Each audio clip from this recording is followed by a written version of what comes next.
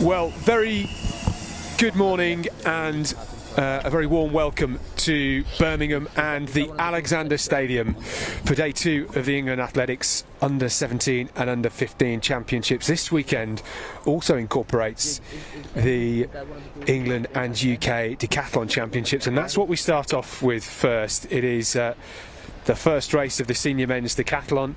It is the 100 metres, and we have Cal McLenaghan. Ben Pitts goes in 3, Alistair McKay is in 4, Craig Moncur in 5, Stephen Bates is in 6. Oh, we're going to have a reset. Those are the athletes lining up for this first heat of the decathlon. So Cal McLenaghan, see him all the time in these England Decathlon Championships. He goes in lane 2 in that yellow vest of Basingstoke. Ben Pitts is there.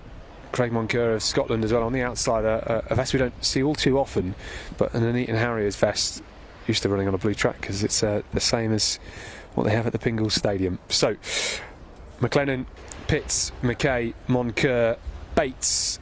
First race of 3 in the senior men's decathlon. Early start as always, 2 minutes to 10 here in Birmingham.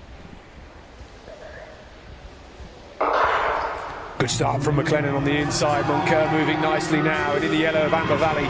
Pitts just starting to surge, but it's Craig Moncur with Bates on the outside closing quickly. It's Moncur from Bates. It's 11:50 on the clock. Not far off his lifetime best of 11.46 seconds. Stephen Bates was moving really well at the back end, and great start. It's always an early start for these decathletes. This is actually a nice line for these athletes. They will be used to starting at 8:30, 9:45, and there's the winner of that first race, Craig Moncur. We have plenty of field events coming through the morning. The under 15 boys long jump is going through the opening round at the moment. We've got some discus just being presented to the crowd that have trickled in this early start, and we'll also have some a paralong jump as well, and then plenty to come. It all rounds up this evening as well at 7:30 with the under 20 men's decathlon 400 metres. So lots of action this afternoon and throughout the morning as well. It's quite sunny and yeah, great conditions. Scott Eburn here with you all weekend alongside Rosie Tinbergen. And Rosie, great evening yesterday, more action to come today. Anything you're particularly looking forward to seeing? Well, I've got plenty still to come. Obviously yesterday we had a lot of field events and they looked fantastic, but obviously I think the focal point is going to be KJT. She's competing in the Heptathlon day 1 today, obviously ahead of the Paris Olympics. That's obviously opened up last night at the opening ceremony. Athletics getting started relatively soon over at the Olympics. That'll be really good fun to watch. But a week out for her, and she's going to be doing some final preparations and some fine-tuning here today, and I'm really excited to see how she gets on following obviously having to pull out in Rome a few weeks ago at the Europeans. Well, it's nice to have the England and UK multi-events championships here in the great Alexander Stadium. Almost exactly 2 years since we were here for the Commonwealth Games. The temporary stands on both bends have been reduced just to the standard, and it's nice. We're in an enclosed bowl. We had a bit of wind last weekend which caused some of the sprinters some trouble on the Saturday. I think minus 4.8 metre per second was the worst wind, and it flipped around for the Saturday. But the official results from that first heat of the men's decathlon 100 metres. Craig Moncur 11.49, narrowly off his personal best of 11.46. That is a great start. Stephen Bates gets a season's best 11.54. Cal McLennan 11.64, a season's best. Then Alistair McKay 11.70, and Ben Pitts 11.82.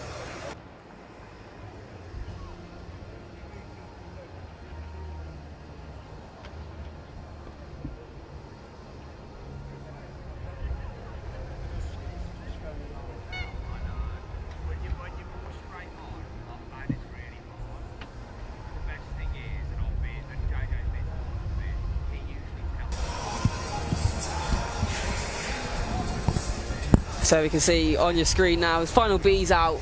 They're doing their final preparations for their 100 for the decathlon. Of course, 10 events to work their way through over the course of the next 2 days.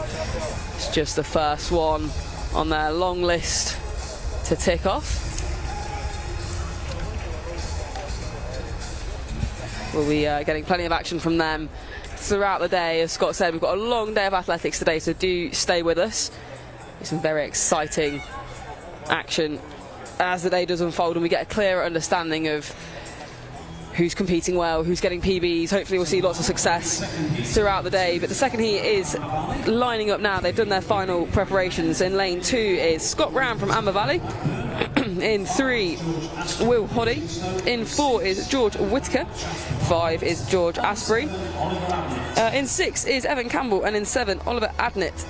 So that's your lineup for final B of this senior men's decathlon, and they'll be hoping to get away cleanly at the first time. Of course, a reset in the last heat, and a nice, easy, clean start will be desired to settle the nerves and help these athletes get into the flow of their decathlon, preserve every bit of energy they possibly can over the course of the next 2 days.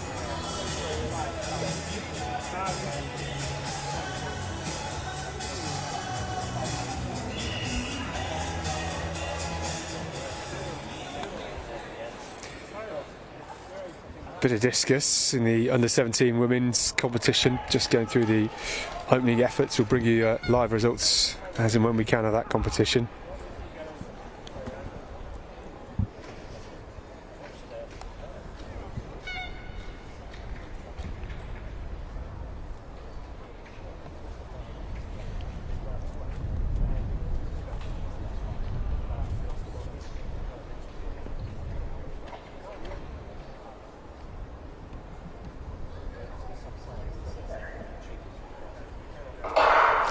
So they're away cleaning. That was a good start from lane 3. That's Will Hoddy, and he's moving well now in the bright orange vest of non-area AAC. But it's a dead heat between him, George Whitaker, and George Asprey. It looks like Asprey takes it of Basingstoke and Midhants. He's in lane 5 with those three very close together.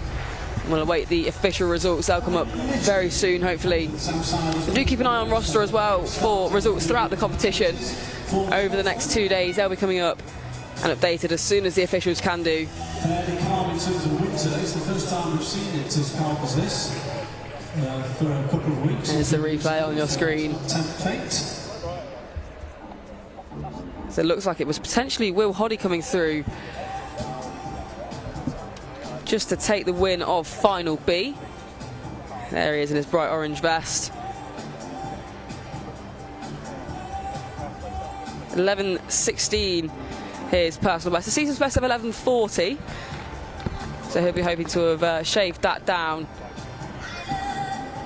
here at the Alexander Stadium and get back in towards PB shape, I'm sure.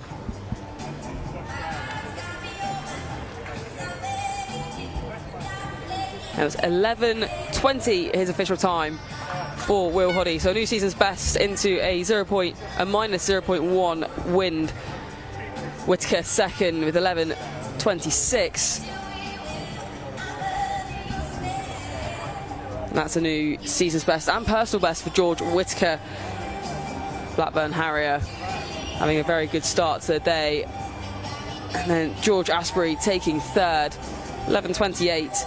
So narrowly outside his personal best, which he set earlier this season, 11.25.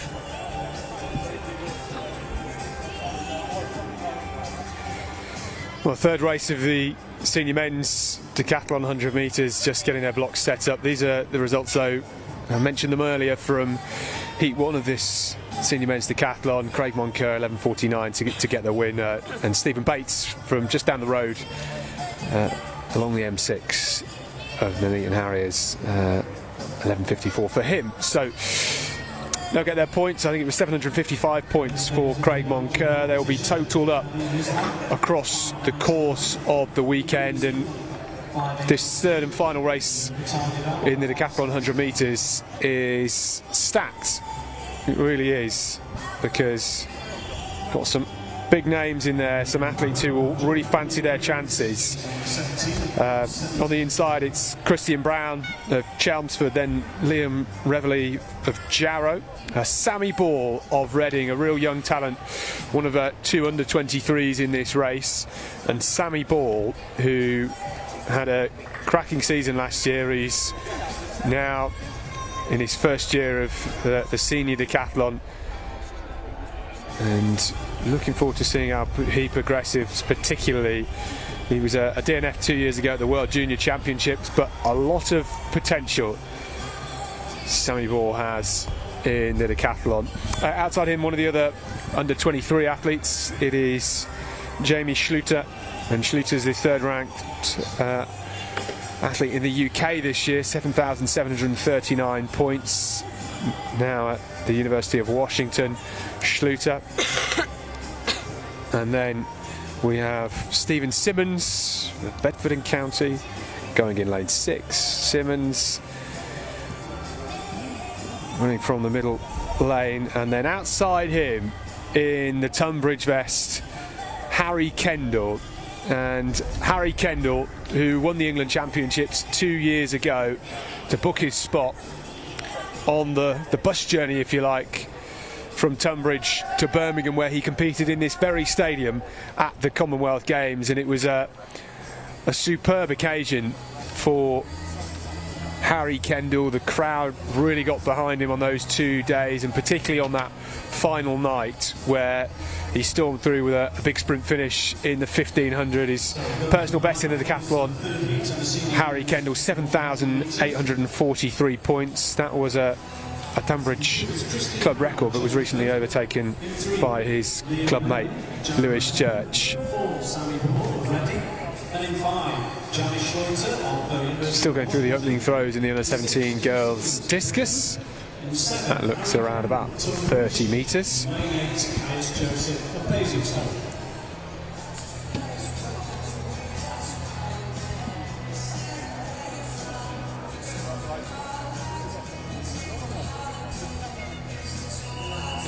So the man on the outside in the yellow vest of Basingstoke is Caius Joseph. He's got a personal best of 10.7. He's a great decathlete as well, and will certainly challenge, and has a very strong pole vault, which we'll see on day 2. So heat 3 of the senior men's decathlon in the 100 metres, the very first event of their weekend. It's going to be a long one for them. Brown on the inside, Reveley, Ball, Schluter, Simmons, Kendall and Joseph.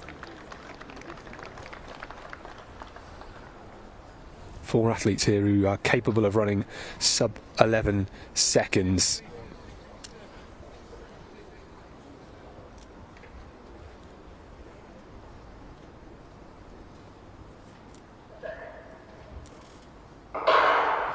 Clean start, great start from Schluter, looking really good here. Ball with a bit of work to do, and now Sammy Ball just starts to stride on through. Kendall coming through, Joseph coming through. It's Sammy Ball from Schluter at the line, 10.84. Great start from Sammy Ball. His personal best is 10.74 set this year, so he's going well.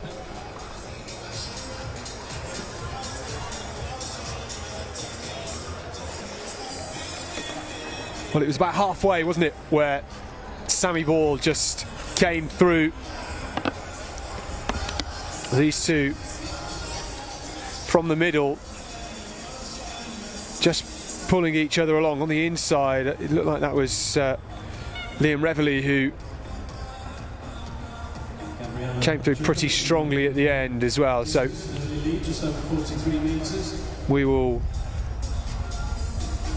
just wait for those official results. There's Sammy Ball having a chat with Caius Joseph. Sammy Ball built like a decathlete, isn't he? All they come in all shapes and sizes. And Sammy Ball, 10:83, the official winning time. That's very good from him. Schluter was 10:84, only 100th in it on the line.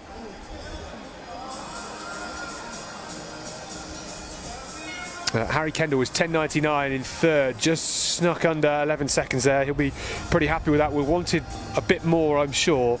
This was the result from the second heat. Hody 11:20, George Whitaker 11:26, and George Asprey 11:28. So, about 8 minutes until the next race, which will be the under 20 men's decathlon 100 metres. We've got 2 heats coming up in that. Really stacked lineup. I think we'll have 18 athletes in the under 20 men's decathlon, which is very good for the multi-events. Yeah, really good to see. Really good to see such a good turnout, actually. And this is a new layout for England Athletics to have the combined events incorporated into the age group championships. So really nice to have the atmosphere building around here, and hopefully we'll get more and more of the crowd trickling in as the day and the weekend continues to unfold. But the under 15 boys long jump competition is truly underway now. Several athletes having their, well, in fact, looks like we've completed our first round. Kaleem Islam taking the lead after round 1. 5:99 so far on the board for him. Second at the moment, Oscar Chan, 5:87, and 5:82 for Ethan Easton. Rounds off your current top 3 after round 1. So plenty of long jumping still to come from the under 15 boys. But there is an early update for you in that competition.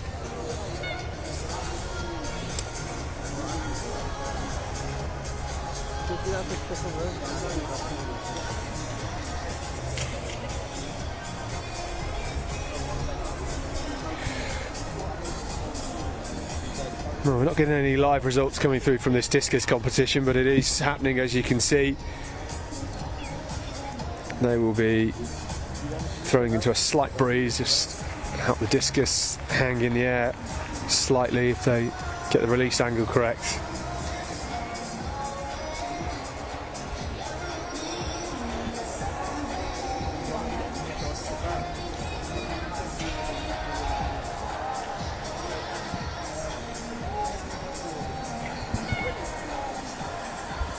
Yeah, it really is an art form actually to the discus, as is the case with so many field events. These athletes are wonderful technicians, superb at what they do, put in a lot of time, a lot of hours in training to perfect that technique, to get the hang or the glide or the hop, skip and the jump absolutely nailed for their event. Well, within this long jump competition, we also have a few para athletes competing. This is, of course, the Junior Para England Championships as well. A young lad that goes in that competition is Fletcher Roberts, who we saw compete on his own in the 1500 last night and got a huge personal best. I'm sure he's going to be looking for the same in the long jump today.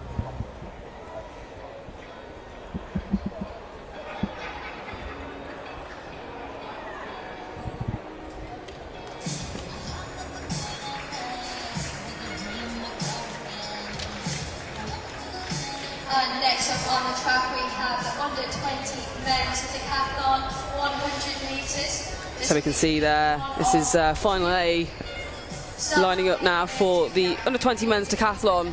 So of course we start with 100 for them yet again. So now their lineup in lane 2 from Tonbridge Athletic Club is Reef Page. Isaac Henderson goes in 3 from City of York. Basingstoke and Midhants athlete Charlie Arnold goes in 4. In 5 is Brahim Halil from Blackheath and Bromley. Loughborough Students athlete Solomon Wheelers goes in lane 6, and in lane 7 is Jay Cook from Bury. In lane 8 is Dante McNichol from Tonbridge Athletics, and Basingstoke and Midhants athlete Harvey Hannington Green goes in 9. So a very full lineup indeed for this under 20 men's decathlon 100.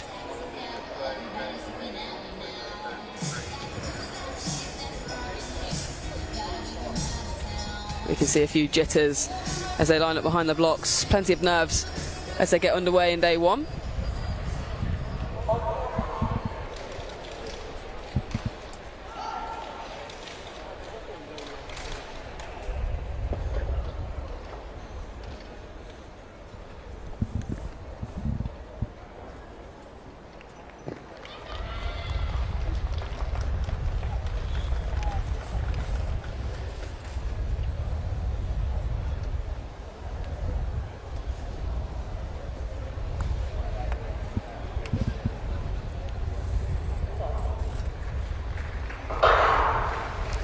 So good clean start, and it looks like a very strong one from Reef Page, a Tonbridge athlete, moving very well on the inside. He's got the Blackheath and Bromley athlete, Brahim Halil, for company though. He does stride away, take the win. Reef Page looking very comfortable at the very start of day one. About 17 minutes past 10, and Reef Page already seems to be having a good day here in Birmingham, and hopefully that will continue for him. 9 events still to come over the next 2 days. But he's certainly nailed his first one. Yeah, perfect 0-0 wind, no tailwind at all. I'm sure he would like a little bit more, but it's better than we had a week ago. Yeah, absolutely. Conditions can really change everything, and the decathletes especially, I'm sure, will be grateful that 0-0 wind will help preserve a little bit of energy, not a headwind to fight just yet. If it can stay like that, they'll be very, very pleased.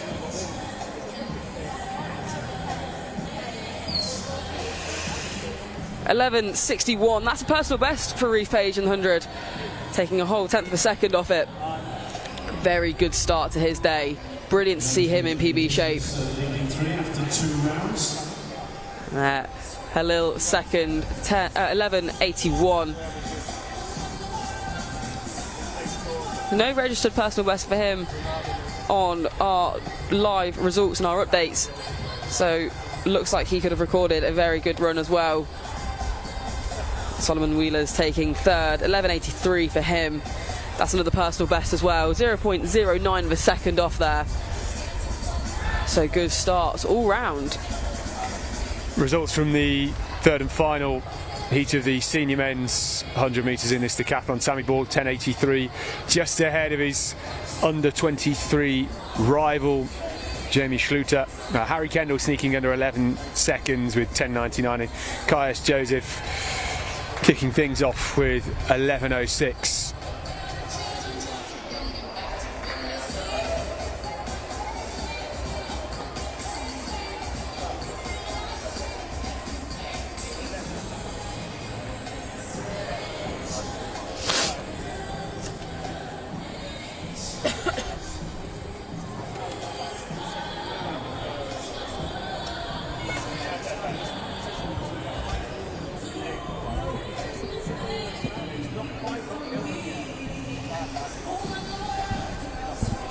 So one more race of the under 20 decathlon to come. And this is the discus. Still no live results coming through from that competition, but I can tell you we've got a whole heap of athletes lining up, 11 in that field. The best of which is Gabriella Chacon. She's thrown 45 metres and 8 this year.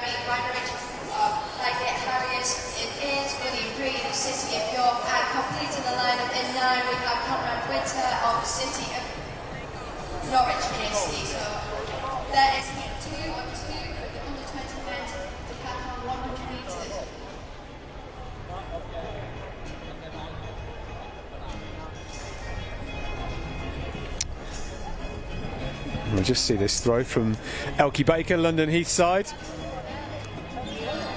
Still 38 metres and 57 this year.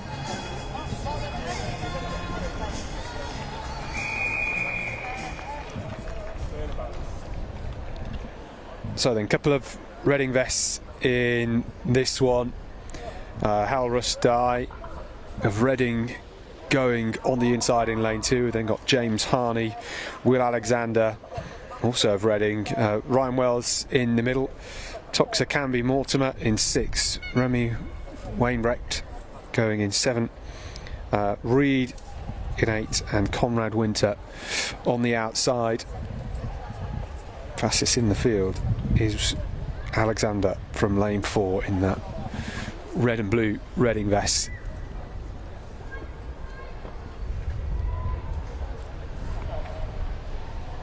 It felt like a long hold, didn't it? But Alexander got out really well on the inside eye, moving nicely, and Canby Mortimer starting to push through the middle, but on the outside here comes Conrad Winter to take it 11.21 into a minus 0.7 headwind. That's very quick into a wind like that. Unfortunate that it is just flipped round into their faces. We're getting such a mix because in front of the main stand it's a tailwind, and on the grass on the field it is a headwind. But he was outside and he came through super strong, Conrad Winter. It's 11.20 the official time, only a 10th off his personal best, so he should be delighted with that. That is a great start for a decathlon.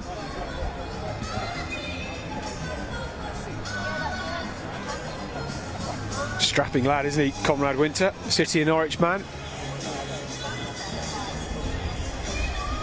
And it was Will Alexander who got second in 11.26. So those two top points, and they were heading for a quick break before heading out for the long jump down the back straight, where we're going to have 2 lanes running simultaneously. It's going to be very, very busy in the long jump.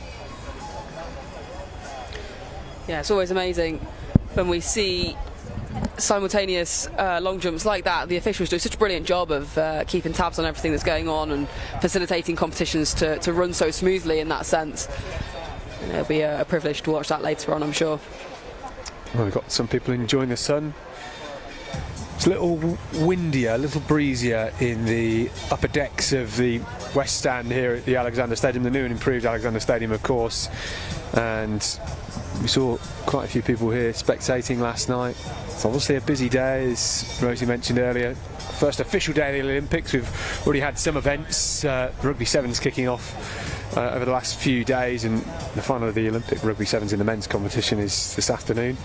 This is the weather forecast for the day, and 17 degrees at the moment, with a bit of rain to come later on. And this long jump competition still continuing.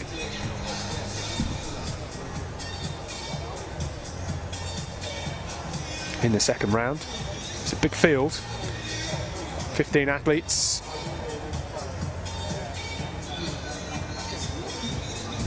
On the runway is Oscar Chan, part of a very vibrant Reading AC contingent that has descended on us in Birmingham this morning.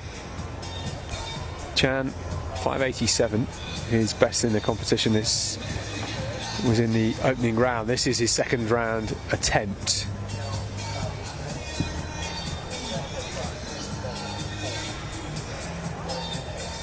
Strong on the runway, gets great spring off the board, and I would say he's very courageous with his leg shoot in the air. That was very impressive.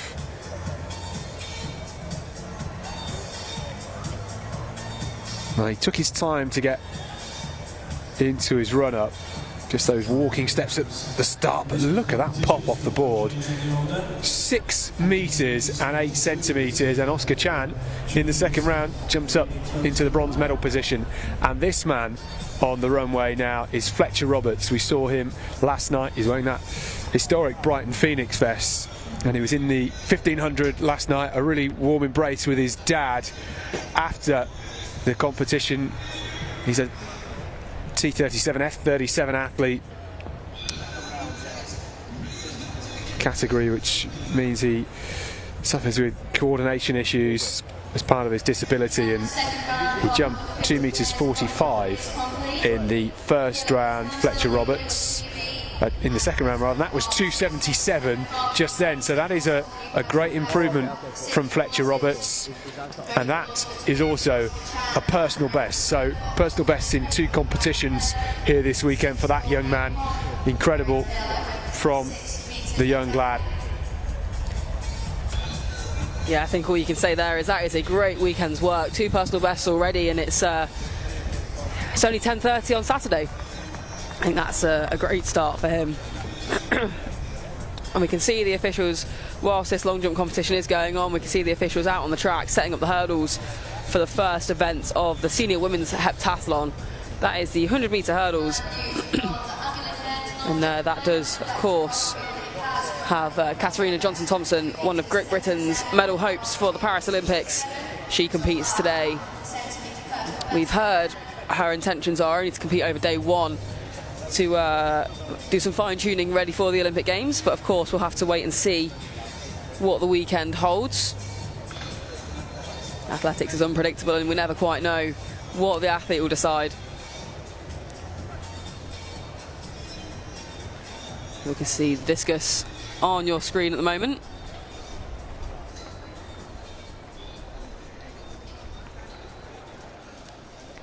That's the under-17 girls. Still no live results from them coming through.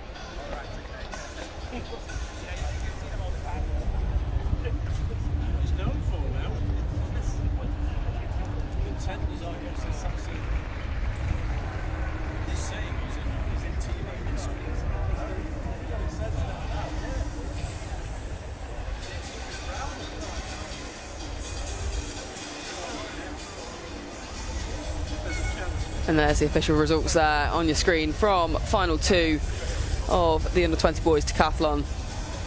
Just let me know.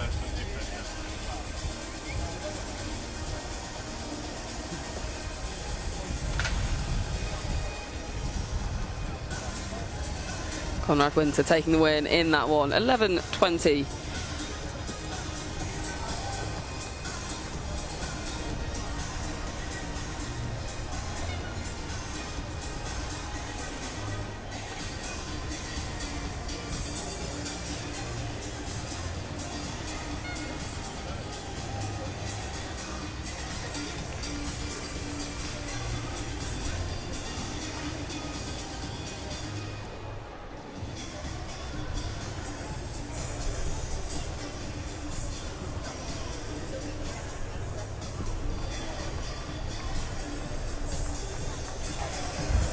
Well, lots to look at. Long jump, hurdles, and you can just see around the second bend in the top left-hand corner of your screen some of the senior decathletes making their way around the track to the east stand where they will take part in the long jump. That is scheduled to start at 11 AM.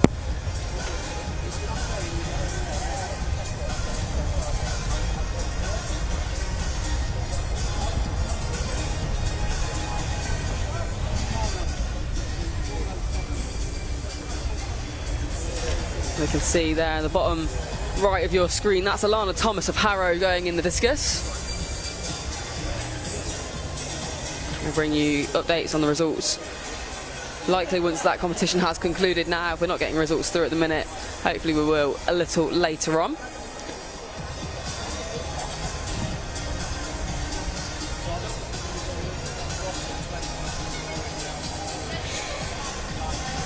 Tristan Lamprecht on the long jump runway. Macclesfield Harrier currently sits in 10th. He's jumped 5:54 so far and needs 13 centimetres to get into that top 8 to progress in the competition. Gets the white flag that time. Lamprecht.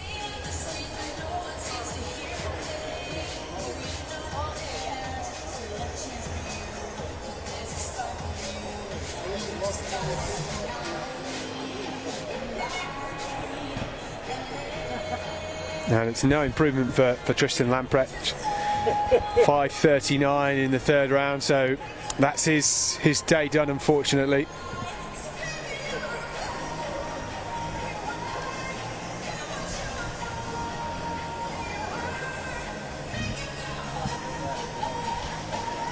Our heptathletes making their first appearance of the weekend. As they come out and finish off their warm-ups, their run-throughs, as they set their blocks up. Got the first heat of that coming up momentarily.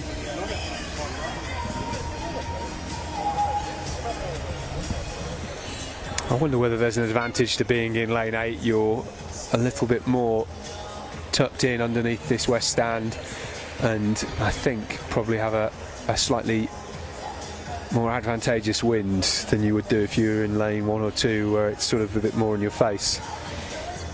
Yeah, quite possibly. It'd be interesting as well if we were to really think about that and look into it, whether that gives any more of a psychological advantage as well as a physical one. It's always interesting. The smallest of things can make or break how an athlete feels on the day, whether that's in reality or on the psychological side. It can make all the difference. Temperatures at the moment around 17 degrees. It shouldn't rain later on. Who knows? Maybe that's commentator's curse. Well, we are in Birmingham. You never quite know. Well, we're in the UK. You never quite know. This is Luca Tardivel at the head of the runway. D-side athlete, currently sits in 6th, 5:75.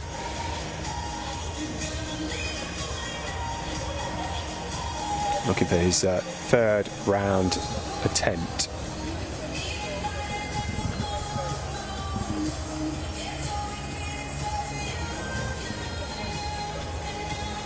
Supposed to warm up tomorrow for the second air competition.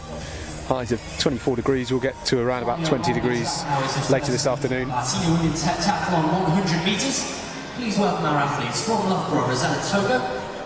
Yeah, I'm sure a lot of these athletes will be quite pleased with the temperatures today. It's quite nice conditions to be competing. But your lineup then for the first event of the women's heptathlon. This is the senior women, of course, in lane 2. From Loughborough students is Rosella Togo. From Blackpool is Nia Rutter going in lane 3. In 4 is Stephanie Brooks from Yeaton District. Sarah Harrier's Elise Fryer Francis goes in 5. George Baker of Birmingham in 6. Also from Birmingham is Lily Holt in 7, and Caris Lee from Taunton AC in 8. So some very talented heptathletes going in the competition today, and we'll get more of an insight into them as these finals unfold, and we'll get to see each and every one of them in action and hopefully get a taste of what the heptathlon has to offer us.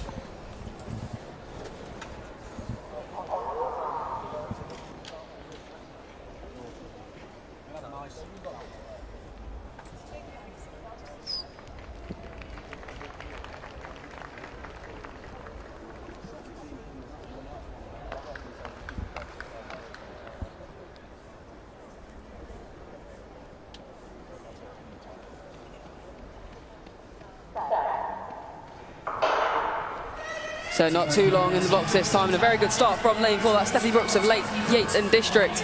She's moving really well. But next to her, her neighbour Elise Fryer Francis of Sale Harrier is coming through now in the second half. She's going to try and hold on. Will she manage to keep it just about? So I think that was Elise Fryer Francis of Sale Harrier just about holding on for the win. Yeah, her Birmingham competitors, George Baker and Lily Holt, looking very strong in the latter stages there as well. It looked from our angle here like Elise Fryer Francis managed to hold on. Plus 0.7 wind for them in their opening event. So they'll be pleased to have a legal wind.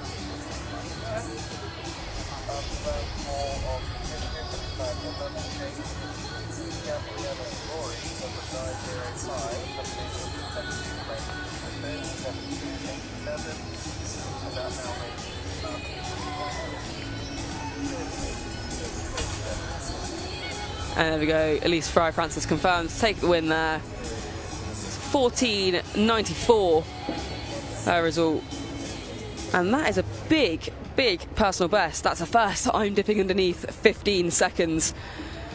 So that is hopefully a huge confidence boost going into the remainder of the competition. Of course, 6 events remaining, 7 overall for the heptathletes. Got lots of exciting competition. And of course, Great Britain more and more invested in multi-eventers, especially since London 2012 Jet Ennis on Super Saturday. I'm sure that remains prominent in the memory of so many of these competing today. Even before that, we had success, of course, in the multi-events. Fantastic to see them coming out so strong today. Well, Jack Hinchy of Maidenhead there in the long jump, and that is a 3rd foul for him, so his day is done, unfortunately.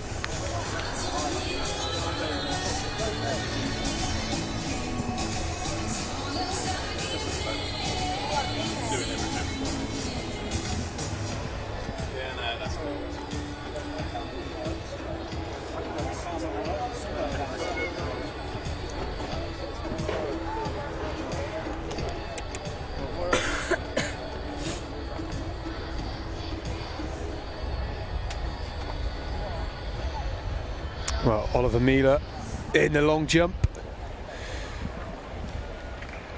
Miller is in 11th with the best of 5:51 at the moment. Great shot of the discus cage.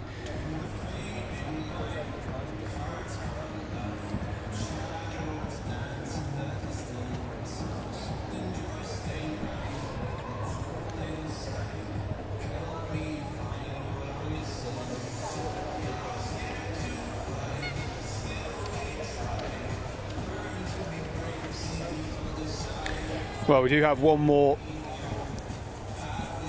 heat in the senior women's 100-metre hurdles.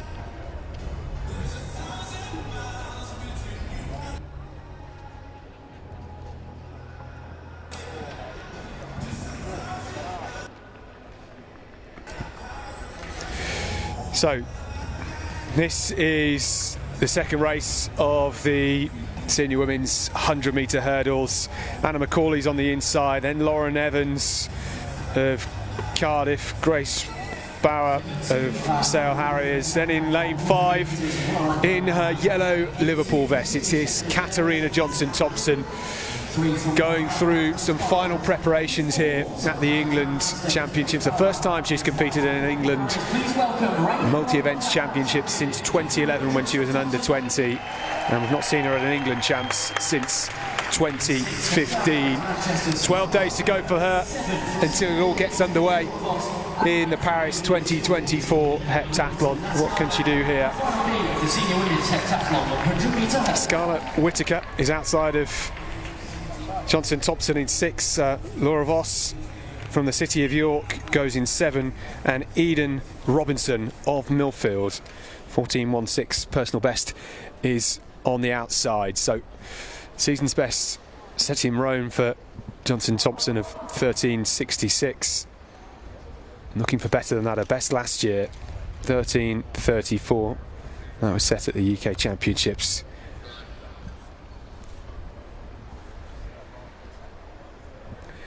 So McCauley, Evans, Bauer, Johnson-Thompson, Whittaker, Voss and Robinson.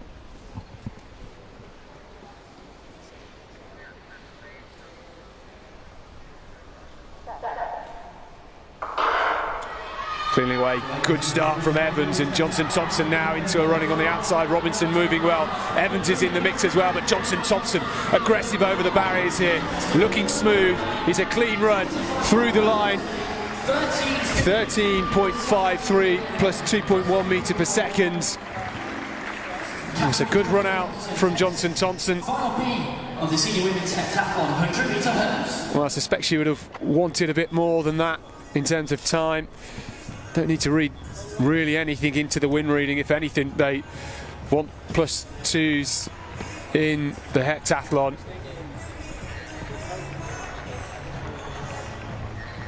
And it was quick through the line.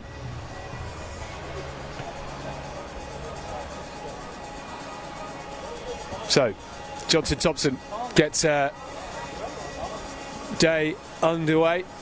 We'll wait for that official time. It was a good run as well from Lauren Evans from lane 3. She's got a best of 13.53 set this year. And the third round of the under 15 men's long jump has concluded. There was no change in the order with And Johnson Thompson given 13.54. Evans 13.83, so 0.3 down off her best. And those two athletes will head to the next event very shortly. Eden Robinson looks like she might have just snuck inside her personal best, although the wind reading's just over the allowable limit. So there are your results from the first final from the senior women's heptathlon. Of course, second final, I should say, rounding off the opening event for them, and we'll move to the 100 hurdles for the under 20s next. Elise Francis Fryer is dipping under 15 seconds for the first time in her career. And great, of course, to see KJT coming out with a show that she had today. Great to see her as well, representing her club vest, of course, England champs. You race for your club here. And really good to have somebody of her stature at the championships.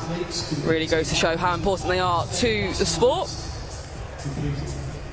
And as we say, so good to see them incorporated into the England champs for the age groups as well.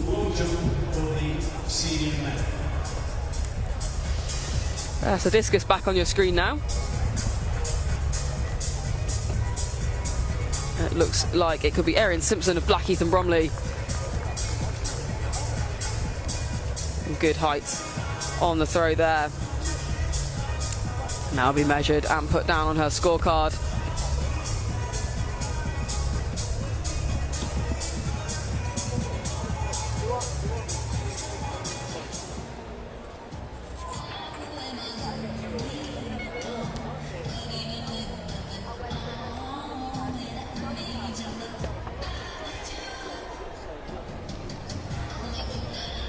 Abby Kennedy walking into the circle now.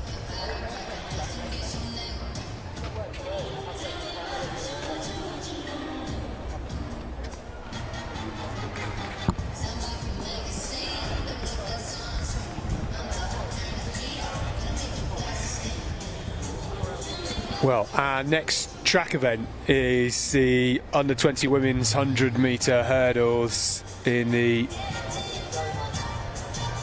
Heptathlon, and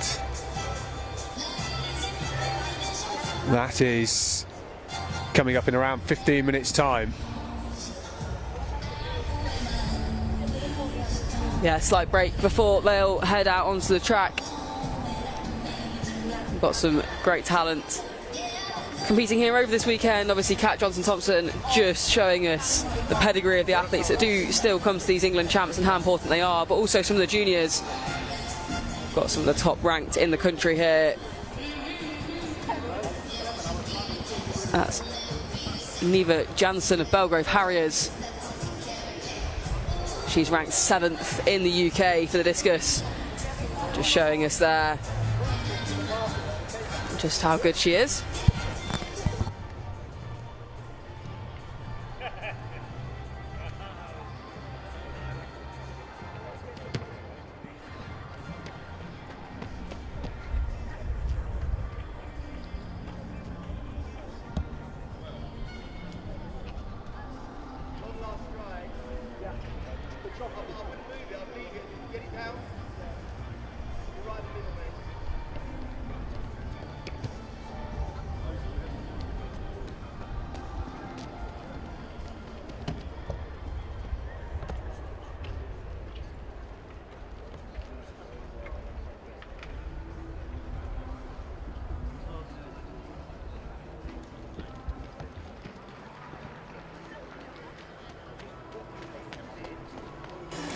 So, some field event action as we have the Decathlon long jump.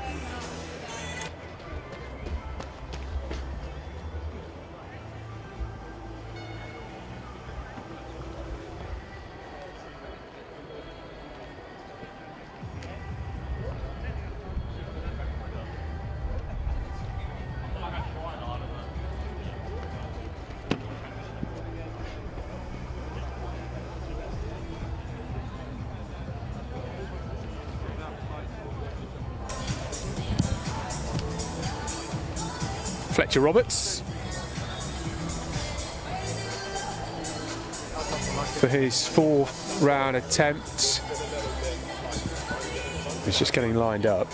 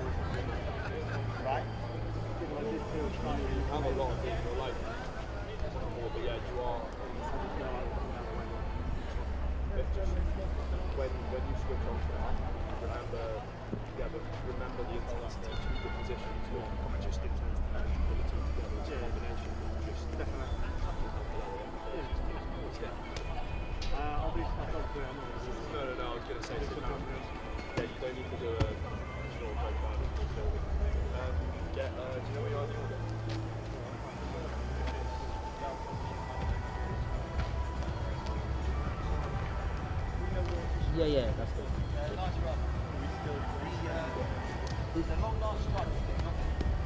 Is my focus okay because my peaking isn't working on the external screen?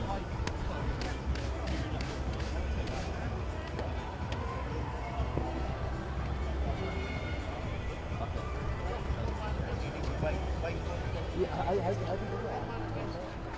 So I just need to go back one definitely, and I'll probably just go back another one. Send it. Just run, read, send it. Fine.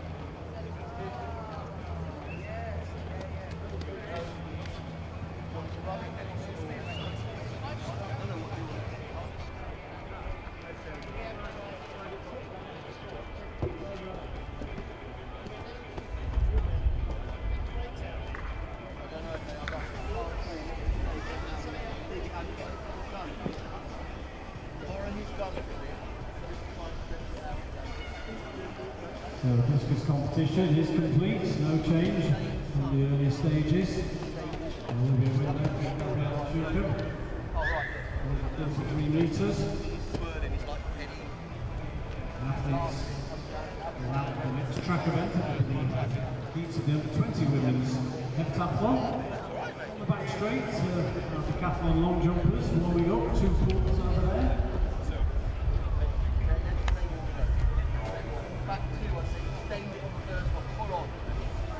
You want me to try to do that again? I think it'll be smoother than next time.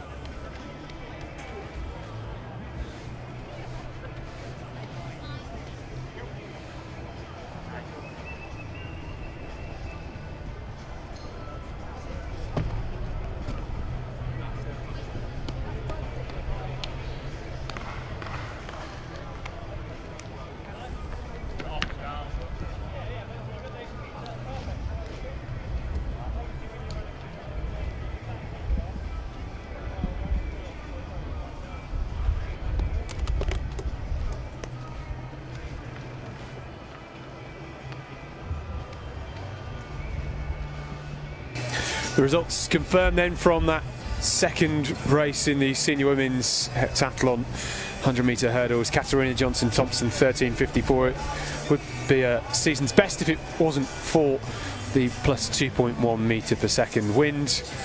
And Lauren Evans 13.83 for second. Eden Robinson 14.11 in third. We'll see them a little later on.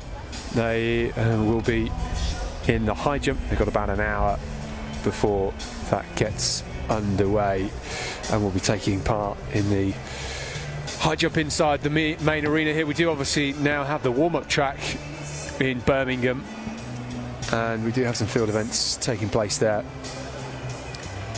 So you can see on your screen then the lineup for the 100-metre hurdles heptathlon for the under 20 women. This is final one. In lane 2, Caitlin Bell, City of Norwich. In 3 is Abigail Bellwood, Winchester AC. Hannah Payne goes in lane 4 of City of Norwich, and Chelmsford athlete Rosie Townley in 5. Tallulah Sullivan goes in 6 from Loughborough Students, and the Sale Harriers' Surin Redfern goes in lane 7. This is due to get off in the next few minutes. And at the same time, we've got scheduled is the Decathlon's long jump competition. That's due to get underway as well. We've got 2 sandpits in use for that over on the back straight.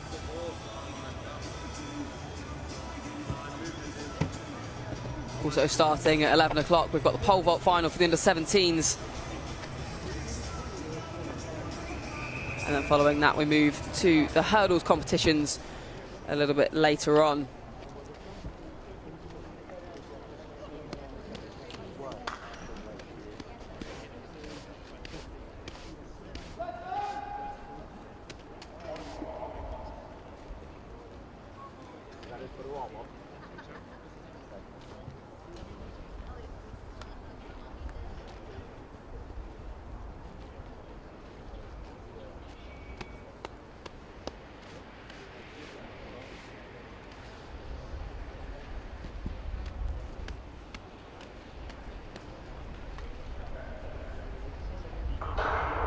So underway in the first event of the heptathlon for the under-20s. It's a very strong start from Caitlin Bell, City of Norwich athlete, on the inside, moving really strongly. But she's not alone. She's had a good strong first half, but it is the Sale Harrier on the outside, Serene Redfern, that comes through to take the win. Redfern having a really strong second half in those hurdles. We could see some of the athletes going up and over them, whereas Redfern really going over the top of the hurdles in a sense of moving forwards rather than upwards in her hurdling, preserving lots of energy and forwards momentum, moving really well in that second half. Minus 0.9 wind, so it is within the legal limit. And a very strong start to her heptathlon. We see the athletes now heading back over to their kit boxes, get the layers on. A little bit of a short break now for them until they begin to negotiate their second event of the weekend. 15:53 confirmed for Redfern. That's a personal best, actually. 15:67, the previous mark set earlier this season.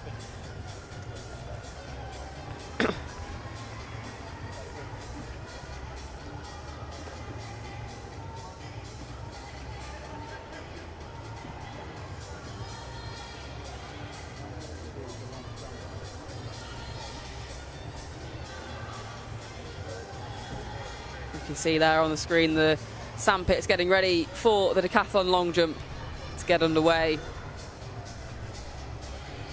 These will be going in 2 pools for A and B. They'll be going simultaneously, so the officials doing a great job of getting that ready. And we can see the cone being removed, ready for the first athlete to get their first jump of the competition on the board.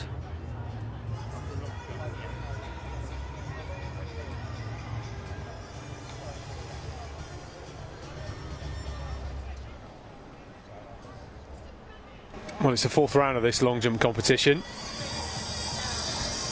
This is Luca Tardivel, currently sits in 7th, gets a white flag. Wasn't the cleanest dismount. 5.75 his first round attempt.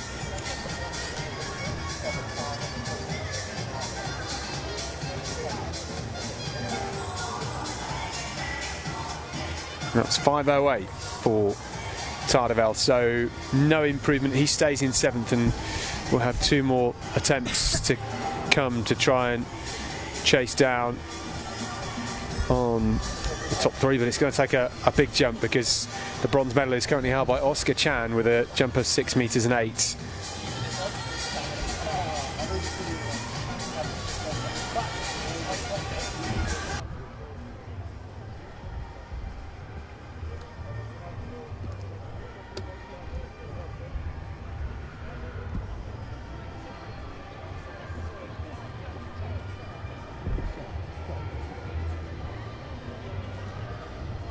results from that first under 20 women's heptathlon 100 metre hurdles. Seren Redfern 15.53, Rosie Townley 15.95, and then Hannah Payne 16.05.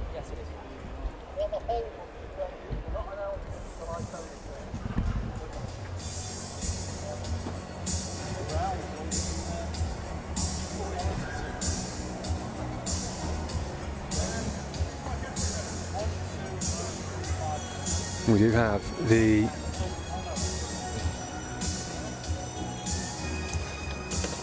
next heat to come.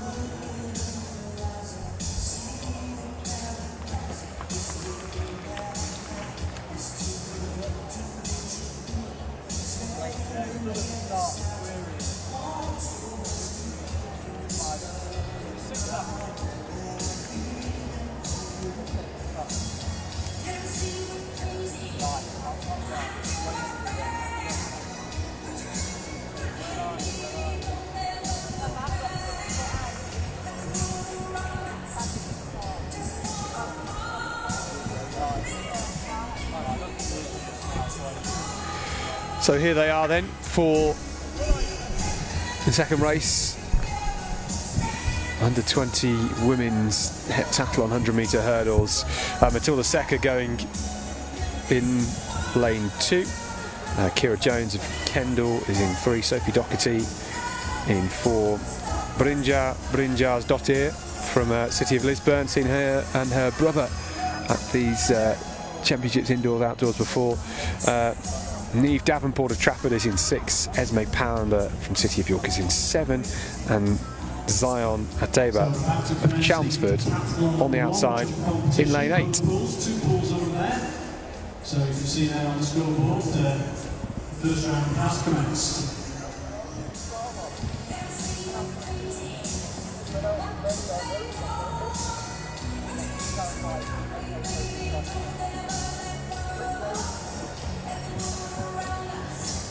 This is Jadira Ajet, great surname. Ajet, Horwich Harrier. He does get a white flag, and he is 6th with 5 metres 79. Just wonder if that's any better for Ajet. That's your lineup for this second heat of the under 20 women's heptathlon 100 metre hurdles. So the athletes just behind their blocks. Oscar Chan getting ready for his next attempt in the under 15 boys long jump.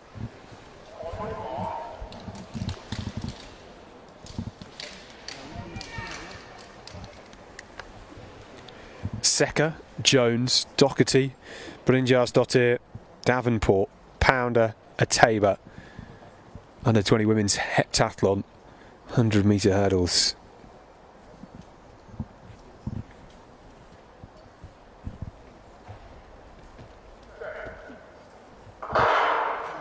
Oh, a great start from Jones, moving really well. The Kendal athlete from lane 3 at the moment, and she's pulling along Secker.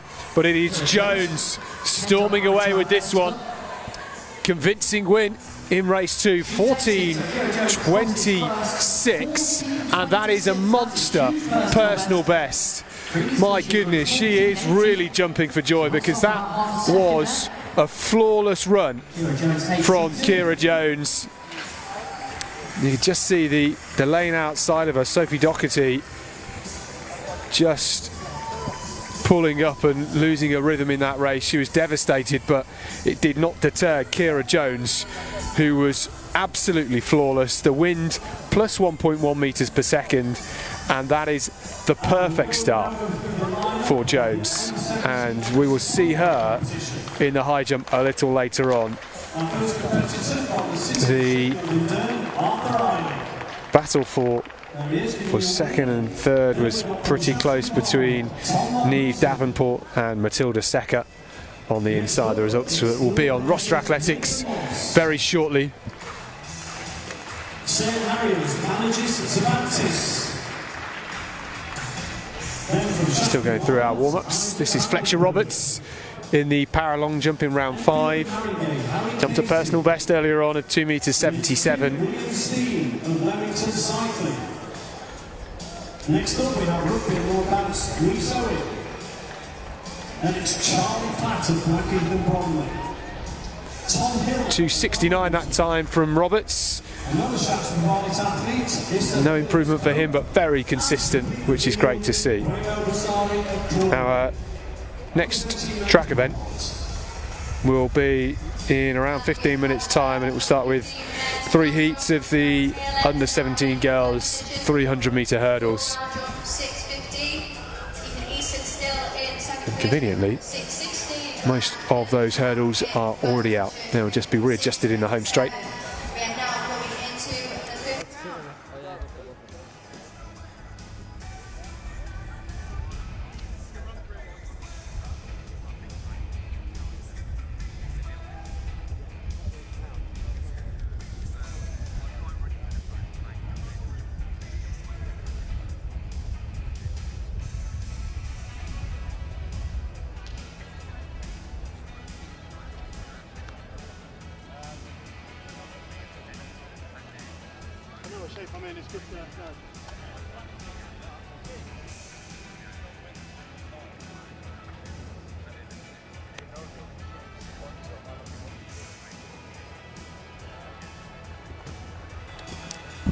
Yeah, so the 300 metre hurdles are up next on the track. Finals for that tomorrow, of course. It's always an interesting concept, getting the young athletes to go through the motions of championship performances. It's a very unique experience. A lot of them, though, will have had an opportunity to go through those motions just a couple of weeks ago at the English schools. We saw their red flag raised in the Decathlon long jump.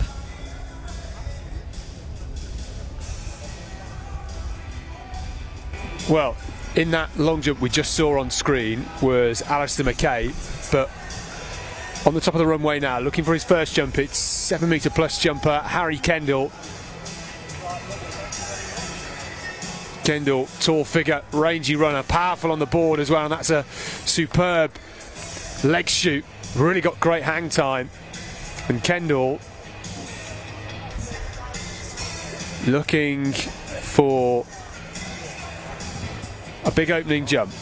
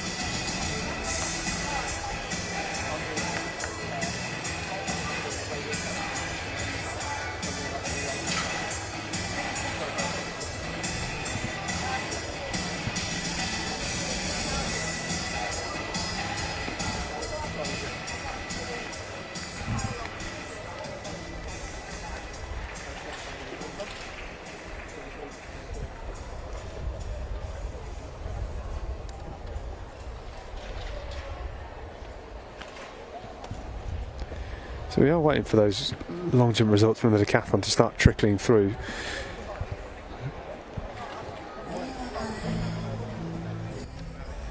Yeah, nothing updating as yet, but hopefully we'll get some of those very soon.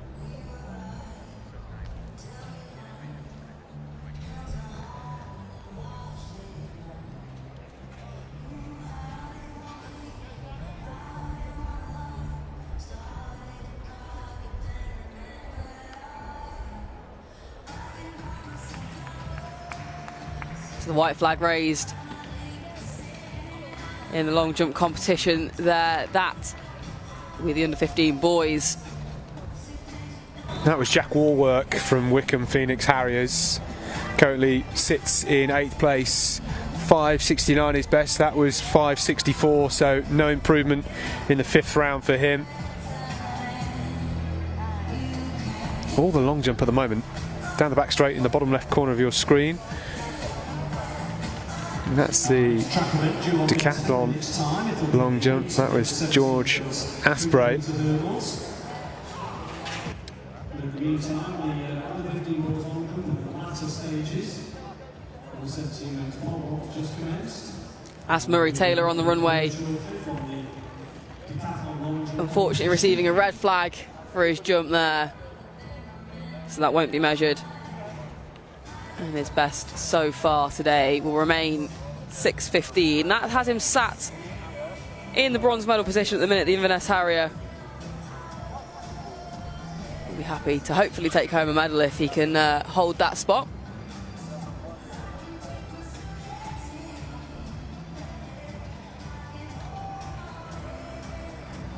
So Harry Kendall, one of the main favourites for the Decathlon out there, 7 metres and 6 is opening jump.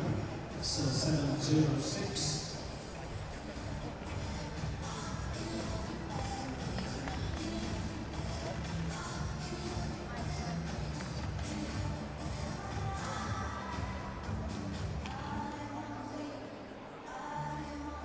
That was Scott Ram you just saw on the runway there, the Amavalian Airwash athlete competing in the decathlon.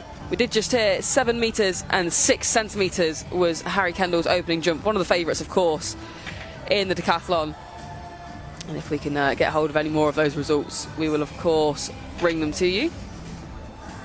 I think Harry Kendall will be pretty delighted with that. On the runway for the under 15 boys long jump, A-Jet storming. He gets a lot of hang time. He just needs to pull those legs through. Just a little static in the air, but he's a young athlete who's still learning his trade. His best came in that 4th round, 5:98. He's creeping closer. That was 5:74 for Chidera A-Jet. No improvement for him. 6:63.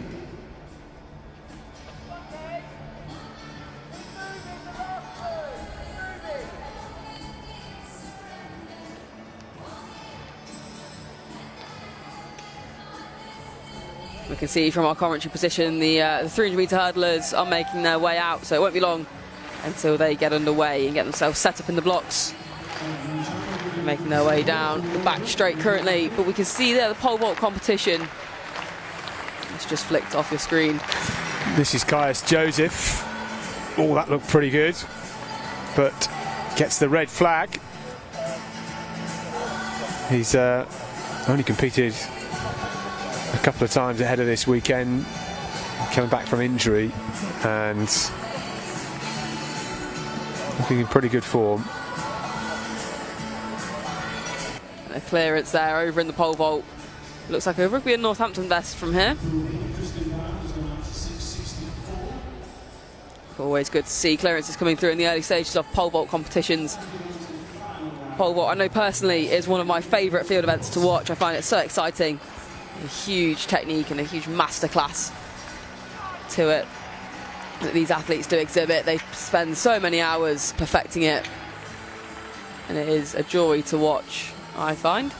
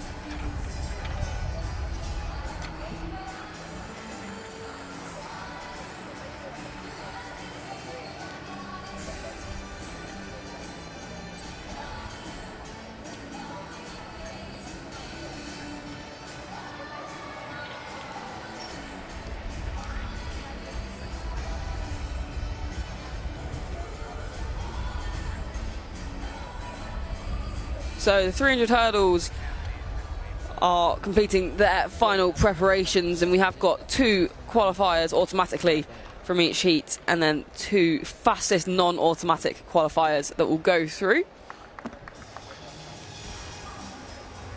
These athletes will then have to cool down and relax and recover quickly, ready to prepare for the next round of their competition. something that our multi-eventers have become highly proficient in, and I'm sure they'll be able to offer some words of advice should the athletes want them. So, long jump, this is our leader in the competition, Kaleem Islam. He's jumped 6.27. This is his final attempt. And he's just reaching in those penultimate strides, and it was more like he was lunging towards the board. I don't think that is going to be any improvement for Kaleem Islam. Just see there, he was really reaching for it, wasn't he? And it was only 5.37, so no improvement for Kaleem Islam. Ethan Easton and Murray Taylor will be trying to close down that gap with their final attempts in just a moment. Yeah, it'll be interesting to see how that unfolds in the very closing stages. But your lineup then for the first heat of the 300-metre hurdles for the under-17 women. In lane 2 is Lucy Chaplow of Thurrock Harriers. Isabel Knight goes in 3 from Rugby and Northampton. Bethany Sherwood in 4 from City of Sheffield and Durn AC. Lucy Boys goes in 5 from Rugby and Northampton. Blythe athlete Isla Bell goes in 6. In 7 is Scarlett Adderley of Southport Waterloo. And from Bury AC in lane 8 is Evie Elliott.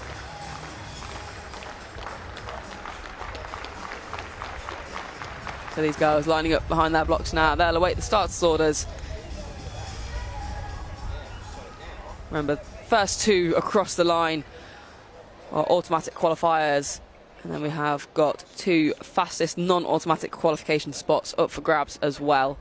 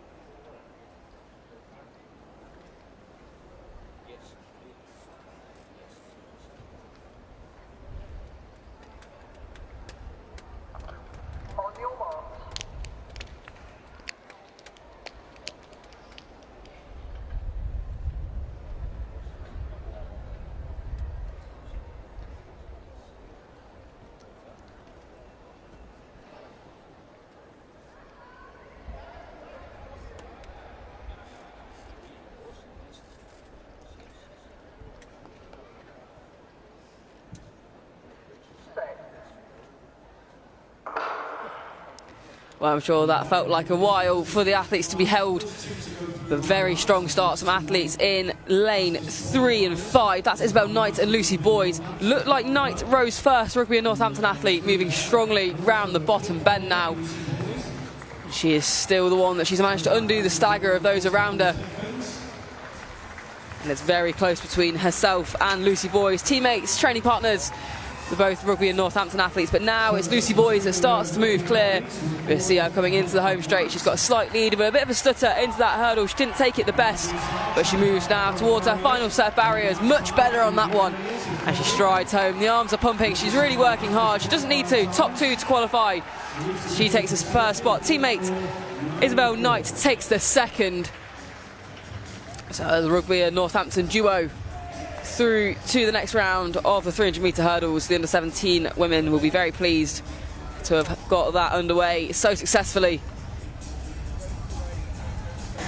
Well, Isabel Knight there, just on the inside, 6.52. You said she stuttered into the final hurdle. She stuttered into every single hurdle.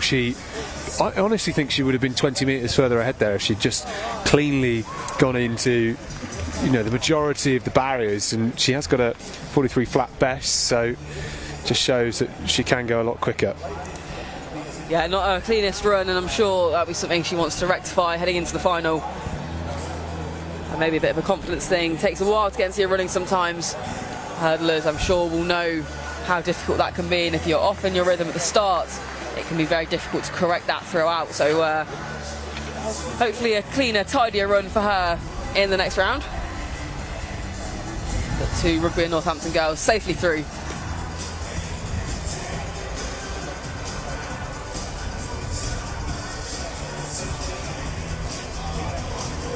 And the rest of the field will have to await the results, ready to see the fastest non-automatic qualifiers.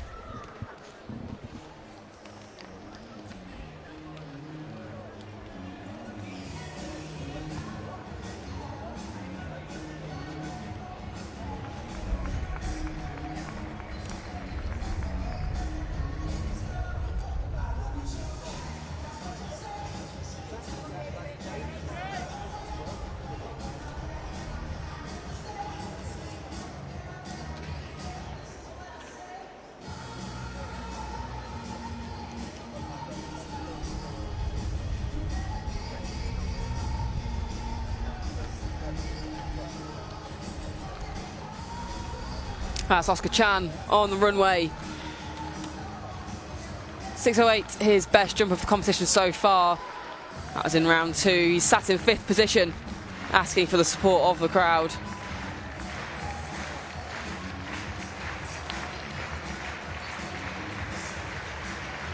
Really strong on his acceleration, powerful off the board. Unfortunately, the red flag is raised though, and it won't count. Maybe some slight adjustments needed on his approach, but the power off the board did look good.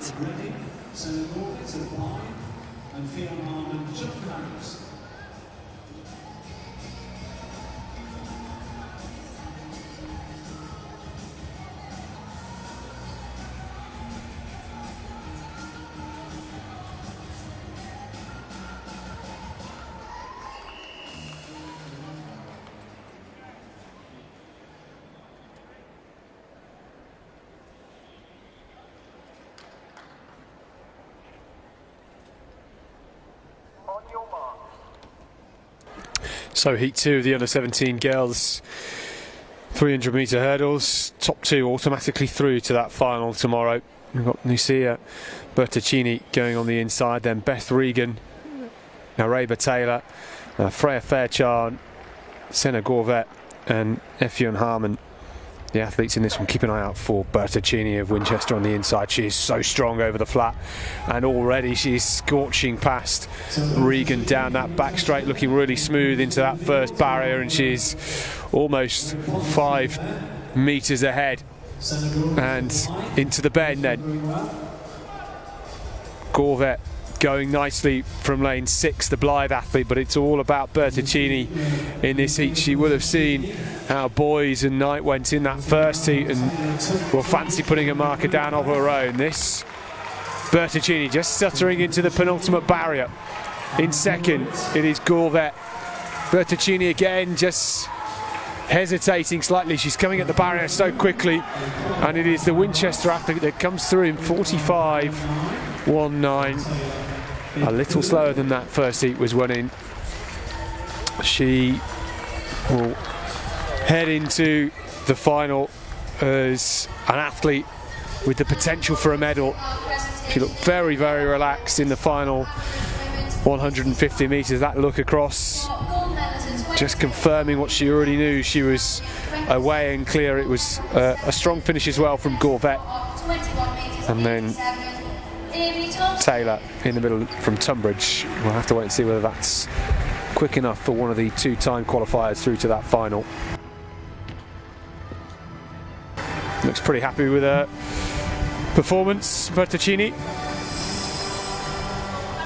Into the 3rd and final attempts in the long jump for the decathlon.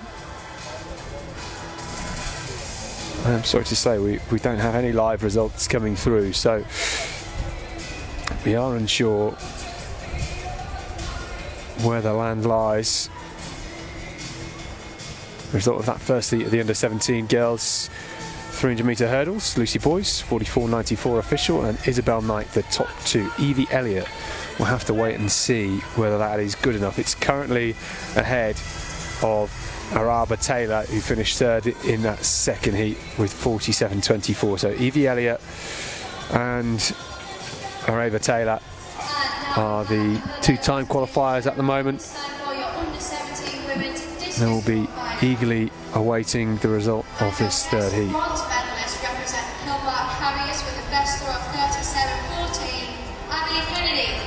Yeah, nervous wait lies ahead. We've got one more heat to come for the under-17 women for the 300-metre hurdles. And we can see them out on the track now, on the back straight, completing their warm-ups and their run-outs, just as this decathlon long jump begins to reach its conclusion. Hopefully we'll get results through from that relatively soon. Roster, of course, is updating throughout the day, and we can see there one of our first presentations of the day, some medalists.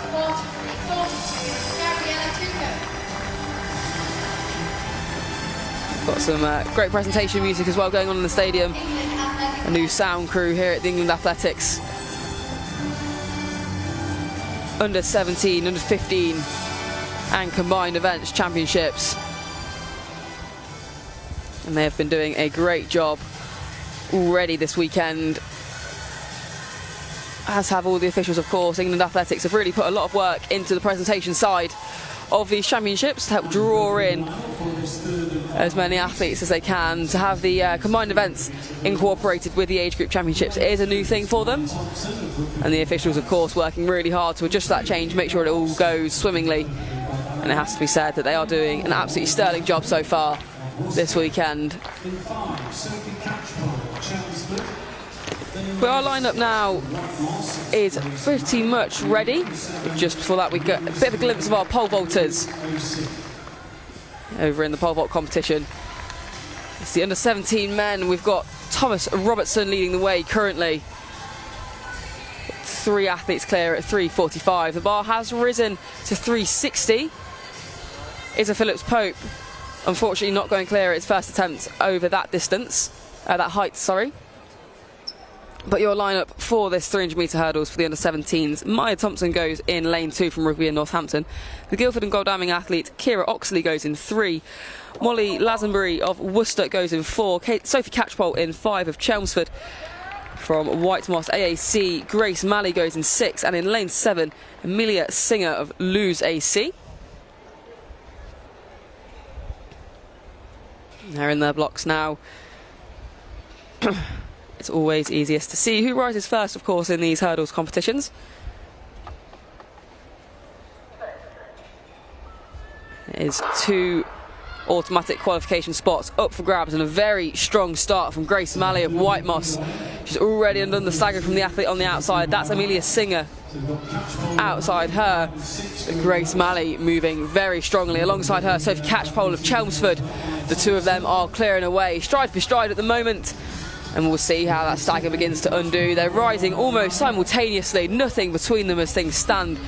As Malley and Catchpole away, clear from the rest. Unless something goes very wrong, these two will claim the automatic qualification spot. Smooth over the hurdles, one more set of barriers to come, and it is a battle for that top spot. And it's Grace Malley that moves clear on that last set. She took them slightly better than her compatriot Sophie Catchpole, and it is Grace Malley of Whitemoss AAC that takes the win in heat 3. Slightly faster than the second heat, it looks, but we'll wait to see the official results to see who our fastest non-automatic qualifiers are for tomorrow's final.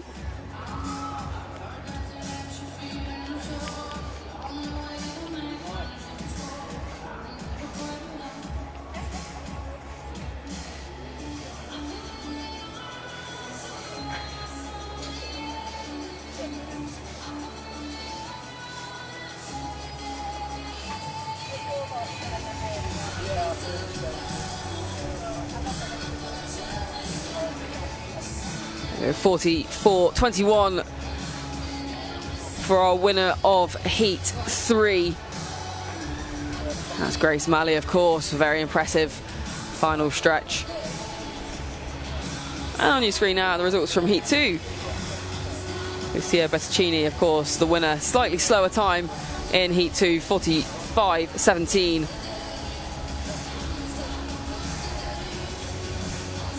Senna Gorbet taking second in that heat as well. But we're just having the results of that final heat confirmed. That's Sophie Catchpole in second, 45.03.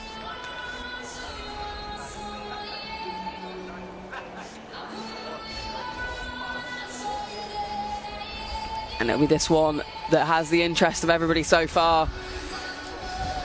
The fastest non-automatic qualification spots.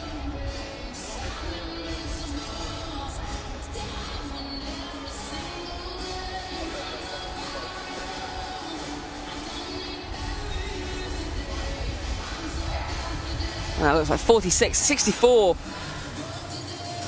Maya Thompson, which I think, from memory, is a little faster, but we will have to double check the fastest non-automatic qualifiers and hopefully get that to you.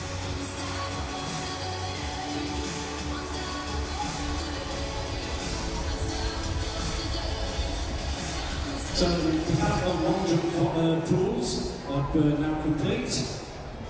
Furthest jump was 7 metres 11 by Craig Monker. Just 1 centimetre behind on 7 metres 10. Sammy Ball. Then on 7.06.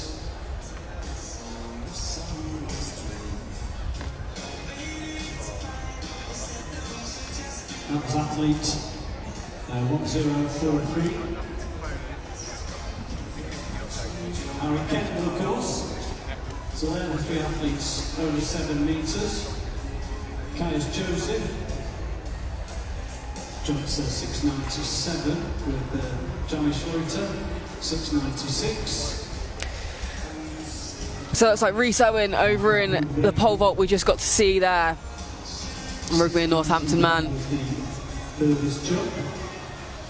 He completed 3.45 at the third time of asking. He's sat in 5th currently. Unfortunately, no first time clearance at the next height of 3.60.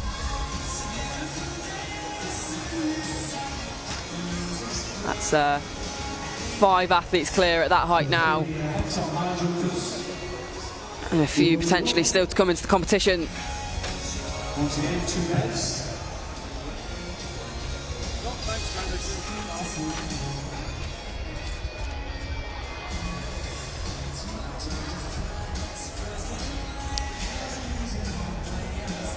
We do have it confirmed that Maya Thompson did do enough to qualify non-automatically. Personal best time of 46.64 took her through.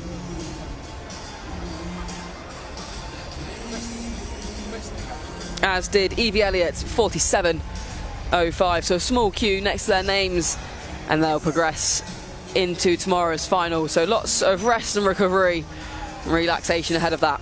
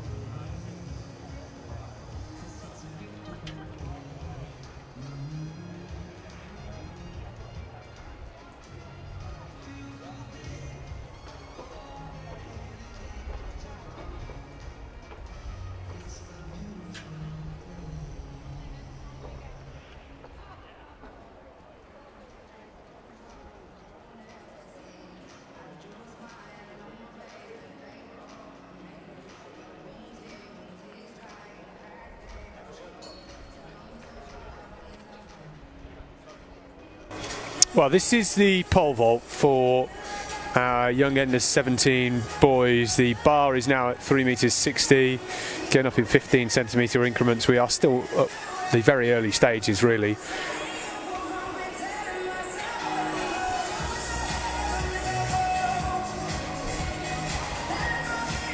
We have 3 heats of the under 17 men's 400 meter hurdles to come.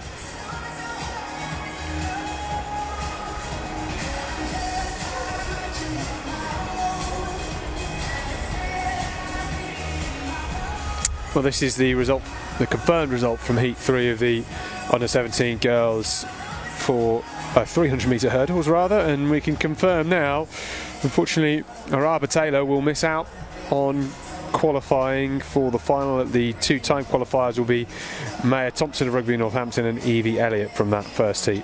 The winner of the 3rd heat was, of course, Grace Malley, and then Sophie Catchpole was in 2nd.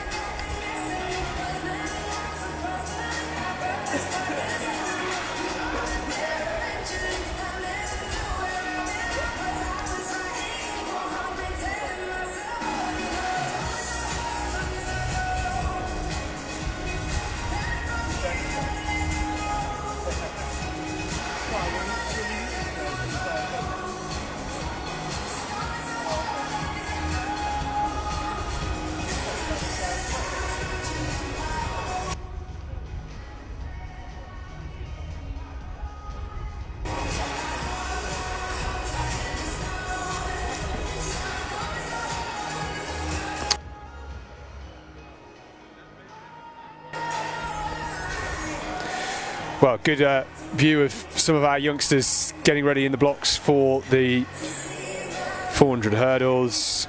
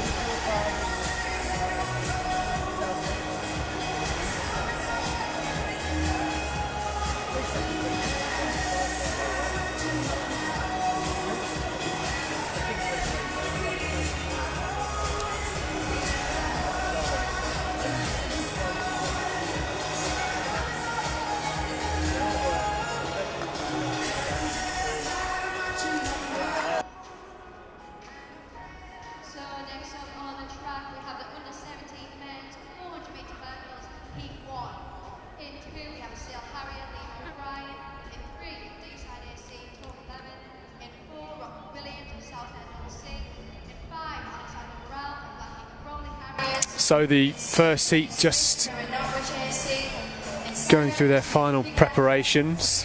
We're going to have Liam O'Brien running in lane 2, then Toby Lemon of D-side in 3, Rocky Williams of Southend in 4, Alexander Morel in 5, Henry Smith in 6, Christian Kidger in 7, and Elijah Olalei on the outside. Now Elijah Olalei of Cambridge is the 2nd fastest man in the UK this year. He also got a bronze medal at the English schools. Wearing the light blue vest of Elijah Olalei.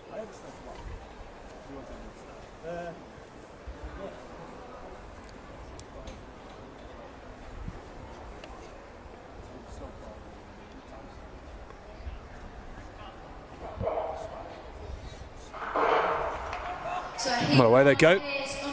Steady start from Olalei. Just about at the front to that first hurdle. It's a very strong start though from Toby Lemon, who is moving rapidly down the back straight. So Olalei taking it comfortably at the moment. On the inside, O'Brien going well for Sale Harris. It is only the top 2 that will automatically go through to tomorrow's final, and it's Olalei from Smith, from Lemon, and then O'Brien as well, and we're going to have 4 there or thereabouts coming into the home straight. And just on the inside it is O'Brien, who has worked the hardest over the opening 300 metres, ahead of Olalei, who just sort of skips into that penultimate barrier. What was he doing there? And now O'Brien over the final barrier, storming through. Olalei will charge on and takes the win in 56.87. That's pretty good for how comfortable that looked for Elijah Olalei. And O'Brien from the inside had the whole field outside of him and could just judge his race to almost perfection.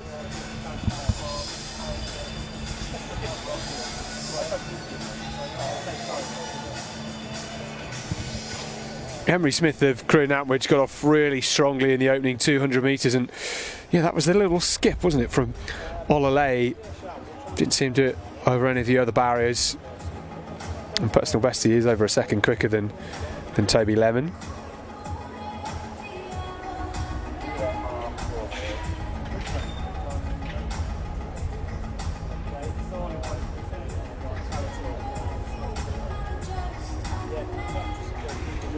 We'll see him in the final tomorrow.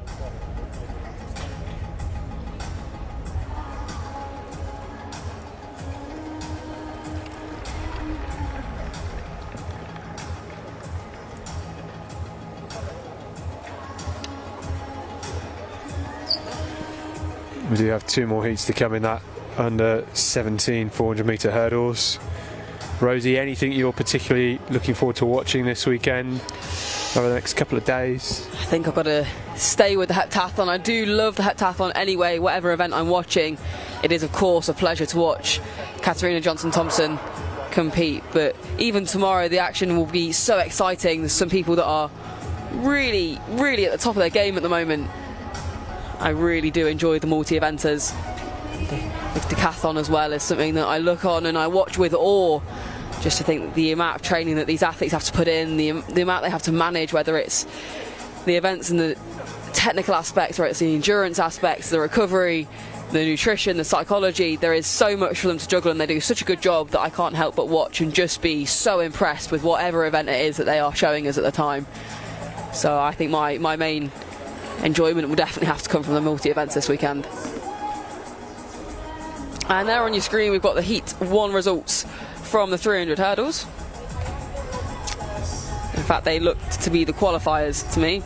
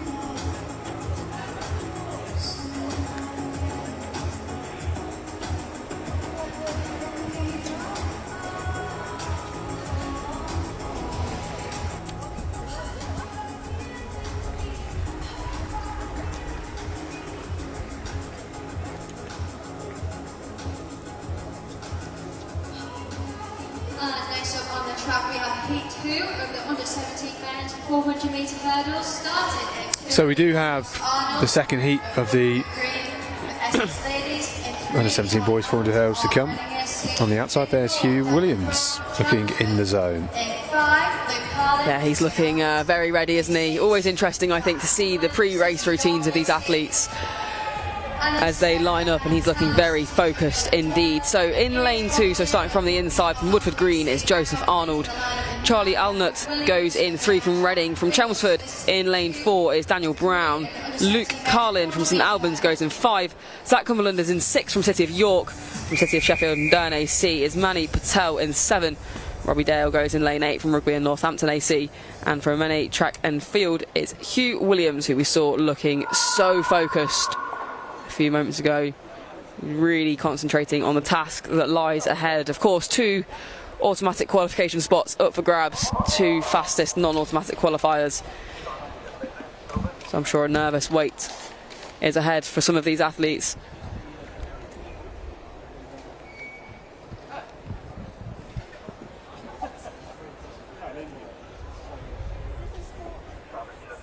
The 4 hurdles, of course, widely thought to be one of the hardest track events that you can participate in. The lactic acid, the technical ability over the hurdles is huge.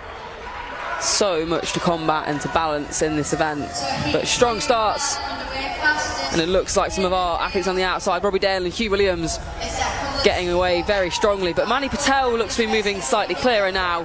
He's rising first down the back straight, looking very smooth and relaxed in his running, very little stuttering actually as he approaches the hurdles now, and that gap is just extending.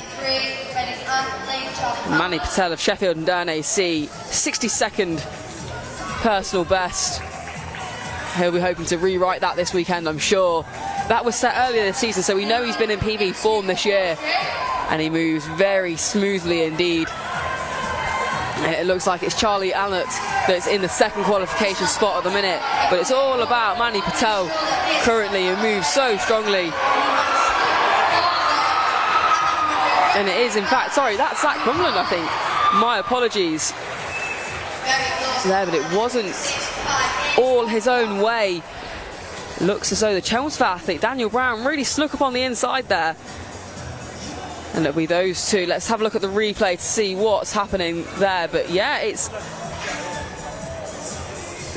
669 is our winner, so that is Zach Cumberland that takes it. 55.42 his personal best, and it's a real stumble, and that is what opened the door for the Chelmsford athlete. Daniel Brown's really stride through, and we'll see just how close he got on the line. It almost just gave him the momentum, gave him the platform to really stride towards taking the win, but he will have the 2nd automatic qualification spot in that heat. I don't know why Brown went off so slowly. He seemed to be just struggling with his stride pattern in the first 300, and I think when he realised he was outside the top 2 with 50 metres to go, he got his legs into gear, but he was the 2nd fastest in the field. So yeah, a good finish. But Zach Cumberland in his Yorkshire vest, we'll see him in the final, and we have one more 400 metre hurdles heat.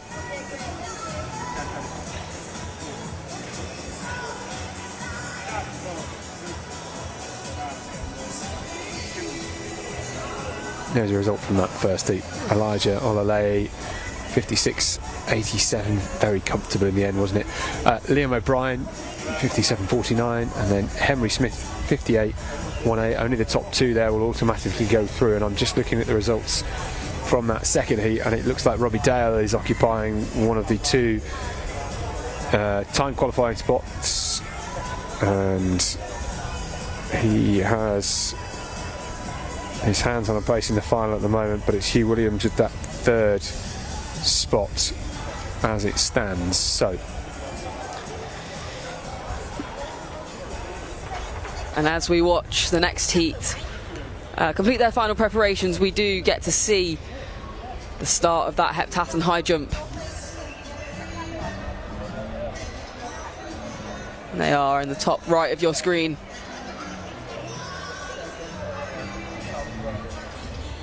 Well, we'll try and bring you the high jump from the heptathlon as we go through it. We do have 2 pools of athletes, of course. They don't want to all be waiting around for days on end to get a jump, so we have 2 beds. They are going at the same time as well. Means neither pool will be disadvantaged by later weather or anything like that, and the bar is starting at 1.48 m. We've just seen Eden Robinson go over, and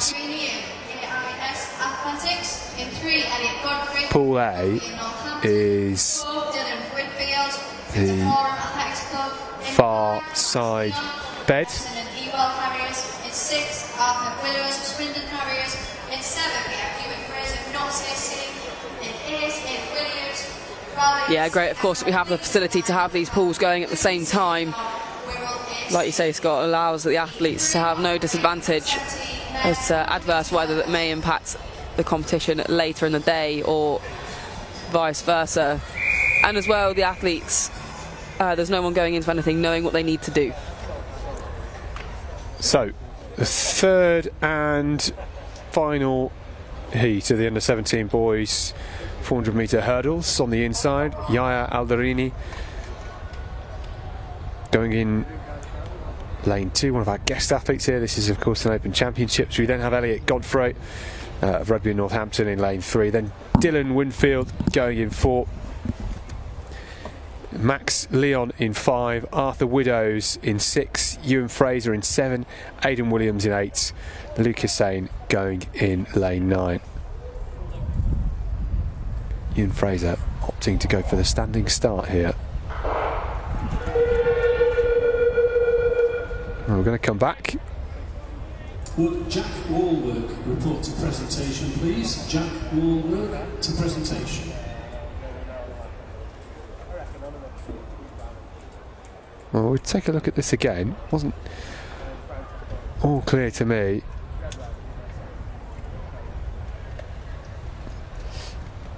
Well, it looked even to me. Yeah, I have to say I was surprised to hear the recall there.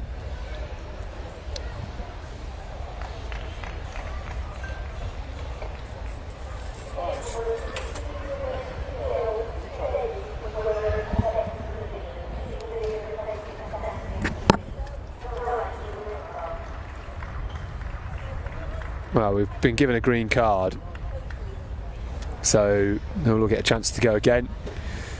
Maybe just a bit of noise. There's obviously some discus going on alongside the two high jump beds in action.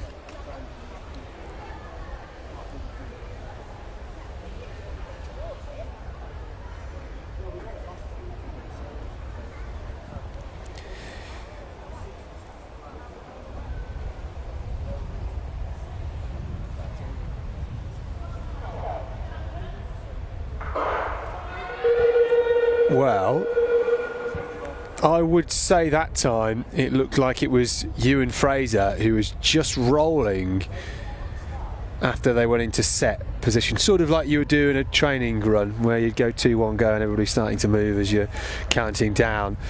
This is the negative effects of not using blocks. I don't know why he wouldn't even just go down into the set position. He has ran 55.99 this season. He is one of the fastest in the UK, and he did finish 5th at the English schools, so not quite sure Ewan Fraser doesn't fancy using blocks. We'll just see here, he's in the green and yellow vest of Notts AC, great club up at the Harvey Haddon Stadium. Just see him rolling there, and that is predicting the gun, and we obviously don't have blocks with sensors in here. And Ewan Fraser has been disqualified, and he's already heard it on the speaker, so Ewan Fraser is off, unfortunately.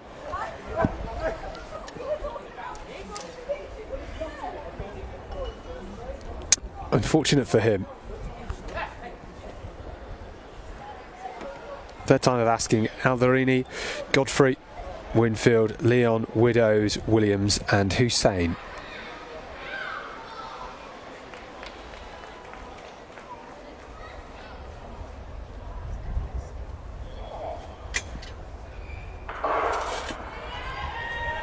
Away they go for the third time, and it's a clean start.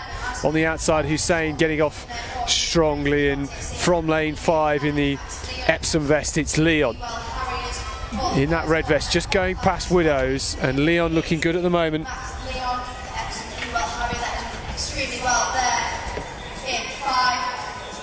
Alderini going nicely as well, and outside of him, Godfrey from Rugby in Northampton looking to challenge, and now Alderini just moving through so smoothly from the AIS Athletics, and very, very strong hurdling technique here, and from the inside he has controlled this, and just having to change down onto the left leg as he came into that penultimate barrier. Leon looking strong, Godfrey looking to finish with force, but it is Alderini on the inside. 57.67 for Max Leon. It was a real jog and a comfortable run, and those two will head through to the final tomorrow.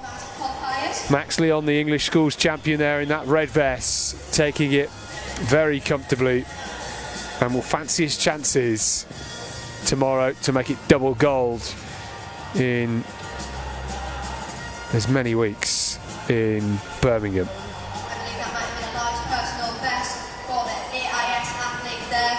58.04 was his previous lifetime best, down to 57.67, so a large PB for him there.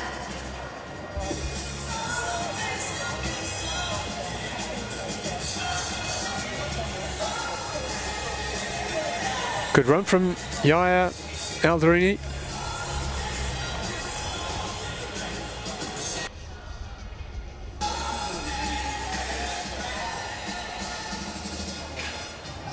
Yeah, some really smooth runs through that 4 hurdles as it did finally get underway. But we can see the high jump competition progressing. At least Friar Francis has gone clear now at 1:54 over in Pool A.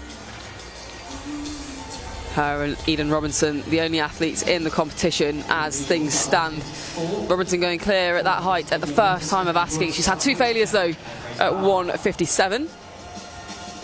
The remainder of the pool will come in at a slightly later height. Of course, the crowd here will be awaiting the reintroduction of Kat Johnson-Thompson. For the parahambulant men's long jump competition. The silver medal with 2.77 meters, the new personal best from Brighton Phoenix, Fletcher Roberts.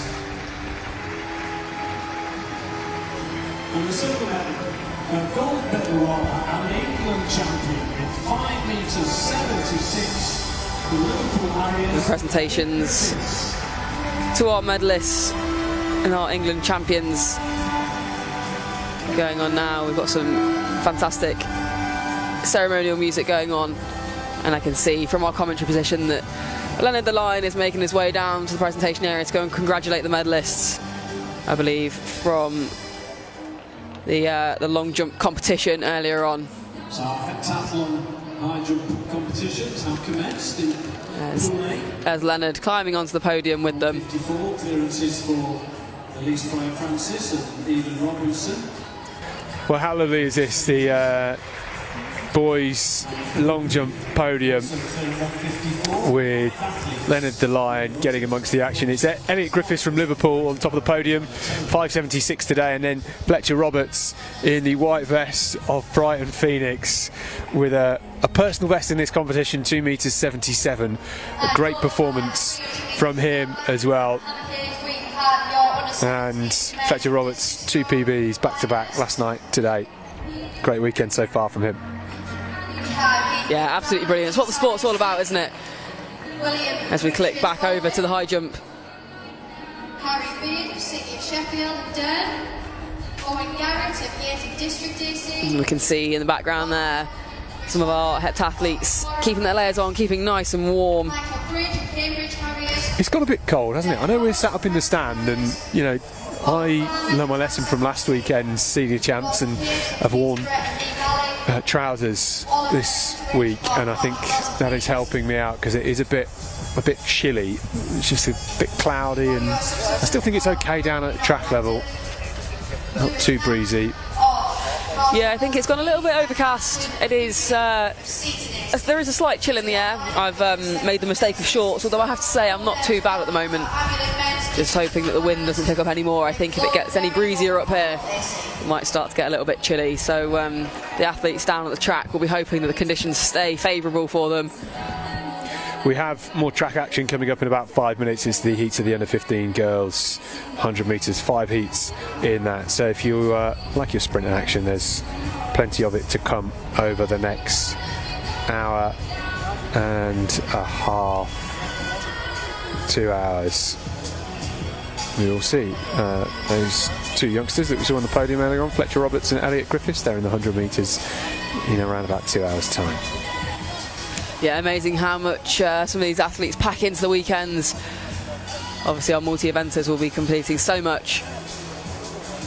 But of course, I understand it, because if you're a parent and you've got to drive 2.5 hours here and 2.5 hours back, you don't necessarily want to see your child compete for all of 10 seconds, do you? You want to get your money's worth for coming to these championships, and if you're here and you're multi-talented and you can qualify as well in different events, you may as well get involved. Yeah, absolutely. It's petrol well spent, I think, for a lot of these athletes. Yeah, big time. Especially if you're going home with so many PBs to boot. Number 1,000. That's Grace Bauer, Sale Harriers. It's a great number to have, isn't it? It is, and she's equalled her personal best, 1:57. Her season's best, sorry, the Sale Harrier. So she'll be looking to increase that. Plenty of time still in this high jump competition.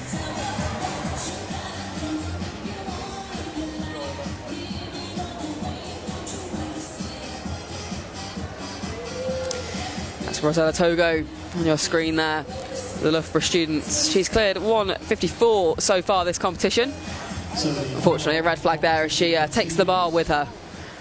Next on track, it's a bit of heat, so the 15 Results then from Heat 2 of the under-17 men's 400 metre hurdles. It was Zach Cumberland 56.57, and then Dan Brown with that rapid finish 56.63, and Robbie Dale in third with 57.21. And just to give you confirmation of the two non-automatic qualifiers, Robbie Dale does get one of those spots alongside Hugh Williams, who finished in fourth. And this is the result of Heat 3, just confirming the disqualification of Ewan Fraser at the bottom, which is a sad start to the day for him. Yaya Eldarini with a personal best to come top of the tree, and then Max Leon, the English schools champion, very comfortably through in second.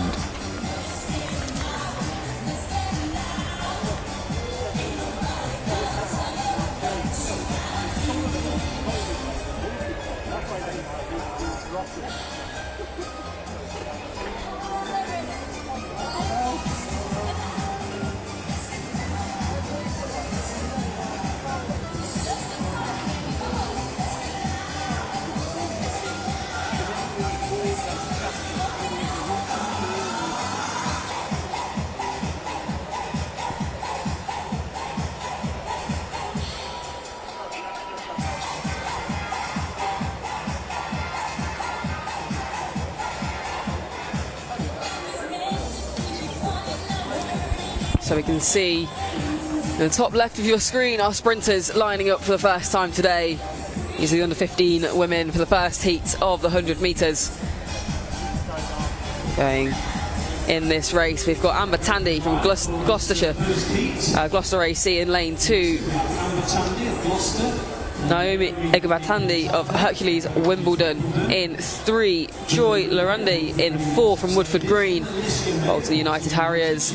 Alyssa May goes in 5. Arabella Waite in 6 from Bracknell, from Herne Hill. Bayal Waifa. Aliyah Afalabi goes in 8 from Cardiff Archers, and Abaya Tajani of Woodford Green goes in 9. First four to go through by right. So that's your lineup for Heat 1. Lots of sprints to come your way.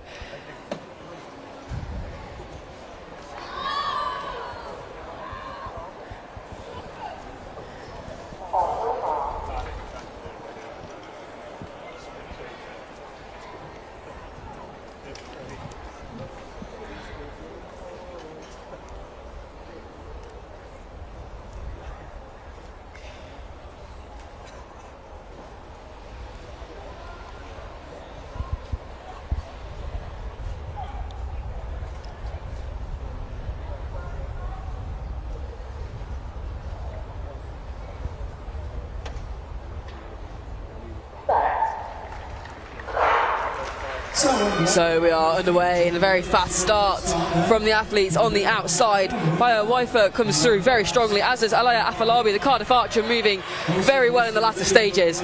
Out in lane 8 and takes the win in this heat. It's Alaya Afolabi. Outside her personal best, I think. Her PB and season's best is 11:89. Don't think we were near that in the heats, but it, of course, doesn't matter. She's safely through. 4 to qualify automatically, 4 fastest non-automatic qualifiers.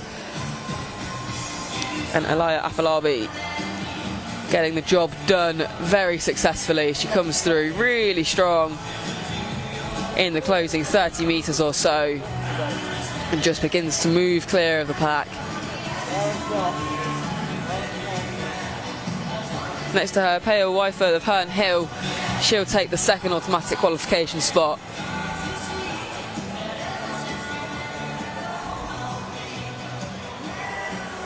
Alyssa May takes third in that, 12:63 for her.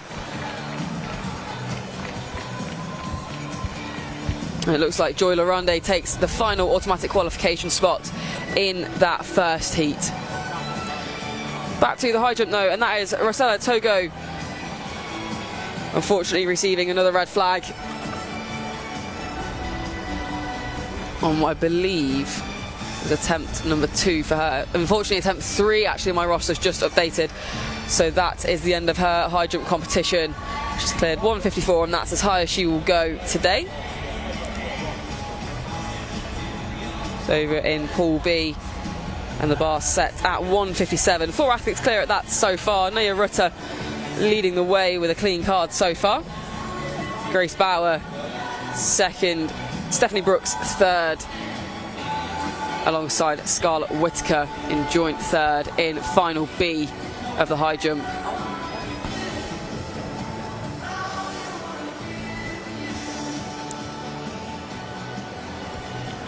Final A, the bar set at 160 at the minute. 3 athletes clear at that.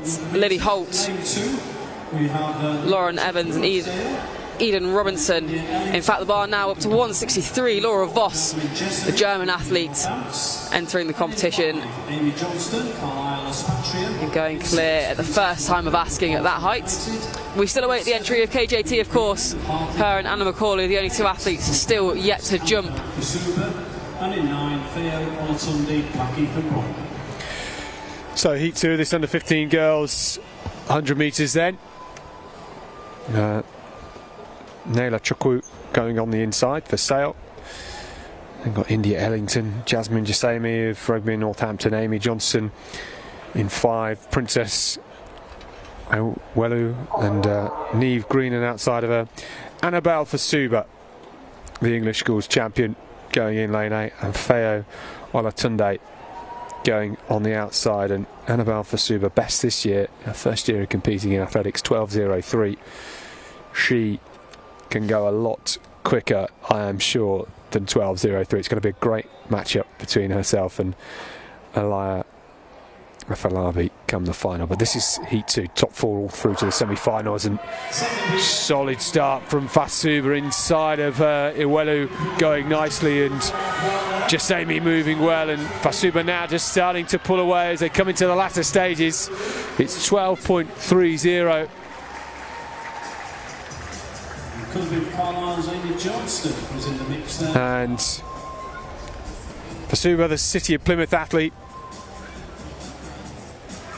looking very comfortable. Had a bit of work to do in the back stages, but Jasmine Jasemi was there in the top 3, and I think Amy Johnson just about getting in the top 4 alongside Princess Uwelu. Minus 0.2 wind for Fasuba.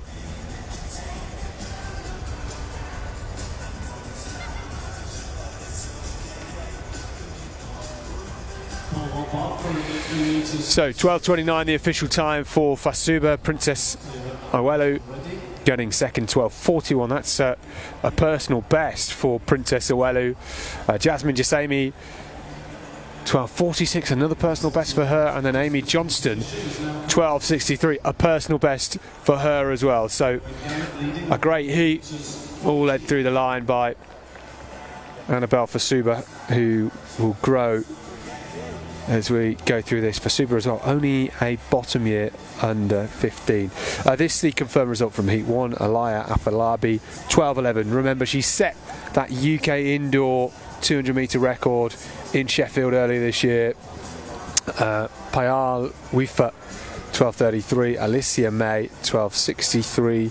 Joy Larinde, 12:75. Those four, the top four, automatically through to the semi-finals, and those semi-finals come a little later this afternoon. The final of this 100 metres, one of the last events of the day, an hour before we close up, and it is at 6:33. So stick around. Results from the second heat already here. Fasuba, 12:29, alongside Iwelu, Jasemi and Johnston. We will see them in the semi-finals. Senior women's heptathlon high jump, where the bar now up to 163, I believe, where we've got a few athletes clear. Lauren Evans, one of them, alongside Anna McCauley, Lily Holt and Laura Voss. That's in Pool A.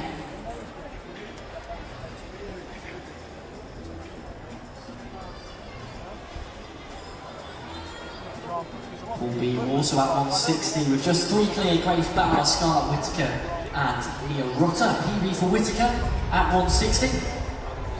That's the latest in our heptathlon high jump. Keep you updated across the field throughout the afternoon.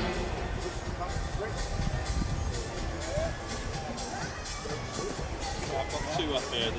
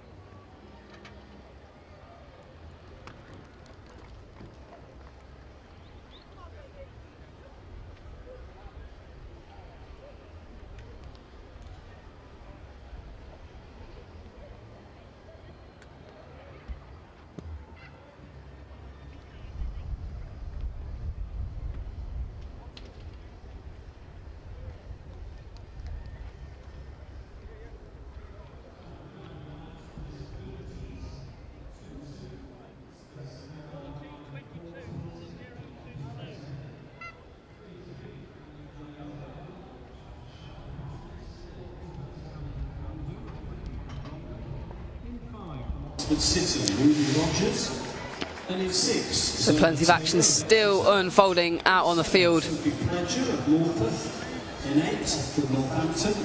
But our 100 metre heats do continue.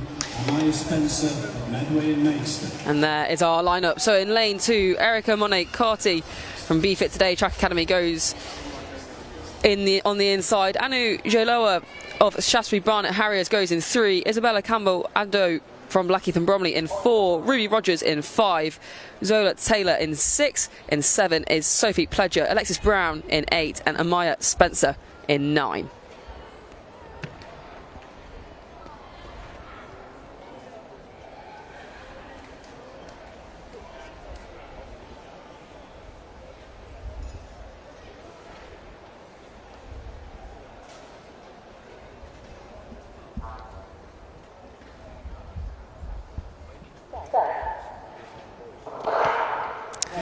So cleanly away, and it looks like a good start on the outside for Amaya Spencer. She's moving really well indeed, and it looks as though that could be Ruby Rogers in lane 5 coming through very strongly as well for second place. So Amaya Spencer of Medway and Maidstone AC had the strongest of the starts and was really able to carry that momentum through. Ruby Rogers the only one that could keep her company for even a portion of that event. Rogers, of course, from Oxford City.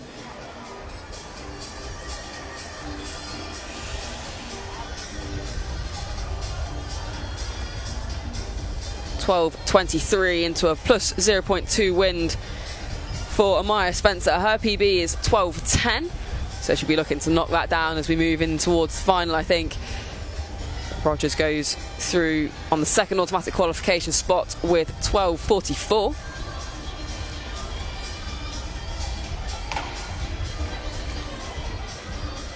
High jump still going through the early heights. This is Grace Bauer again, 160 already.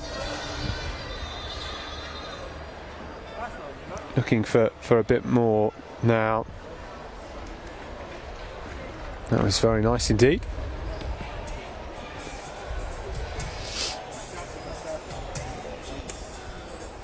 Bauer clear at 163 first time, so improving the bar in Pool A. Well, that is at 166.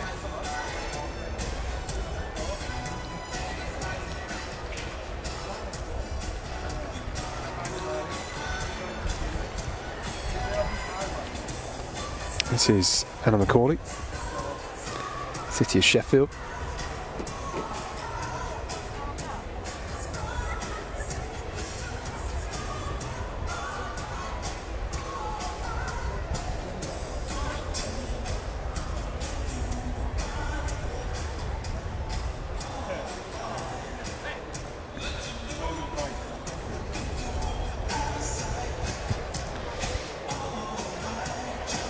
Well, this was the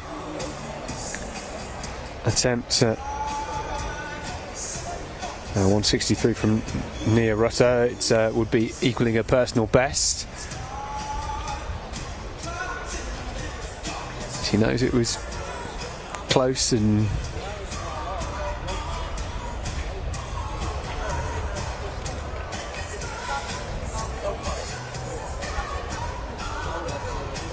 I think we may have just had our first glimpse of KJT in this high jump competition, so do keep an eye out. Hopefully we'll get that come through. There she is walking back past there. A lovely clearance it was, I have to say.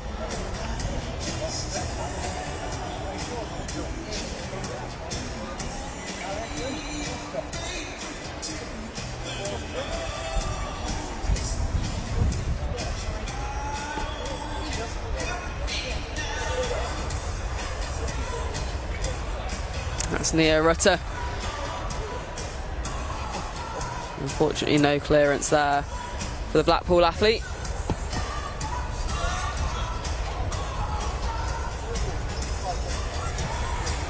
Well, she exits the competition with a 160 best. That would have equalled her personal best. Didn't have too much recovery between that, did she? No, she definitely went into that fairly rapidly, and you've got to wonder if the recovery between the two jumps was enough to give herself a fair shot, but often the athletes can opt to go a little sooner. 47.05 in his first round, and Lawson Caves currently occupying third position with 46.64. So, Heat 4.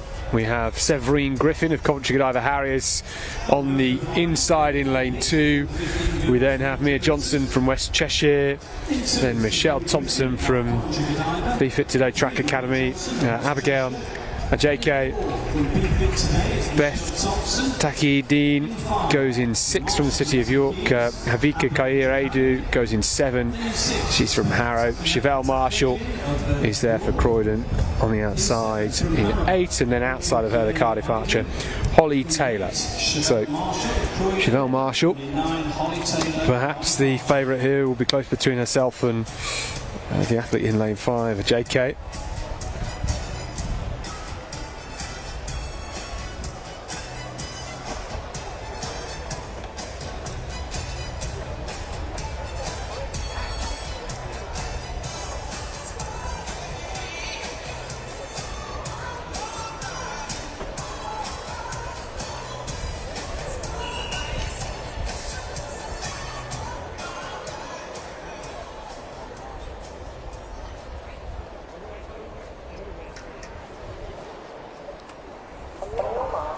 So top 4 will go through to the semi-finals.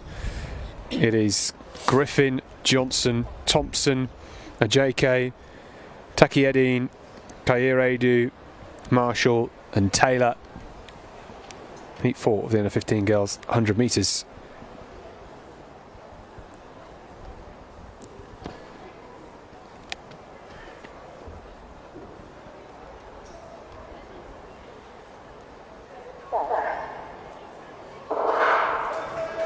Clean start, really great start from Thompson. A JK now moving strongly and on the outside. Marshall of Croydon surging through and pulling away, and this is going to be a comfortable win for Chevelle Marshall. 12.08, and I make that a new personal best and puts her up one place in the UK rankings to third.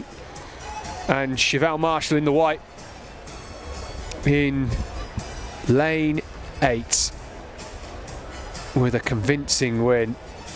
No wind at that point. 12.07 it's been rounded down to. That is very, very quick indeed, and she looked pretty comfortable, and I think she's got a bit more in the tank. Her previous best, as it shows on the screen, 12.14. It was Abigail, a JK, who came through for second, 12.38.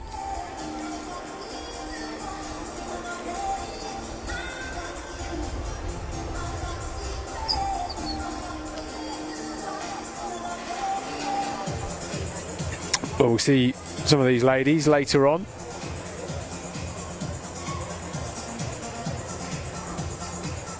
Mia Johnson was third in that one.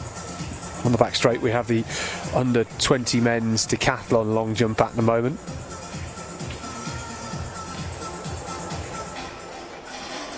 Back to the senior women's heptathlon high jump, where Pool B is nearing its conclusion. Grace Bauer, the only athlete still in, with a clearance of 1:66 for a season's best.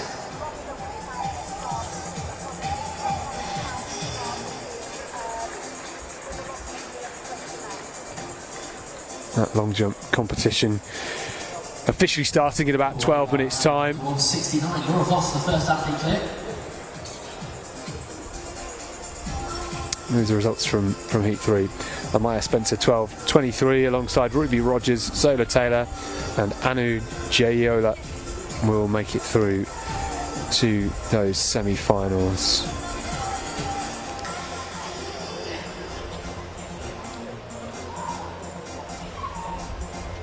Got one more heat to come for the under 15 women in this 100 metres, and we can see them lining up there. So in this heat we've got in lane 2 Shalom Prince from Woodford Green, Aspen Stobart from Wimborne goes in 3, Elisha Whitmore Benjamin goes in 4 from Coventry Godiva. Guernsey we've got Amelie Van Herden, Janaya Lawrence from Birchfield goes in 6, Shayna Ray Smart from Notts AC goes in 7, Anna Otteng from BFit Today Track Academy is in lane 8, and Gabrielle Taylor is in lane 9 from Liverpool, Pembroke and Sefton Harriers AC.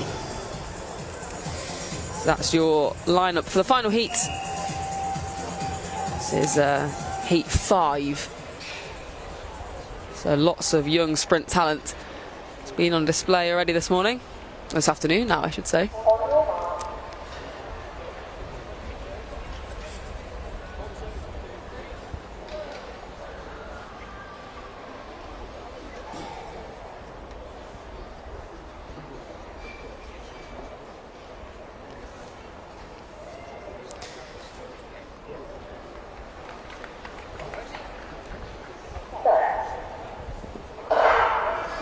That's a good start from the athlete in lane 8. That's Honor Otteng moving really well on the inside as well. Shalom Prince moving strongly. Prince is going to take the second spot, but it's all about Honor Otteng from BFit Today Track Academy. She took the win. She led from gun to tape on the outside in lane 8. We mentioned earlier perhaps a slight advantage being a little bit more sheltered over in the outer lanes. And we've seen some really strong runs from the outside lanes. But she had a good start, she was cleanly away, and the momentum just built throughout the 100 metres.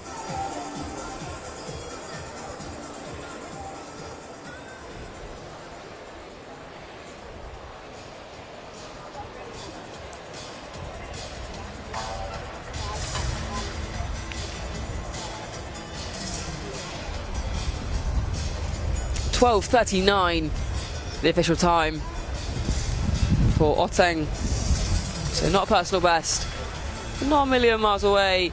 Shalom Prince second, 12:72 it looks like. So she'll be hoping for a stronger run come the semi-finals. Shayna Ray Smart in third, and Janaya Lawrence taking the fourth automatic qualification spot. And of course there is then the 4 fastest non-automatic qualifiers that will go through to round off those that progress.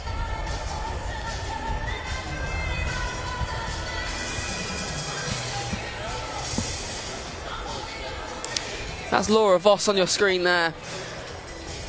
She's competing for the City of York today. And she's cleared 169 so far in this competition, a clean card.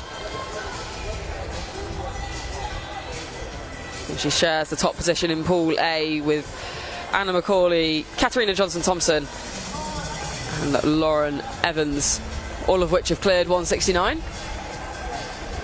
And another beautiful clearance there from Laura Voss at 172.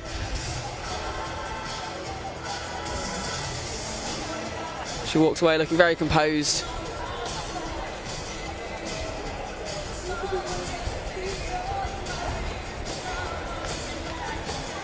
And the layers go straight back on to await the next round.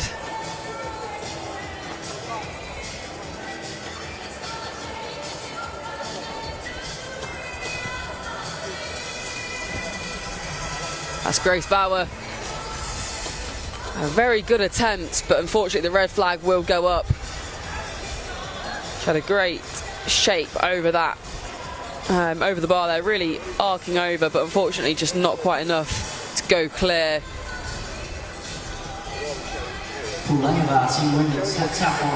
Well, on the track in around 7 minutes is the heats of the under 15 boys 100 metres. We've got 3 heats to come in that, and then we move to the under 17 girls 100 metres with 6 heats in that, and lots of decathlon and heptathlon action going alongside all of this. The pole vault now up to 3 metres 90 for the under 17 boys. It's just starting to creep up and up and up.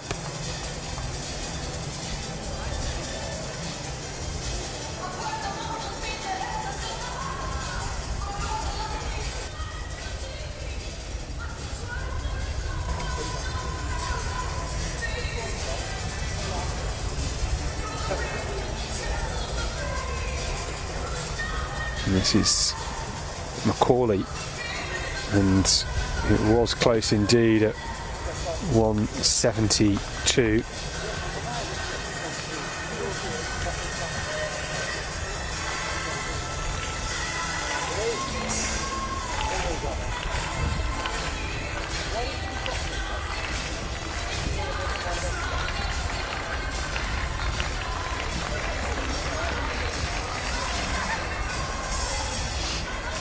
It was tight for Macaulay.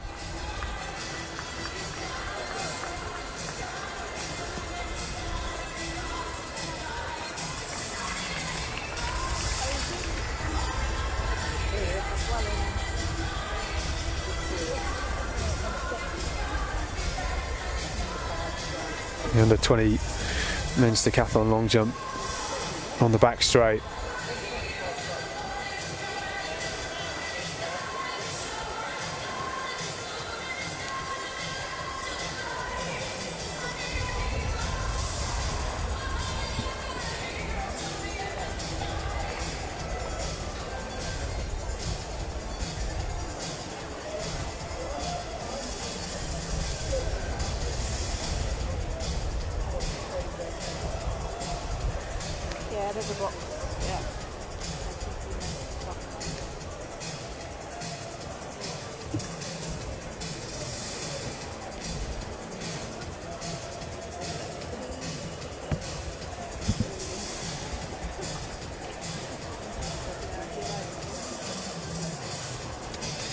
So that was Ryan Wells we just saw in the under-20 decathlon long jump. So this is obviously event 2 for them.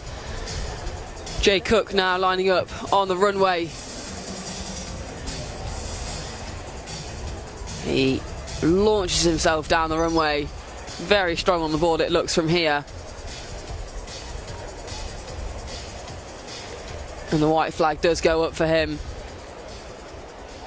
So Ryan Wells, in fact, goes to the top of final B in the long jump after that attempt we just got to see with 6:03. Jay Cook managed to get 5:45 on the board there. That's Reece Page now making his way down the runway. And lots of white flags going up in these attempts. It is the first round, of course, for these athletes.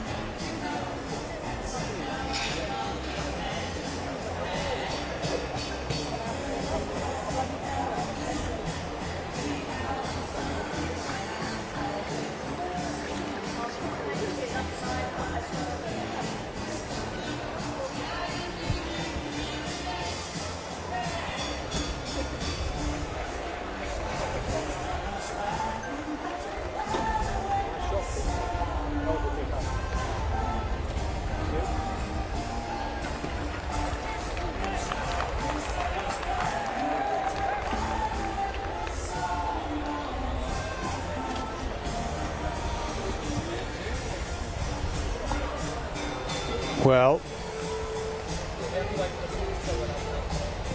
this on the runway is Dante McNichol, Tunbridge athlete wearing that England vest.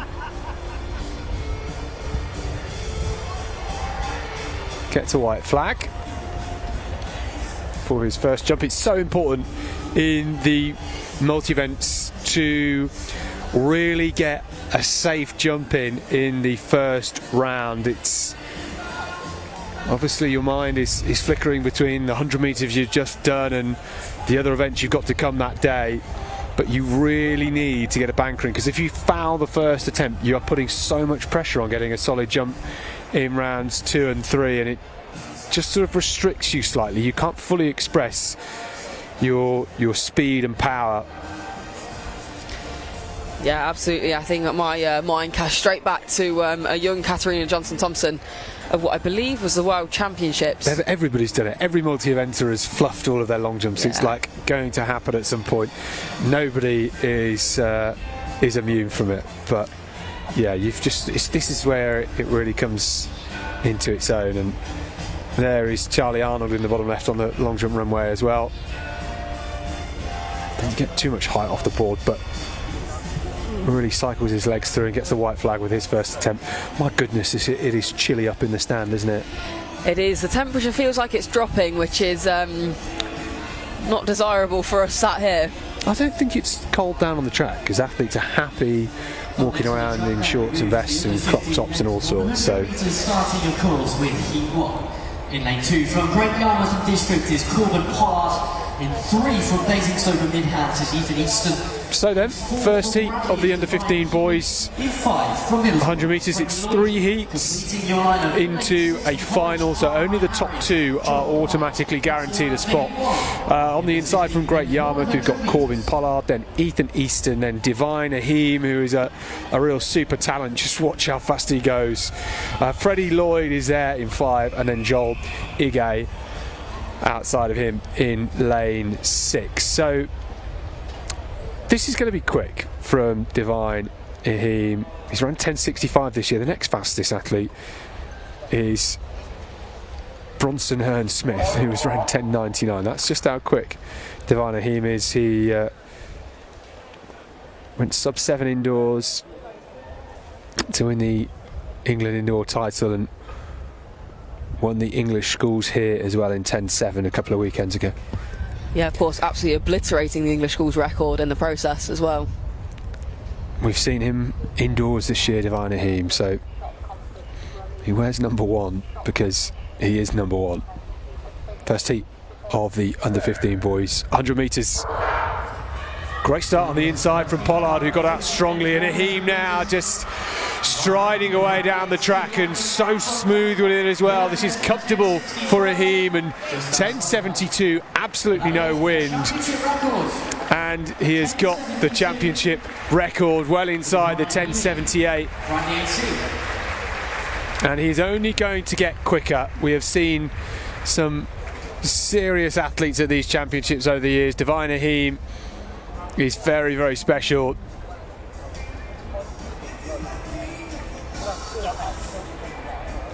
He looks so relaxed, doesn't he?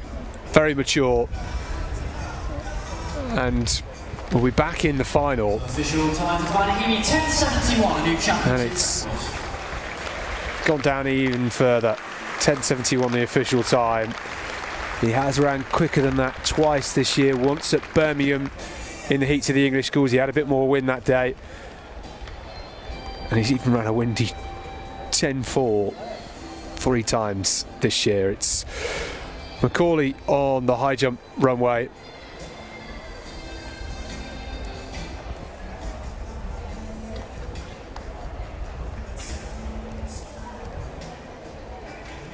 Anna Macaulay.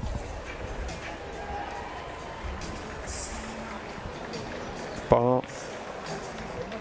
Now 1.75. This should be a first attempt for Macaulay. Gets good height on there, but just coming down on it. Knows that was pretty close. Lauren Evans, Anna Macaulay, Katarina Johnson-Thompson, and Laura Voss. KJT up next.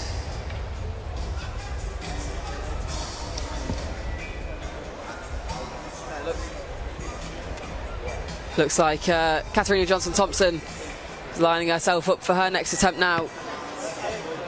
She's got a clean card so far in this competition and is competing off what looks to be a relatively short run-up.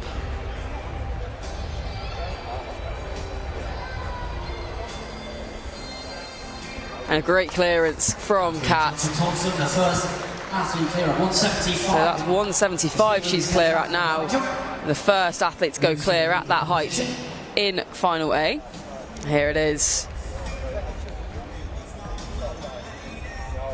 This is still a comfortable height for Kat, and she will increase that run up as we go through the heights. She was clear at 175 and Bar will head up to 178, so she's still got a way to go before she gets to her peak. Absolutely, she's looking really strong actually, not giving anything away of course in her facial expressions and in her demeanour. She's very composed, very compact in how she navigates competitions.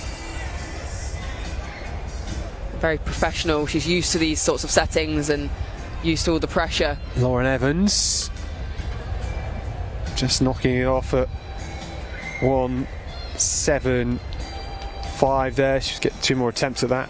She was clear second time at 1.72.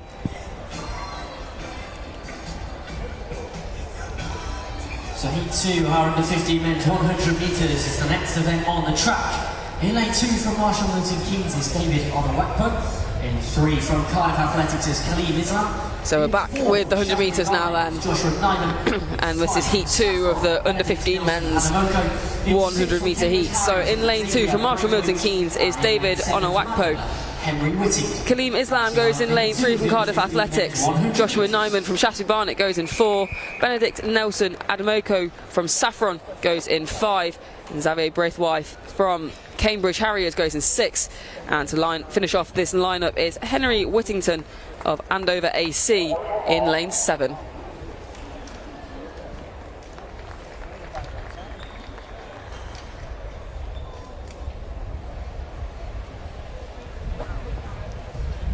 So top 2 to qualify automatically, 2 fastest non-automatic qualifiers. And your fastest on paper in this heat is Joshua Nyman, the Shaftesbury Barnet man. He goes in the middle in lane 4.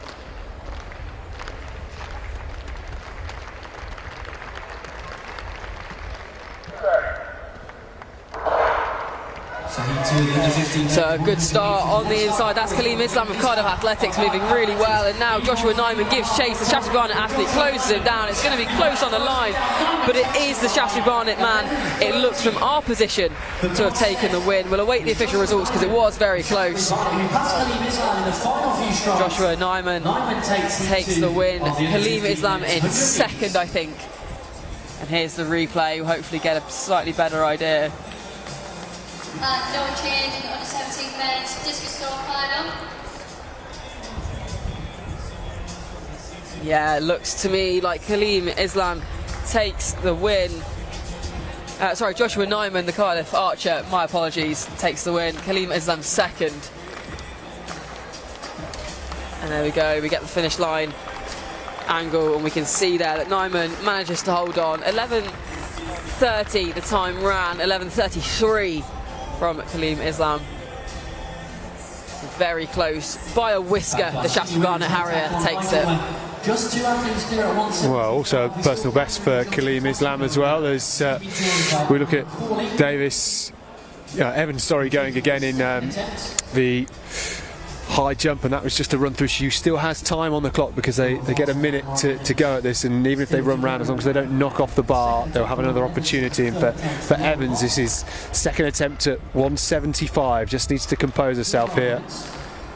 175.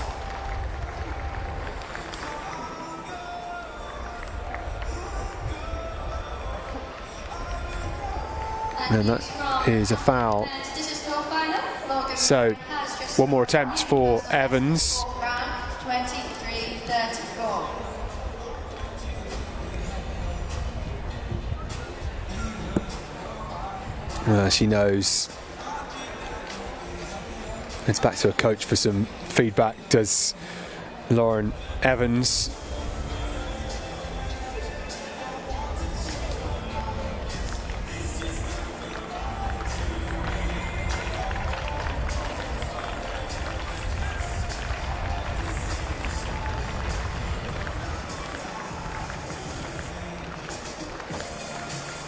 There's Laura Voss. Foul at 175. Only Johnson, Thompson and Macaulay clear at that height so far. It was rhythmical for Voss.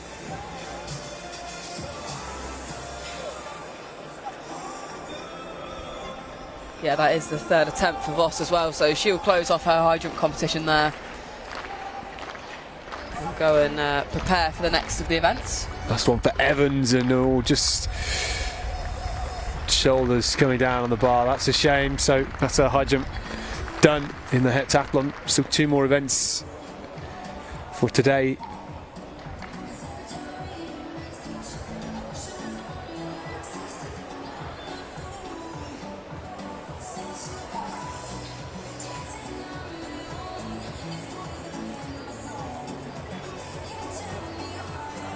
Yeah, we'll see the senior heptathletes coming back in for the shot put a little bit later on, but here are your results from that 100 metres earlier. We saw the championship record.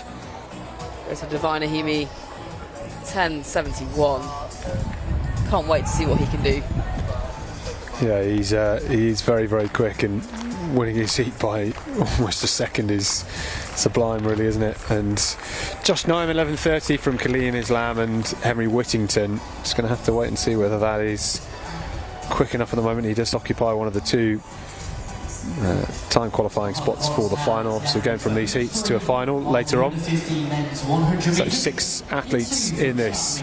Oscar Peaty is there in lane 2 from Cheltenham. Chukwudi Onyebuchi from Marshall Milton Keynes. Alex Asaji going in 4. Lani Jayola in 5. Charlie Kerr in 6, and on the outside we've got Ty Davis. Of the under 15 men's 100 metres. So, how fast can these guys go?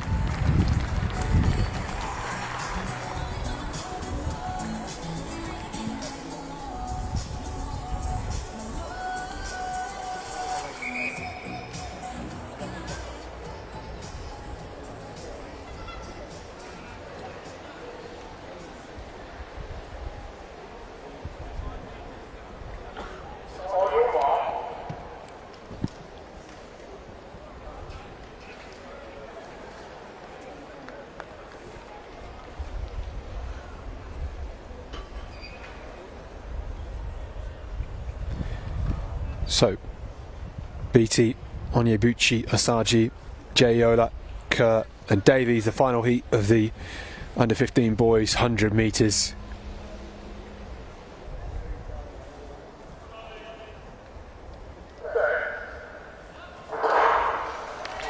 Good start and away, and Onyebuchi moving nicely, and he's pulling alongside Asaji, and Asaji trying to close rapidly here, so is Davies, but on the inside it's Onyebuchi who takes the win, 11:38. We'll see him and Alex Asaji in the final. I think Asaji might have snuck a lifetime best there. In the next round by Alex Asaji on Woodward Green. He's the second automatic qualifier. Well, it was a strong start from Chukwudi Onyebuchi, and he in the high jump. held on despite the pressure from Alex Asaji and Ty Davies on the outside. First attempt. Anna McCauley, the other athlete left in the competition, didn't, so she'll on the second attempt. And there he's Milton Keynes man. 11:38 the official time. 11:42 for Alex Asaji is a big personal best. Great running from him. And then Ty Davies was in third. We will see Ty Davies as well, because he's in one of the two-time qualifying spots, and will head to the final alongside Henry Whittington, who finished fourth in that first heat. And then has been a large change in the under-17 men's discus. Heats of the under-17 girls 100 metres coming up for you in a second. 6 heats in that event. Just shows the pure depth and the strength of depth that we have in that competition. And the young sprinters really coming through there, and it's showing that, of course, how strong they are. There are qualification standards for this event, of course. The athletes have to be of a certain level to be competing here at the England Championships. And it does boast some of the best domestic competition that we have as juniors. So great to see so many athletes hitting that mark, especially in these 100 metres. And we can see them getting their warm-ups in there.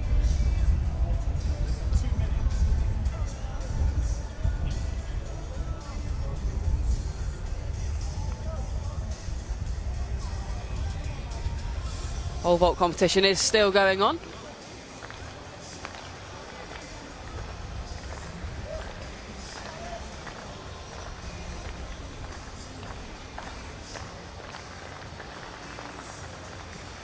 That'll be the under-17 boys pole vault competition. Thomas Hill, the current competition leader, he's tied with Brimo Basari, both having cleared 375 at the first attempt, and are identical on count back on their scorecards. But this first heat of the under-17 women is due to get underway in about a minute's time. So your lineup for this: in lane 2 is Esme Dubois from Rugby and Northampton.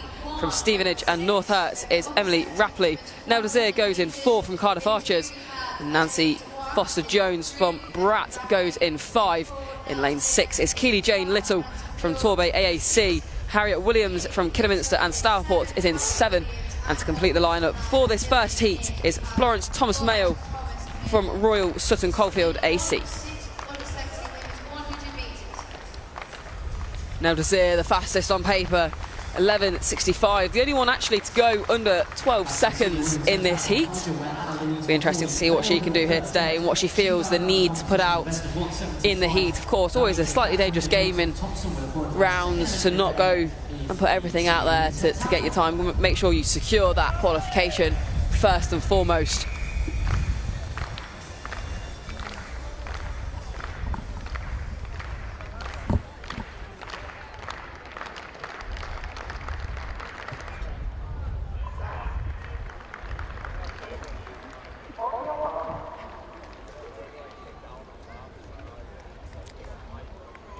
So keep your eye on Nell Desir in lane 4, the Cardiff Archer.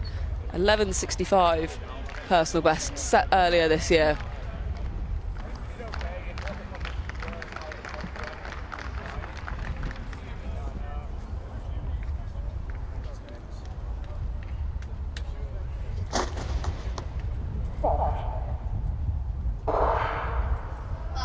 cleanly away, and a rapid cadence from Nel Desir in lane 4. Now she starts to make her way through the pack. Esme Dubois trying to give her a good run for her money, as is Harriet May, but it is Nel Desir, the highly talented junior, that takes the win. 11.93, so not near a personal best, but plenty under the 12-second mark. And she, of course, made up part of the team at the European Championships in Slovakia for the under-18s.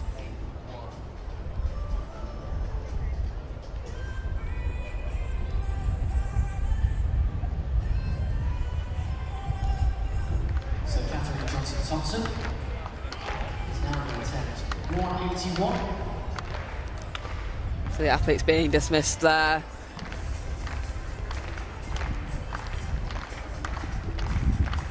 And Nel Desir confirmed at 11.93 take the win. And it is 3 to go through automatically. 3 fastest non-automatic qualifiers.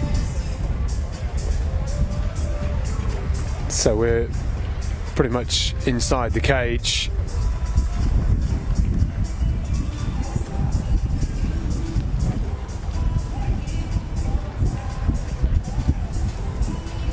Just inside the sector on that effort.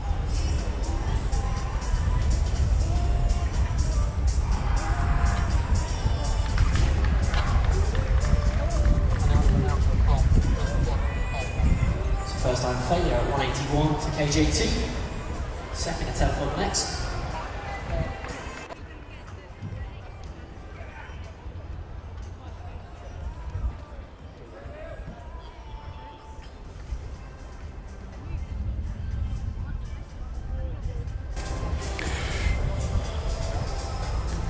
So, this in the discus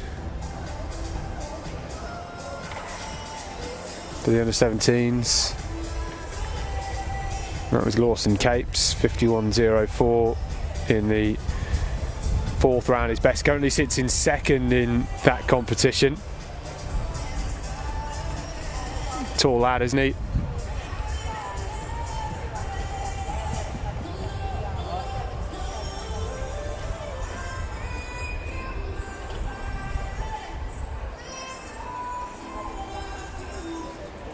And that was a foul for Capes. Did look a bit frustrated as he came off. And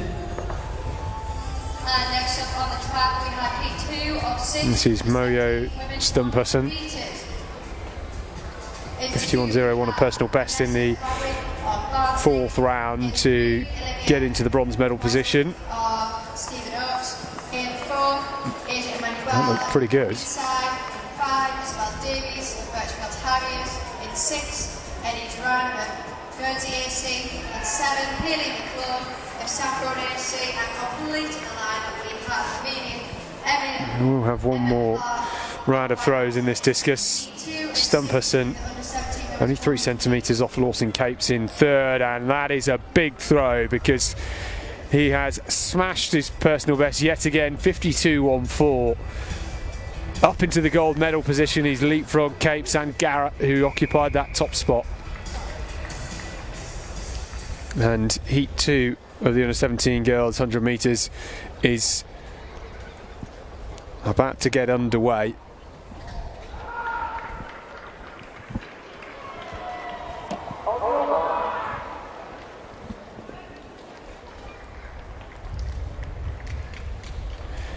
So on the inside, it's Vanessa Ndabakua, then we have Olivia Tungwazi, then Asia Emmanuel, Isabella Davies, Eddie Dorian, Hayley McLeod and Emma Clark. Keep an eye out for Clark on the outside, sub 12 personal best.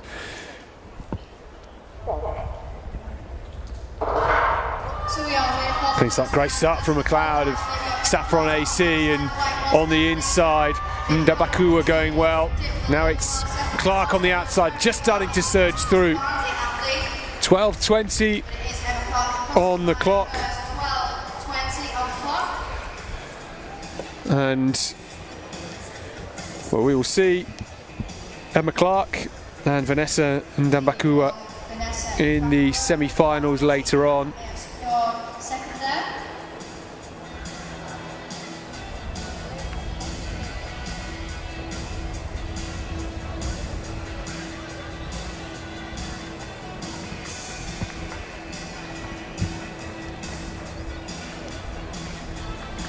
So confirmed time for Clark 12:20 and Dambakua 12:22. Has just taken the lead in his fifth round, 52-40. And then Tungwazi getting third in 12:36. Heat 3 to come up.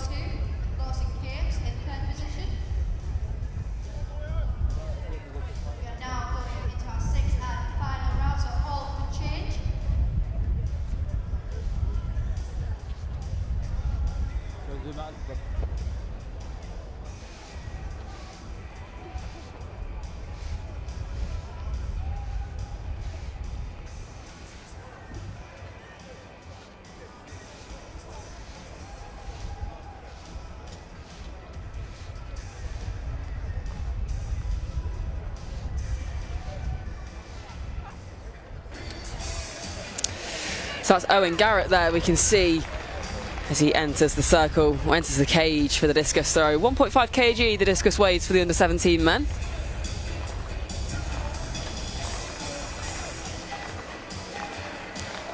He's asked for the support of his fellow competitors and those that are in the stands. At 181 for KJT. 51.40 his best throw so far this competition. And that looked in and around the same region to me.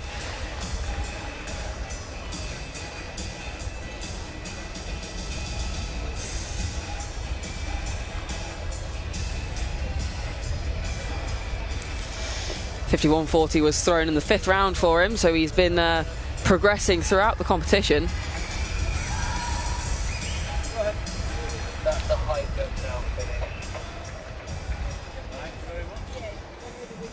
And it looks like that's the end of the senior women's heptathlon hydro competition. So it was Katarina Johnson-Thompson taking it with 181.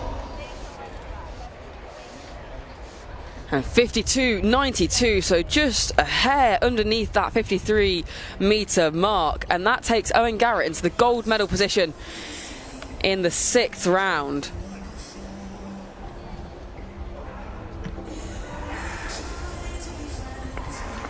So next up on the track, we have heat 3 of 6 of the under 17 women's 100 metres. Starting in 2, we have... So heat 3 then, up next for the women's 100. But we've been having some good action out on the field as well as on the track today. We've been spoiled everywhere we've looked so far.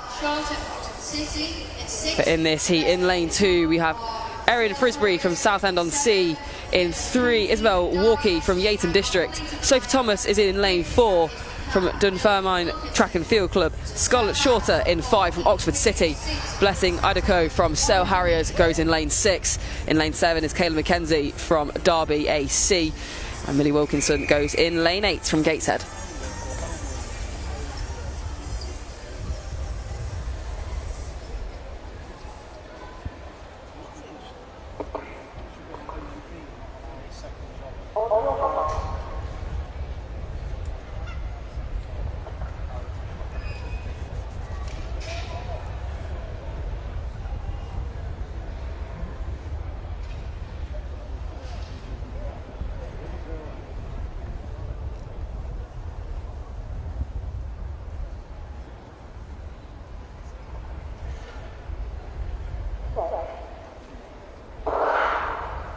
A fantastic start from Isabel Walkie in lane 3. She was out the blocks like lightning, and the Yeaton District athlete powers away and puts daylight between herself and the rest of the field.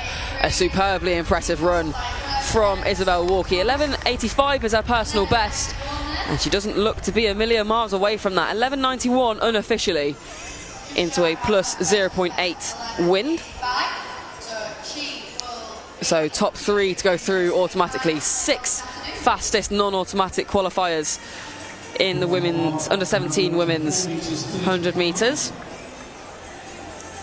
Walkie 11.91 confirmed to take the win in that heat. She was dominant in that. Discus throw in the 6th round, 52.92 from Owen Garrett. He has stolen the lead from Stephen Harlan.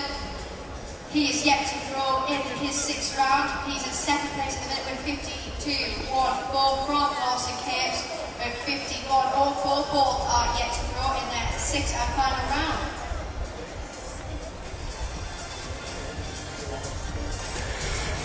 So, Lawson Capes then with his final throw here to try and jump from bronze, and he is, well, it's not gone well, has it? 2 fouls in the final 2 rounds. Just a bit too much into it and late on that release.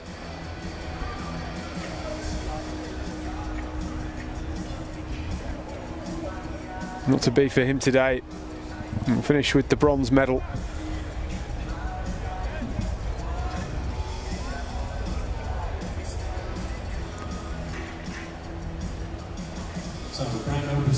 So now to see it, the official winning time from her heat 11.93, then Keely Little and Esme Dubois into the semi-finals.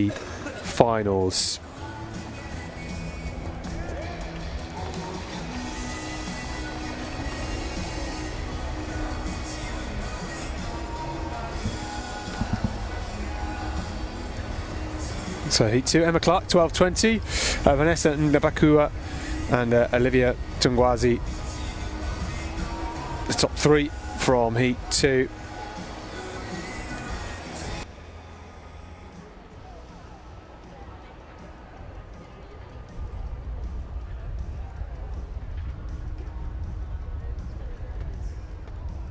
First medal at that night for Vasari.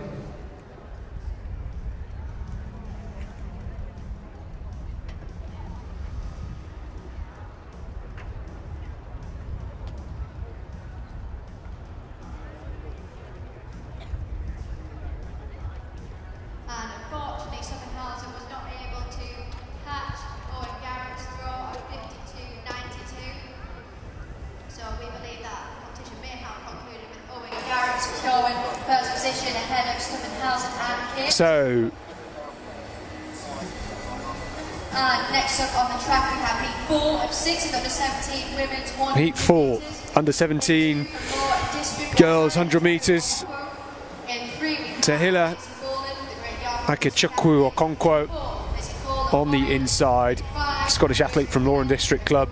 Maisie Boylan is there in 3, Lizzie Cole's in 4, Grace McCollin in 5, Emma Pimblett is in 6, Alana Murray's in 7, and Hebe Evans going on the outside in lane 8.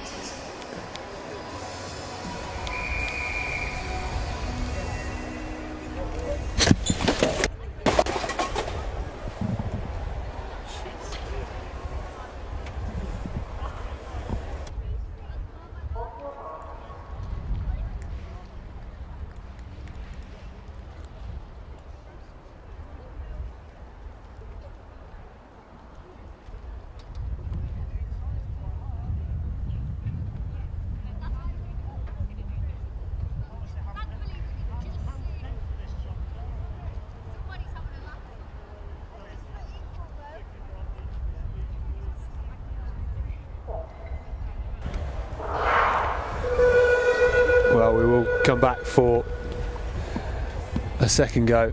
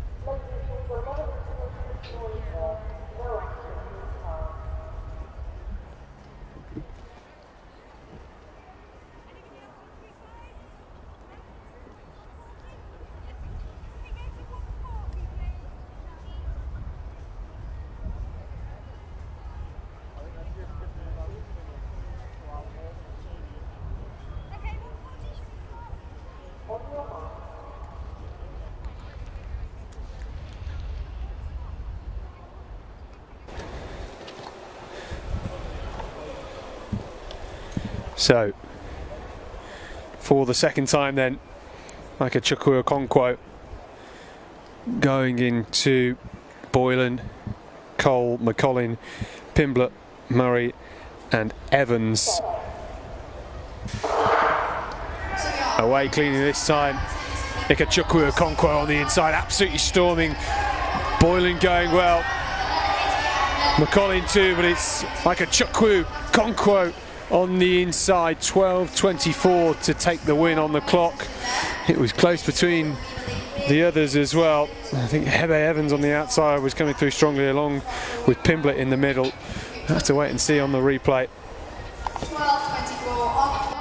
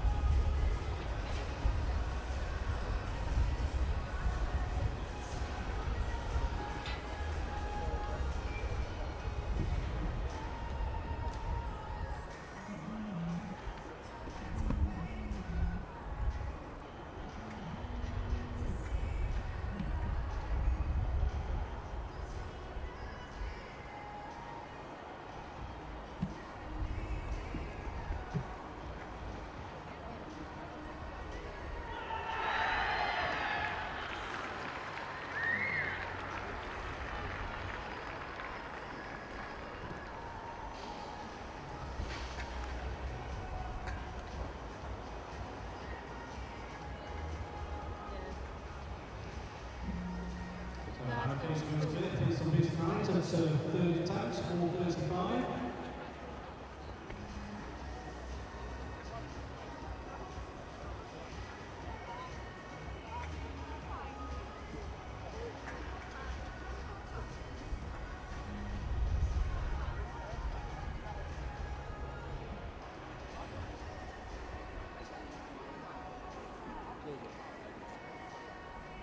I'll buy a car that's completely okay to run with that.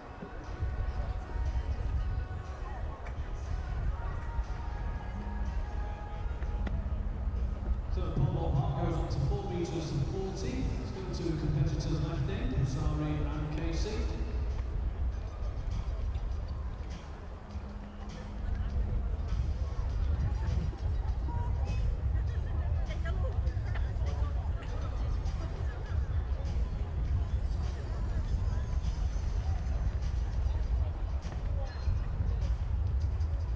So next up on the track we have heat 5 of 6 of the under-17 women's 100 metres. Starting in 2 we have Heptathlon, Harriet, Tammy George. In 3 Woodford Reed, Essex Ladies, Maria Ashburn. In 4 of Epsom and Ewell Harriers we have Leanne Richardson. In 5 is Amy Calder, Glasgow Skull Sport. In 6 we have Isabel Aquavetta, Crawley UC. In 7 is Olivia Monk, Rugby in Northampton, and completing the lineup we have Cambridge Harrier, Emily Cadman. So this is heat 5 of 6 of the under-17 women's 100 metres.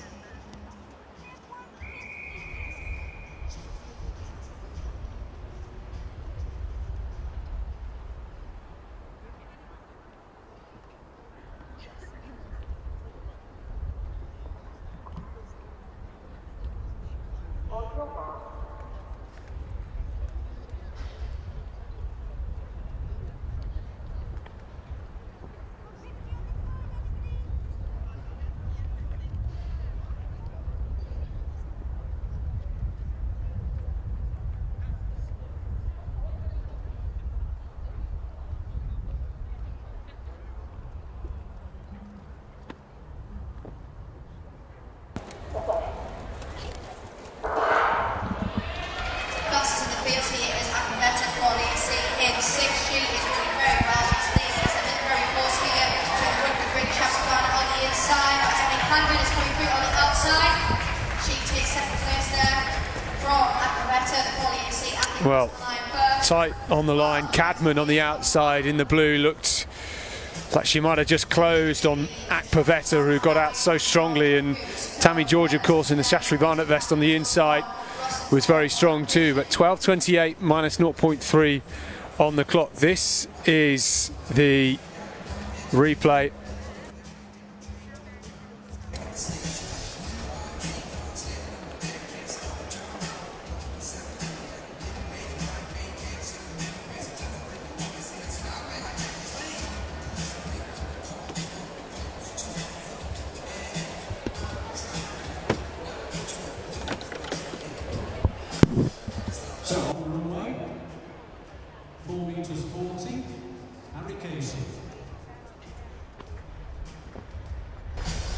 Well, it was close, wasn't it? I think maybe just the lean of Emily Cadman on the outside, but no, it's been the same time for both of them, but Akpavetta gets there with Cadman in second and Tammy George in 12.40 on the inside.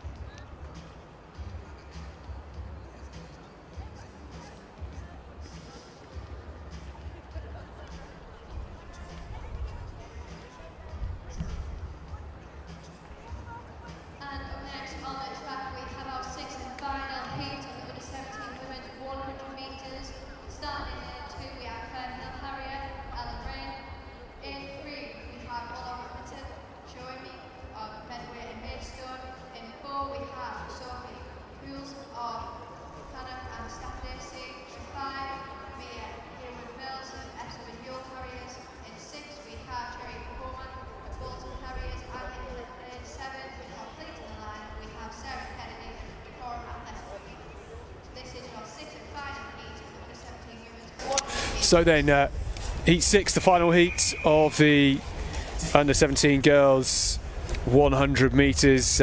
Ella Rennie in 2, Oluwa Damitan Shoamimo going in 3, Sophie Hulse is in 4, Maya Hayward Mills is in 5, Cherie Ufuoma of Bolton United Harriers in 6, and Sarah Kennedy in 7.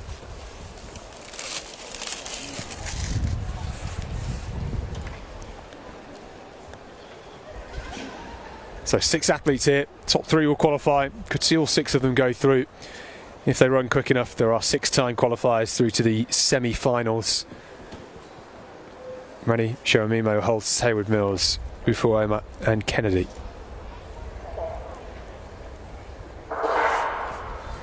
Cleanly away, great start from Ufuoma, starting to move through the field, and Shoamimo now from Medway in that red vest going well. It's these two neck and neck, and it's Ufuoma coming across the line in 12.24. A strong run, just about holding off Shoamimo.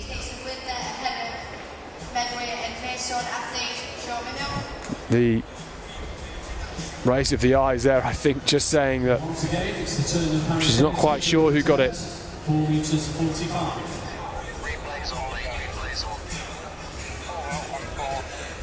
Well, we'll wait and see the results come through. This is the finish line, and well, it looked to me like it was Ufuoma that got there, but maybe it was Oluwa Damitan Shoamimo. Shoamimo in lane 3 in that red vest from Medway. So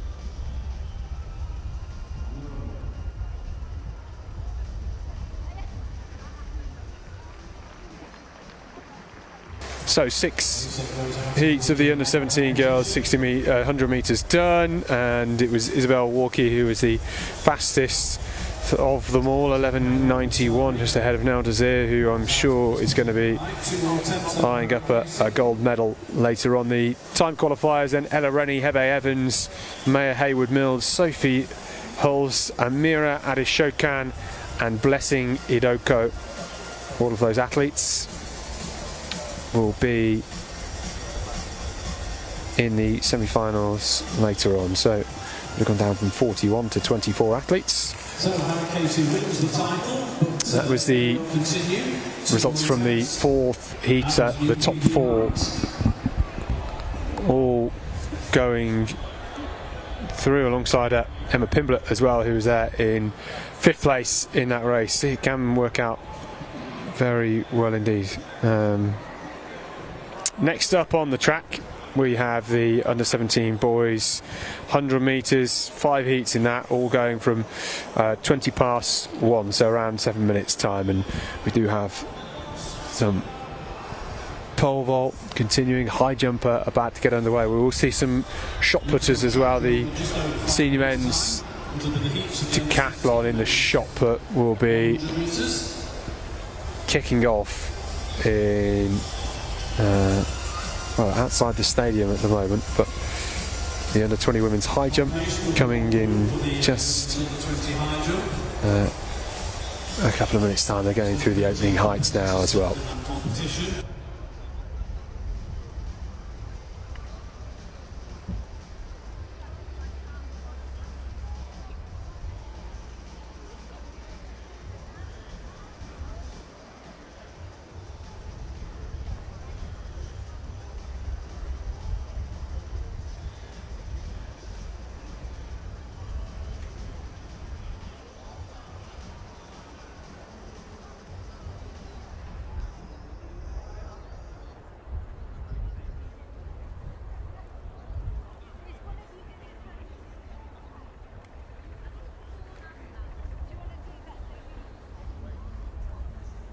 So it is very chilly up in the stand. The athletes don't seem to mind too much down on the track. It is 20 degrees later on.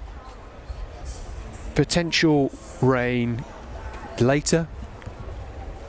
Not too sure about that. We'll see, but it's going to warm up a little bit later on. We should have some sun coming out depending on what forecast you believe. So a few minutes until our next track event, and we'll bring that to you when they're out on the track. So, 12 more attempts from Casey.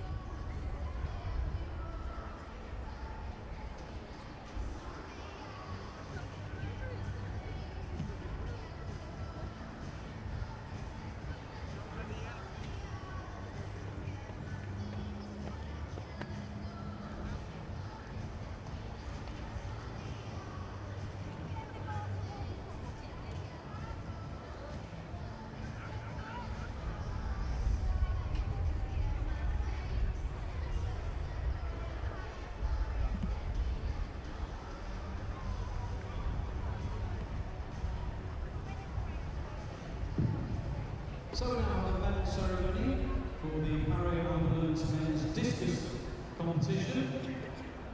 Medal being presented by Nick Nugent of England Athletics, the throws coach. The gold medal, the England champion with 23 metres 34 from Cornwall, Logan Murray. So that's Caitlin Bell in the high jump for the under-20 heptathlon, getting her competition or her next event underway.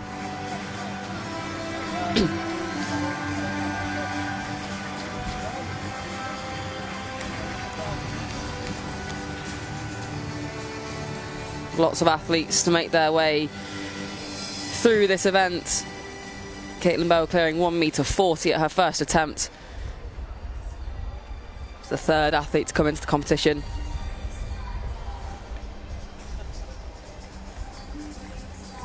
That's Hannah Payne, the City of Norwich athlete, also going clear. She had a bit of a rocky start to her high jump, failing on her first attempt at the first height, which was 1:37. But a nice easy clearance there at 1m40. She'll move into second in these very preliminary stages.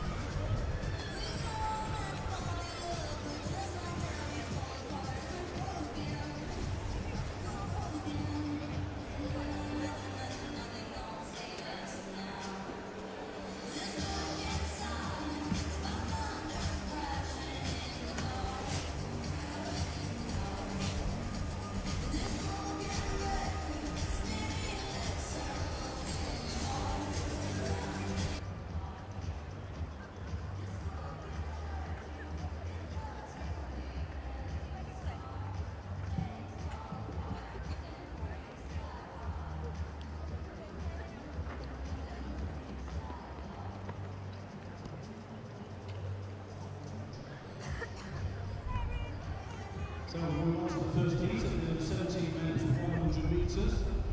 First four to qualify by right, and the next four fastest non-qualifiers. In two, Alex White of Ray Garner. In three, Charlie Williamson, big fit today. Then in four, from Birchfield, Rio Thomas. In five, So our track action will be getting underway momentarily, and there they are lining up. Ethan Heckerty. In eight, Bring you through the lineup momentarily. and in nine, Joel Ajayi of Haven. So going in lane 2, we've got Alex White. In 3, Charlie Williamson. Rio Thomas goes in lane 4. Alexander Clark goes in 5. Ryan Ofili in 6. Ethan Haggerty in 7. Mayo Alabi in 8. And Joel Ajayi goes in lane 9.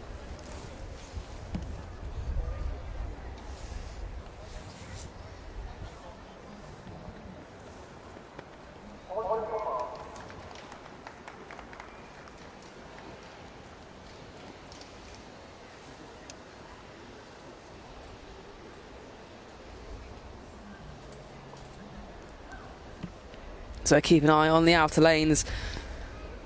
Both the athletes in lane 8 and 9 have gone sub-11 this season, both having set their personal bests. Mayo Alabi 10.97 and Joel Ajayi 10.49.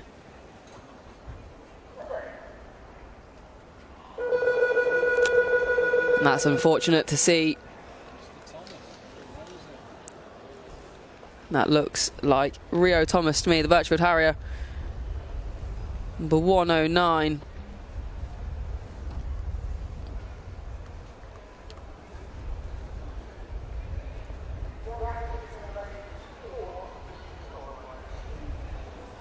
So unfortunately, we lose Rio Thomas. So Rio Thomas unfortunately has been disqualified. He's shown the red card and he will take no part in the competition.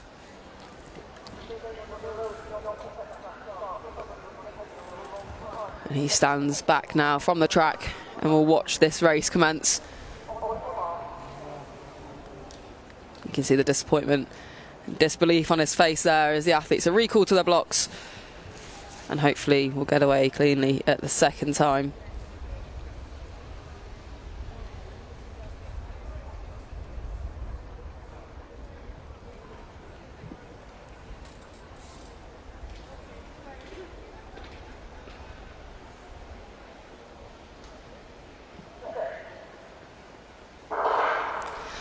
much better at the second time of asking. And look on the outside straight away, the two are starting to stride away, but also going in lane 3 is Charlie Williamson looking very strong, but it was Joel Ajayi that came through. The pre-race favourite has won his heat very comfortably, looking very strong indeed. Mayo Alabi also coming through very well. 4 to qualify automatically, 4 non-automatic qualifiers.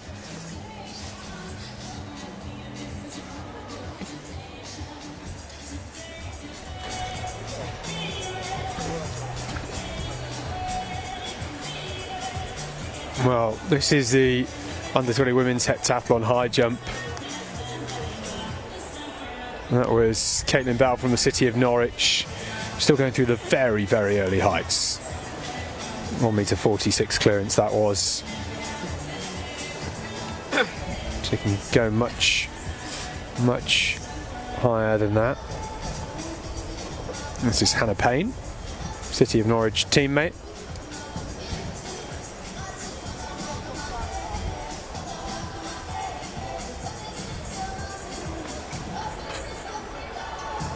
I gave it a wobble, but over. Job done for Hannah Payne.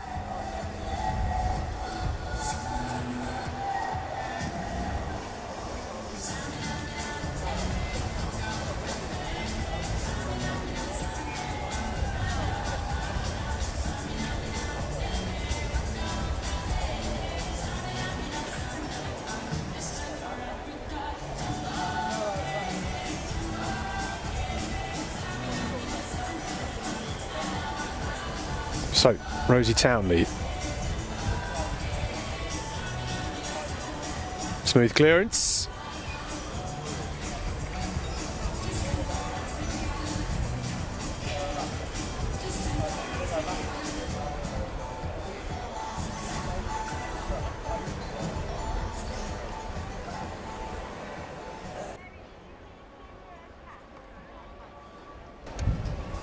Heat 2 of the under-17 boys 100 metres coming up. There are 5 heats in this. We will then have a para 100 metre final at 150, and then a women's para 100 metre final after that, before moving to the 300 metre heats.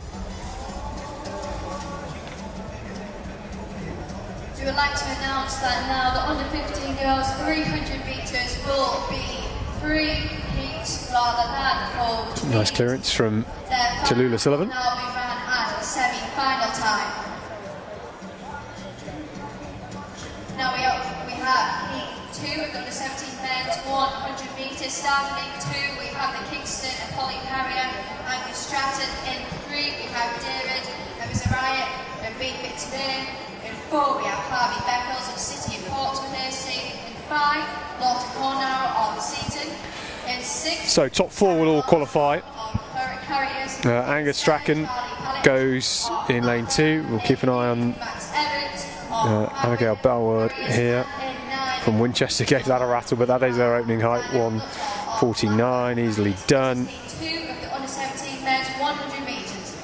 Got some triple jump shortly, just going through their warm-ups for now.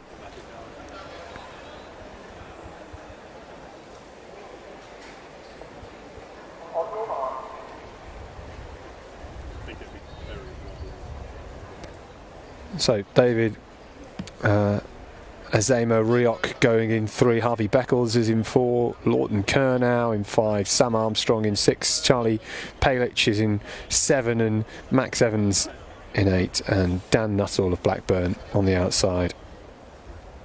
Keep an eye out for Max Evans, very quick.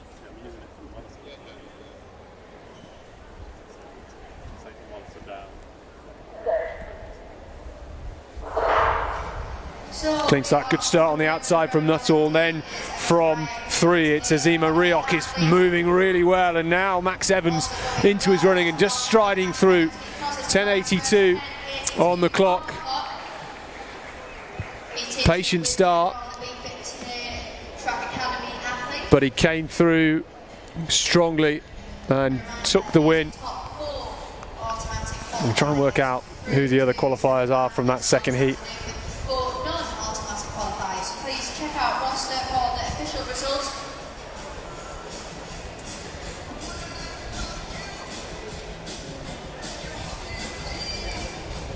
And there is Sophie Doherty, Basingstoke athlete, over at 1:49. Her first clearance, first attempt to the competition.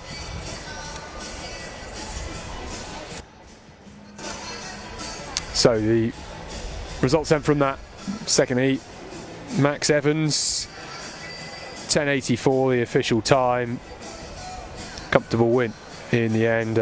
David Azema Riok 11:04 for second, and those two will be joined in the semi-final by Charlie Palic, who was a 10th off his personal best, and Angus Strachan on the inside in the end that came through to get in the top 4 in the automatic spots.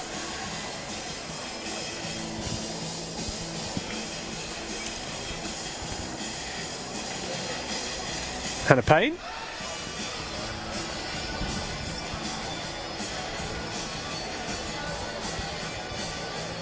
Payne looking for a clearance here at 1:49.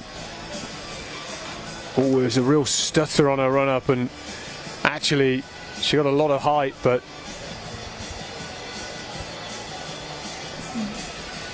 have another 2 attempts.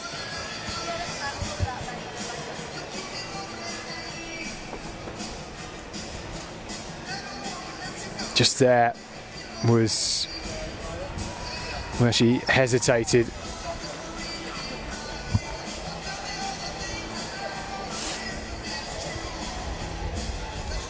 That was Esme Pounder.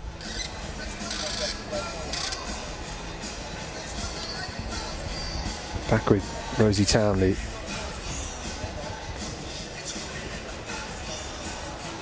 Some more action coming your way on the field. Next up, the under-17 men's triple jump. Quite direct, really.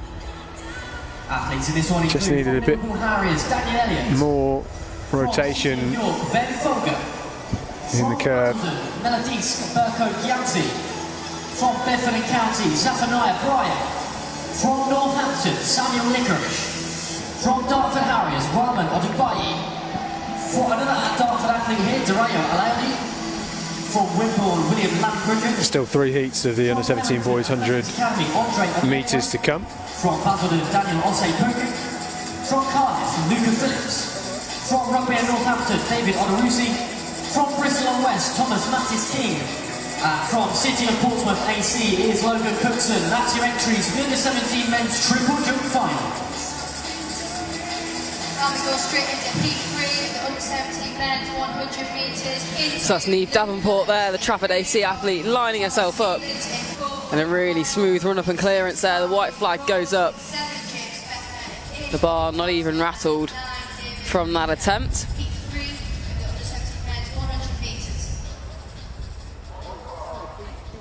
But we are continuing with the track action, and the 100 metres heat 3 is lining up now. So the lineup for this: in lane 2, Luca Phillips; in 3, Thomas Stevens; Ojayi Okoro in 4; in 6 is Barnaby Rhodes; in 7, James Becker; in 8, Ollie Johnson; and in 9, David Bergela.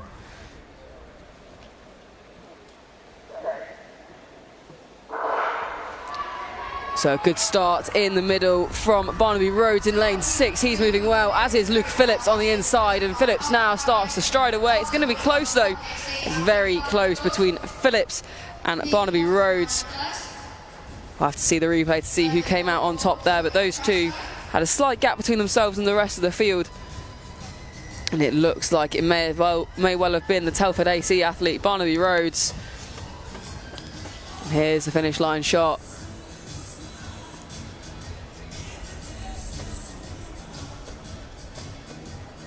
Yeah, Barnaby Rhodes managed to hold on.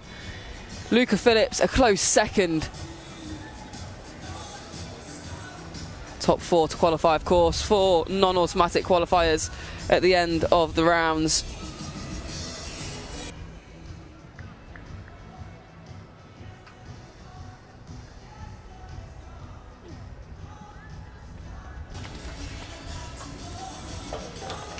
Hannah Payne, City of Norwich, with a good attempt. Unfortunately, just coming down a little bit on the bar there.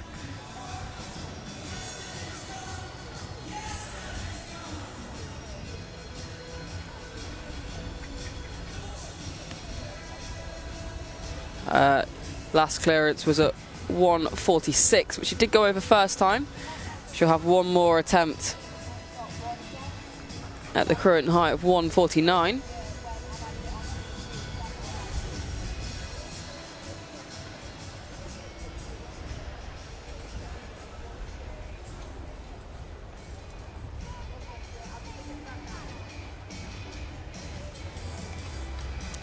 Celebrations there for Rosie Townley, the Chelmsford athlete, as she goes clear. She'll now progress on to the next height. With Caitlin Bell lining up now.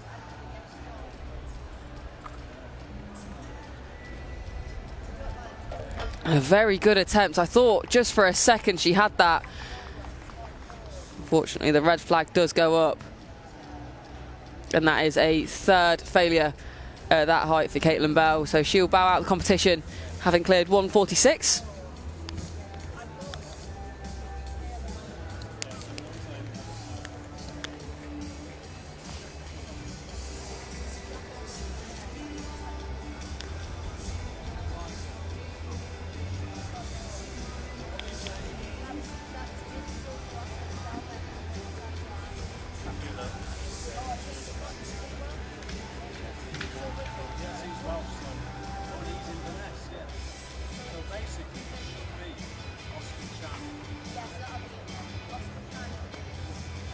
A very smooth approach from Hannah Payne. She gives the bar a slight rattle, but the white flag goes up. And she'll progress on. 1:55 her personal best. So she knows she can keep going. Third time clearance of 1:49 for her.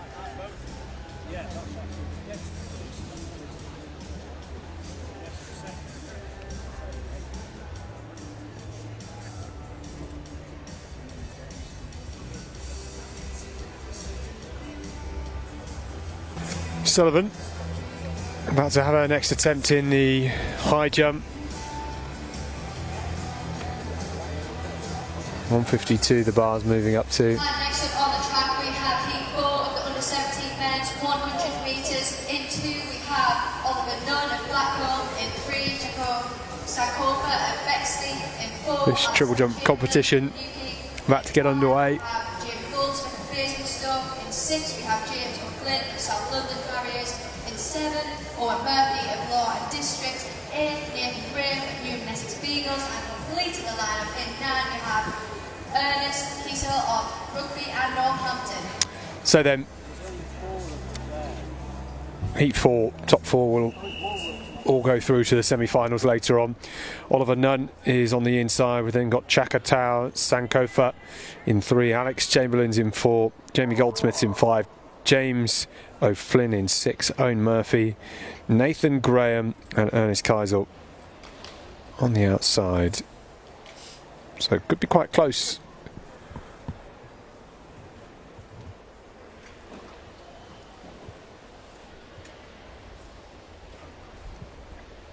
Lots of athletes with season's best and personal best in and around the same sort of time. Who can deliver when it really matters in heat 4 here?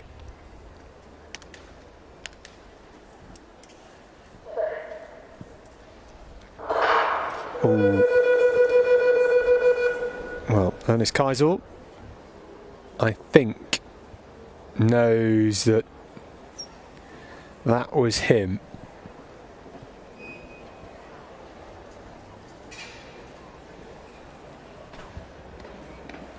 And Kiesel in lane 9 here.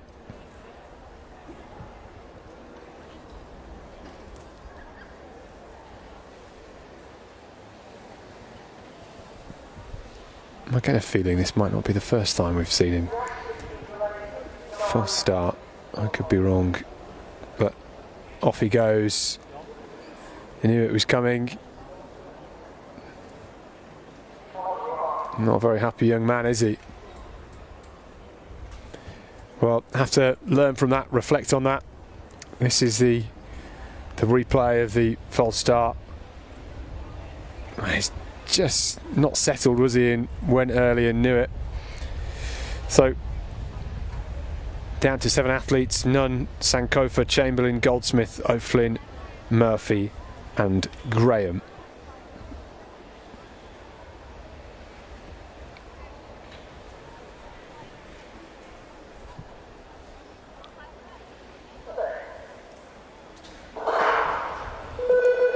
Oh, well, we're going to come back again. And just see Nunn on the inside there, looking a little frustrated.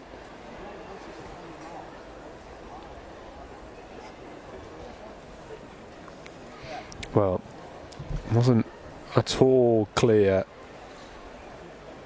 who it was that time. This is the slow-mo. Let's see if we can spot anything. I think it looked pretty even for me. Maybe a little bit of movement.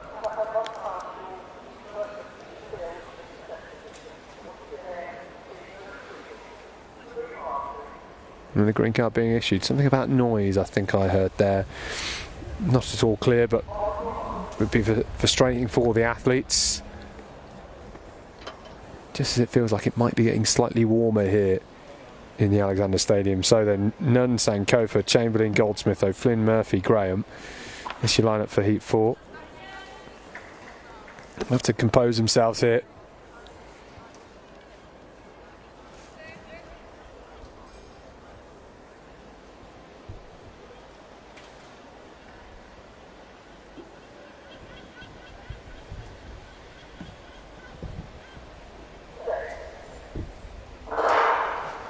Clean start this time on the inside. Nunn gets away well, and in the middle Goldsmith moving nicely now on the outside.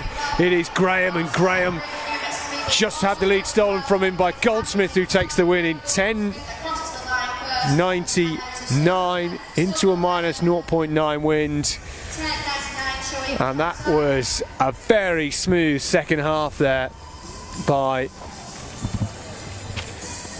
Jamie Goldsmith, and he looked really good, didn't he? I thought it was going to be Nathan Graham that was coming through to take the win, but in the end, Jamie Goldsmith, the taller figure in that yellow vest, storming through. And that result, Goldsmith 10.99 official, Nunn 10.10 seems better for him.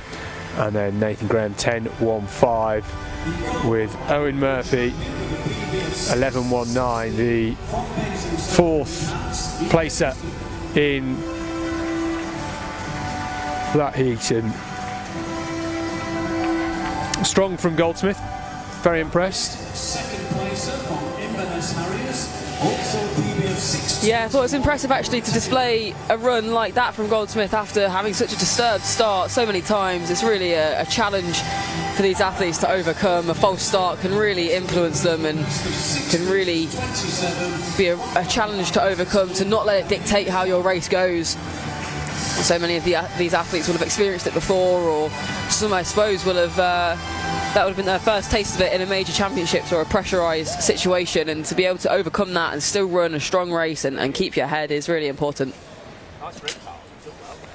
So halfway through the first round of our There's still one more heat to come in this under 17 boys heat 5 of the 100 metres. Second with 13.11 and Melchizedek Before we get to just after 2 o'clock and move into the 300 metres and the 400 as well.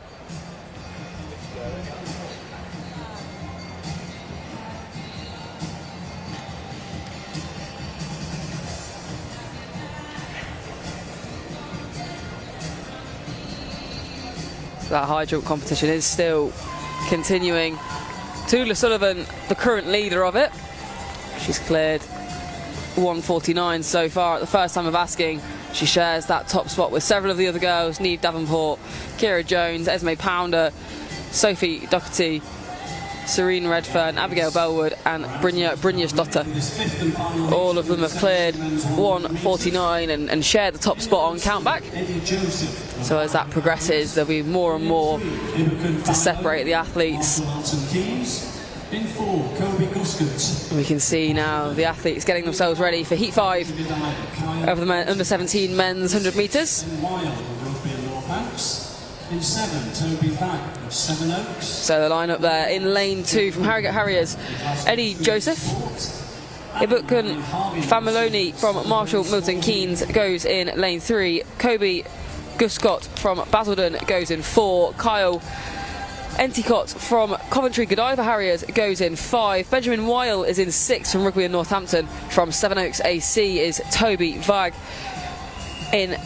he's in lane 7, sorry. In lane 8, Jonathan Hooper of Glasgow School of Sport, and from Solihull and Smallheath is Harvey Nelson.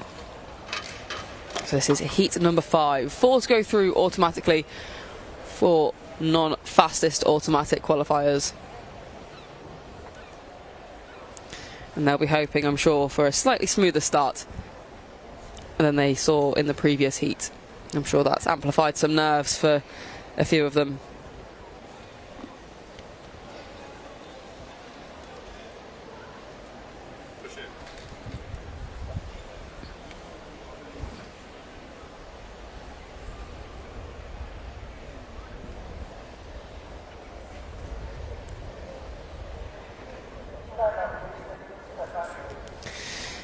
And the athletes are asked to stand up. The starter's not happy with something, a slight disturbance perhaps in the crowd, or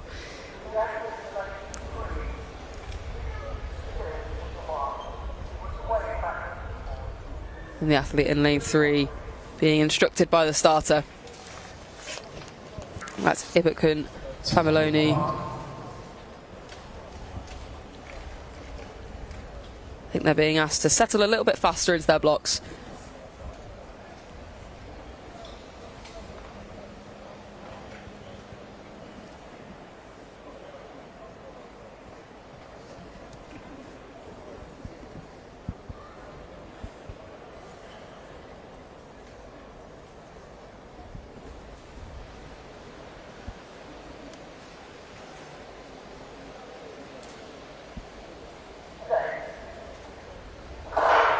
And we are underway now. No false start this time. And a very strong start from Ibukun Familoni. Even after that slight disruption, he starts to move away. But on the outside, Harvey Nelson from Solihull comes through. He's going to take the win. Harvey Nelson of Solihull and Smallheath AC comes through very strongly in the second half. 10.91 his personal best. 10.98 unofficially today. So he's not far away from that. That's something he's going to want to close in on in the next few rounds, and hopefully in the final he'll want to hammer that down. Past 4, not 10 minutes past 5. If you're in any doubt, please check roster. The timetable on there is correct. So under 17 goes triple jump. Your event starts at 10 past 4.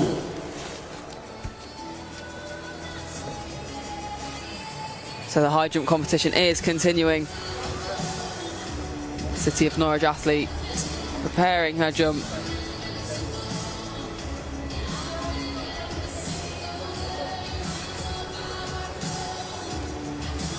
And we now have the medal ceremony for the under-17 men's discus. That's Hannah Payne. Unfortunately not quite going clear on this attempt. Almost coming down on top of the bar once again. We saw that a little bit earlier on at a previous height. 4 centimetres from Peterborough, the Nene Valley, Lawson, Kent.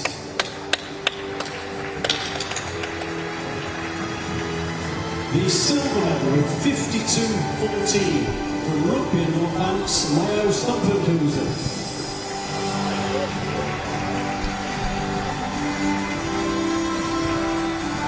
The gold medal, an England champion with 52 metres 92 from the Ayton district, Owen Garrett.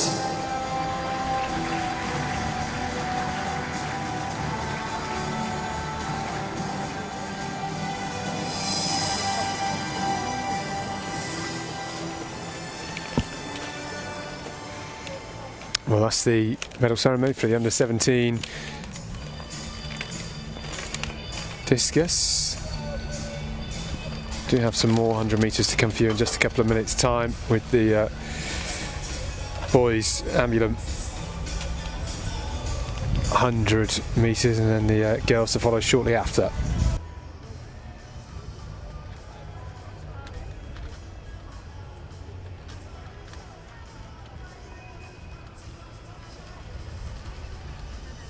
I don't know if you heard me, I'm constantly with Paralympic 30 need time.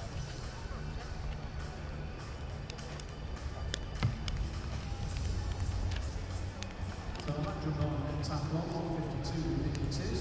Many athletes clear 149.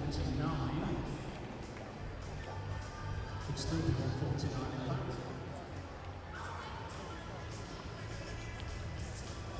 So our senior women's heptathlon shot put set to start in the next couple of minutes on the infield at the top of the home straight. I can tell you, Katarina Johnson-Thompson is not over there, so it appears that she's retired from the competition following her hurdles and her high jump. Wish her the best of luck in Paris next week.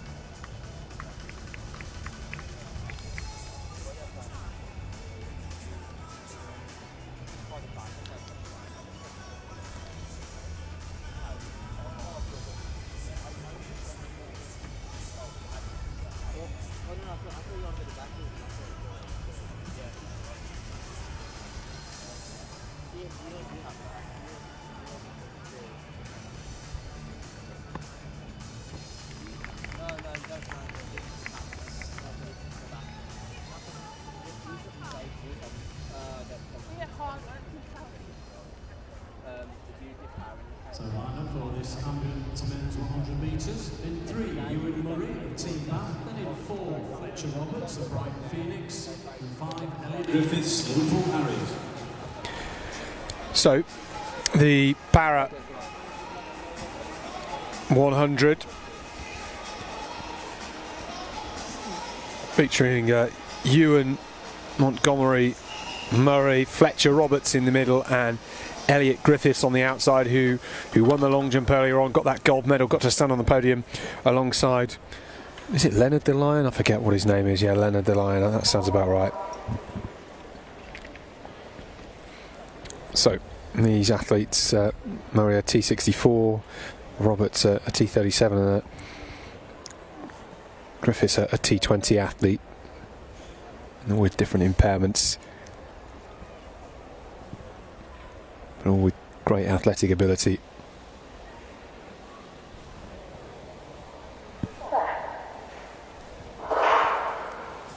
Clean start, really strong start from Griffiths on the outside, and Murray now beginning to motor and will try and close him down, but this is strong from Griffiths, who's going to pull away and take the win here in 12.24 seconds. My goodness, into a minus 1.1 metre per second win. That is a huge personal best for Elliot Griffiths. Fletcher Roberts coming through the line now. I don't think he's going to be far off his, and if Fletcher Roberts does get another personal best, that's going to be 3 in 3 events this weekend, which will be great to see. It was a tough evening for him yesterday running that 1500 on his own, but he stayed true and ran strongly, and Griffiths looked really, really good there in the yellow vest of the Liverpool Harriers. And Ewan Murray strong, and it was 12.23, the time just rounded down ever so slightly for Elliot Griffiths. Manchester holds third with 1,758. The heptathlon high jump still carrying on. Who has 1,756. Ian Robinson is in 5th at Millfield School. Well, it was Ewan Murray, a personal best 12:58 with a tailwind. Those two will go much quicker. Top 6 at the moment, but the leader, And Lauren Evans of Cardiff, has left. Fletcher Roberts, 17.33 seconds. It's a personal best for him as well. It's a hat-trick of PBs, 3 PBs in that race. That's exactly what we want to see. Congratulations to those 3 athletes. So one more 100 metre to come, and that's in the girls power event. Well, a hat-trick of PBs in the race, and a hat-trick, of course, for Fletcher Roberts. It doesn't get much better than that, does it?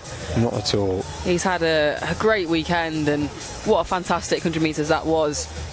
Really impressive. Some, huge running in that. But it's the turn of the women for this parahambulant 100 metres up next. We've got 4 athletes going in this race. We can see them setting up their blocks now as the field action does continue.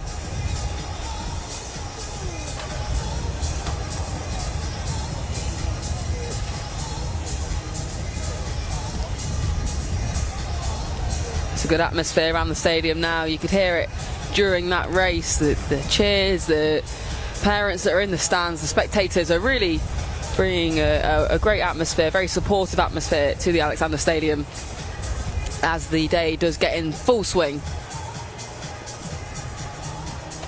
The crowd, especially down this home straight, is really strong today, which is just superb for the athletes to have here.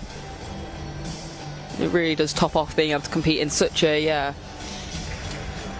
inspiring venue after the Commonwealth Games just a couple of years ago. So many of the athletes here will remember that and will have been inspired by that, as I'm sure many of the athletes last weekend were, and those last weekend as well by the London Olympics back in 2012, and of course Paris getting underway today. GB, I think, already having some medal success as well, which is brilliant. The triple jump for the under-17 men in the bottom right corner of your screen is into the second round. That competition now being led by Ben Folger. 13 metres 60, the City of York athlete got in that second round. He's just ahead of Melchizedek Barko Giamfi of the Basildon Club.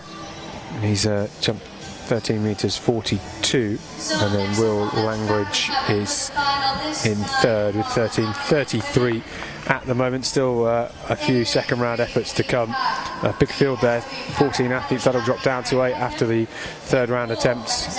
And the last jumper there was Andre Onyekwe, who got a medal in the high jump yesterday evening. So busy 24 hours or so for him in this championships. So the top left of your screen then, the lineup is there for the para 100 metre women. So Amira Peckham from DSW Para Academy goes in lane 3. Elizabeth Dodds is in lane 4 from Shrewsbury AC. From Retford is Savannah Marshall in lane 5, and in lane 6 is Cara Murphy from Lauren District AAC. So they are the athletes that line up in this 100 metres, which is the last of the 100 metre action that we'll see for a little while.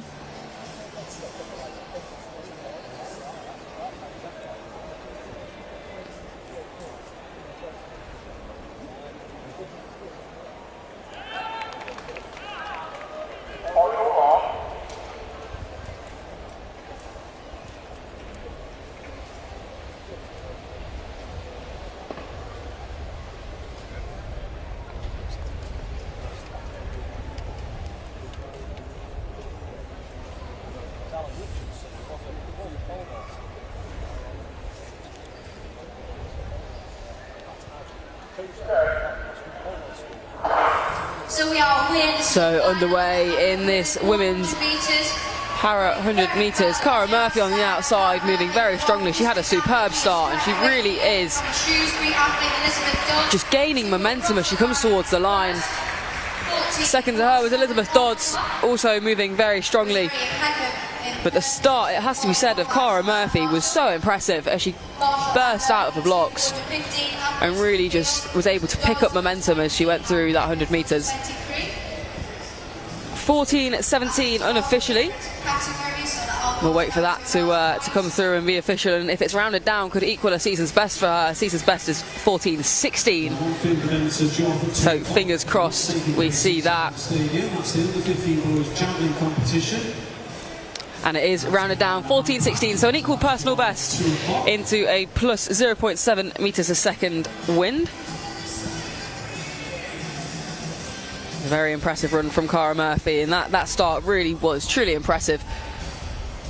I'm here today with Alan Richardson. 8 minutes until the next race, which is the under 15 girls 300 metre heats. That high jump for the heptathlon still continuing, and here is Redfern the sail harrier.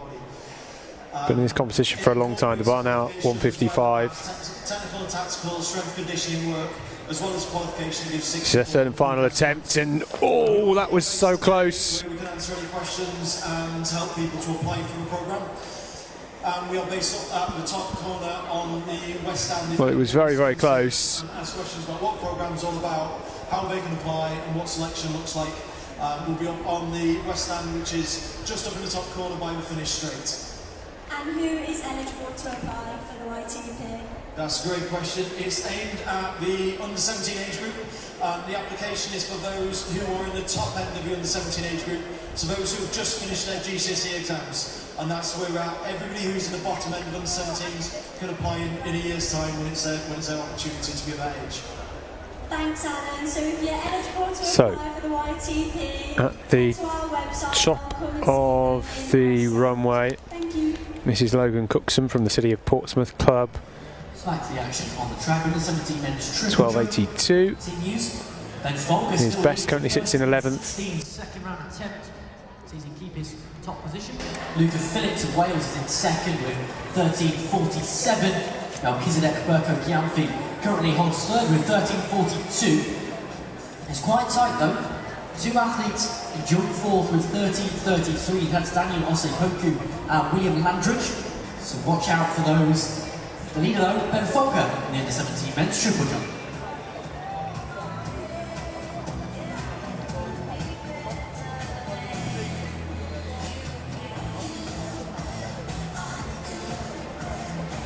Tallulah Sullivan. We have another presentation, this time for the under 17 men's pole vault. That's a foul. The bar now 158 in this high jump. And John Sullivan is representing Crawley AC with the best jump of 4 meters 20. Brianna Broussard. And your gold medalist, 2024 England Athletics champion, representing Enfield Harrogate with the best jump of 4 meters 40. Harry Casey. And there are your 2024 England Athletic medals.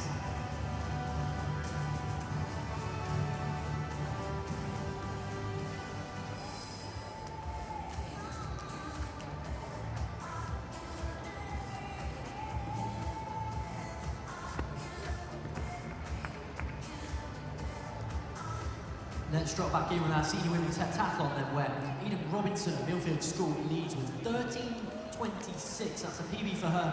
Anna McCauley there in second, a City of Sheffield and Durham athlete with 11.15, which is the same distance thrown by Elise Wright Francis, who's also in second. Sarah Harris, Manchester, Nia Rutter. Well, there's the official results of that 100 metre para final. PB, PB, PB, they all ran their fastest ever. Elliot Griffiths taking the win, and Ewan Murray and Fletcher Roberts will get a silver and bronze.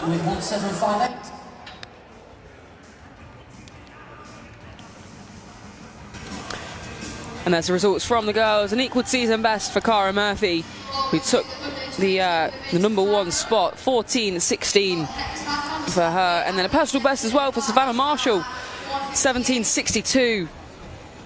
So a big day for her here at the Alexander Stadiums, and huge successes and lots of PBs being rewritten.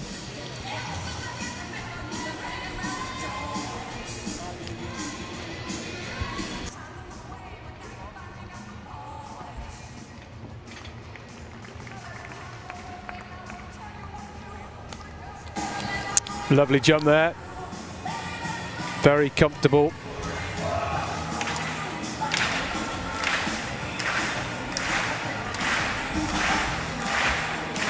That was Zion Ateba, University of Birmingham and Chelmsford, AC.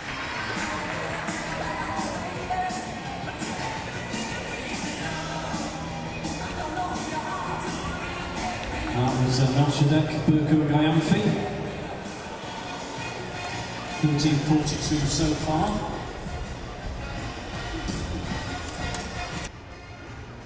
Improvement there to 13:56, goes into second place. In the meantime, it's the heats of the under 15 girls 300 metres.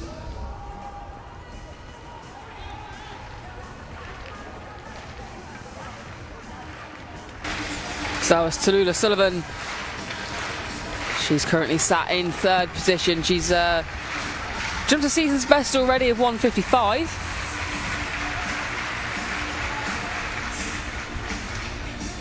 Her two previous failures at 1:58. So the lineup for this first heat of three. Millie Rhodes is in lane 2 from Spenborough. Then Isla Brasnett or Shasta Barnett in 4. From Brentwood Beagles, Stephanie Smith. Then in 5, Grace Bomber, Liverpool Harriers. 6, Amber Hamilton Martin of Bracknell. In 7, Mary Taylor, Rugby and Northants. In 8, Ava Bolton, Coventry Godiva. And in 9, Lana Watkins, Canakin Staffs.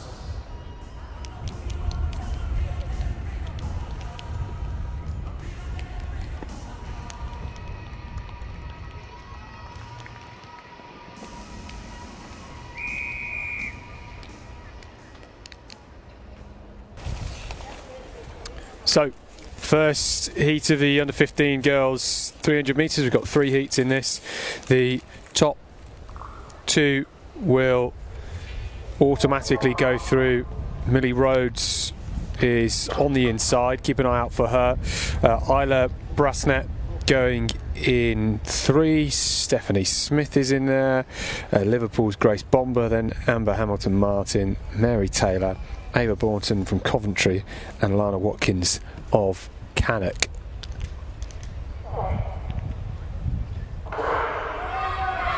Clean start, and away they go. Strong start from Taylor already, heading past Bourton and Watkins, and on the inside this is strong from Spenborough's Rhodes.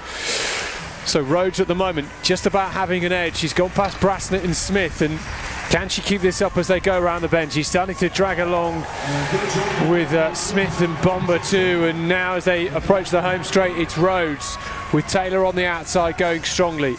These two way clear of the rest of the field and in those automatic spots at the moment. So Taylor just having an edge and will come through to take the win. 39.77. She can't quite believe it.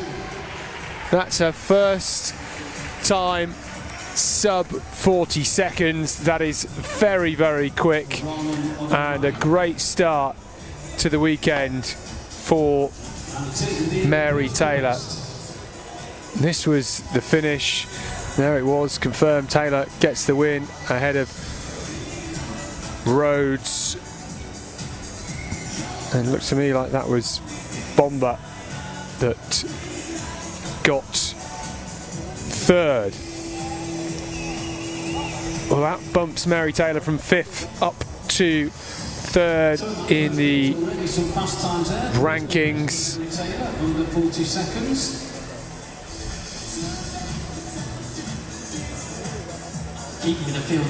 Well, very quick. Rhodes 40.02, and Rhodes on the inside getting a personal best as well. Bomber 41.51, just outside her lifetime best. So what a great start to the 300 metres here. We will have the final for that event in just over 3.5 hours time, 5:30. That kicks off later this evening, so we will see these athletes later on. Yeah, really not a long interval between the races for them at all. So they'll do a short cool down, I should think. Really nice, gentle, low intensity. And then take a couple of hours to really chill out, relax, not move around too much, keep nice and warm. before going through the motions again of warming up and getting ready, priming themselves for that final.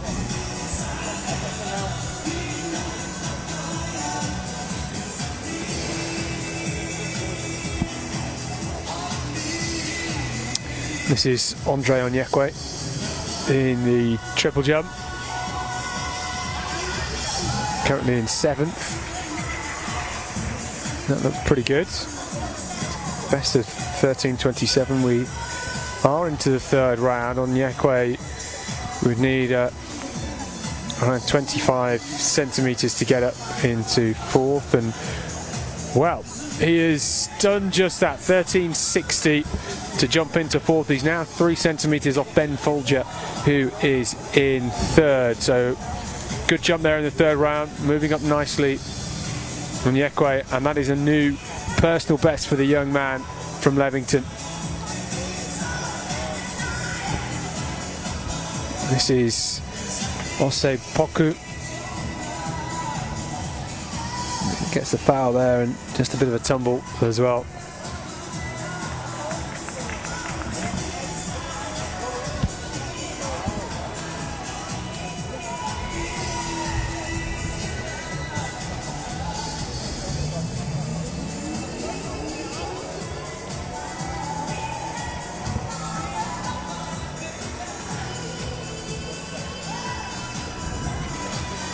So Sophie Doherty,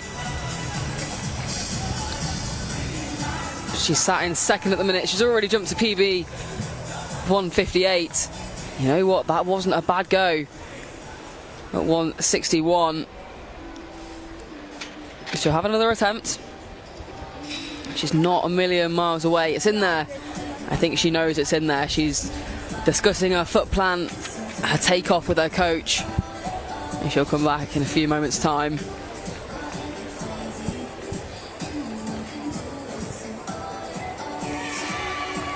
Esme Pounder now going clear. Big cheers there as the white flag went up. She's our current event leader. She's the only one clear at 161. And that's personal best for her. She went clear at the 3rd time of asking for 158 and the 1st time for this. So some adrenaline, I think, helping her out. It's a very impressive feat for field eventers and multi-eventers to be able to do that, to be able to get their head back into it and go clear at the 1st time of asking after being almost out of the competition. And the lineup now on the top left of your screen for the next 300 metre heat. Ariana Nagari goes in lane 2 from Bolton United Harriers. Cara Bryan in lane 3 from Blackheath and Bromley. From Shaftesbury Barnet Harriers is Holly Ryan in lane 4. Beth Manson goes in lane 5 from West Cheshire AC, and from South Devon AC is Isla Perry in lane 6. Georgia March goes in lane 7 from Barnet and District AC, and Francesca Wheel goes in lane 8. Then in 5, Beth Manson of West Cheshire. In 6, from South Devon, Isla Perry. In lane 7, Georgia March of Barnet and District. And in lane 8, Francesca Wheel, Guildford and Godalming.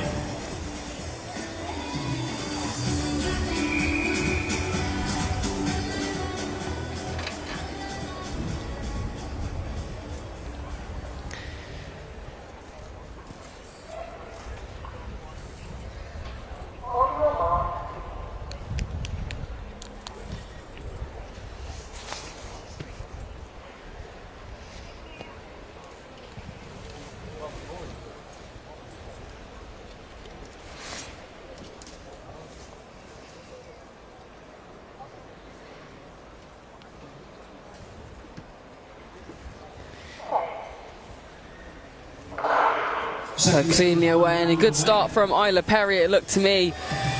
She moves well, but now on the inside of her, Holly Ryan looking as though she's moving very nicely. And on the outside in lane 7, Georgia March from Barnet and District having a very good opening 150 metres, and now she starts to move forward. She undoes a stagger between herself and Francesca Wheel on her outside, and Georgia March now out and clear on her own. She won't be able to see the inside of her as she comes around the bend. She won't know how close they are, but Georgia March leads us. And it is lane 5, Beth Manson of West Cheshire that she has for company. But it is still Georgia March. March is going to hold on for this. She's fighting for the line. Georgia March comes across. Then Holly Ryan. in second, and it is the top 2 to automatically qualify. 2 fastest non-automatic qualifiers go through as well. We saw March last night obviously take the gold medal in the 800 and stepping down to the 300 here. A really great distance for 800 specialists, just training that speed, and 40.2 is very, very quick. Exactly what she would have wanted. Come here, get the job done. We'll see her again in the final. Yeah, absolutely, and it's maybe taking some inspiration from some of the 800 metre athletes that we've seen this season. Of course, the 815 double has been less popular this time around at the major championships, and more the 800, 400 and the 15 5k, so maybe taking some inspiration from Keeley, who dropped down to the 400 at the British champs, or the UK champs, just a few weeks ago, and is of course in Paris now. It was Georgia March winning the 1500 last night, not the 800. So many events, I'm losing track of what's happening. Well, she's a young athlete of many, many talents.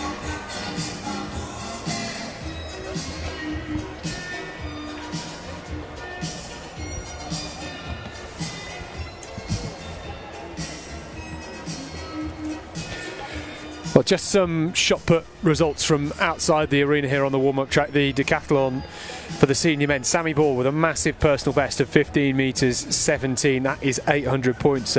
Jamie Schluter was second, 14.26, and Harry Kendall, the season's best for him, to throw 14 metres and 2. That's 730 points for him. So, as it stands, after those 3 events, it is Sammy Ball leading the senior men's decathlon from Jamie Schluter, and then Harry Kendall around 106 points back from Sammy Ball. Sammy Ball on course for a big score here early on. Bronze medals. That's your update from the U17 men's triple jump, which is at the conclusion of the 3rd round.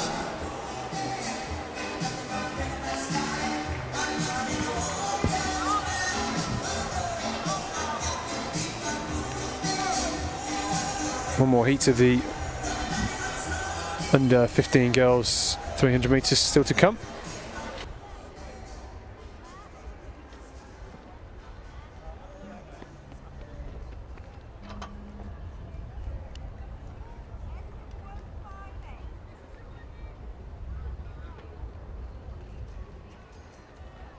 And a massive sing. So senior women's heptathlon shot put comes to its conclusion. It is Eden Robinson who takes it with that personal best 13.26. Anna McCauley second with 12.19. Mia Rutter third, 11.59. And crucially, Lauren Voss fourth place with 11.37. Let's see what that does to the points then. Lauren Evans moves up to 2,450. She keeps her lead. Laura Voss will stay in second with 2,000. Start this for heat 3 of the under 15 girls 300 metres. Maya Jennings will go on the inside. She's a 52.8 athlete at her best. Then we've got Jess Mann, then Betsy Agbula, Imogen Nation, Sophie Tran, who goes in lane 6.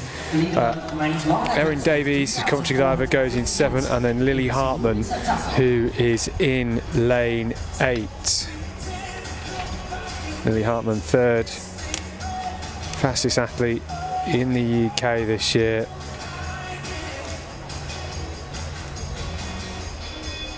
She's the English schools champion, Lily Hartman, and 40.10 on this track just a couple of weeks ago. So she is in great form.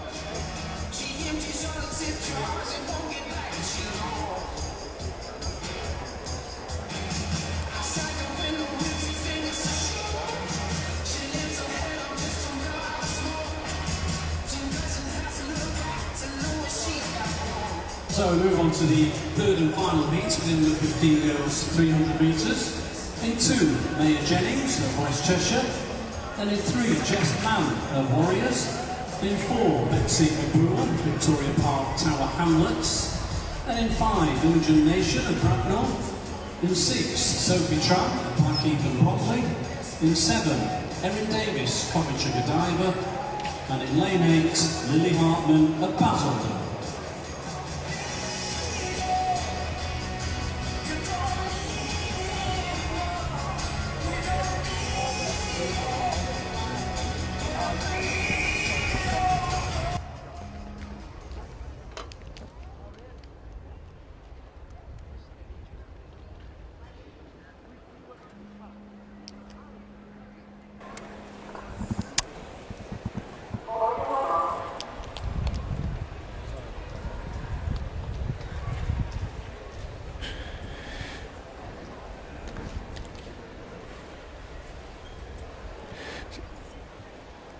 So Jennings, Mann, Agbula, Nation, Tran, Davies and Hartman.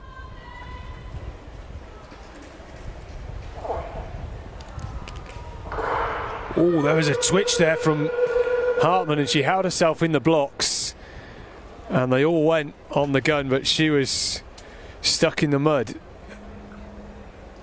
Well, I'm interested to know what they're going to do here, because she is probably the favourite for this competition.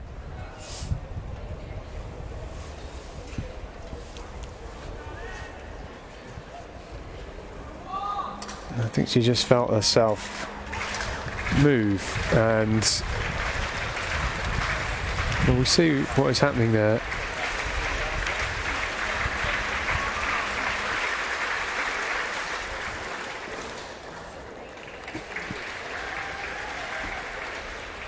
Hartman is turned around to try and see what's happening, and the officials are just having a word with our starter, a little bit out of picture. But tough for Lily Hartman.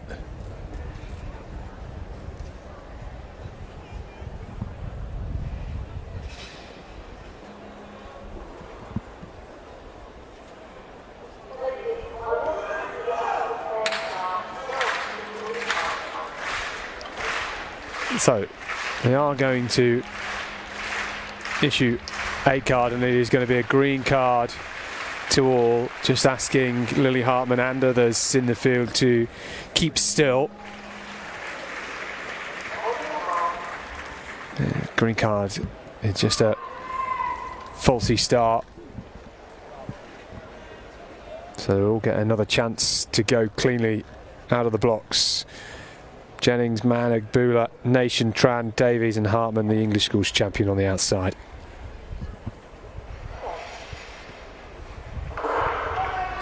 Away this time, and Hartman gets off to an absolute blinder down the backstretch. Tran is going nicely from lane 6 at the moment and will fancy that second automatic qualifying spot, and she has closed the gap ever so slightly on Hartman outside of her, and Agbula is running strongly as well in lane 4 at the moment. So Hartman looking composed. Jennings is there on the inside as well, and Mann too, who is looking really strong. And as they come into the home straight, it's Hartman who leads. Agbula pushing on and trying to challenge here, but through the middle here comes Nation. Can she close the gap on Agbula? It's Hartman on the outside for Basildon. She's going to take the win in heat 3 here. 40.68. Agbula gets second and just held off Imogen Nation. And those 3 athletes, certainly the first 2, Hartman and Agbula, will be in the final later on, and it's going to be really interesting. Can Georgia March, who won that second heat, challenge Lily Hartman? It's going to be speed versus strength. Despite that faulty start initially, Hartman looked much more composed and very relaxed. She can get out a lot quicker than that, and Sophie Tran was somebody in that race that did get off very quickly. It's in the second with 882, just 3 points ahead of Eve Davenport, who's in third with 879. Esme Pounders in fourth with 835, and Brynja Brillius-Dottir is in fifth with 813 points. So it was Hartman, 60 points, 40.67 the winning time. And we're just waiting for that official result from Betsy Agbula. I think she wouldn't have been too far off her best. She wasn't. It was 41.13, just outside 41 seconds. So those are the top 2 athletes that will go through. And I think we're going to see Isla Perry and Grace Bomber. No, Grace Bomber has just been run out of those 2 time qualifying spots. It's gone to the Bracknell athlete Imogen Nation in that 3rd and final heat. So she ran 41.49, which was just enough to sneak in there alongside Isla Perry and ahead of Grace Bomber. And we will see those athletes in the final later on. Big jump there from Andre Onyekwe. Gets the white flag in that triple jump competition. He is in 5th after that personal best jump in round 3. Is this going to be any improvement?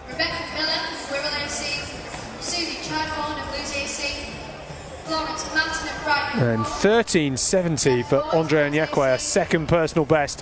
He is back up into fourth and only 9 centimetres now off that bronze.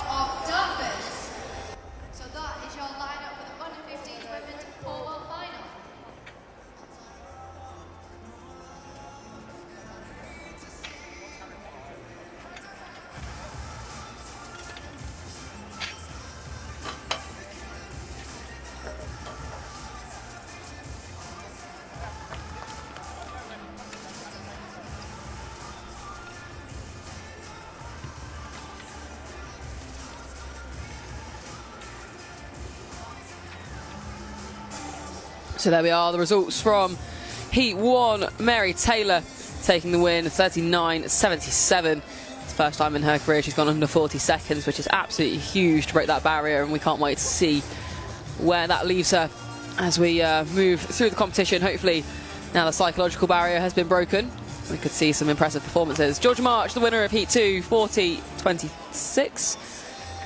Very impressive to see the 1500 metre specialist dropping down in such dominant fashion. Holly Ryan, 40.41, and Isla Perry, 40.71. And Heat 3, to round off the last of those 300 metres, Lily Hartman took the win. We spoke about her quite a bit. A slightly faulty start, we think, maybe triggered by her 40.67, the official time. Agbula, 41.13. And Nation 41.49. So they are your results from that set of 300 metres. We move on now to the under 15 men. 6 heats there are for these 300s. So we're sticking with the 300 metre action, the long sprints for a while. And they are lining up now. So your lineup for this one from White Moss AAC in lane 2 is Austin Cleland. Cruz Francis from Saffron AC goes in 3. In 4 is Will Farrer from Waverley Athletics. From Notts AC, Gabrielle Ogawogu is in lane 5. In lane 6 is Archie Spicer from Lancaster and Morecambe AC. William Castle from Crewe and Nantwich goes in 7. Thomason Crosoa from Hercules Wimbledon is in 8. And in 9 is James Lappin from Leamington.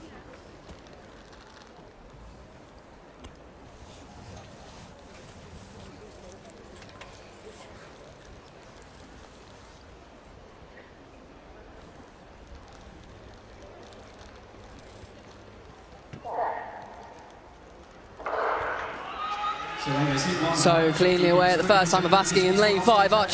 Gabrielle Ogawogu, my apologies, from Notts AC got away very strongly indeed. And the Saffron athletes, Cruz Francis, also going well in these early stages. Cruz has undone the stagger on those outside of him. Will Farrer especially has been left behind.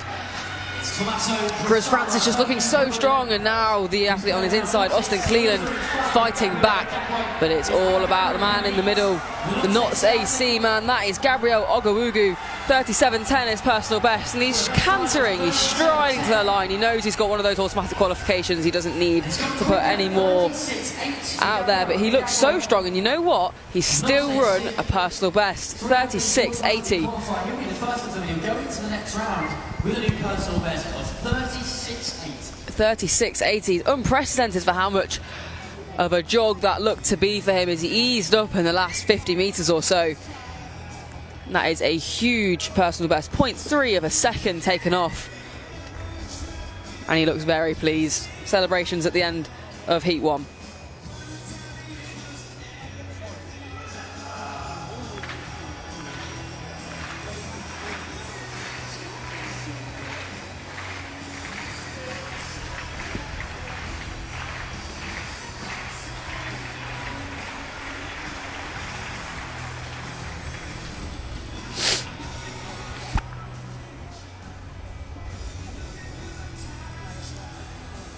So red flag raised there, unfortunately, in the triple jump.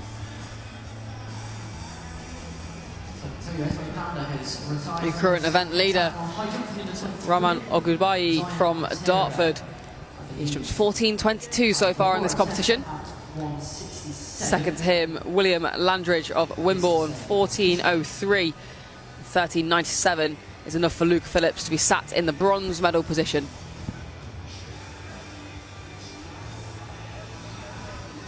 And they look as if they're heading into round 5 now.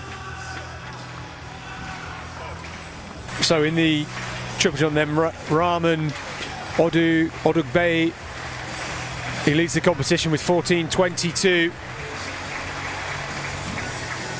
And just running through. We've got a white flag though, didn't quite like the feel of it. 14.22 was a personal best for him.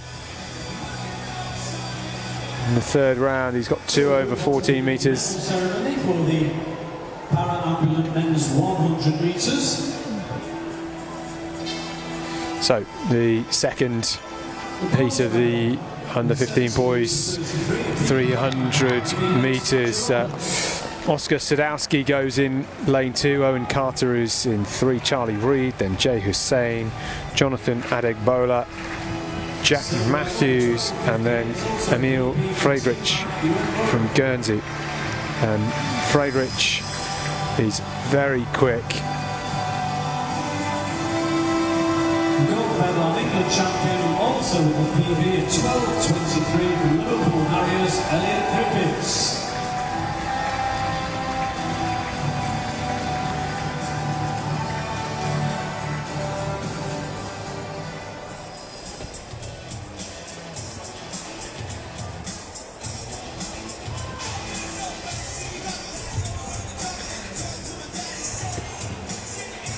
Next up on the track, we need 2 of our under 15 men's 300 metres on the inside. The black Popular event this, with 6 heats.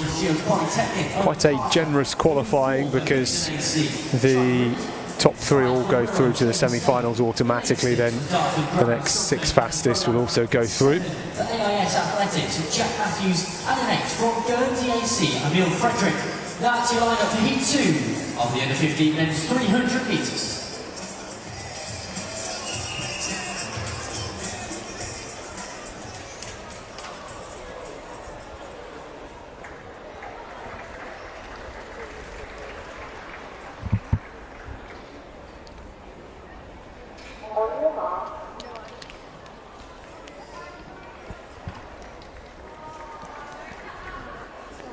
So it doesn't look like Matthews will start. So Sadowski, Carter, Reed, Hussein, Adegbola and Friedrich on the outside.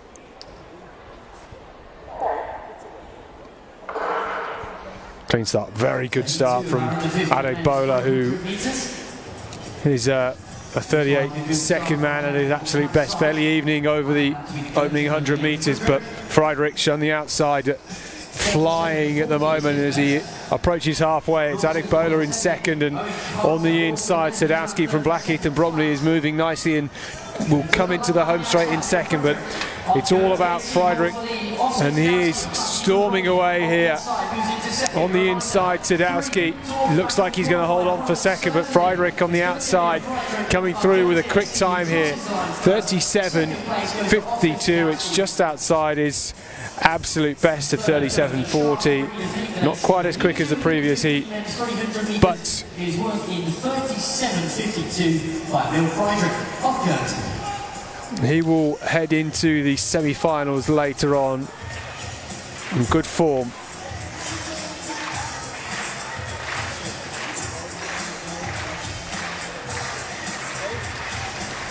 And on the back straight we have our finalists for the ambulant women's long jump, along with the 50 women's long jump final. But starting with your ambulance athletes, we have Elizabeth Dodds from Shrewsbury AC, Savannah Marshall of Retford, and Rosie Porter of Herts Phoenix. That is your lineup for the ambulant women's long jump final. Now over to the 50 women's long jump final, we have Elena Elliott, Matilda Secker lining up for her next attempt in the high jump. Leaned back a lot in the run-up, but does go clear. And that is her second attempt at 1.70 m, ticked off.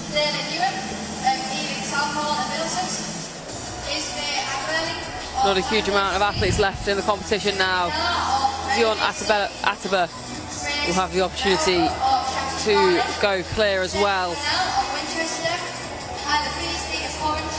Ataba second on countback to Matilda Secker. Secker entering the competition at 164.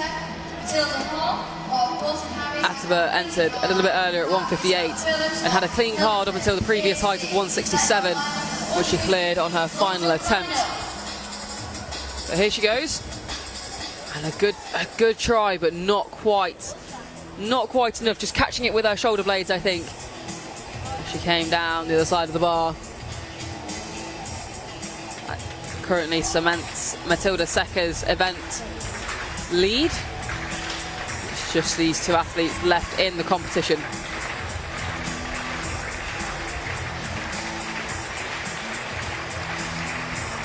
This under-20 women's high jump in the heptathlon has been superb. Bar up to 170. Matilda Secker's gone clear in the second attempt. Zion Tabor has one final chance to stay in the competition. She did that at 167.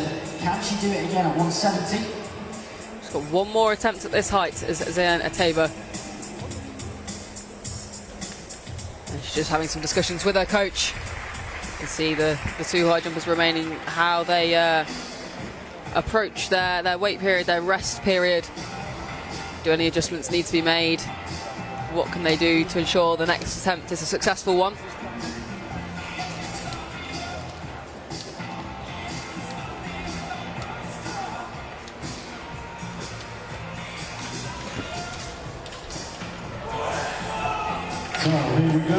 In this triple jump, it's starting to heat up.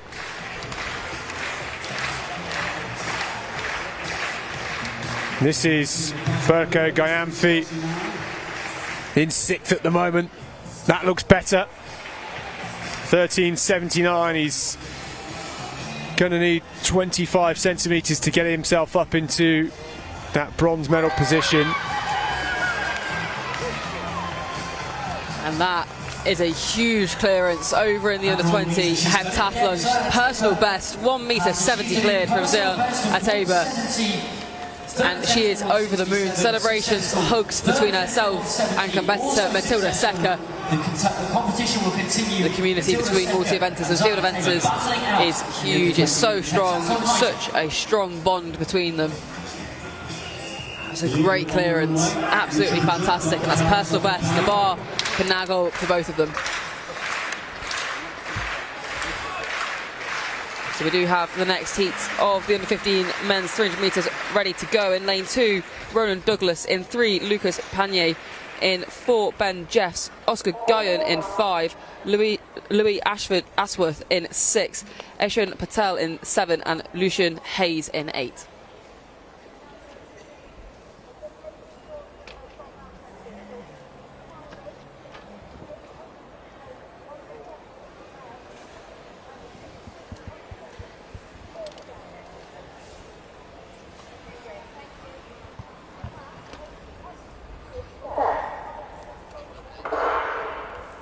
So cleanly away at the first time of asking, and it looks like a very strong start from the athlete on the inside. That's Ronan Douglas of North Shields Pyrotechnic Club, and he moves past the athlete outside him, Lucas Panier. He moves around the bottom bend now, looking very strong. Also Ben Jeffs in lane 4, the current Nantwich man, moving well, but it is now attention turns to the outside and in the outer lanes. That looks like Lewis Ashworth potentially moving so strongly as he comes down. He's not alone. Next door to him, Oscar Guyon. Tying, coming through as Aisha Patel ties up slightly, but it's Lucas Panier that's, sorry, my apologies, Ronan Douglas that comes through on the inside. A late resurgence from the early leader results in him coming through to take the first automatic qualification spot. And I believe it was Louis Ashworth in second.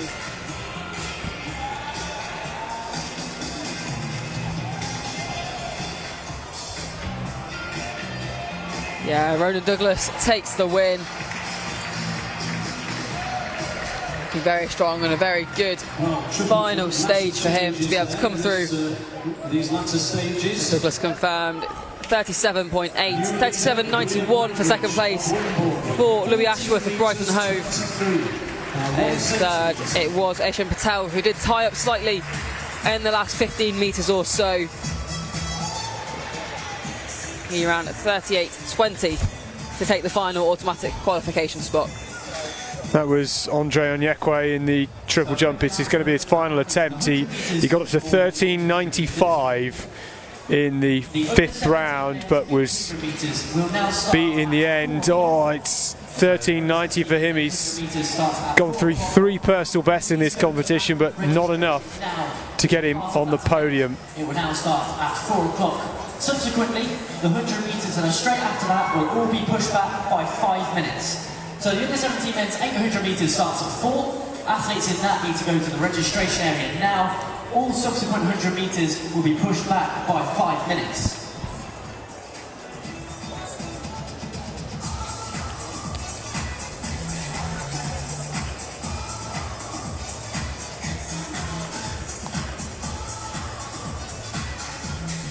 Back to the under-20 women's heptathlon high jump where 173 is being contested. Well, another good attempt by Ateba at 173, but not quite good enough. She's going to have one more alongside Matilda Secker. Just behind them, you might see some other high jumpers coming out. That's the senior men in the decathlon, and they are just going through their warm-ups at the moment.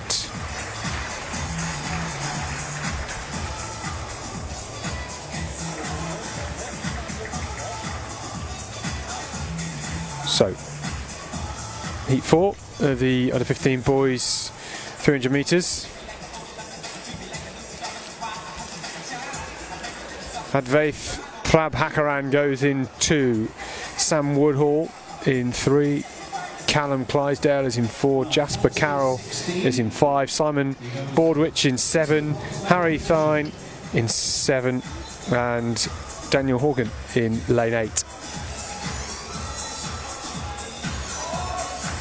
Top 3, we'll go through. Under 15 men's 300 metres heat 4 is next on the track.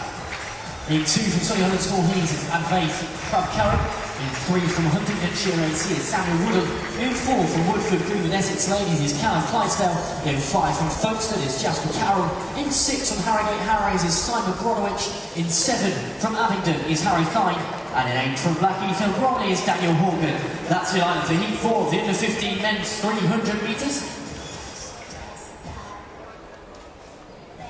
And back to the 20 women's heptathlon high jump. I can tell you Matilda Secker has gone clear at 173. It all comes down to Zion Ateba. Can she extend her personal best of 170 she set just a few minutes ago, go clear at 170. Lovely jump by Matilda Secker, 3rd time of asking over 173. Ateba, her final attempt at a personal best of 173 in the top right hand corner of your screen. Oh, that was so close. She knows it as well. She was well over it. Well, back to the track for heat 4. Under 15 boys 300 metres.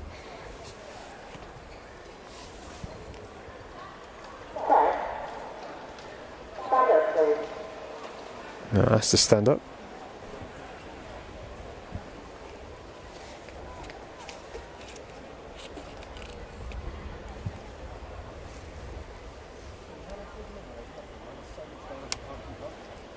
Sam Woodhall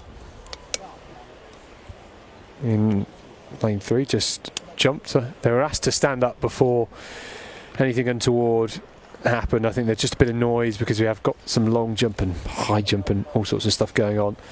So they will be called into the box again. Nobody's going to get disqualified. They're just asked to get into set quickly rather than a slow rise. It needs to be an instant rise.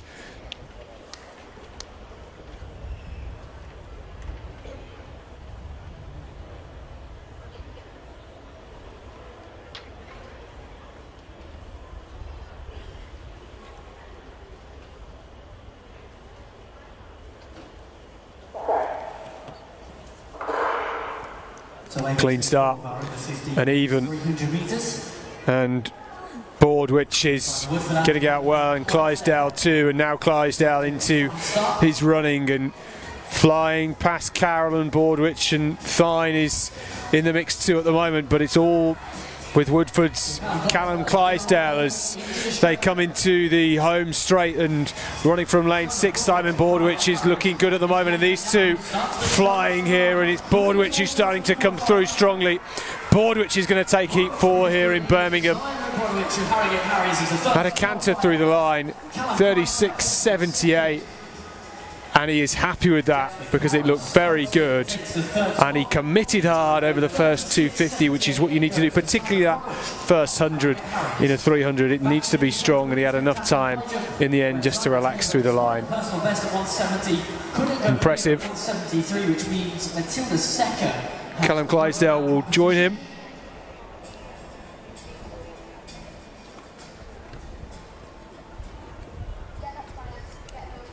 There is Boardwich.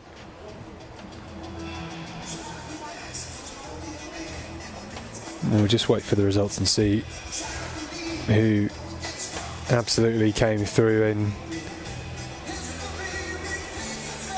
third. Still 2 more heats to come in this under 15 boys 300.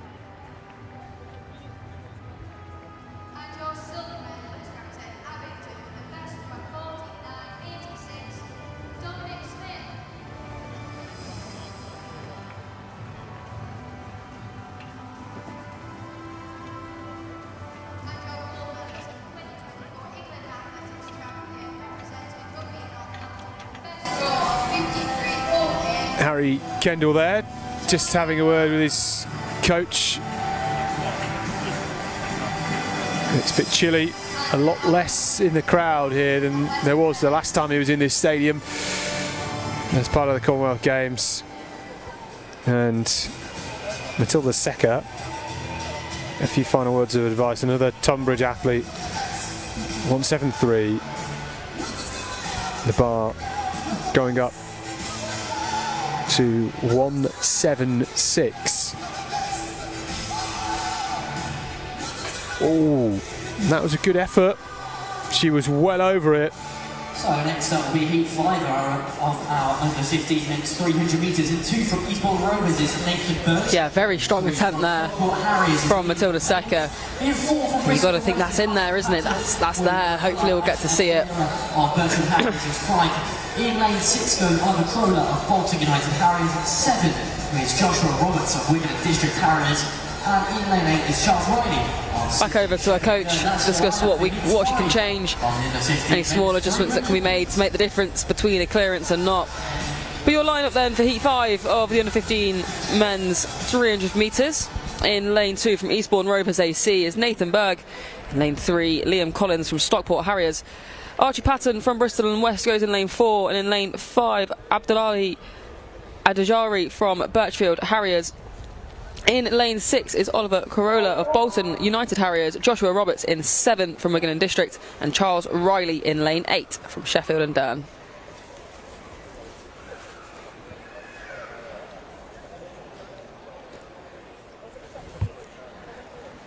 Of course, the 300 providing a stepping stone for these athletes to move up to the 400 metre distance when their age group allows them to. And a very strong start from who looked to be Oliver Corolla from Bolton United Harrier. 3 from the outside. In fact, that may have been Abdullah Ajari. I don't think Charles Riley is present as we move round the bottom bend, and it does look to me like Abdullahi Ajari of Birchwood Harriers in lane 5 is moving very strongly. But now on the inside, it is going to be Nathan Burke, the Eastbourne Rovers AC man, who's moving away so strongly from the rest of the field. He's left them in his wake. He eases off now towards the line. He knows he's got an automatic qualification, and he enjoys taking the win and enjoys taking his foot off the gas as he eased over the line. 37.72 unofficially.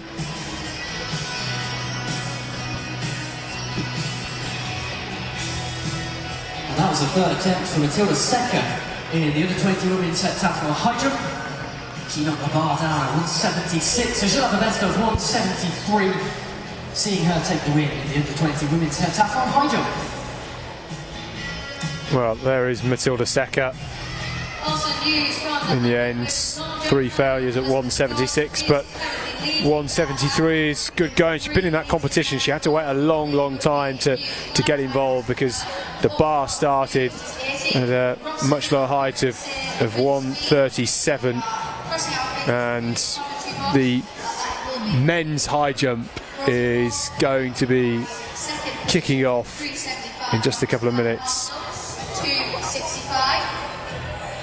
It's worth noting that these athletes may perform different categories, therefore when the medals are awarded it will be based off roster points rather than distance. So the under-15 girls long jump final is on the back straight.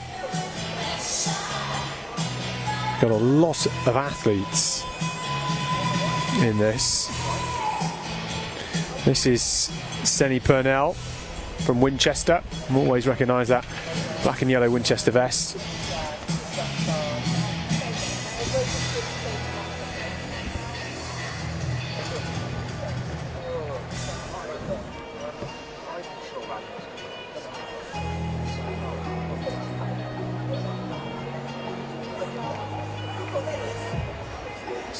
Pretty good there. Gets a white flag when she steps out the pit. Let's see what that mark comes up with already in this opening round. It's Layla Nuth with 5 meters 30 who has taken the lead. Purnell.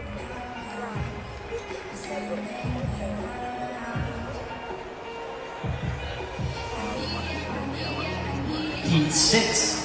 The final heat of the under-15 men's 300 metres is on the track now. And Purnell, 5:27 to jump into second straight away. That is a great opener. 3 for Nick Wellington is Finian Phillipson. In 4 is Thomas Hawley. In 5 is Liam Yates. In 6 is Jack Hitchie. In 7 is Ashley Phillipson. And in 8 is Lino Goodwin. That's the lineup for the under-15 men's 300 metres, heat 6.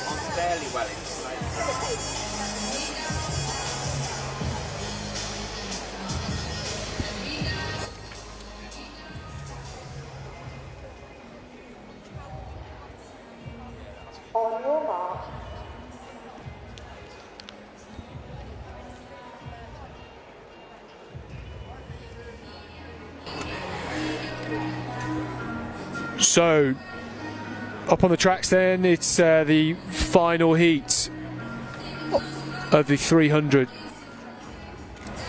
So, heat 6 of 6 in the under-15 300 metres. Well, there's a lot of music going around. They have called it back. I think maybe our DJ in the stadium just forgot to hit the pause button. But we will have a restart. There is lots going on at the moment. We've got some shot put happening as well, long jump on the back straight, high jump as well, and then pole vault too.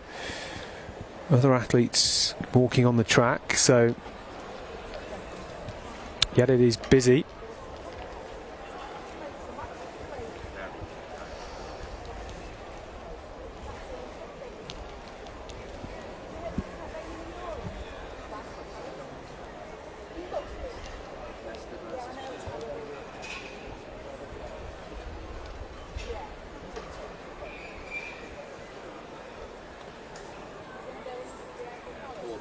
So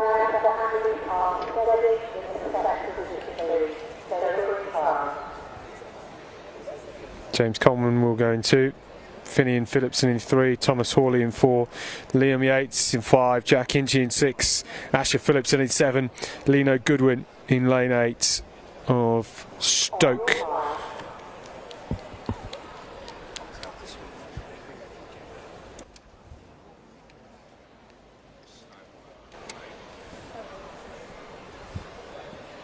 Top 3 will go through. Semi-finals to come later this evening. Heat 6 of the under-15 boys 300. Away this time. On the outside, Goodwin gets off to a great start. And on the inside, Coleman committing over this first 100 metres, and he will drag along Phillipson as well in the white vest of Lincoln Wellington, and it's all to play for in second and third at the moment, because out at the front Lino Goodwin is scorching away with this one and will have a very comfortable last 100 metres. A couple of lanes inside of him. Jack Hinchy going well, and also in there too is Phillipson, but it's going to be Goodwin that takes the win, 37.33. And Yates from Southport Waterloo coming through in second in the end. 37.33, about a second off Goodwin's very best time. You'll be able to see the confirmed results. And there it is, Orlando Goodwin took the win in 37.34. Well, looks a bit out of breath, but he's well raced, in good form, and comes here looking for a place in the final. It was Liam Yates in second, 38.24. Just what you want, really. A couple of Lincoln Wellington boys in that same heat, and this in the long jump is Matilda Hall of Bolton United. I could do with some of those arm sleeves at the moment. It's a bit chilly up here. Committed on the runway. She was well behind the board there. Gets the white flag. 16 athletes in this lineup is a really great showing. Still a couple more to come. The next one up is Isabel Phillips, who will conclude the first round of that long jump competition. It's Leila Newth with 5.30 at the top, Tina Purnell 5.27 in second, Sophia Ingham 5.27, then Isla Beasley of Coventry 5.15 her first round effort. That's the top 4 at the moment. It will unveil itself as we get through the rounds. This though is Isabella Phillips of Hillingdon. Absolute high jump. Second is Zion Tabor, who I think she's going to get a with 1,620 clean scorecard. The white flag comes up. 1,618 points. She was third. Isabella Phillips to round off the opening jump in this under 15 long jump competition. And Phillips has popped up with 5 meters 15, and she goes equal fourth with Isla Beasley of Coventry.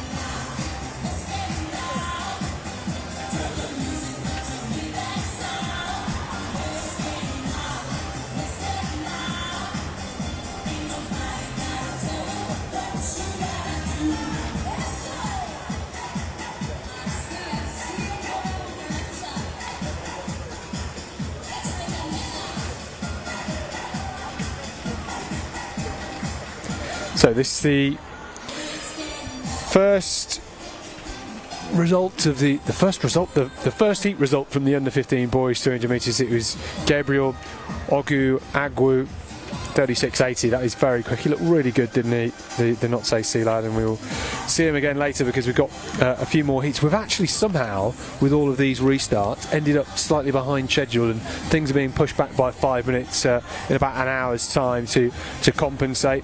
Next up though is the first of 5 300 metre heats, if we hadn't had enough already, in the under 17 girls, and I think this could be one of the races of the champs. Yeah, plenty of 300 metre action still to come. And these 300 metres in the under 17s, as you say, Scott, could be just so exciting. So definitely stick around for these. Your lineup, it will be coming up very shortly. The girls are just setting their blocks, getting themselves ready to go through the motions of the first round of their competition. So many of them will be having their sights set on the final. For a lot of these girls, the rounds are something that has to be done, has to be ticked off. But we can't afford to take too many risks just yet. No one is ever safe in these rounds. You never know what could happen. In green, we have AFC athlete Darcy Coslet. So lining up for this one then, heat 1 of the under-17 women's 300 metres. In lane 2 from Shattered Granite Harriers is Ella Buckley.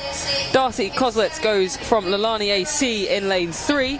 In lane 4 is Naya Haradine Cole of City of Portsmouth AC.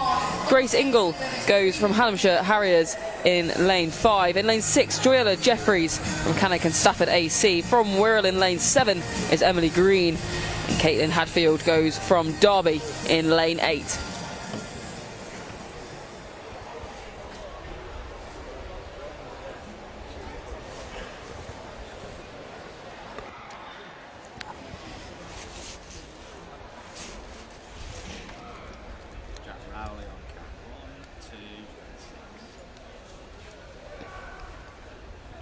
So 5 heats to come our way in this under-17 women's 300 metres.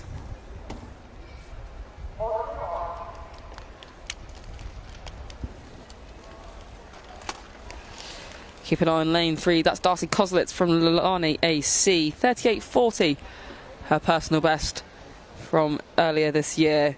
Caitlin Hadfield on the outside in lane 8 as well. 39.93. Two of the faster girls in this heat. 4 to go through automatically for non-automatic qualifiers. We're strongly away on the outside. Caitlin Hadfield had a really good start and is looking into her running already, very smooth. But on the inside, powering through now, it's Ella Buckley moving so strongly. That's Darcy Coslet, my apologies. Buckley in lane 2, Coslet in lane 3. Coslet's undone the stagger now. She's off and away, she's clear from the rest. And look at her go, the gap between herself and the rest of the field is absolutely astronomical. She powers down, quick check to her side, she knows that she's safe. She just needs to hold that lead. They can get a bit closer, she just doesn't want to play with fire too much. And she eases off now. Very easy over the line, 38.77. Caitlin Hadfield second. So 77 is not quite personal best territory, but comfortably under 39 seconds and easily in a league of her own. She's going to run so much faster than that. She was brilliant over the 400 metres at the Welsh Senior Championships last month, and she's got a lot more to give. She was winner of the England Indoor Champs over 300 indoors and just got quicker through each round. I think we might see that here. No need for her really to go that hard in the semi-finals later on, but I'm very excited about Darcy Coslet as a talent.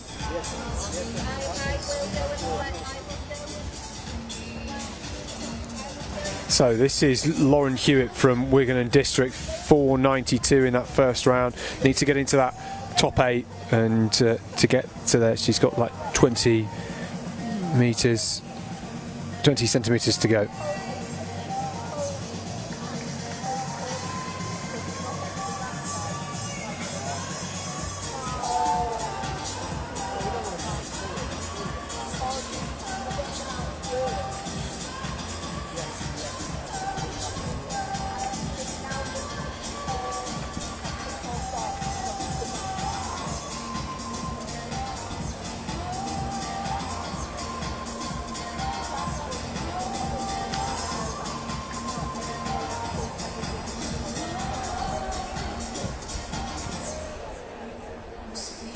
So this is Odug Bessam of the Cardiff Archers. Tiana, that looked pretty good. Going to get that white flag.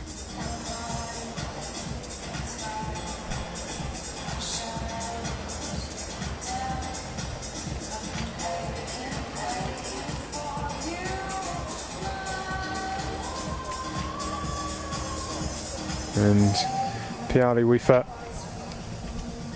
So just to confirm the results from that. No Harrier, no jump in the first round. 38.78. looking for a bit more this time.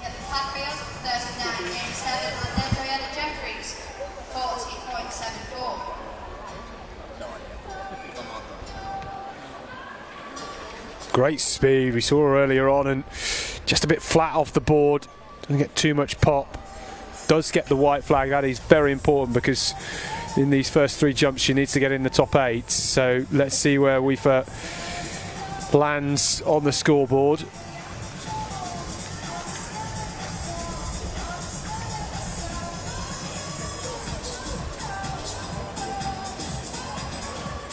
And Weaver has popped out to #1 rank in this competition, 5:39 in the second round from her. Next up though, heat 2 of the under-17 girls 300 metres, and Ava Milliken of Sheffield St Harriers will go from lane 2 on the inside. Chloe Poor of Winchester will be in 3, Maddie Kingston is in 4, Noah Chodo Kufa will go in 5, Shiloh Omatosho, who is the second fastest in the UK this year. Shiloh of Basildon goes in lane 6. She's a 38.55 athlete. She is so talented, and a bottom year under 17 as well. So we're going to see her and Darcy Costlet at these championships next year too. Anaïs Shepherd, keep an eye out for her. The Cardiff athlete goes in 7, and Laura McNair is on the outside. So lots to play for here. Shiloh Omatosho, English schools champion just a couple of weeks back, looking for another title. Finished second at the England Indoor Championships behind Darcy Costlet in this event. They will, if they make it through the rounds, see each other in the final, and that is a showdown I am very much looking forward to seeing. How quick can they go?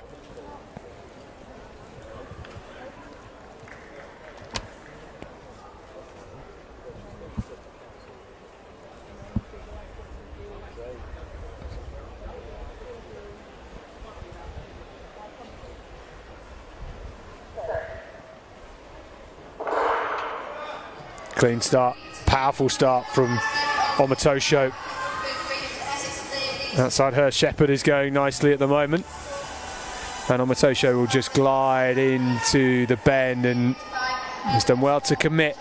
It's very much a fast but relaxed opening 100 metres from Shiloh Omatosho, and she has maintained that speed around the bend and will come into the home straight with a convincing lead here.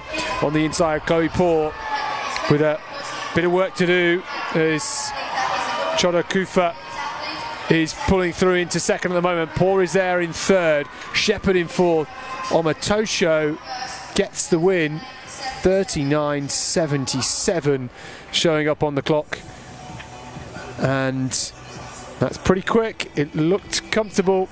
She ran it a lot more relaxed than Darcy Costlet did, who kicked on a bit in the opening 200 metres, but Omatosho, fabulous athlete, knows how to win here, and that counts for something as well. There we go with Serena Deal of Reading in the long jump. Deal just outside that top 8 at the moment, 5:04 her first round jump. Deal, and Deal gets up to 3rd with 5 metres 43. You can see in the bottom corner of your screen there, that's the shot put competition for the under-20 men. That's James Harney from East Cheshire Harriers in the circle now. He's sat currently in 13th position. 11.03 is best so far. That looks to be around a similar sort of distance. That was his first round throw, of course, 11.03. We're into the second round of this competition now, about halfway through.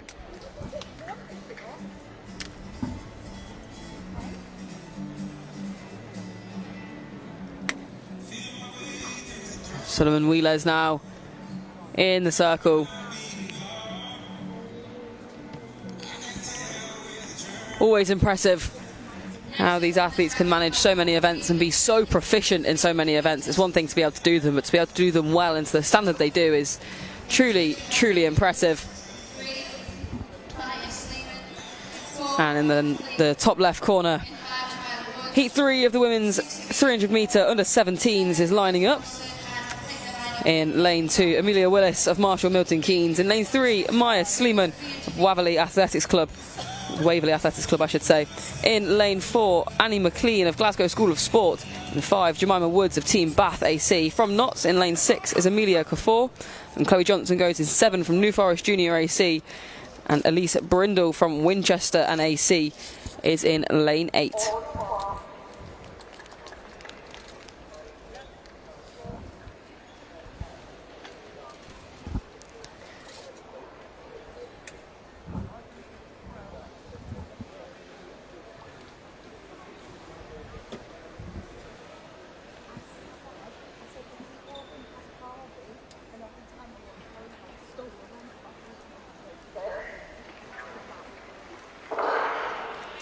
And a clean start. We've had so many false starts today.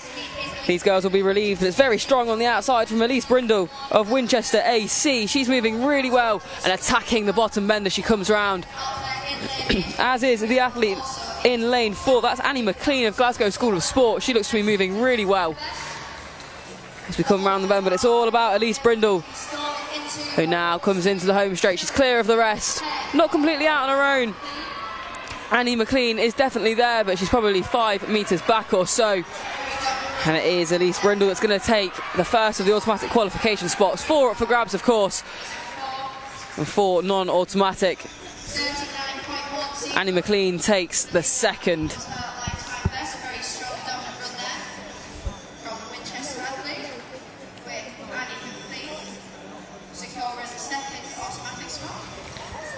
The celebrations there on the track for Elise Brindle. The Winchester athletes very happy. Another sub 40 clocking we're seeing to take them through to the final. These are very quick times for the girls.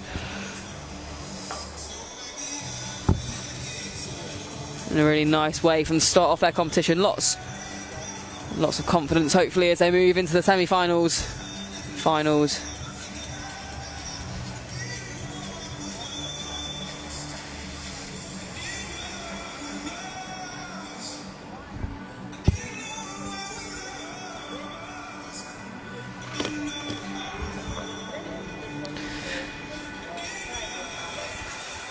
So back to the long jump competition then.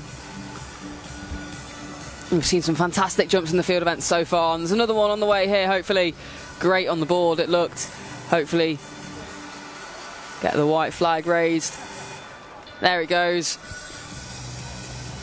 And we can see just on the multi-screen how lucky we are to have such good coverage of the field events and how we've been treated to some fantastic performances, whether it's in the heptathlon and decathlon or in the individual events from the age groupers. We've had some really, truly exciting athletics action. The under-20 heptathlon high jump, if you didn't catch that a little bit earlier on, I'd definitely go back and re-watch it. It really was exciting to see, and we are very lucky.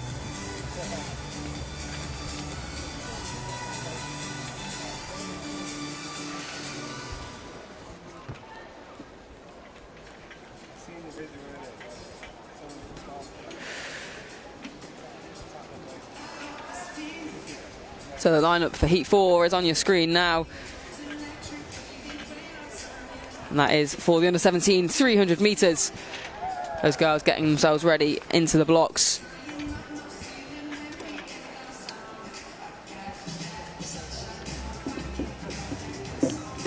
The final preparations taking place to settle the nerves and get the confidence ready for them to negotiate, see who can progress to the next round. Most of these girls, of course, will have their eyes set at least on a semi-final, I'm sure. You don't qualify for these championships without having your eyes set on something slightly higher.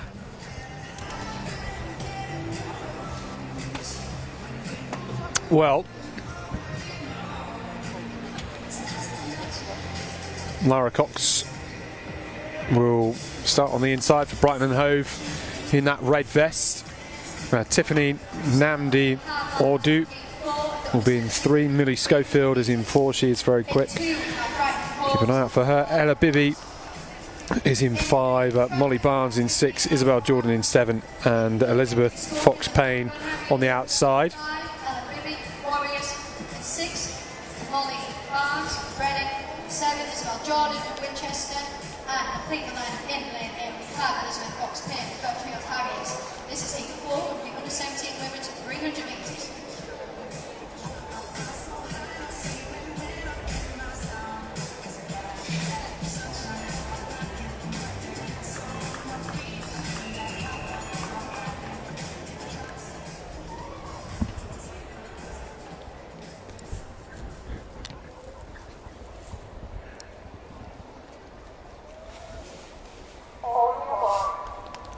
So Cox, Namdi Ordu, Schofield, Bibby, Barnes, Jordan and Fox-Payne.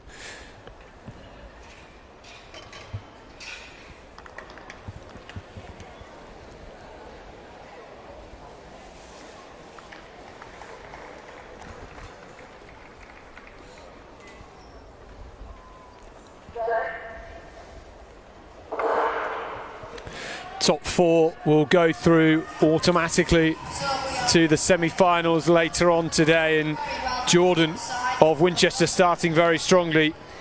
Inside her, Bibby going well at the moment, and it is just about Ella Bibby who has an edge at the moment and is starting to drag along Millie Schofield, who's moving strongly in. Namdi Ordu from lane 3 has some work to do to get near the front of this race, but coming through here is Bibby, looking very strong, and Ella Bibby is going to canter away to take the win in heat 4 here. 40.28, that looked pretty comfortable. Millie Schofield got second, and coming through at the back end of the race, Tiffany Namdi Ordu digging deep. Namdi Ordu. So if you turn your attention to our presentation area, we have the medal ceremony for the under-17 men's triple jump. Well, we'll wait for the results to come through. Medalists from the City of York setting a new PB of 14.09. Ben Folger. It says Bibby on the screen is winning that one from Namdi Ordu. 14.22. Roman Udabayi. And then coming up with Schofield getting 40.95 for second. Athletics under-17 men's triple jump champion, William Langridge.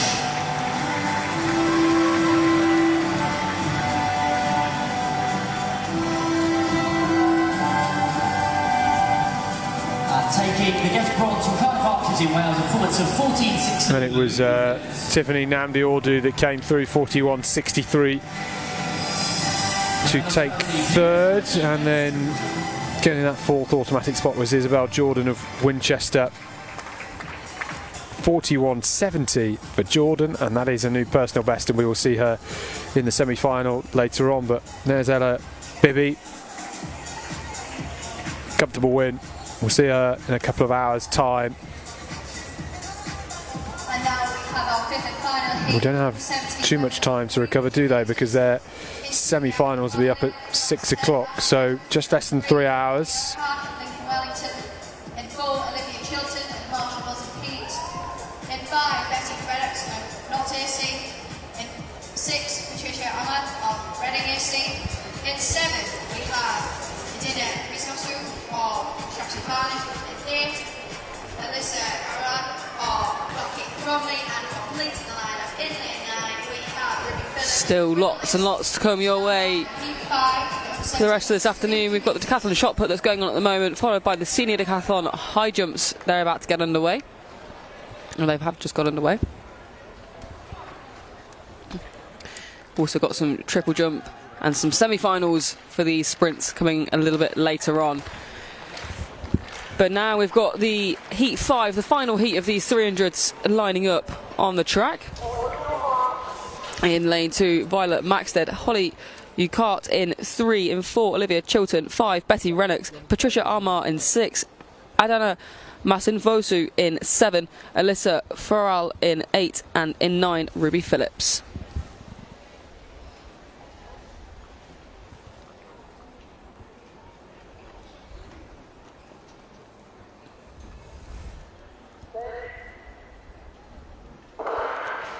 And the athletes cleanly away at the first time of asking. And it looks pretty strong starts from all the athletes. They've remained fairly similar throughout the first 50 metres.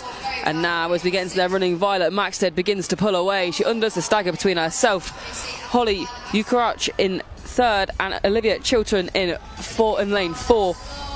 But it is Violet Maxted that comes through. She's leading us as she comes into the home straight now.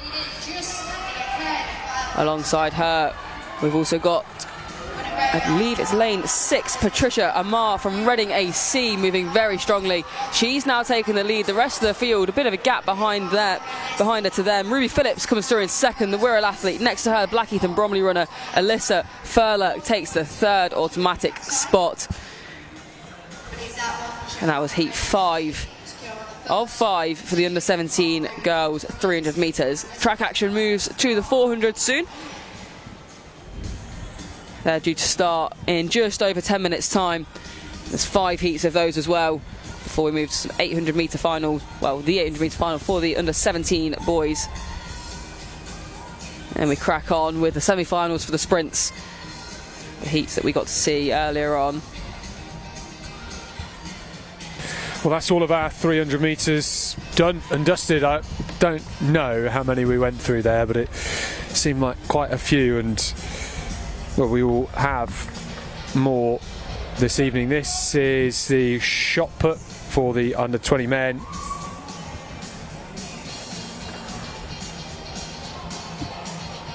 In the Decathlon.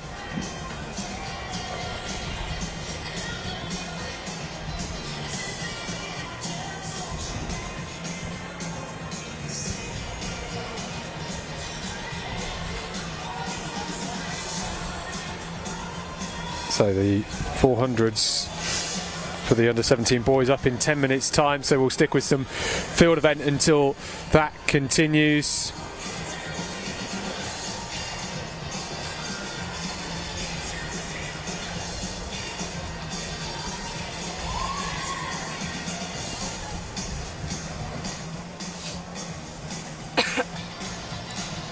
That was Charlie Arnold in the shot put.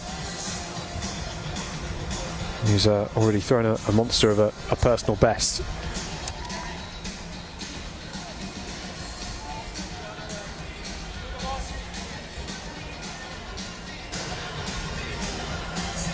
Well, this was Jamie Schluter in the Decathlon Senior Men's high jump. Well, he was very comfortable there. The bar in that competition, that's Pool A, the bar just going up to 181 at the moment. We've seen Sammy Ball clear at 178, and Harry Kendall, I think we're just waiting to come into that competition, and Harry Kendall is the next jumper at 178. Knocked it off.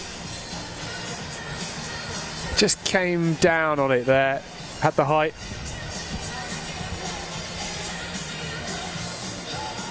You see this with a lot of the multi-eventers, just rehearsing after a jump, and Harry Kendall looking so relaxed and controlled. Great technician.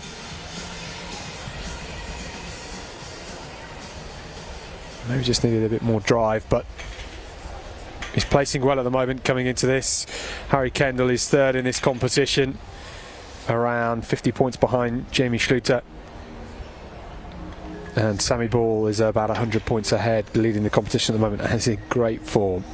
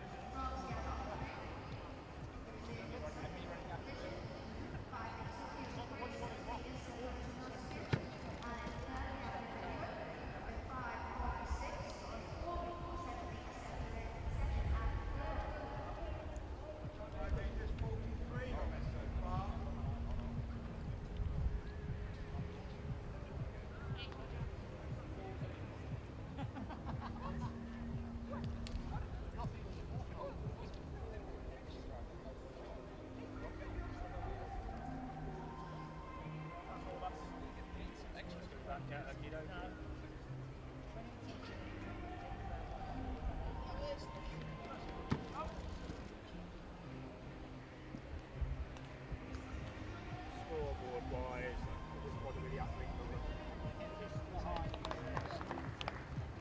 Yeah. Doing the card and everything else, to be honest. Wherever you go, like, that's what I found. Yeah, that's what I found. Yeah. You go to North, in Derby, the most popular, you don't get a load of this.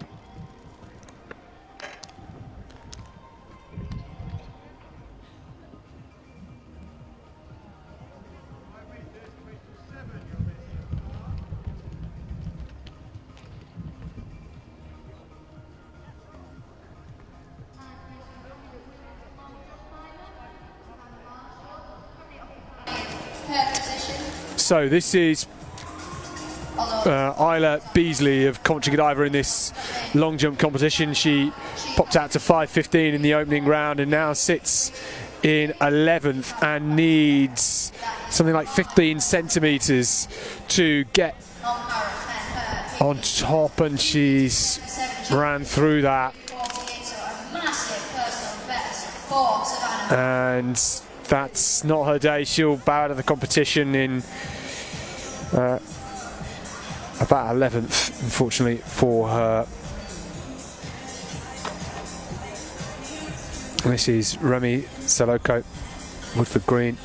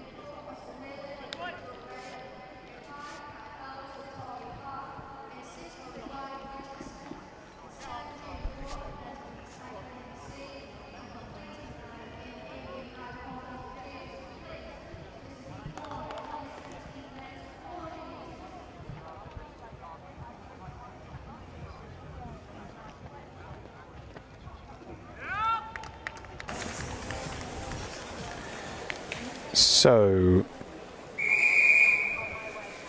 heat 1 of the under-17 boys 400 metres.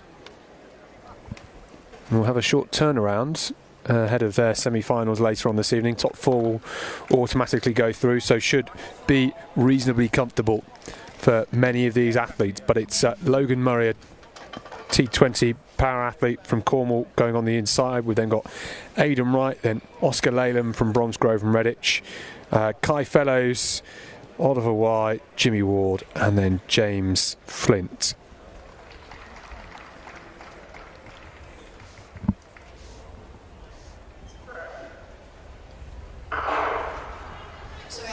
Away cleanly, very good start from Leyland, who got out aggressively, and now Fellows from Victoria Park.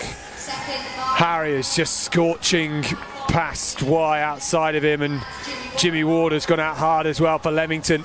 And in that white vest, it is Jimmy Ward who leads as we come through 200 metres here. Fellows has just settled into a rhythm now on the outside. Flint from Corby with a bit of work to do to get back into this race, but Jimmy Ward looking so smooth as he heads into the home straight, and he's got a big lead ahead of Kai Fellows and Wright, who is in third at the moment, with Leyland in fourth. But Jimmy Ward here just striding on, looking super relaxed.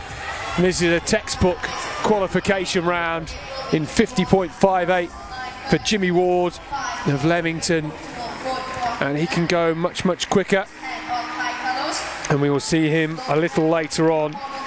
The time for these semi-finals is 6:15, so they're going to have 2 hours 45 minutes, and Jimmy Ward there looking strong, and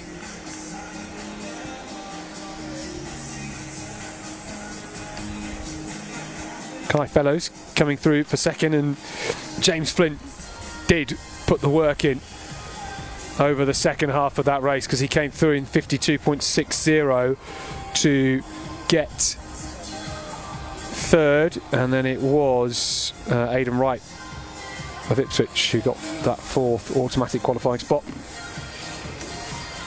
They need to refuel, they need to have some food. As much as they won't feel like it, they need to eat, consume some form of nutrition very quickly, because otherwise they will find they will be missing a lot of energy by the time that semi-final comes around in less than 3 hours time. High jump still continuing.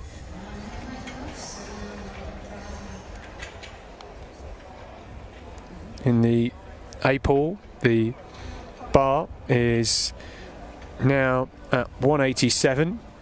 It's been cleared by Evan Campbell and Liam Reveley. Harry Kendall and Jamie Schluter and Oliver Adnett have failed 187 the first time. So if you look to the infield, just about that 80 metre mark, you can see the results from that first heat. Jimmy Ward was 9th first, 50.61 from Kai Fellows, Victoria Park after the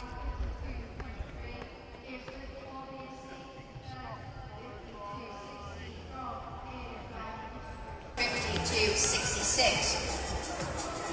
I believe it is the first 4 automatic qualifiers through to the semi-final later on this evening. So in the top left you can see the lineup now for Heat 2 of these 400 metres.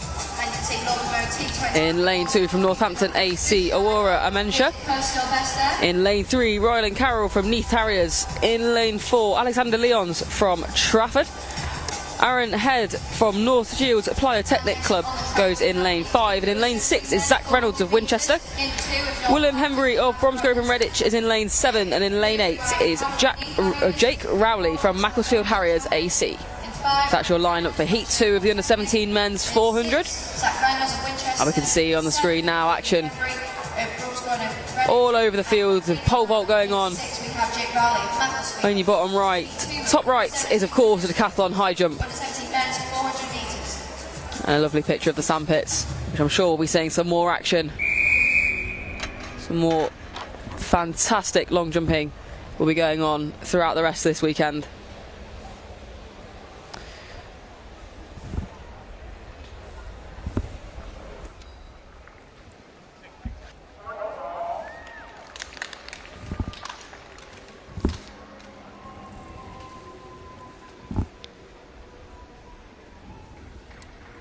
So 4 to qualify automatically, 4 non-automatic qualifiers at the end of these heats.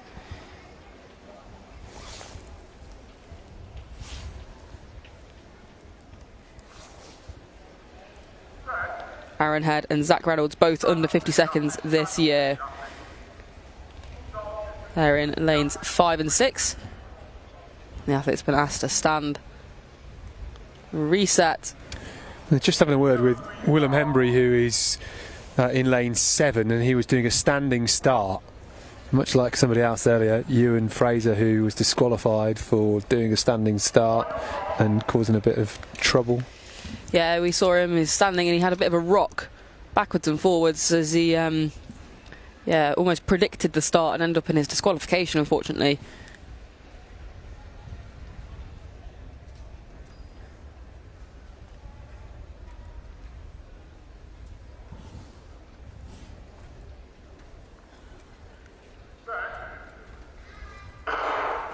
But we are clearly away, no disqualifications this time, and a strong start from Jake Rowley of Macclesfield out on the outside. He's pulling away from the field already. He's moving very well. Lane 4, Alexander Leons of Trafford, also looking strong as we come down, although he's starting to tie up ever so slightly in his early work. He's almost just hanging on to it. Jake Rowley on the outside, still looking very smooth as he comes into towards the bottom bend. 200 metres to go, and this group now begins to stack up together. The stagger undoes, and it looks more and more even as we come round. Lane 5, Aaron Head of North Shields Playa Technic. Looks like they are moving really well. And now we come through, and it is the Trafford man, Alexander Leons, that we mentioned earlier on. He's moving so well. As we come through lane 5, again, Aaron Head had a bit of a dip with probably about 80 metres to go or so. Looked as though he was fading. And a late resurgence to come through and take the win. 51.11 is well within the capabilities of a lot of these men. Although it does, if Alexander Leons managed to hold on and keep the afterburners going, it could well be a personal best for him. His previous best, 52.16, so almost a second in hand. Be interesting to see how that comes up. So, Aaron Head, the winner of that one officially, 51.10 from lane 5. Reynolds in second. Rowley in third. And it looks like Alexander Leons takes the 4th automatic qualification spot in 51.45, so a big personal best for him, half a second off that previous mark, and that should hopefully fill him with confidence going into this evening, and hopefully not too much energy expended. Plenty of recovery and refuelling and relaxing ahead of him for the next 2 hours or so before the warm-up calls again.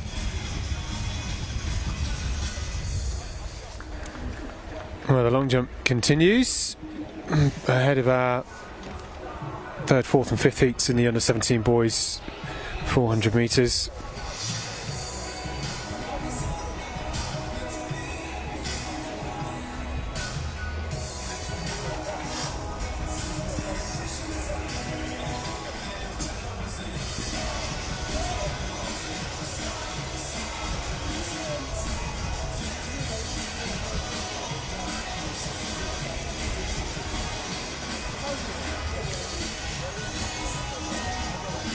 Confirmation that it was Aaron Head, 51.1. He's got that first automatic qualifying spot from Zach Reynolds. Well, I thought it had got a little warmer earlier on, but maybe not here in Birmingham. It was supposed to get warmer. It says 22 degrees on my thermostat, not quite sure that's accurate. 19 degrees, another one, and should be getting sunny by about 6 o'clock-ish, so still a bit to go. 24 degrees tomorrow, will be a lot warmer, and it looks like we're going to have a nice warm week as well for any athletes watching that are looking forward to having a bit of sun during their training sessions. So it's the para long jump competition.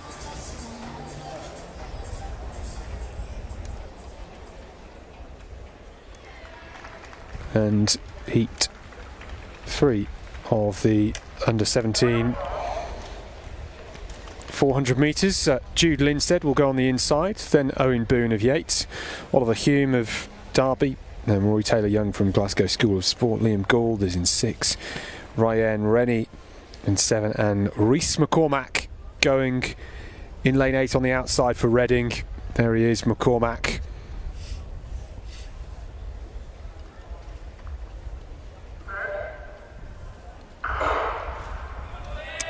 Away. McCormack with a strong start. Rennie inside of him now, just starting to motor.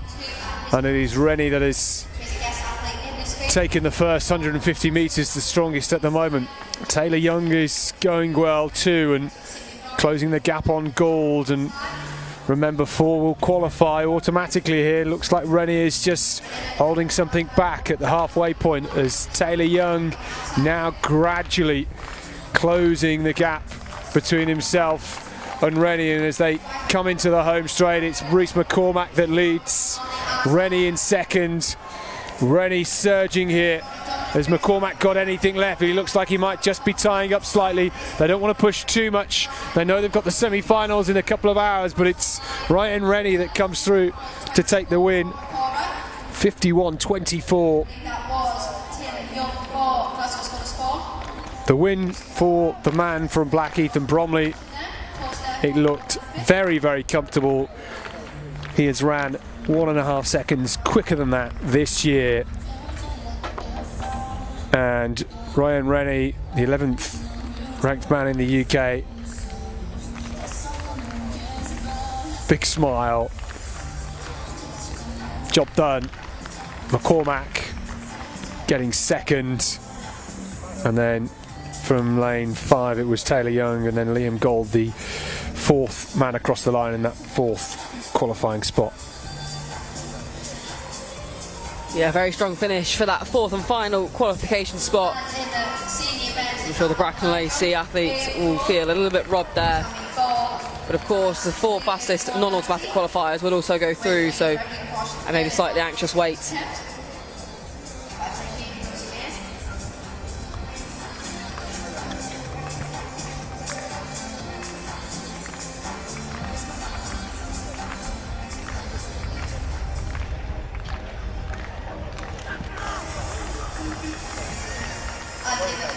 A glimpse of Jamie Schluter there that we saw. And there he is back on your screen again there after a quick interlude from what looked to be a very successful long jump attempt. And here's his jump now.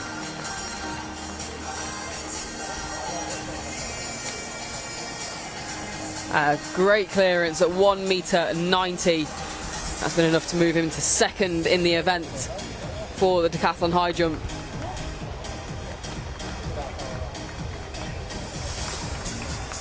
Well, Harry Kendall had 3 failures at 187, so still in at 190.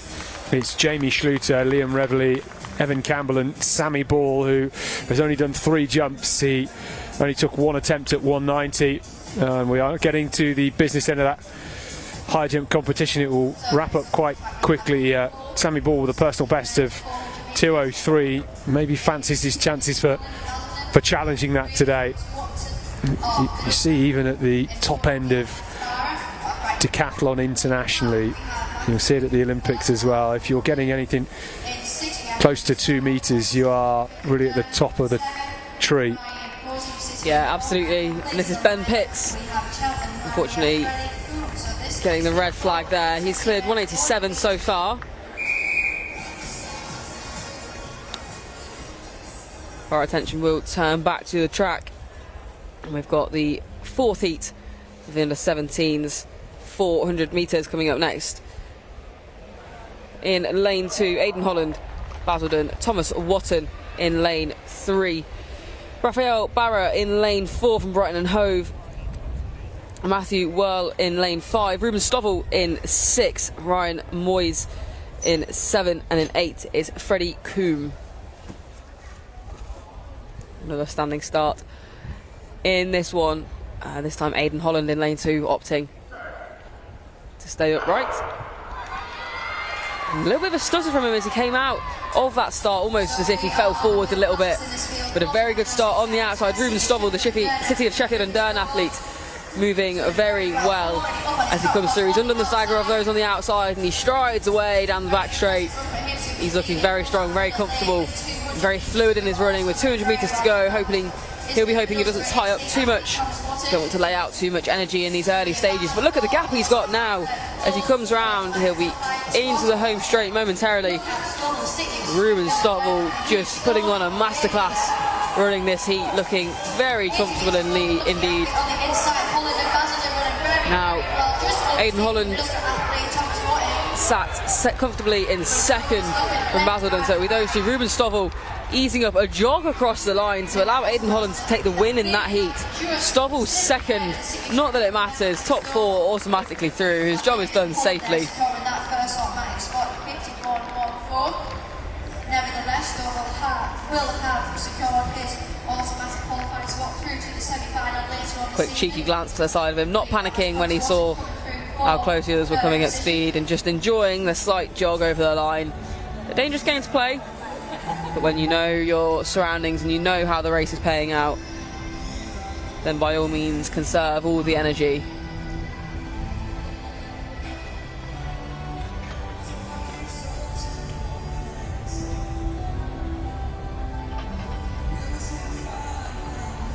On the scoreboard, just at 80 metres to go on the infield, just confirmed it was Holland from Stivell and Watton.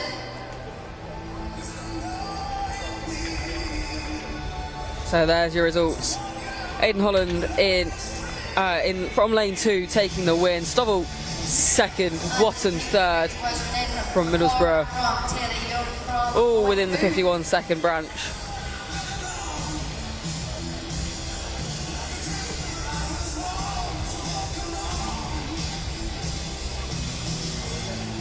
So one more heat to come in this under 17 men's 400 metres.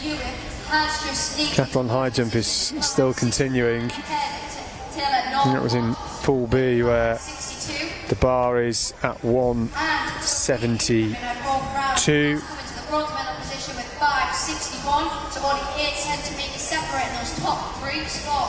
In Pool A, this is Liam Revley. Clear. That's 190. Has just cleared 291, so that is the height the bar is now at.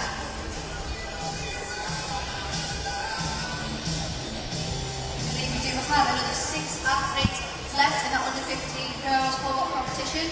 They're boys: Emily Wilson, Imogen Taylor, Rebecca Miller, Alice Byrne.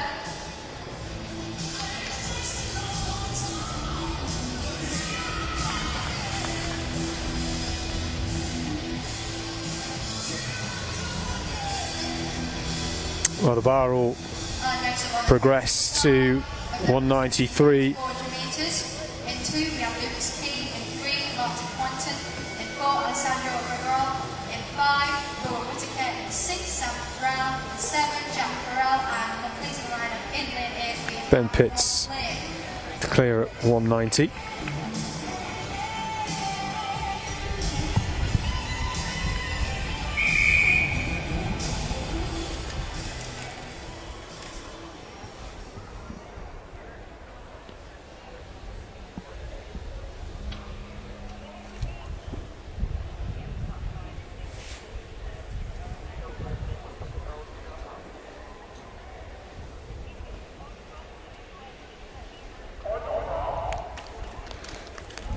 So, heat 5, it's Lucas Key going in lane 2, Marty Poynton in 3, Alessandro Virgilio in 4, Rowan Whittaker, 48 man at best in 5, Sam Brown is in 6, Jack Farrell's in 7, and Javon Blake is in lane 8. Rowan Whittaker, the UK #1, bottom year under 17, running in lane 5 here, and Whittaker getting out well. Closes the gap to Sam Brown outside of him, then just settles into his rhythm and looking very smooth down the back straight on the outside. Blake is looking good at the moment too, and Farrell on the lane inside of him, and nobody really taking this one out that hard at the moment. Key on the inside from course to feed. No one yet to he's closed up a bit. And everybody just seems to be stuck in the same rhythm here. It's Whittaker in the middle in the red shorts who just has an edge, and Key from the inside is at the front too. But now Whittaker just starts to gallop down the home straight and high-stepping his way to the finish. A look to the stands. That is comfortable. 51.82. Very, very comfortable indeed. 3 seconds slower than he's ran this year. He is much, much quicker than that at his absolute best. And Whittaker, his personal best, coming just last week at the SIAB Schools International, which he won. He got a silver medal at the English schools here a couple of weeks ago, so a busy few weeks. And he has more to come. This is Jamie Schluter, 183. Not quite, now based at the University of Washington, Schluter.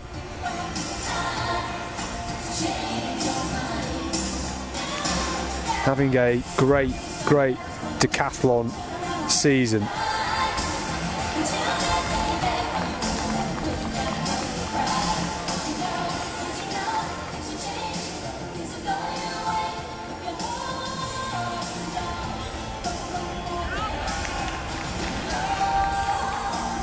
So, just to wrap up the results from that 50 of the under 17 men's 400 metres, it was Whittaker 51.83, and then Farrell, then Brown, and then Key, who ran so well from the inside lane to get those top 4 automatic spots. And I can now confirm for you the 4 time qualifiers for the semi-finals. And we will have Rylan Carroll, Matthew Whirl, Liam Gould and Ryan Mosey. All those athletes will be in the semi-finals at 6:15. This is the result of the first heat. Jimmy Ward 50.61, one of the fastest through to the semi-finals, and the absolute fastest, the only one sub 51. He looked very, very comfortable, didn't he? Let's hope he's got plenty left in his legs for those semi-finals. Next up on the track at 4 o'clock, it is the under 17 boys 800 metre final.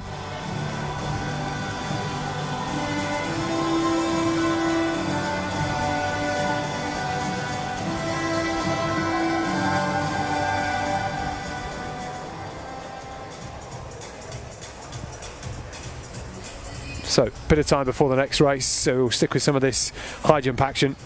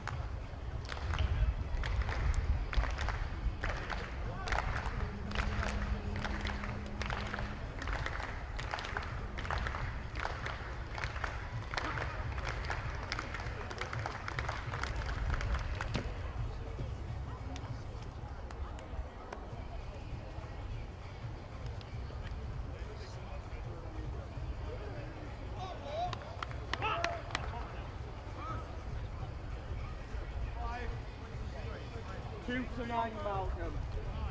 2 to 9.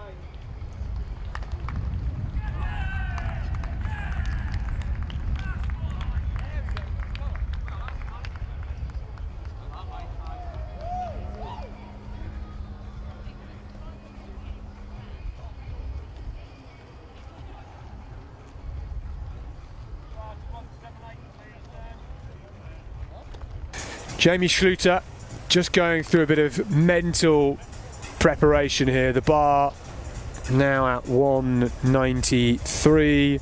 Schluter, his personal best is 193. So this would be equaling his best ever. Ooh. He's very strong and powerful, isn't he?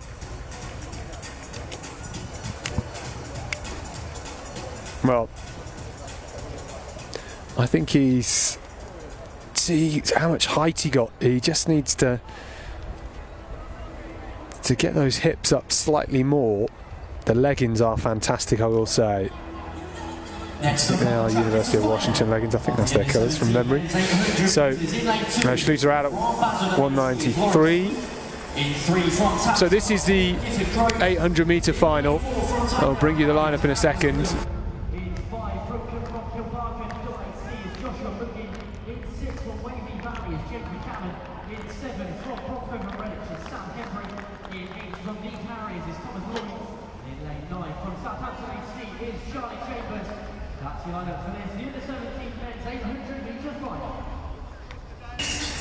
So coming up on the track then is the under-17 men's 800 metre final. This could be fast and furious indeed. And starting in lane 2, we've got Lawrence Sleeth. Caleb Gifford Groves goes in 3, Magnus Riddle in 4, Joshua Mungen in 5, James McCallan in 6, Samuel Hembry in 7, Thomas Loynes in 8, and Charlie Chambers in 9. And they are underway. The officials not holding them too long. And of course, they start in lanes and will break after just over 100 metres on the back straight. And hopefully we'll get a clean break. We'll look for the white flag being raised. Going in lane 5. As it is, there is the flag goes up and the athletes all merge together. So looking down the start list, 149 the fastest on paper, Kilbarchan AAC, Joshua Mungen, so keep an eye out for him. He wears number 395. Well, Mungen is the man at the front in that yellow vest at the moment, and he looked very comfortable in qualification last night, and he is so much quicker than everybody else. There is no need for him to sit in and make this a slow race, and he's got to the front early on. He's got a 5 metre lead at the moment, and he is ahead of the rest of the field. It's Sam Hembry that's in second behind him at the moment, and then Tom Loynes in third at the belt. Yeah, he's looking very comfortable as Joshua Mungen, and often athletes will discuss tactics with their coaches. Do we need to make it a sit and kick? Can we control it from the front? Can we slow it down?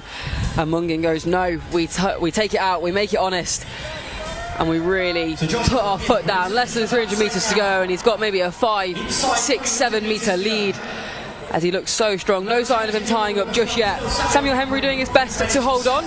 He's the best of the rest at the moment. And the athletes are pretty evenly spaced out behind him. Those two seemingly pulling away from the pack now. And it is still Joshua Mungen who moves so strongly round. But you know what? Samuel Hembry's not giving this up. Mungen, his arms pumping now. He's driving down the home straight. He's really, really working towards the line. But Sam Hembry not giving up. He's trying to close down. Hembry's going to take the second. And it's been a battle for third. It's going to be 4-9-1, I believe that is. Chambers. 3-7-1 perhaps. Chambers. Charlie Chambers of Southampton in third. Crosses the line third. There you go, so the real race was on for the bronze medal, and it was Charlie Chambers that came out on top of that. But what an 800 metre masterclass from Joshua Mungen. A fist pump in the air, celebrations as he crosses the line first.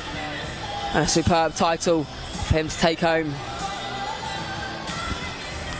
Well, down in front of us, we now have the ladies lined up for this introduction to the under-17 women's triple jump competition. 1:52 on the clock as the unofficial time, 1:52.97. Well within the capabilities of lots of these athletes. It's just a half a second slower than Samuel Hembry's personal best. Johnson best on point and home. Similar order of proceedings that we may have expected. Well, more track action to come in a moment, but for now we'll stick with this decathlon high jump. And this is Cal McLennan. Cal McLennan is clear over 175 already. This is him at 178 and he's clear on that too.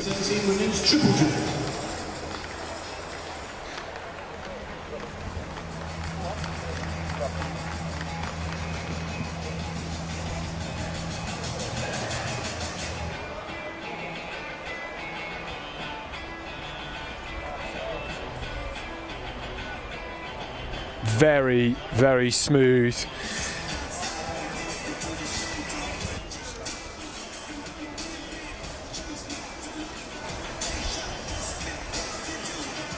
Next event on track, we're back to the short. Well, this is Sammy Ball in the red and blue of Reading AC. He's had a reasonably quiet high jump competition so far. He's done 3 jumps, they're all cleared, 178, then 184, then 190. This is even higher for him, and he knew that was close.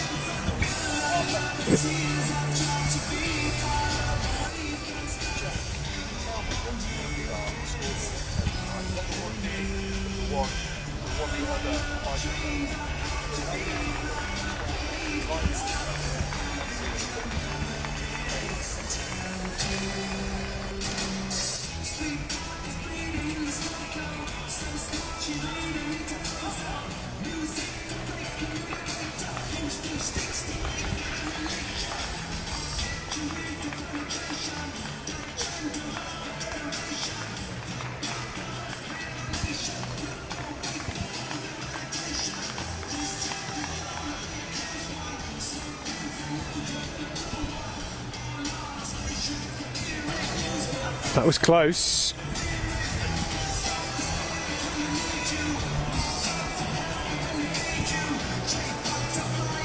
Reveille.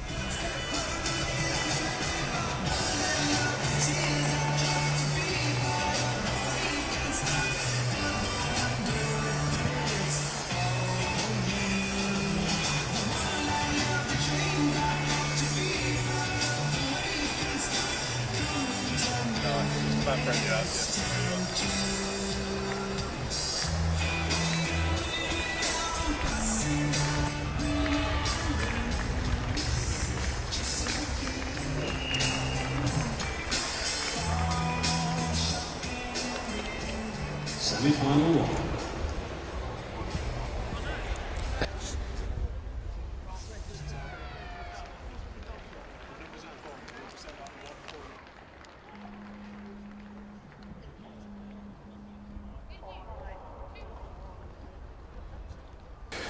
So that high jump bar at 1m96, and we have gone to the under 15s 100-meter semi-finals here. It's top 2 will go through to the final later on.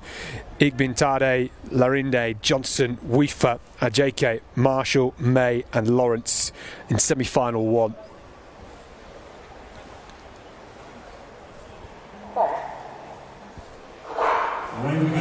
Good start from Ajake. Weifer there next to her, and Weifer now just starting to move. May from the outside then in the white vest. It's Chevelle Marshall coming through though. Chevelle Marshall for Croydon to take the win. She ran a personal best in qualifying earlier on. That was 12.16 in the semi-final, plus 2.0 metre per second. A big smile from Chevelle Marshall of Croydon. A club so adept at producing great sprint talents. Perhaps the most recent was Ramel Glave, but also great Martin Rooney, 400-metre runner, and Chevelle Marshall. All eyes on the clock then to take the win.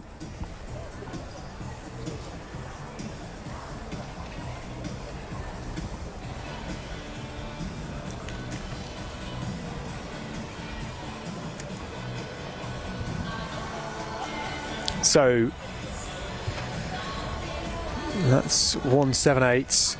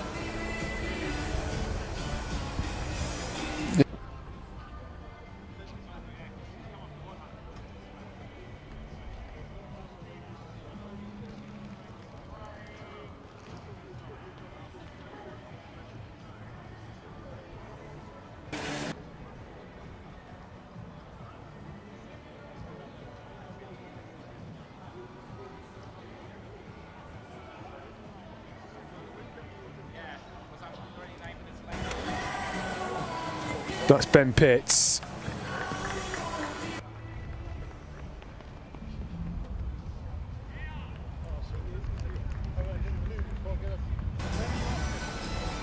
(2015) Tipping World Champs.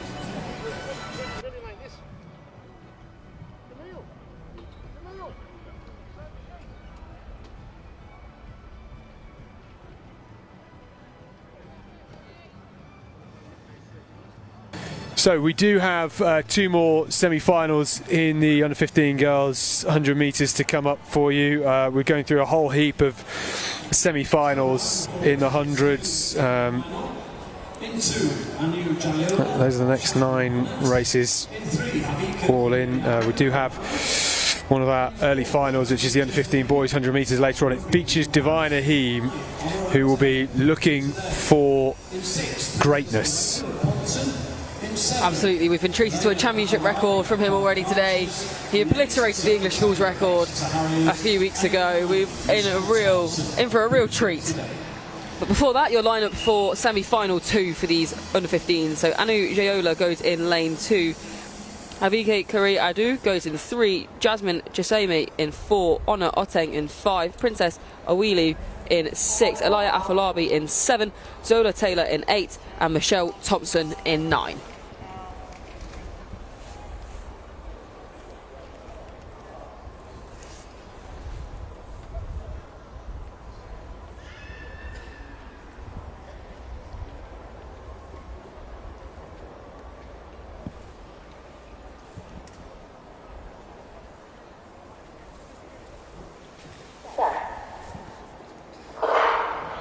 So a good start, very fast out the blocks from Havika Kia Ado, but it is the outside in. That's Elia Afolabi, one of the highest ranked in the UK, that's going to sprint all the way through the line. She doesn't ease up at all, she really powers through and takes the win. 2 automatic qualification spots up for grabs. She's gone underneath 12 seconds and she made it look like she was running like clockwork. So Elia Afolabi, the winner of semi-final 2.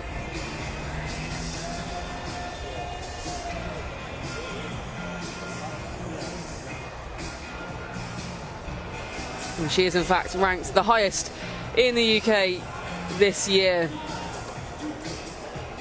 Personal best of 11:89. Cardiff Archer. The championship record in 2019 for the under-11 Welsh Junior League. If we turn the clock back just a week, she was a SIAB schools champion. She represented English schools there after success at the English schools here in Birmingham just a few weeks prior. As you scroll down her CV, down her power of 10, lots of number 1s, lots of wins on her roster.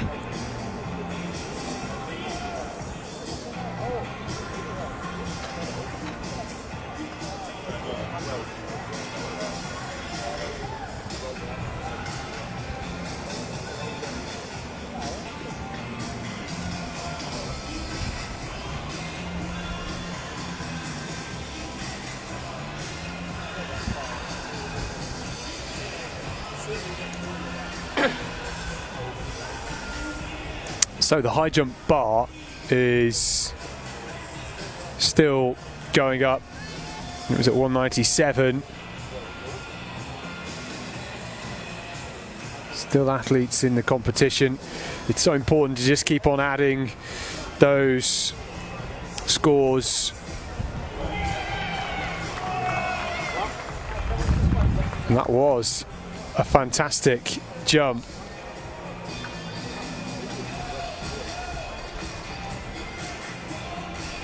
Well done to Craig Moncur. Scotsman.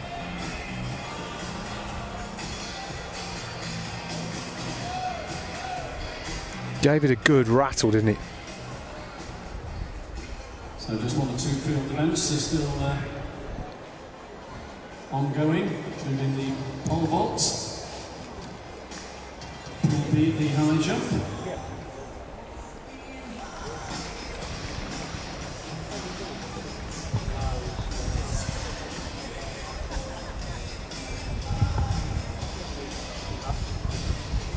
We'll go through the lineup for this third semi-final. In lane 2, Beth Takidine of York. In 3, Amy Johnston of Carlisle Espatria. In 4, Amaya Spencer of Medway and Maidstone. In 5, Shalom Prince of Woodford Green with Essex Ladies. In 6, Ruby Rogers of Oxford City. Lane 7 is Annabella Fasuba of Plymouth. In lane 8, China Ray Smart of Notts. And in 9, Nyla Chukwu of Sale. Well, that was Stephen Bates in the high jump. The bar has slowly racked its way up and is clear at 181. He's a tall figure. I think he can go a lot higher. Just that right knee, I'd just like to see a bit more drive from that. Come across the body. Kind of cut himself a little short. Anyway, this is semi-final 3 of the under-15 girls 100 metres, and Shalom Prince goes from the middle, but on the inside it is Beth Takidine in 2, Amy Johnston is in 3, Amy Spencer is in 4, Shalom Prince in 5, Ruby Rogers in 6, Annabelle Fasuba, her dad, a former world indoor champion over 60 metres, China Ray Smart is in 8, and Nyla Chukwu going on the outside.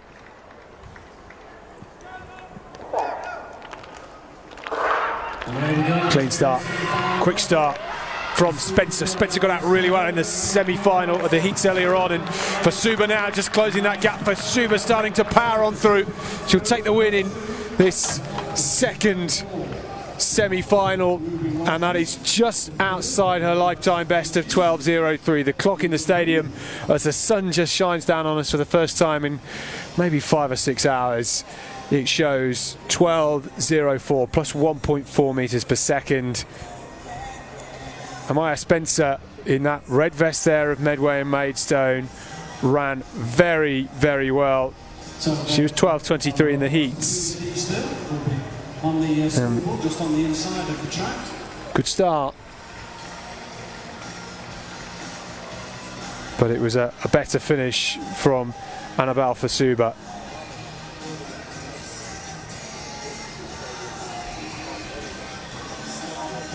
Not quite as quick as Alaya Afalabi ran in that first semi-final, which was 11.95. The win reading was that bit stronger. Just waiting for those results to trickle through from that second semi-final. We still have one more to come.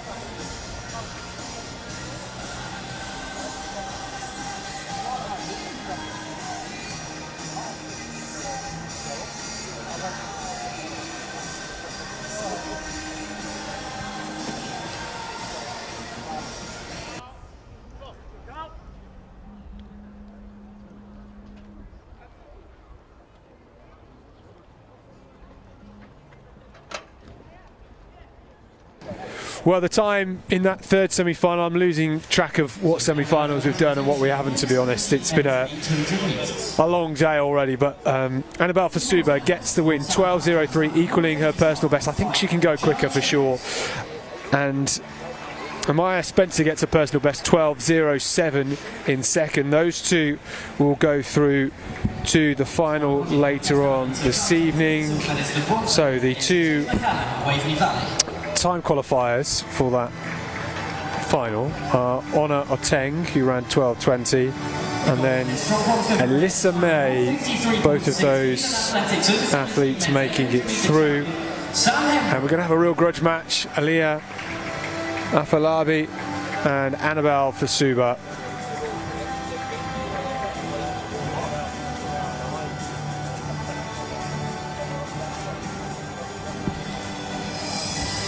So here we go with Craig Moncur. And we also have a guest medalist taking gold from Kilbarcon AAC in the high jump. U96, Joshua Mungan.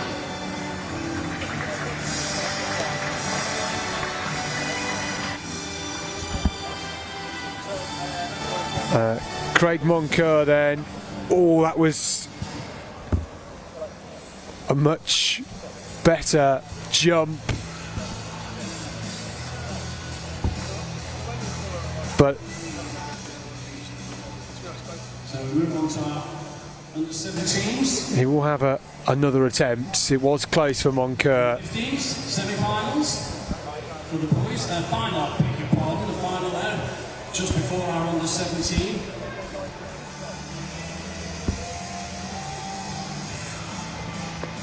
In lane 2, we have Henry Whittington of Andover. Then in 3, Ethan Easton. Well, Bates. In 4, it's Divine Haley of Rand. Just. In 5, Kaleem Islam of Cardiff Athletics. In 6, Chapudi Onyebuchi, Marshall Milton Keynes. In 7, Josh Nyman of Shaftesbury Park. In 8, Alex Osagie of Woodford Green of Essex. So the bar at 184 there for the Pool B of the high jump. Back to the track though.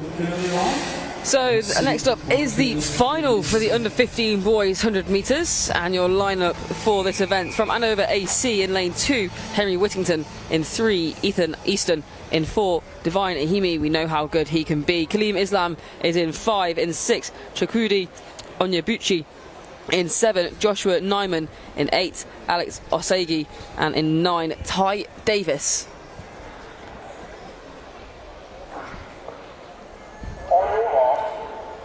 So all eyes on lane 4, Divine Ahim. Wears the purple of Radley AC, the championship record holder. He ran 10.72 in the heats earlier on. 10.65 is personal best. We know he can go faster. Be interesting to see what he can do here.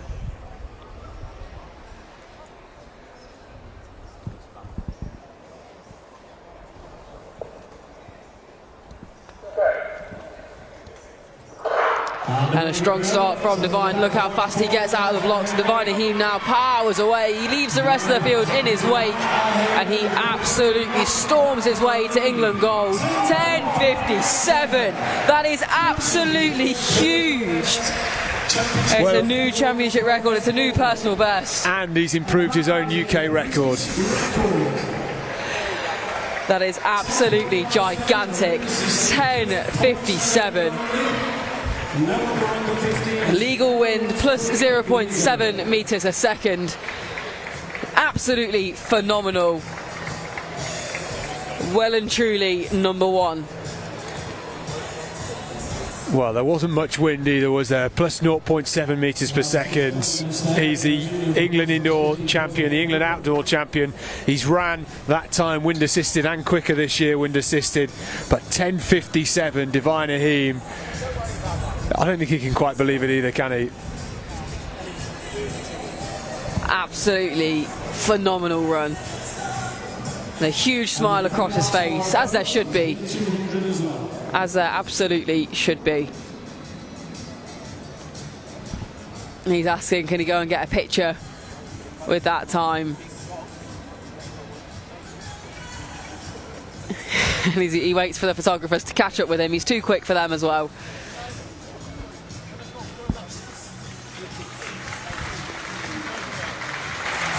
Amazing. Divina Heem, remember the name. The record books certainly will, and we look forward to seeing how this young man progresses over the next 15 years. Maybe a slight future ahead of him. Maybe a slight future, yeah. Well, he's quicker than Teddy Wilson was at this age, and Teddy Wilson, we all know, 5th at the UK Champs this year and heading off to Lima, Peru for the World Junior Championships in 4 weeks' time. And it makes sense, doesn't it? They gave him #1 on his vest for a reason. I'm sure that was planned by somebody. Well, I think that record, that championship record and that British record is going to last for a long time. 3 semi-finals of the under-17 girls 100 metres to come. So we now move on to the semi-finals of the under-17 women's 100 metres. 3 semis. First 2 by right and next 2 fastest known qualifiers. Well, just to clarify, the finished standings for that under-15 boys final, we're just waiting for the actual results to still trickle through, and we know it was Divina Heem that took the win. We're not quite sure who got the other medals.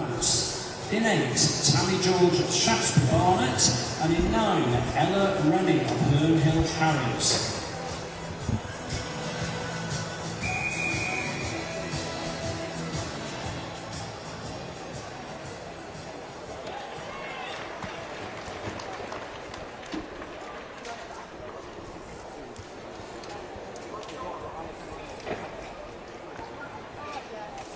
So the first semi-final of the under-17 girls 100 metres.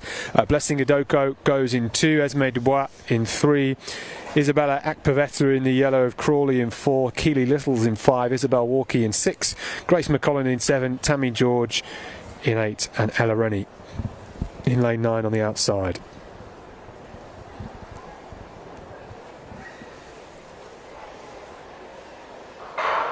Clean start, great start from Akpavetta, and Walkie gets off to a great start too, and it's Walkie now beginning to pull away from the rest of the field. Little trying to get in the mix for second, but it's Walkie that's going to take the win. Cantering across the line, 11.84, and that will be a new personal best for Isabel Walkie. She almost walked across the line, it was that comfortable at the end, and the top 2 only guaranteed a spot in the final. Keely Little, who ran that personal best in the heat, well, coming through for second there. We'll see who came through for 3rd and 4th, because it was quite tight on the line.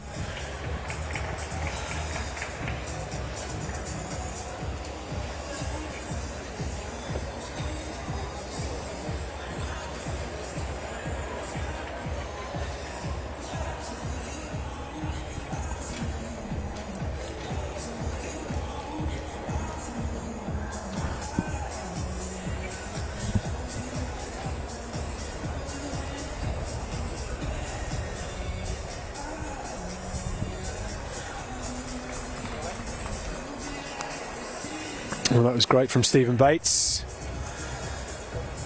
Over 184.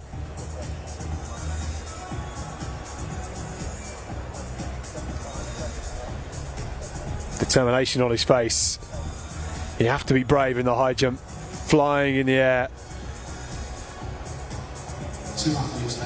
Yeah, lovely. Gave it a slight wobble, but nothing too untoward. Yeah, the solid clearance banked there in this high jump competition. Really has been an exciting one, some really impressive clearances.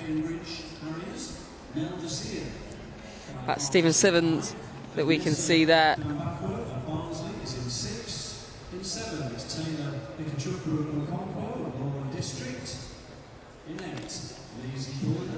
Currently leads Pool B. So he's had 2 failures at the height of 184. He needs to go clear here. But we do have semi-final 2 lining up. A very quick run through that lineup. Amira Ajakosen in 2, Kayla McKenzie in 3, Emily Cadman in 4, Nel Desir in 5, Vanessa Nambukoa in 6, in 7, Talila Ikechukwu Onkowu in 8, Maisie Boylan, and in 9, Hebe Evans.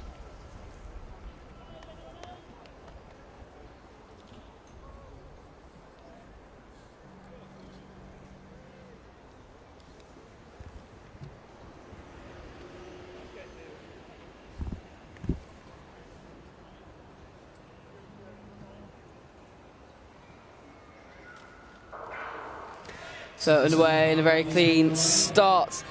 Eyes on lane number 5. That's Nel Desir, fastest in the UK this year, but she's not come through just yet.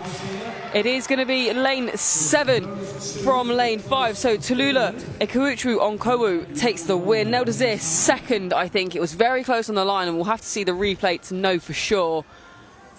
But Desir maybe left in the blocks ever so slightly, and it was Talula Ikechukwu Onkowu from Lauren District AAC out in lane 7 that perhaps took the others by surprise a little bit. 2 automatic qualifiers though. So Nel Desir, likely the favourite on paper, has also safely made it through.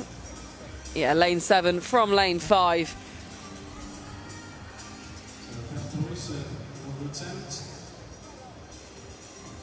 And those 2 will then face off once again in the final tomorrow.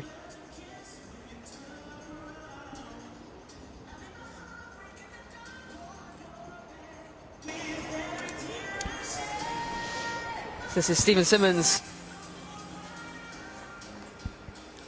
He's attempting to clear 184 here. Nice slow motion shot. What a fantastic clearance. Really smooth. Almost inch perfect for him there. He is the leader of Pool B in the men's, the senior men's decathlon.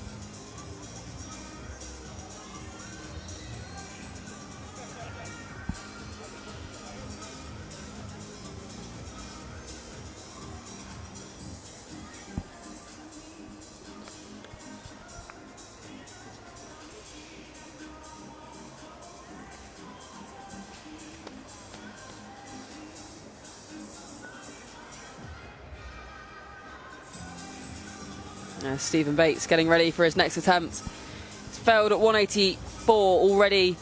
Just once though, 2 more attempts in the bank should he need them at this height. So in final semi-final we have in lane 2 Sophie Holtz of Canopy Snaps, Sarah Kennedy of Dakota, Sophie Thomas. We do have 1 more semi-final to come though for the under-17 women, and they are lining up on the track, so they'll be underway momentarily. But here goes Stephen Bates. Great wind-up, good attempt. Just not quite the arch in the back, potentially, that he might have needed there. And took it down with his shoulder blades.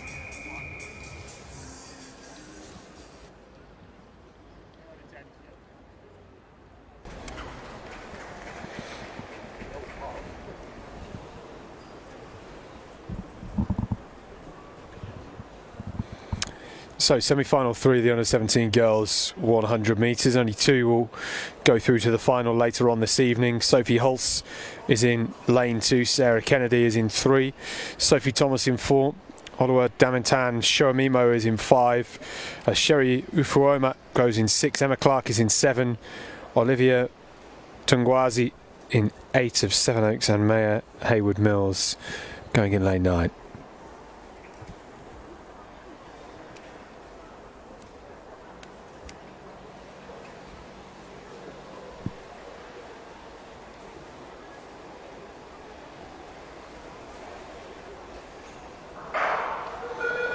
Well, we're going to come back for a restart. We'll see a replay. No clear athlete that was a long way ahead of the rest. Well, I think maybe just a Yeah, a little twitch from Sarah Kennedy, the decorum athlete, and I think just the hands on her head suggested as much. We'll see if the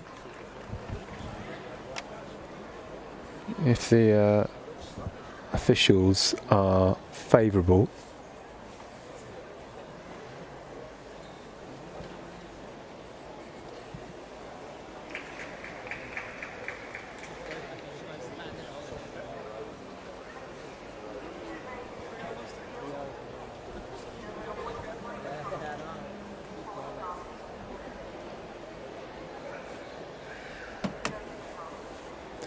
So they're getting a green card. The athlete's just being warned to be stable and strong in set position. So Hulse, Kennedy, Thomas, Shomimo, Ufuoma, Clark, Tungwazi and Haywood Mills. Semi-final 3.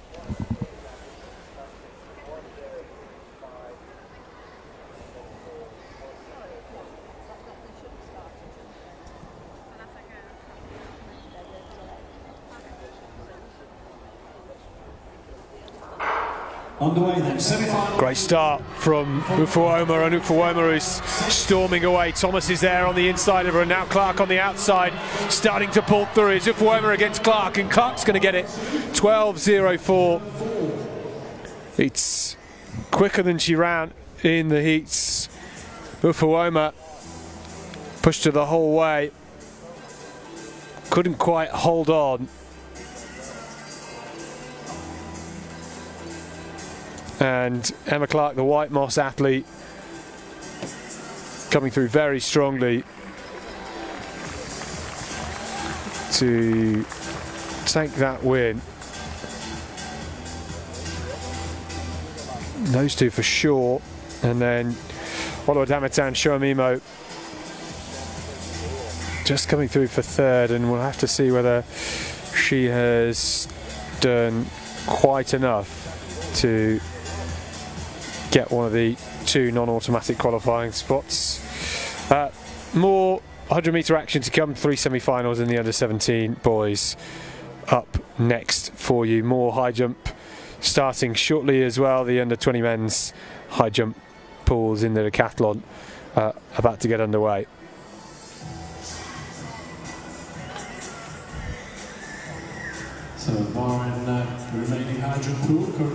So this was Stephen Simmons of Tunbridge. Powerful athlete. Oh, that was sublime. He is flying at the moment in the high jump. Like the look of that, didn't he? Tunbridge was such a great heritage in the multi-events.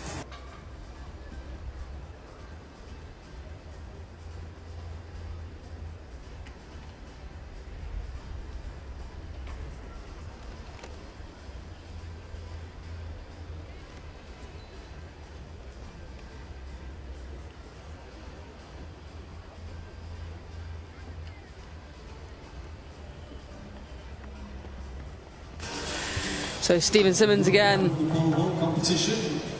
A good attempt, you know, that wasn't far off.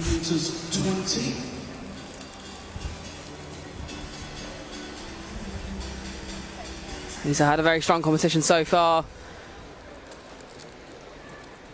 So we now move on to the under-17 men's semi-finals. Once again, 3 semis. Just catches it on the way back down. Of Kingston and Polly. Some slight adjustments will be made in his run-up. Commentary diver, Luca Phillips, Cardiff Archers, already appeared in the triple jump. So semi-final 1 of the under-17 men's 100 metres is lining up now. In lane 2 from Kingston AC and Polly Harriers is Ryan Afili. Kyle Enticott from Coventry Godivers goes in 3. In 4 is Luca Phillips from Cardiff Archers. In 5, David Azima Royuk from Be Fit Today Track Academy. In 6, Max Evans from Maldwyn Harriers. In 7, Nathan Graham from Newman Essex Beagles. In lane 8, Owen Murphy from Lauren District AAC. And Alex White goes in lane 9 from Great Yarmouth and District.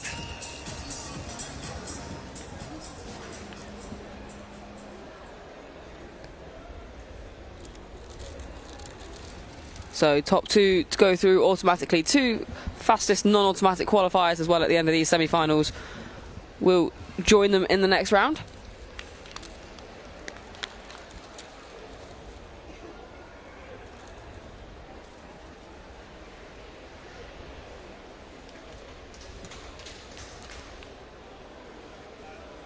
And the athletes just patiently awaiting the starter's orders.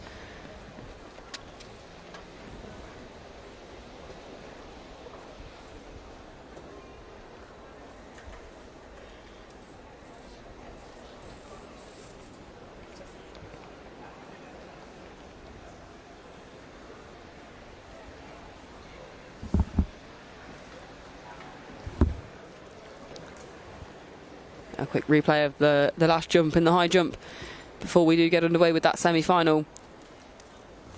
Stephen Simmons so close to going clear at 184.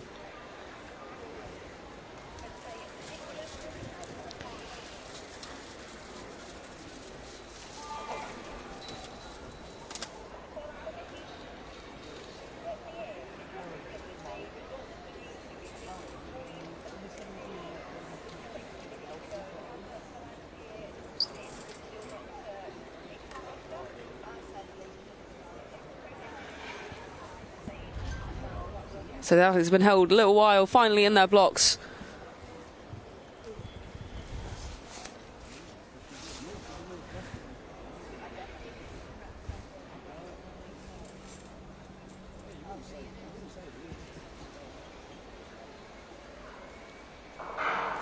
And we are underway. Very quick start. 3 lanes from the outside. That's Nathan Graham moving really well. But in lane 4, Luca Phillips looking very strong now. And it's Max Evans that starts to come through in lane 6. Max Evans from Maldwyn Harriers, the Welsh athlete, moving so strongly in those closing stages. 10.9 on the clock.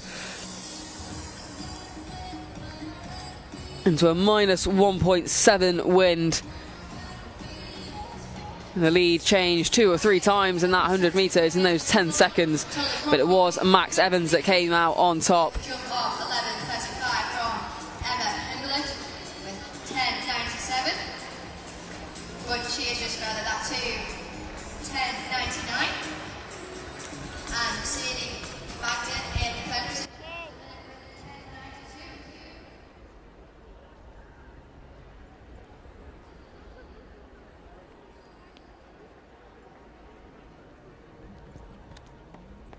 So Stephen Simmons is back, and unfortunately no clearance yet for him. He's one of the only athletes remaining in that decathlon high jump competition. So confirmation there, Evans winning with 10.90. He's had no results feeding back to us just yet, but he looks like he's putting on some layers momentarily at least. The 2 automatic qualifiers. He's had some superb attempts at that height.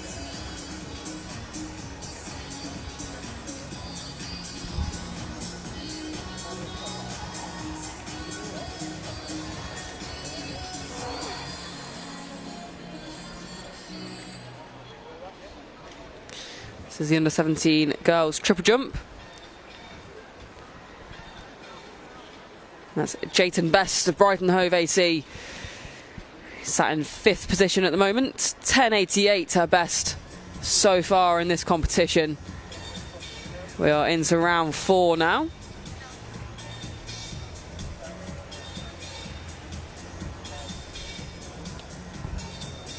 So the athletes make their way back to the box at the start of this second semi-final. So, second semi-final of the under-17 100 metres. They've got Ollie Johnson, Charlie Williamson, Joel Ajay, Oliver Nunn, who ran really well earlier, Jamie Goldsmith, David Bajela, Ibukan Familoni goes in 8, and then on the outside it's Angus Strachan. In 4 from Havering, Joel Ajay. Then in 5, Oliver Nunn from Blackpool Wire and Fylde. In 6, Jamie Goldsmith of Basingstoke. In 7, from Southend on Sea, David Bajela. In 8, Ibukan Familoni. Marshall Wilson Keynes. And in lane 9, Angus Strachan. Well, these athletes in the under-17 will do really well to run quicker than Divine Ahim did earlier on. 10:56 in that under-15 boys final. Blew everybody away, as he always does.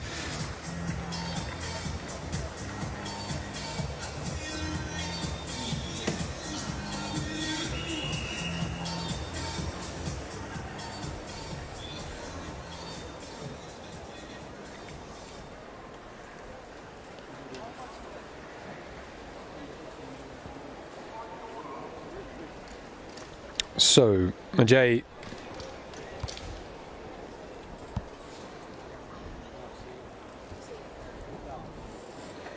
we've got Johnson, Williamson, Ajay, Nunn, Goldsmith, Bajela, Familoni and Strachan.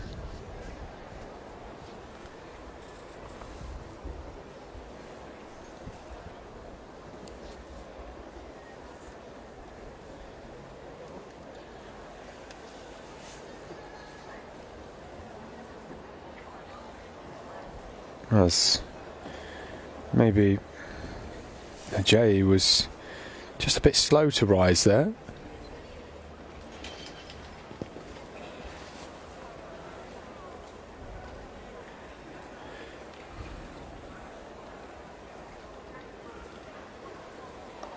That is,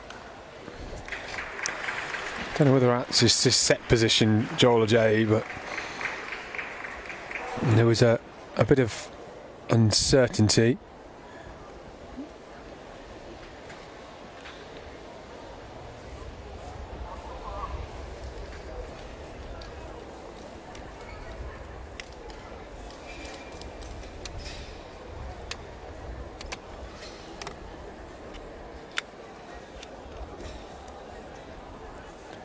So Johnson, Williamson, Ajay, Nunn, Goldsmith, Bajela, Familoni and Strachan. Semi-final 2 of the under-17 boys 100 metres.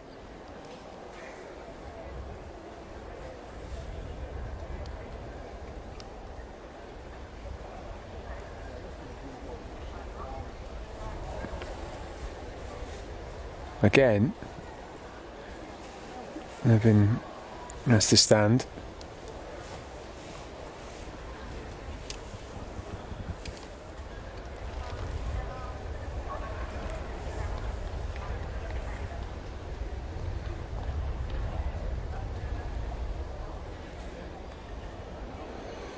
We've got a yellow card for Ibukan Familoni.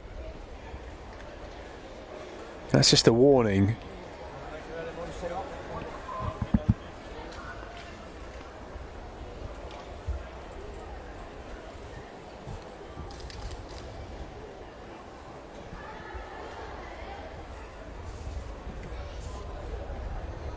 Well, finally, third time then.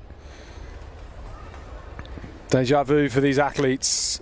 Got to keep your nerve at this point.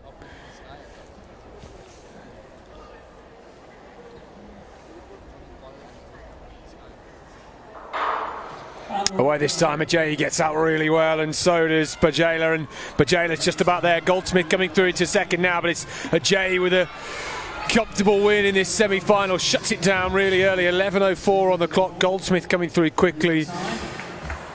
And a little quicker than Ajay ran in the heats earlier on, but he looks in a bit of pain now, and I just wonder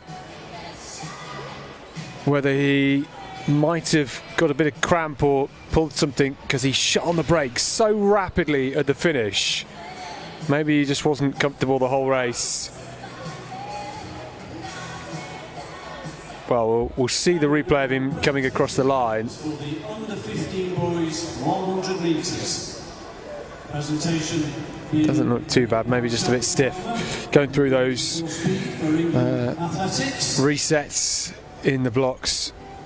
The bronze medal with a time of Molly was just striding it out, wasn't he, at this point? And Goldsmith in the yellow of Basingstoke started to come through strongly. I wonder whether he just felt something and... 1-3 from Shaftesbury Highlands, Josh Nyman. Just saw his hands go out maybe 10 metres from the finish and perhaps looked a bit uncomfortable. 10.56 from Radley, Divine Haley.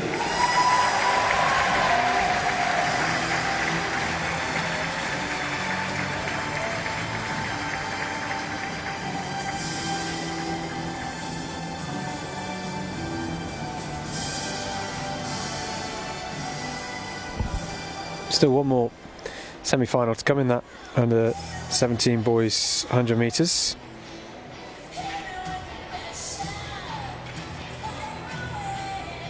So we move on to our final semi-final for the under 17 men over 100 metres.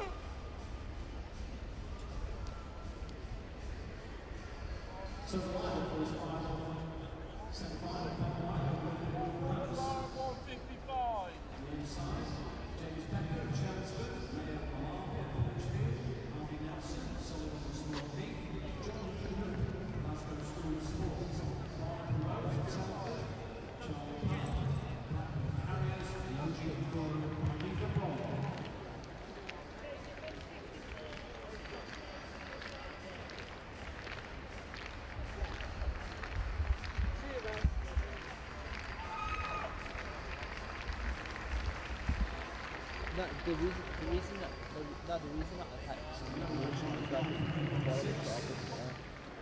that otherwise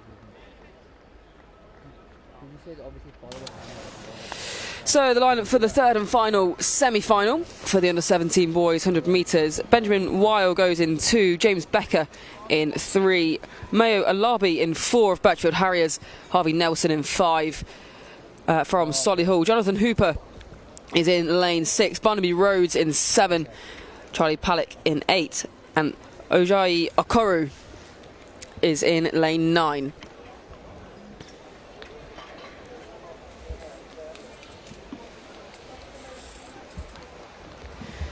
So that's your lineup for the third semi-final. We are underway. Very fast start from lane 4. That is Milo Alabi, the Birchfield Harrier, moving very well. But now it looks like Jonathan Hooper's coming through strong. It's lane 5 or 6 there, not quite sure which. My apologies. I'll have to check the replay there. But Jonathan Hooper of Glasgow School of Sport moved really well. Barnaby Rhodes had a very strong middle section. The Telford athlete just faded ever so slightly in the last 10 metres or so. I think Harvey Nelson, the Solihull athlete, in lane 5 was the one that did come through. Yeah, it was lane 5 in the end. Lane 7, a close second from Barnaby Rhodes. He had a very strong heat as well. We saw him take the win earlier on. So those two through automatically. And fastest non-automatic qualifiers, 2 spots up for grabs from those as well. Shaftesbury Barnet have Milo Reinhardt, Chelmsford have Joshua Babalola, Pickford have Sam Johnson.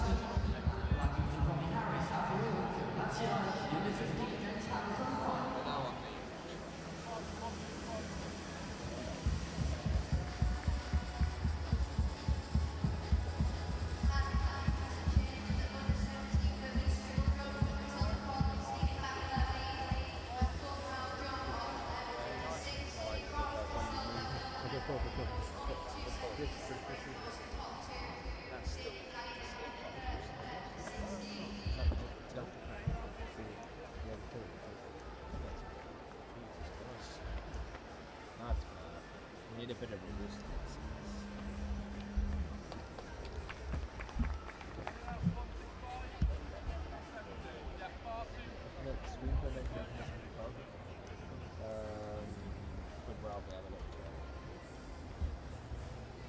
No, it has gone. Yeah, it's got the travel just one that jump. So you need to go there, go down, and grab one of those ones. You might as well. Yeah, right. What did they look like, sorry? Where are they? No, what did they look like? They're just on the floor outside. Oh, cool. Actually, not even. 170, please. You can see them all together there. We have one with a strap on. We've basically got like 200 Any cable for this, any for this day, or is that it? No, it's literally just the power brick. You don't need it. I'll tell you rubbish with you all. No, I'll yeah, thank you.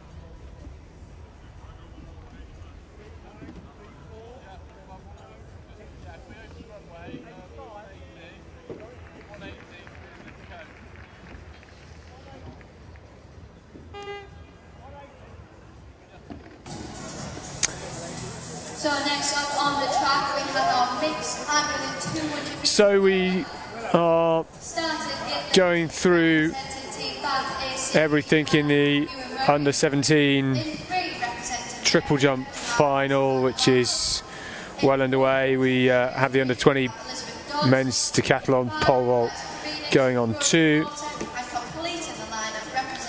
And next up on the track for you, we've got a mixed race in the 200 metres for the junior power athletes that are with us this weekend. On the inside we have Ewan Murray, a T64 athlete, ran a personal best in the 100 metres earlier on. That was excellent from him. Retford's Savannah Marshall is in lane 3, then Elizabeth Dodds in 4, Rosie Porter in 5, Cara Murphy in 6. And this is a mixed power race. Chose to put Ewan Murray in with the females here.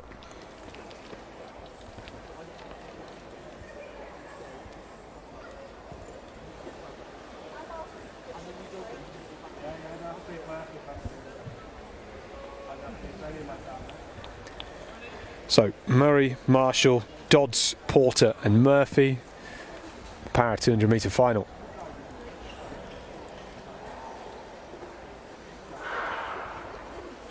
Fantastic start from Dodds and Murray, well into his running now and absolutely storming around the bend here and staying in control of this one and just looking so smooth as he comes into the home straight. On the outside, Murphy just moving up into second in this race as Murray continues to charge down the home straight here. This is so good from Ewan Murray.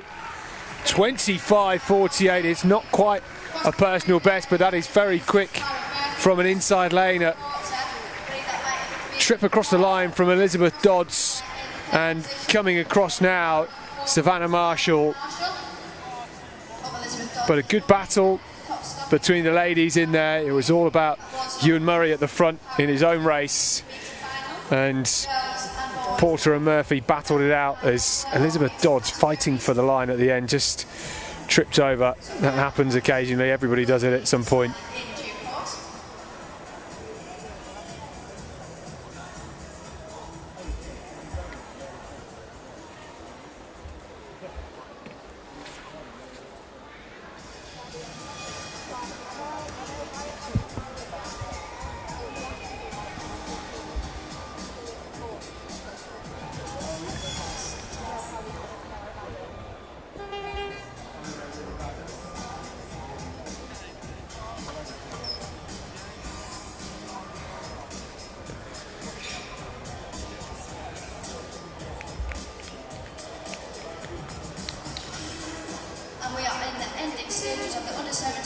So that was in the B high jump.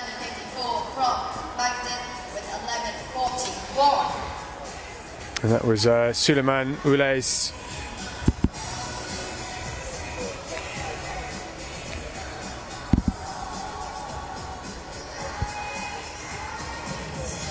Don't have any live results coming through in the high jump or this under 15 boys hammer competition. Leader of that under 15 boys hammer competition at the moment actually is Will Stander with his 46 metre 68 best. And we are now into the second round of the under 15 men's hammer throw with William Stander leading with 46.48 from Kieran Merritt with 46.45 from Rory Whitman with 43.28.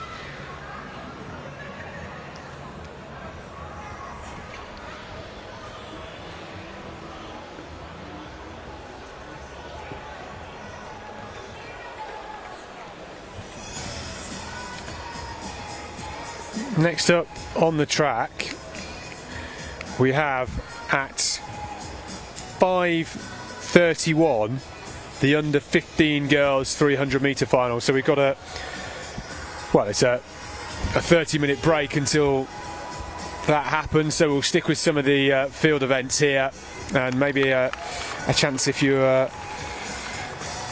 wondering when there might be a slight pause in all the ferocity of action, then this is a good time for a toilet break or a cup of tea as well. We'll stay with this under 15 boys hammer for the meantime, which is now being led by Josh Babalola, who rocketed one out to 52 metres 98 in the second round.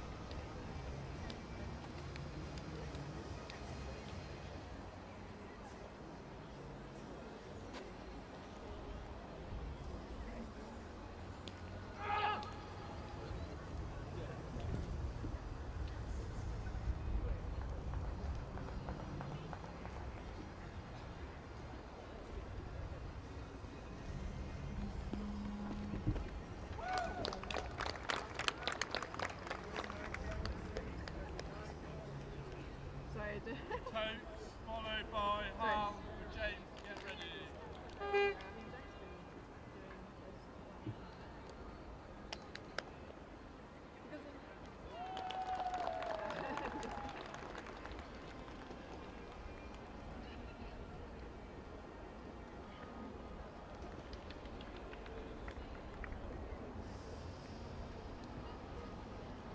Hal, followed by James. Harvey to get ready.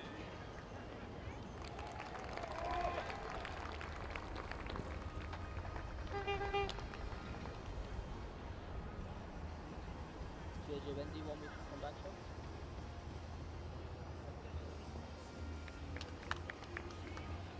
Cool. James, followed by Harvey. Ryan to get ready.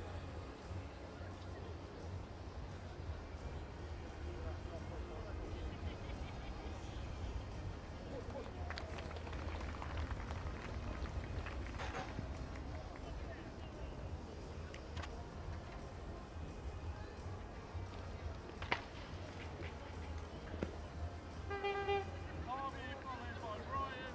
Charlie, get ready.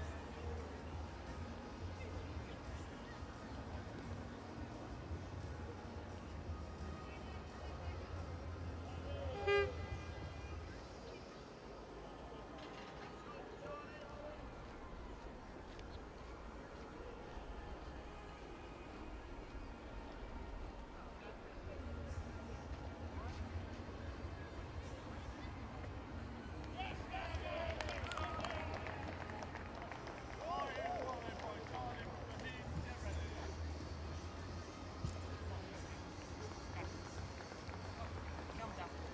Quite a few of them. Charlie, followed by Raheem.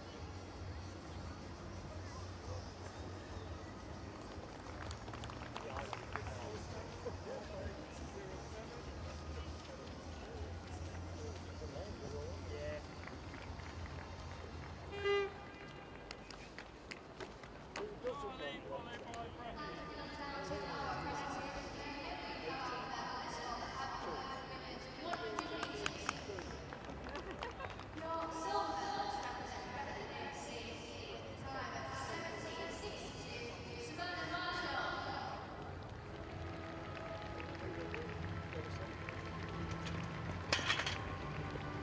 And your gold medals, 2024 England Athletics Champion Reading, whose new time of 14:87, Elizabeth Gold.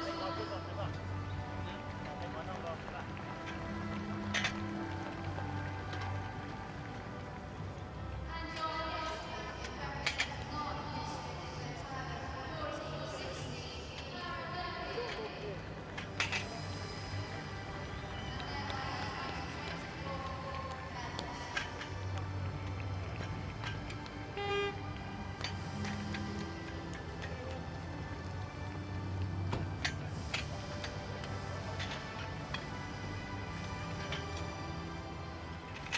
Should I leave it on a wider of the...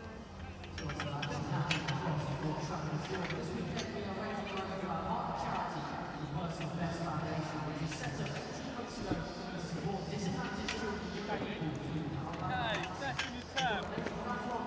Charlie.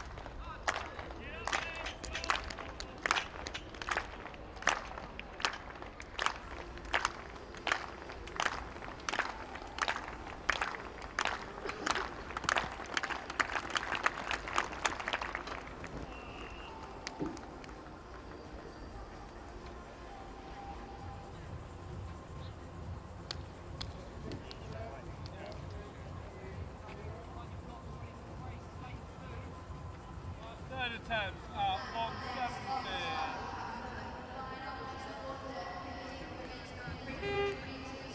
Charlie, you guys right now.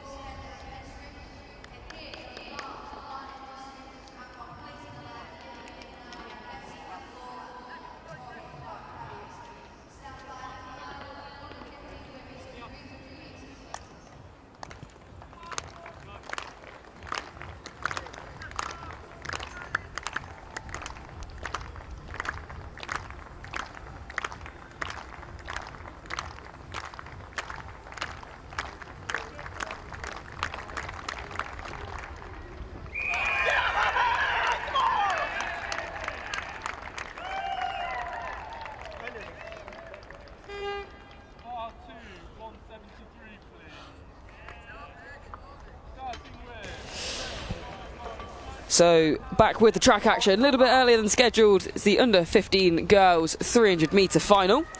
So going in lane 2 from Bracknell AC is Imogen Nation.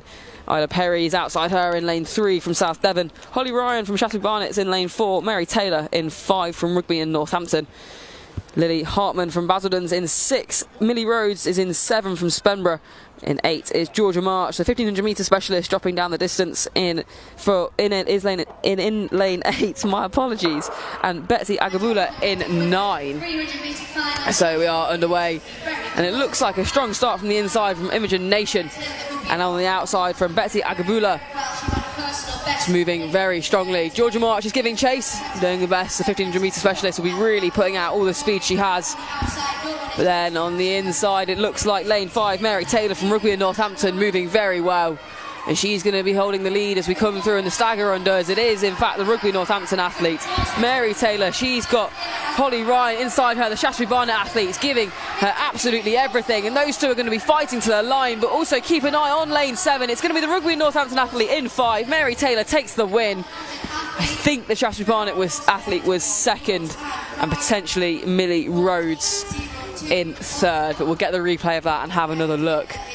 A very tight finish indeed there.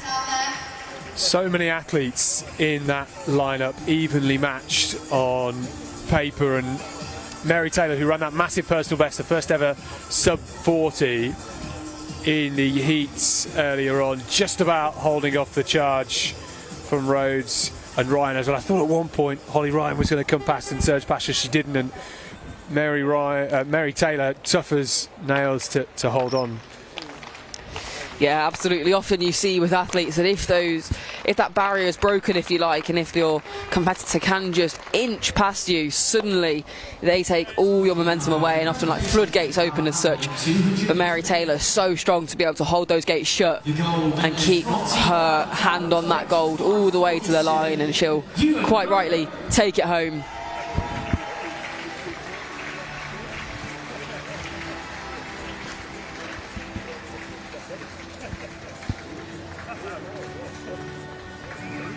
Lots of celebrations, hugs for parents and coaches, and photos, and every bit of celebration she deserves. The England champion Mary Taylor. Well, next up on the track, it's going to be the under 15 boys 300 metre semi-finals. They aren't out on the track yet. They haven't started walking around. The timetable has now shifted in terms of times, and I think everything getting brought forward just slightly, and we may see it creep up even more as well. So under 15 boys 300 metre semi-finals, the final for that will be held tomorrow, so plenty to come.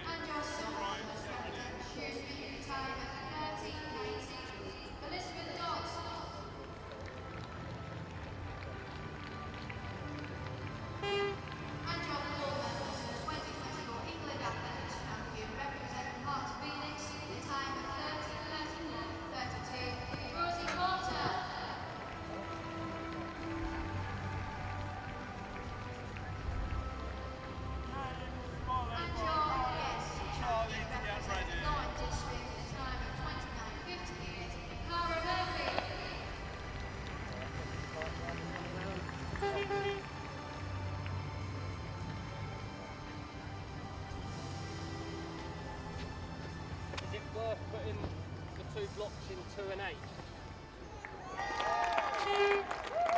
Ryan, followed by Charlie.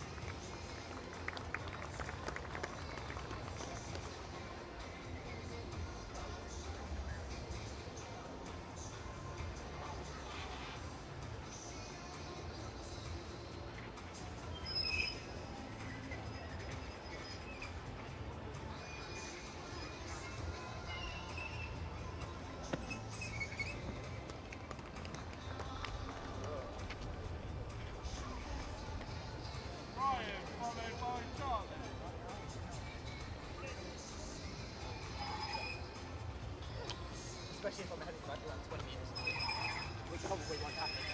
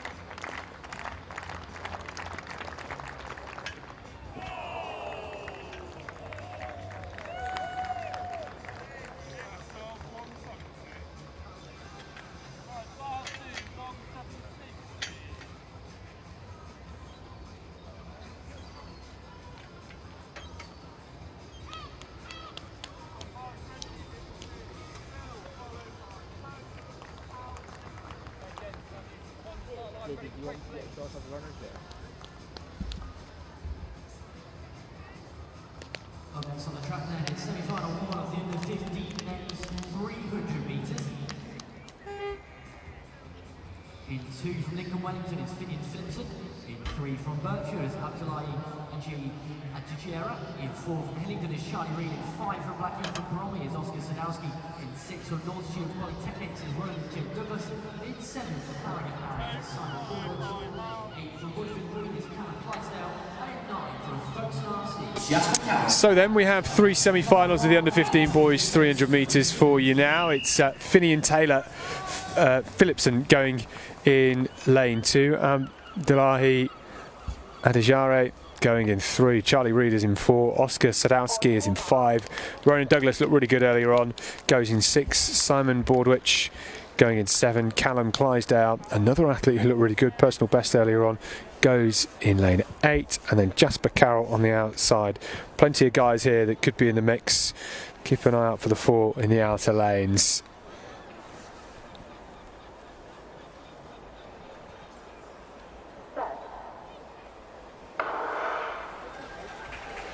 Well, down the back straight they go. Strong start in the middle from Sadowski as well, who is already closing in on Douglas, who keep an eye out for because he finishes really quickly too. And Clydesdale of Woodford Green currently has the lead at the moment. And from the inside, Hillingdon's Charlie Reid moving really nicely. And there's going to be 3 or 4 athletes in the mix as they come into the home straight. And now it's Bordwich starting to finish strongly in the red, and he turns on the afterburners. This is good from Bordwich here. He has Clydesdale on his outside, Carroll on the outside. It's going to be Bordwich and Clydesdale taking the 2 automatic spots through to the final. Not quite as fast as Bordwich ran in the heats earlier on, but they have only had a few hours at best for recovery. And Bordwich, convincing win. He's incredibly strong. He finishes like a train. And across the line, Callum Clydesdale taking the win. And now we have another presentation. It's time for the under-15 girls cohort. Your bronze medalist representing Wigan District with the best jump of 3 metres 01, Emily Wilson.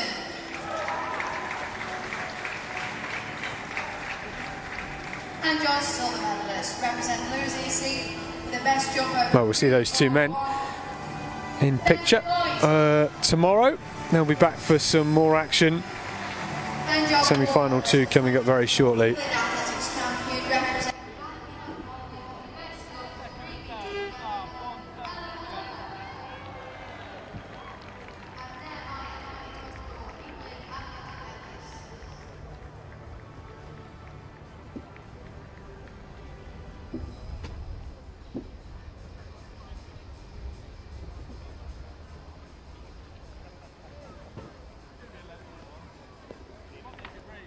Second attempt at 176.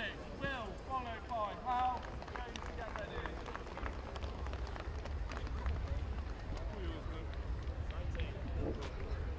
Will, let's go.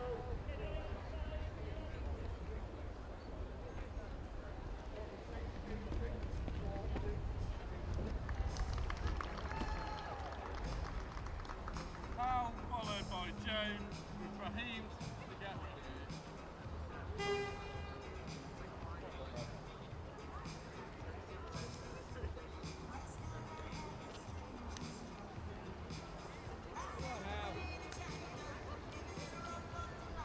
And we now have our medal ceremony for an event that went earlier on. It was the women's parahambulant long jump final. It's been presented by Darren Ritchie, the equal jumps and combined events in athletics. The bronze medal with 2 metres 65, personal best from Rick Nixon, Savannah Marshall.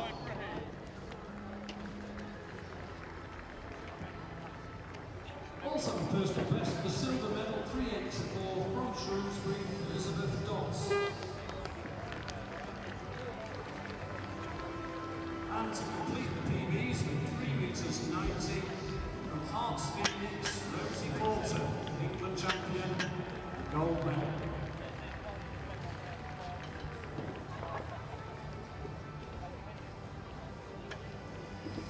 This is Brahim Halil from Blackheath and Bromley. The under 20 men's decathlon high jump, Pool B.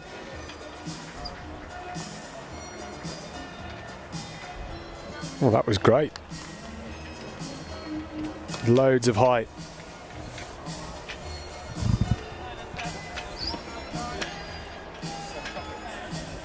179, 1m79 his best.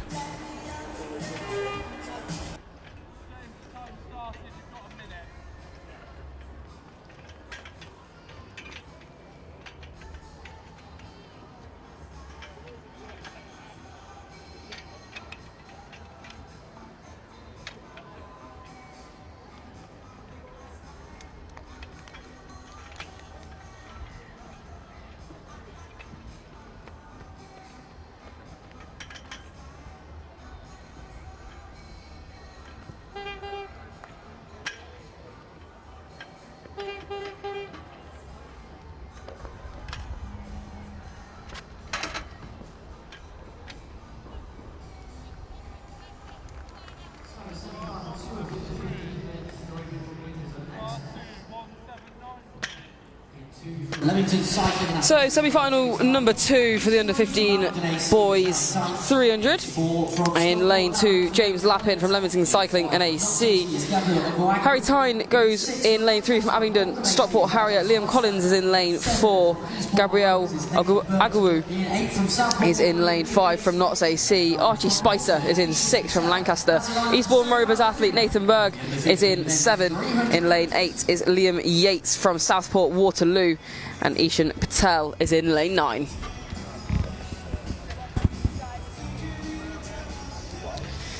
So top 2, remember to go through to tomorrow's final. And the 2 fastest non-automatic qualifiers will join them.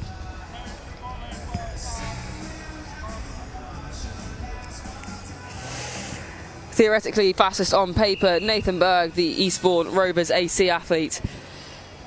He goes in lane 7, so keep an eye on him. 3rd from the outside,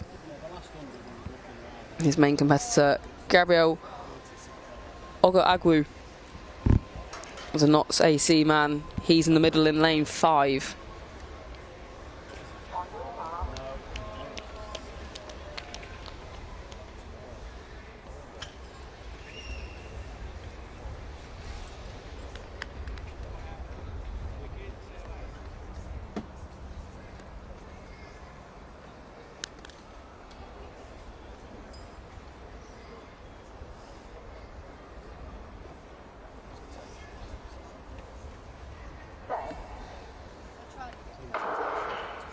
So a very strong start from the Notts AC man, Gabriel Ogo-Agwu. He's moving really well down the back straight now. Already caught up Archie Spicer on his outside. Ogo-Agwu now moving round into the bottom bend. He's chasing down Ishan Patel, the Walton AC athlete, on the outside. And now it is Nathan Berg and Gabriel Ogo-Agwu that are coming through. But it is the Nottingham AC athlete that powers down the home straight. He looks like he's going to take the first automatic qualification spot. His eyes are on the finish line as he comes down. He's going to take it. Lane 5 from lane 6 and 7, very close to that second automatic spot. That's Archie Spicer and Nathan Berg, the Lancaster athlete, against the Eastbourne man. And they'll have to wait and see who took the second automatic spot. 36.76 on the clock, and if that is confirmed, that will be a personal best for Gabriel Ogo-Agwu.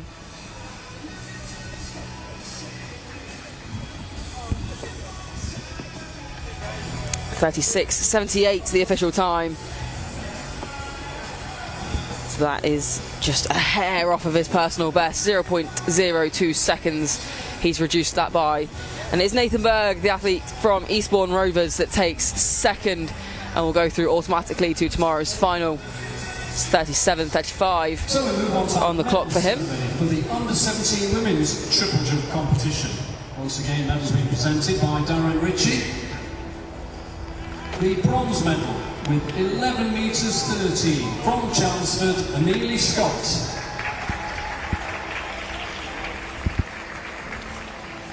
And there, Archie Spicer confirmed as the third place finisher, 37.36. So he'll be hoping that that's enough to take him through on the fastest non-automatic qualification spots. The gold medal, an England champion with 11 metres 54 from Victoria Park, Tower Hamlets, Lorenzi da Silva.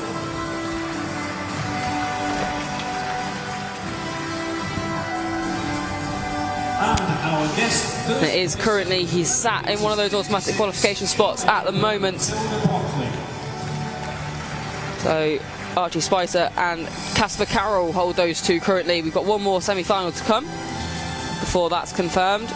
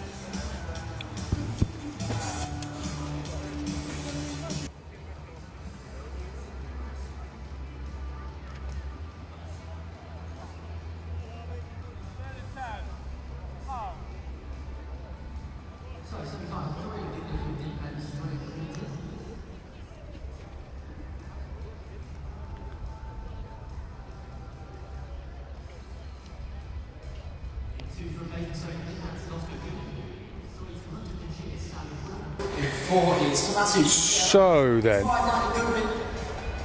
we have semi-final 3 of the under-15 300 metres. Oscar Guinan goes in 2, Sam Woodall in 3, Tommaso Crosara in 4, Lino Goodwin in 5, Lewis Ashworth in 6, Emil Friedrich goes in 7, Archie Patton in 8, and Asher Philipson in 9.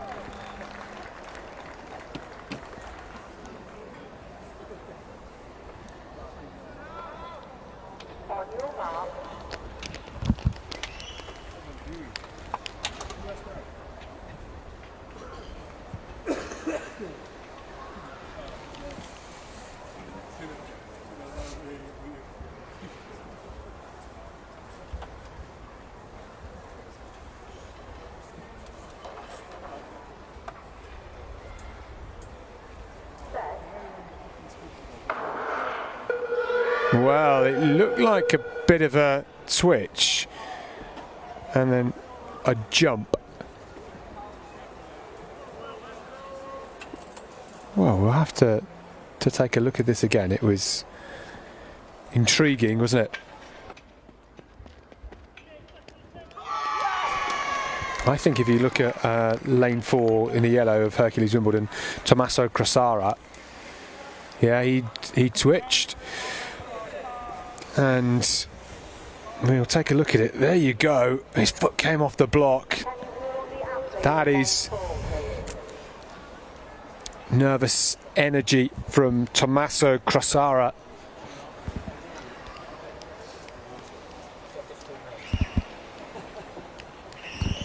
He has been given a yellow card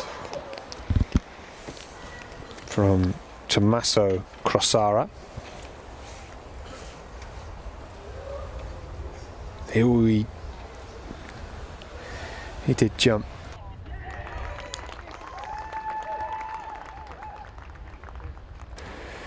So, second time of asking then, semi-final 3. This is the under 15 boys, 300 metres. Crosara makes no mistake this time and is absolutely flying down the backstretch, trying to chase down Lino Goodwin, who moved so well in the heats earlier on. And on the outside with Emil Friedrich, who is in the lead at the moment, the Guernsey man, and comes into the home straight with just a narrow advantage ahead of Lino Goodwin, who is now storming through. The Stoke man looks left, looks right, he knows he's clear. He can wind it down ahead of the finish because Goodwin has booked his place in the final. 37.11, a little quicker than he ran in the heats earlier.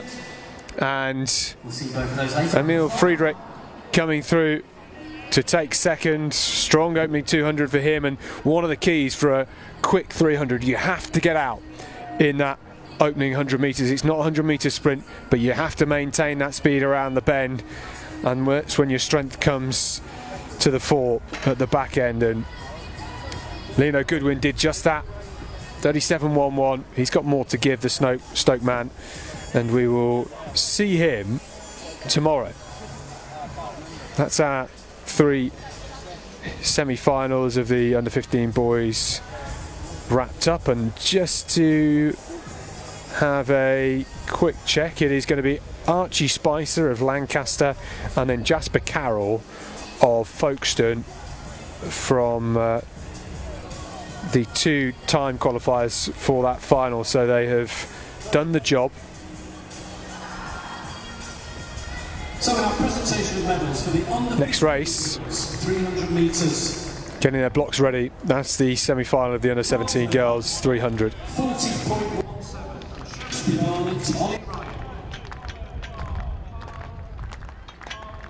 The silver medal, 40.13. Bronze member Lily Rhodes. Gold medal, an England champion with 40.01 from Rugby North and Mary Taylor.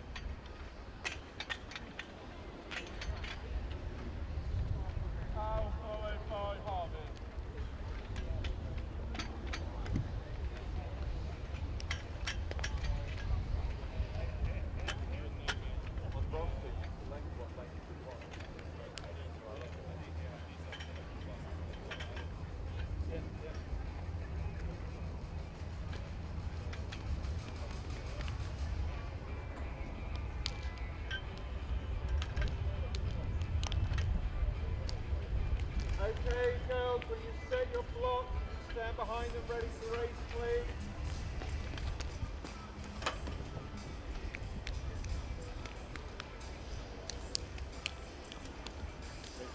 Harmony, followed by Decathlon.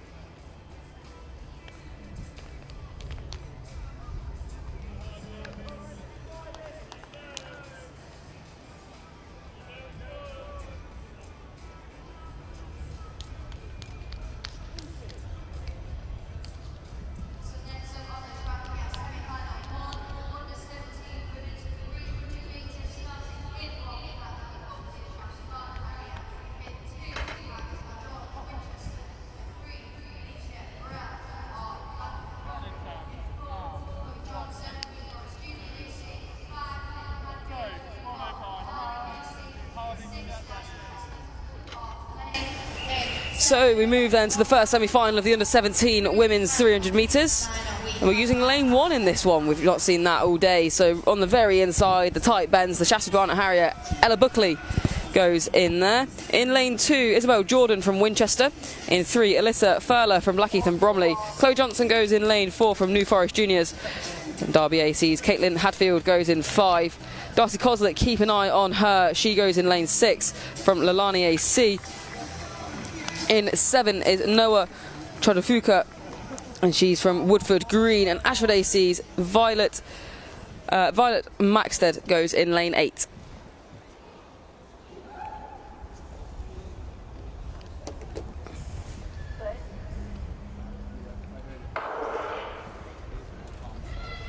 So we're strongly away and cleanly at the first time of asking, and it's Darcy Coslet that starts to move through the field so noticeably already. We're less than 100 metres in and she's already powering her way round into the bend, and it's important that these athletes, as you mentioned, Scott, continue that momentum into the bend so they can slingshot out of it into the final stage. And just look at the display that Darcy Coslet is putting on. The Welshwoman really striding round for home. She's off and away ahead of the pack now. She's just looking so smooth, so strong, really into her running, enjoying every stride by the looks of it as she moves through in lane 6 to take the win, 38.59. Caitlin Hadfield of Derby taking the second automatic qualification spot. So those two will compete again tomorrow in the 300 metre final.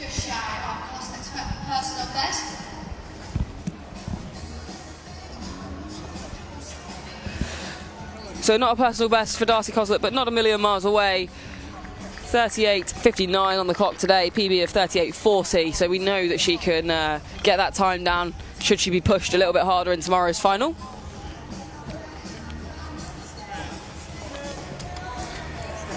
Well, she ran incredibly hard in the heats and did it well in the semi-final here too. Just what she did indoors, she ran 3 hard rounds and got quicker and quicker and quicker. I do think she can go faster than this for sure.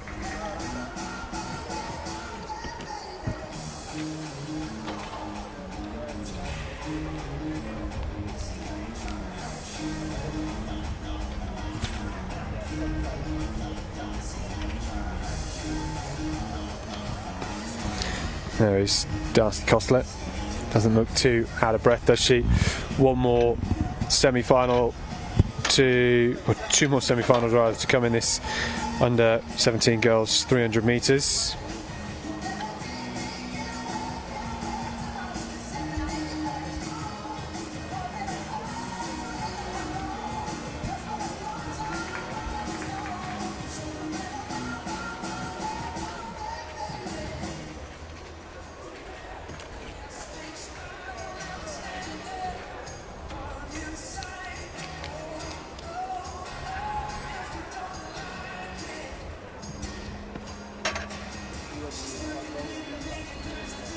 And now we have semi-final 2 of the under-17 women's 300 metres. In 2 we have Annette Shepherd, Cardiff Athletics. In 2 we have Molly Barnes of Reading. In 3 we have Naya Hodding-Hall of City of Plymouth. In 4 we have Annie McLean of Glasgow. So the lineup for this second semi-final then, Annette Shepherd goes in lane 1. We've then got Molly Barnes in 2, Nia Harradine Cole in 3, Annie McLean in 4. Elsie Brindle's in the middle of Winchester, keep an eye out for her. Patricia Armour of Reading in the red and blue from the middle in 6, Joyella Jeffries in 7, and Chloe Poor of Winchester on the outside. She runs 39.72 seconds as a personal best, and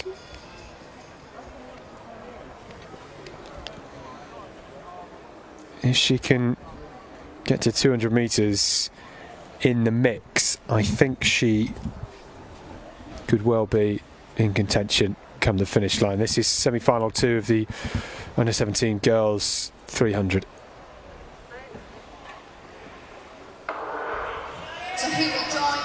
Nicely away, very good start indeed from Armour, and Armour's flying down that back straight, and Poor is in there too at the moment. Armour now just moving past Brindle, and it is Armour as they come into the home straight with Brindle just on her inside fighting, and Brindle is there for Winchester. It's these two neck and neck. They will make the final for sure, but it's Elsie Brindle coming through in 38.85 seconds. She smashed her lifetime best. She's gone sub 39 for the first time ever.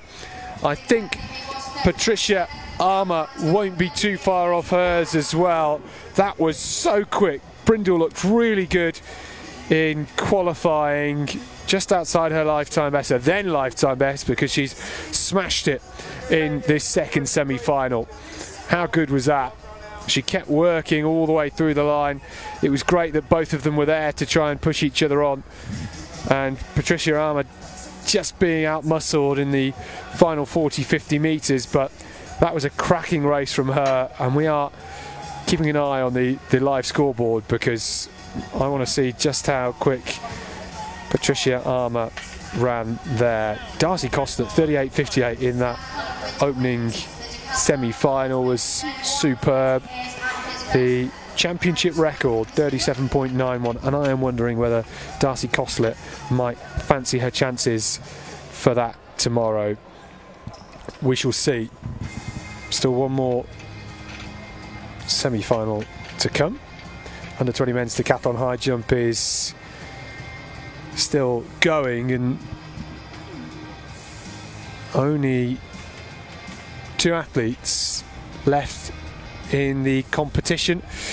Their 1500 metres is coming up at around 7:15, so they'll have an hour and 15 minutes, enough time to lie down, take a breather, try and regather them. Sorry, I said the 1500, I meant the 400 metres. What am I talking about there? Decathlon 400 metres is at 7:15, so they'll have an hour and 15 minutes to regather themselves, get some fuel on board. That is one of the most important things, your fueling strategy. Any good nutritionist will tell you that. Unfortunate there in that jump for one of our athletes. I believe that's Will Reed. But yes, I'm sure they'd love it to be there 1500 metres. That would mean it's the end of day 2 for them. They've got plenty of action still to come before that. Lots of events still to negotiate tomorrow. And as you say, the refuelling is so important, not just for the 400 tonight, but to be able to make sure they get a quality day of competition in tomorrow as well and recover properly overnight, get themselves to bed early in preparation and hopefully get as much recovery as they possibly can. Well, this is Tox Akanbi Mortimer, and we now have that third semi-final of the under-17 girls 300 metres. So the lineup in lane 1, Amelia Kafour of Notts AC. In 2, Adana Mazinwusu from Shaftesbury Barnet. Jemima Woods from Team Bath is in 3. Ella Bibby is in 4 from Warriors from Wirral AC. In lane 5 is Ruby Phillips. Millie Schofield's in lane 6 from Blackburn Harriers. From Basildon is Shiloh Omotosho in lane 7. And in lane 8 is Tiffany Nabari Odur from Trafford.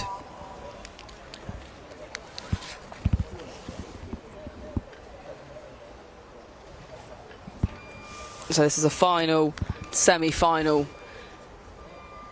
top 2 to go through to tomorrow. And we will have the confirmation of the 2 fastest non-automatic qualifiers that will get to join the fun on day 3 of the England Championships.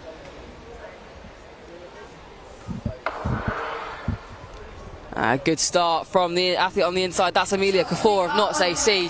She's moving well. Also moving well, Charlotte Motosho of Basildon in lane 7. She's already undone the stagger between herself and Tiffany Namadi Oduru from Trafford, who's on the outside. And now Shiloh Motosho has really taken the handbrake off and she powers round the bend.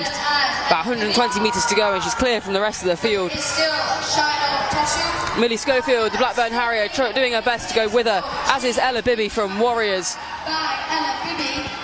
But it is Shiloh Omotosho that strides away, looking very smooth and very comfortable indeed. She's going to take the first automatic spot. The second one goes to Ella Bibby, and those two need to get themselves ready for the English final tomorrow. 38.73 on the clock. About 0.2 of a second away from Charlotte Omotosho's personal best. We'll hope to see that time come down a little bit more tomorrow, and hopefully we can get some PBs rewritten.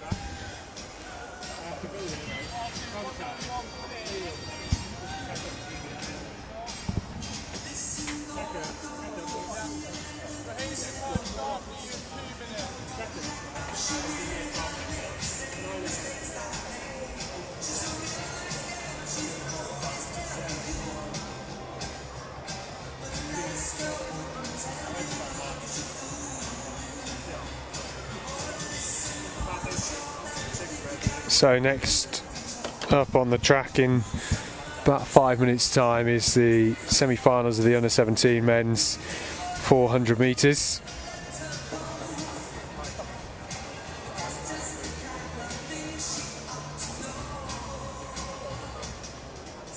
So if you look over to our presentation area, we have our medalists for the under-15 men's hammer throw. And your bronze medalist with the best throw of 48.69. Brahim Halil in this high jump final cleared personal best 182. And your silver medalist representing Chelmsford with the best throw at 52.98. Joshua Ballola.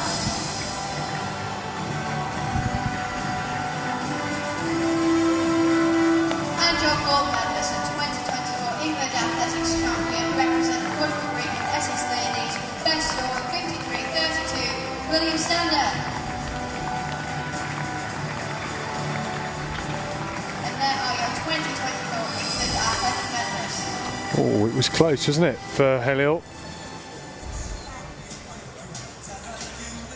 He knows that was close.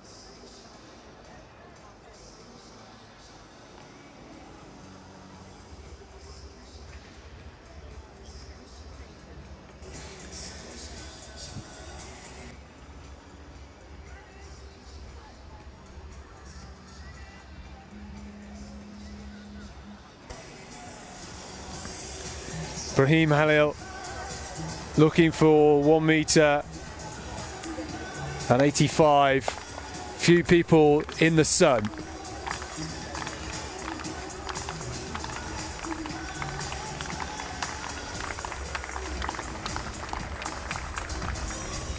Oh, that was so close.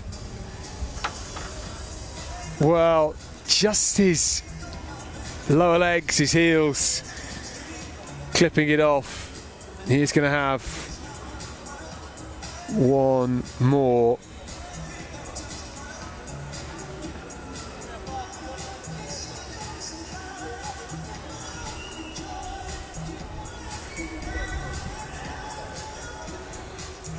Well, this was that jump again from Brahim Halil. He's quite conservative in terms of speed. He's got so much height on there. He's just coming down off it. He needs to think about kicking those heels forward. When he's over the bar, flick those heels. When he feels that his hips are over the bar, get the heels away, because that was all that was stopping him from progressing then. He has to consider as well, he's now got maybe an hour and 10 minutes before his 400, and if he keeps pursuing the next height, it takes a lot of emotional and physical energy as well. Some of the other decathletes will have had a bit more, and he's getting the height, gonna give him any extra benefit. He's gonna keep calm. He's got one more to go.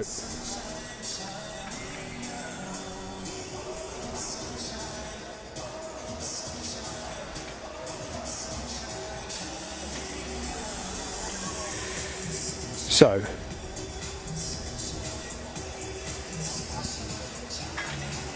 last attempt, Brahim Halil.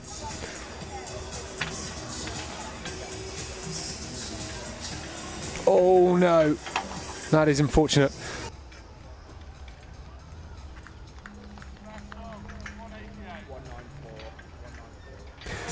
Well, that was 1 metre 94. Unfortunately, didn't quite make it. He got over 191. Look how much height. He's miles over it. And it's just that time it was his calves. He managed to get the heels away. And, well, I think in the coming weeks in competitions, in training, he will soar over that with no problems. But it does mean now that Brahim Halil just has an hour and 10 minutes before he'll be back out here for the 400 metres to round up day one of this decathlon.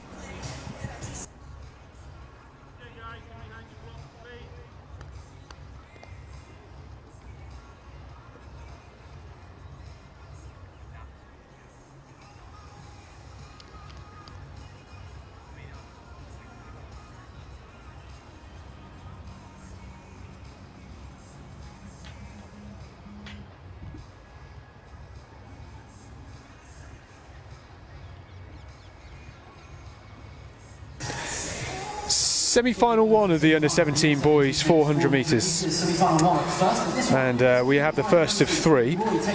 Jimmy Ward, Zach Reynolds, Thomas Watton, Ruben Stabell and Owen Boone. Semi-final one of the under-17 men's 400 metres.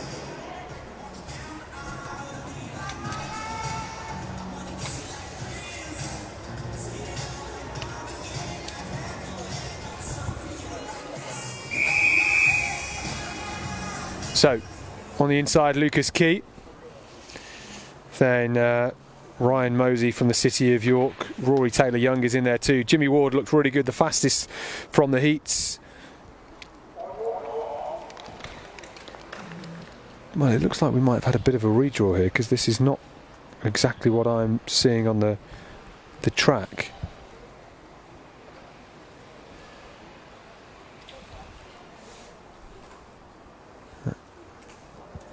Well, we might have all the athletes there, but I'm not sure they're in the right lanes, because Jimmy Ward is in lane 8 here. We'll try and work this out. Sorry, Stavel is in there on the inside of Jimmy Ward, who has gone off like an absolute rocket at the moment. Boone is on the outside in 9, and Jimmy Ward pulling round with Stavel on his inside now, and just on the inside of him, Watton is there too. And it's Ward from Stavel, and Stavel just about has the edge at the moment on the inside. Mosey is going strongly, and Taylor-Young still with a bit of work to do, but he's not far off contention. It is only the top 2 that will qualify, and it's Stavel from Ward as they line up with eyes on this home straight. Taylor-Young not too far off, neither is Watton either. And it is Ward storming through in the finish for Leamington to take the win, 49.44. There's the personal best for Jimmy Ward. Stavel just fading at the end, and Jimmy Ward getting the job done. Those 2 athletes have made the final. Well, the bandana of Jimmy Ward making it easy to spot him. He looks pretty happy with that, doesn't he? And we will see him in the final. He's the 9th fastest, well, not anymore, he's the 8th fastest in the UK this year. Stavel was great indoors and took that out really, really hard over the opening 200 metres. He really chased Ward down, and in the end, both of them got the job done. We will see them in the final. But I'm just wondering what happened with the start list there, because on the start list, Jimmy Ward was supposed to be in lane 5 and Ruben Stavel in 8. And I think everybody was shifted round just slightly in those middle lanes. Not quite sure why. Well, it's interesting you say that, because Stavel is showing as the event winner on the results on there, and obviously he was 2nd. So I wonder if there's been some sort of missing input or something along those lines. Yeah, something's gone on, because the man on your screen is Jimmy Ward from Leamington Cycling and Athletics Club, and he finished 1st in that race with a new lifetime best, so that is great to see. And how good does the west stand at the Alexander Stadium look with the sun shining behind it? I haven't seen any sun today, to be honest with you, other than this morning when we got here, so it's nice to see. Yeah, it does look absolutely brilliant. I remember being sat in that stand for the Commonwealth Games a couple of years ago, and it was just brilliant to see the sunset over the Alexander Stadium that evening. To watch Keely Hodgkinson in the 800 metres that night. Absolutely superb athletics. And it is definitely reminiscent of that. But coming out onto the track now, getting themselves ready, is the 2nd semi-final of this 400 metres. So in lane 2, Aidan Wright from Ipswich Harriers, Liam Gould goes in lane 3 from Bracknell, Sam Brown's in lane 4 from London Heathside, North Cheese Polytechnic Club's Aaron Head is in lane 5, Jake Rowley's in 6 from Macclesfield Harriers, Reading AC's Rhys McCormack is in 7, Rowan Whittaker of City of York is in 8, and Raphael Barra is in lane 9 from Brighton Hove.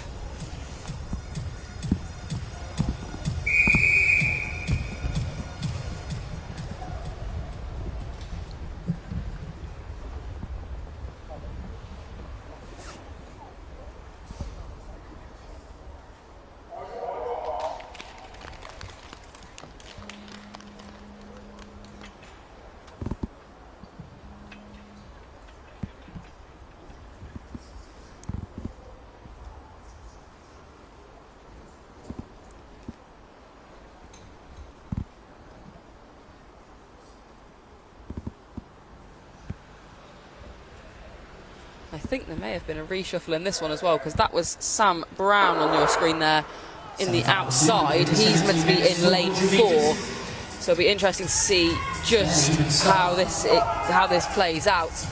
We'll do the absolute best we can. So lane 4 at the moment, looking very strong.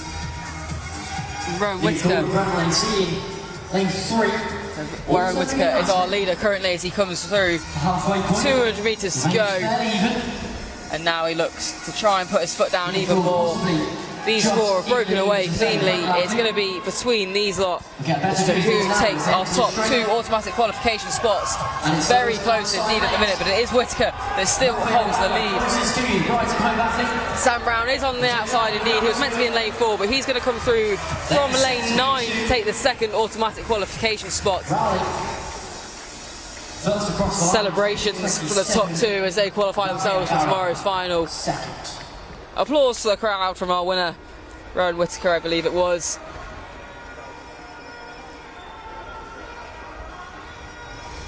I mean, I don't really know why he's celebrating running a second and a half off his PB in the semi-final.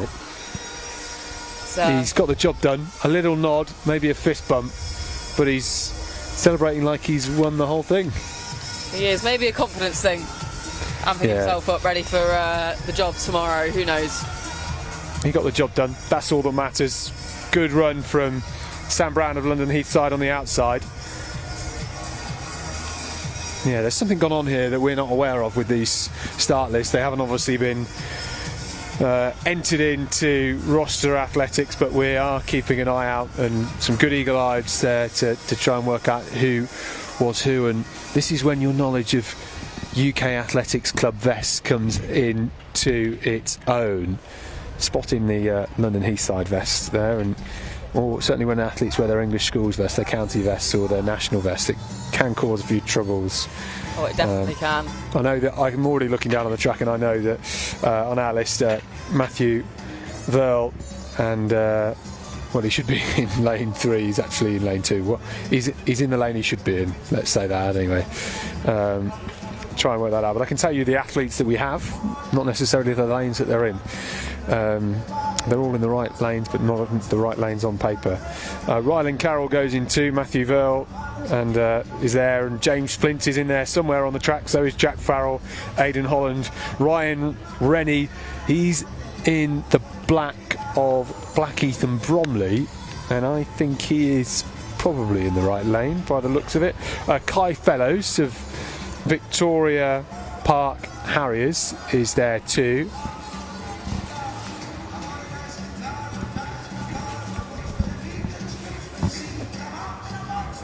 And Alexander Lyons from Trafford is there, but he's going in lane 4 on this track, and I think the Corby man on the outside is James Flint, so we've sort of got an idea of where everybody might be in this race.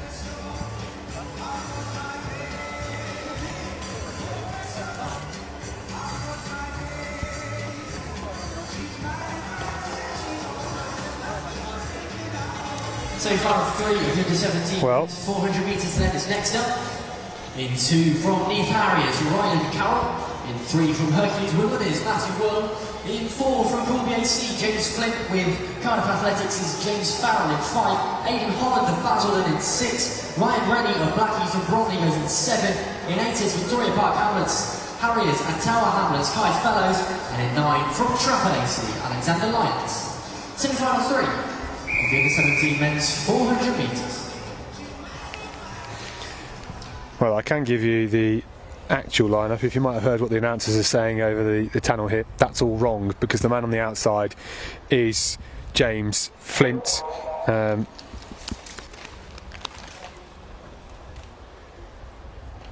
So, from the inside, Verl, Carroll,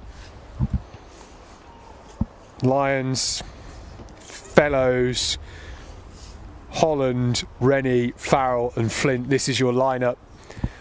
Ignore what the scoreboard says, ignore the start list. This is how they line up.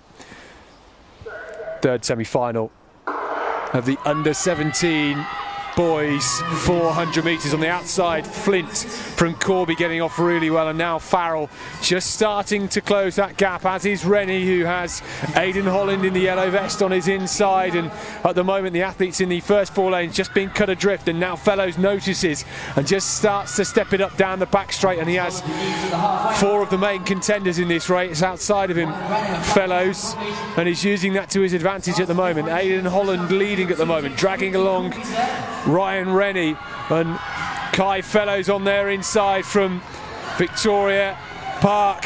And now Fellows starts to charge in the home straight. Can Aidan Holland hold on? Rennie is there too in the black of Blackheath and Bromley, and it's Kai Fellows pulling through to take the win. It's Fellows from Holland, from Rennie. 50-0-0 exactly on the clock. That is the fastest winning time so far, and Fellows ran a slightly more even race than the others, but he came through very strongly, and that is just 2/10 off his lifetime best. So there you have it.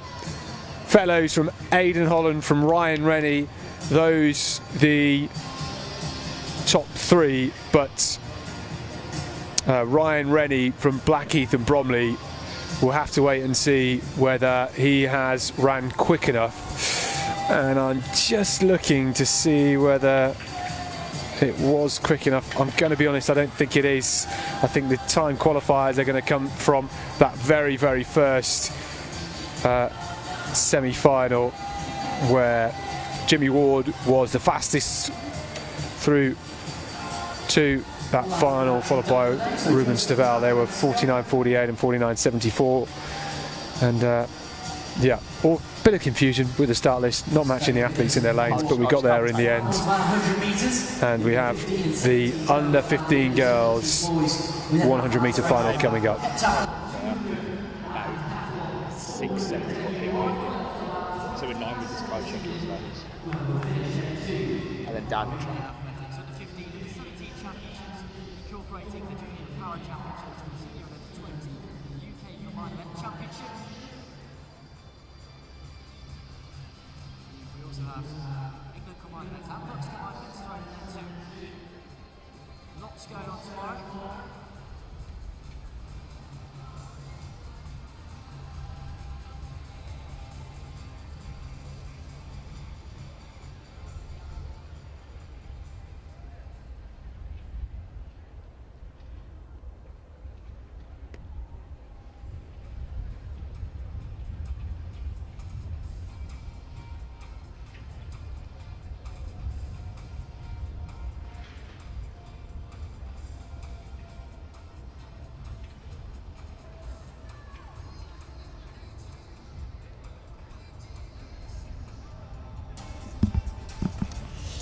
So we move now to the 100 metre final for the under 15s.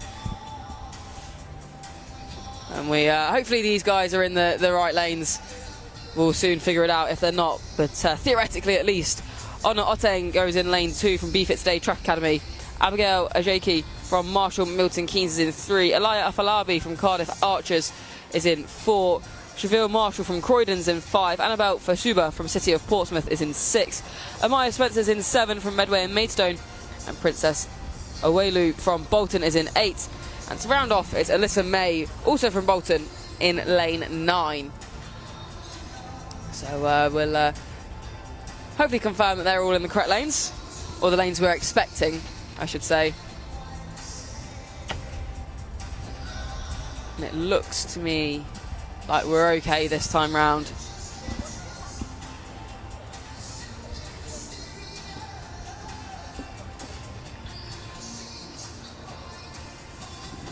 So next up on the track we have under 15 women's 100 metre final.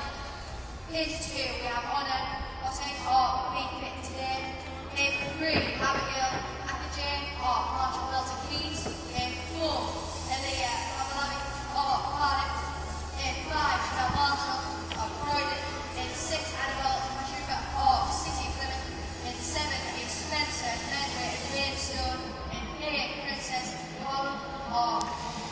So looking at the rankings, Alaya Afolabi, of course, the UK top-ranked athlete, 11.89, her personal best. Annabelle Fasuba, she goes in this final as well. She's ranked 2nd in the UK. Amaya Spencer's ranked 3rd. She's also in here. So we've got some real big hitters in this final. Anyone that's anyone is here from the UK top 10 rankings.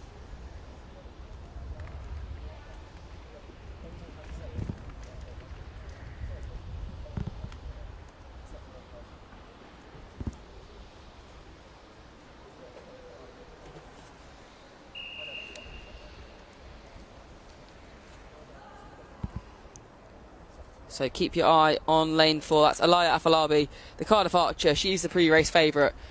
2 lanes over from her, Annabelle Fasuba in lane 6. Also a very strong contender, as is Amaya Spencer next to her in lane 7. So those 3 are you ones to watch. They're the UK top 3.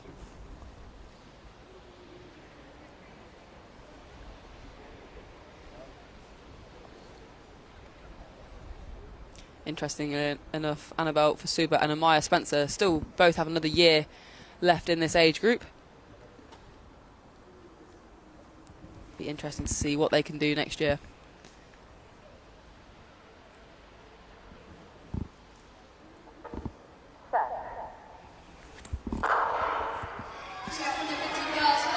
So a clean start, and we are away well, and it is Alaya Afolabi that does come through so strongly. She's moving really well, but next to her, Cheville Marshall's going to come through.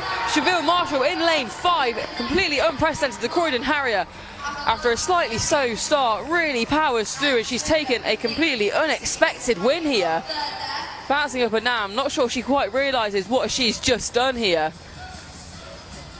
Alaya Afolabi almost leaning too far forward as she moves through.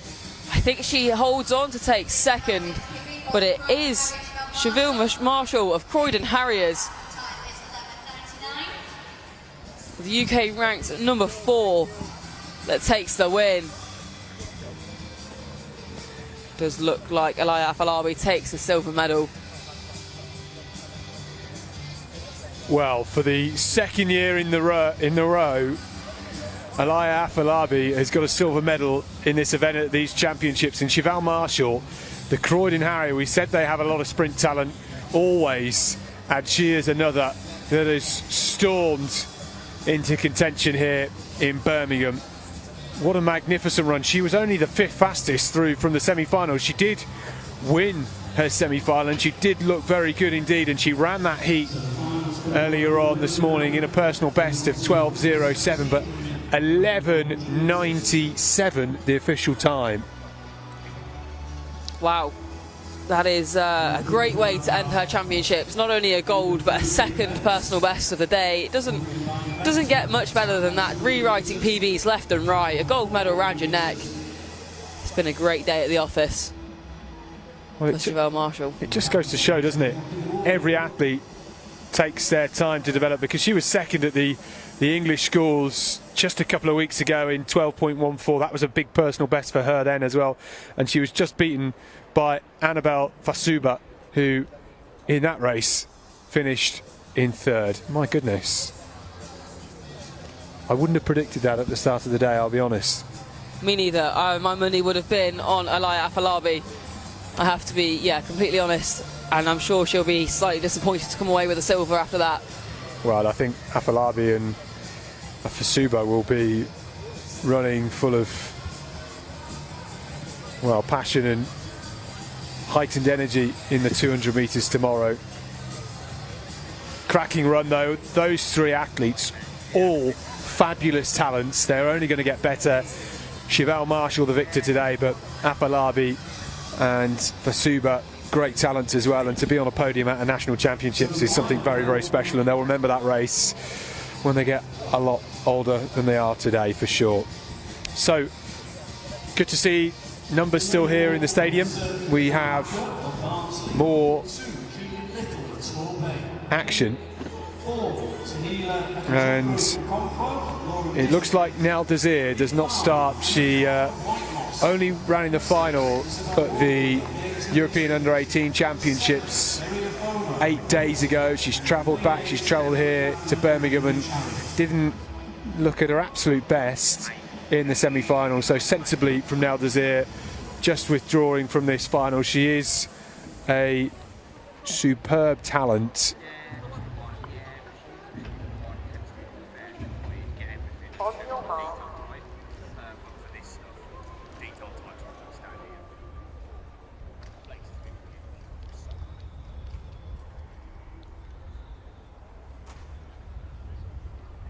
So the lineup for this then: Vanessa Undapakua, Keely Littles in 2, Tahila Ikachukwu Okonkwo in 4, Clark in 5, Walkie in 6, Ufuoma in 7 and Cadman in lane 8.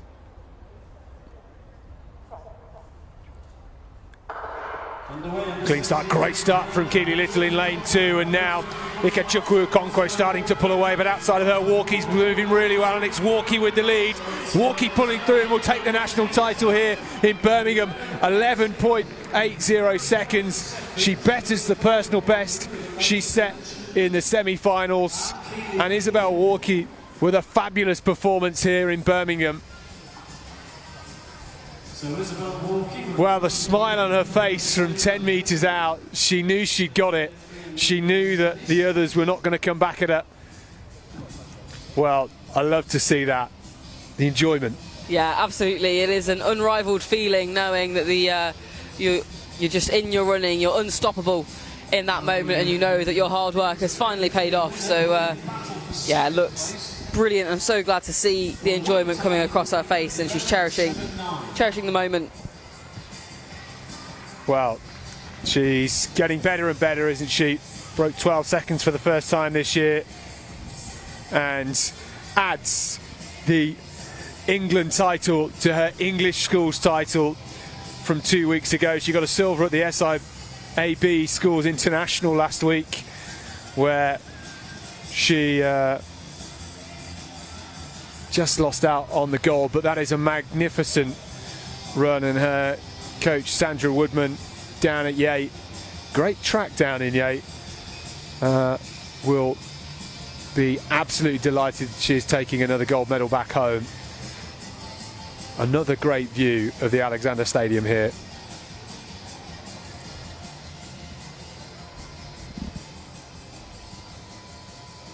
Still more 100-metre finals to come. Next up, the under-17 boys.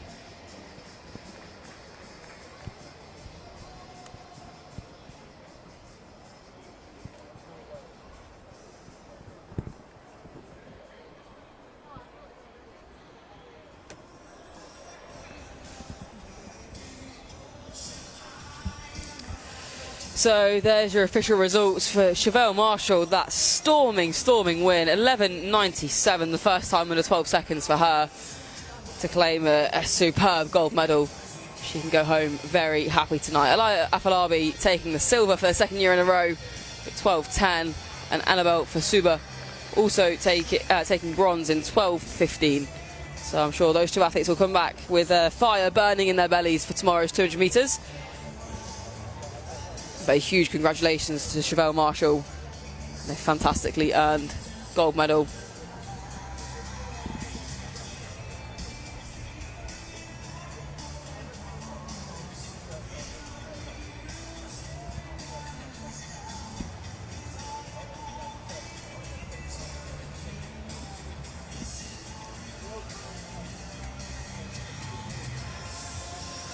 So just the 100-metre final left for this evening before we move back to the multi-eventers, and they've got their sprints and their long sprints still to come.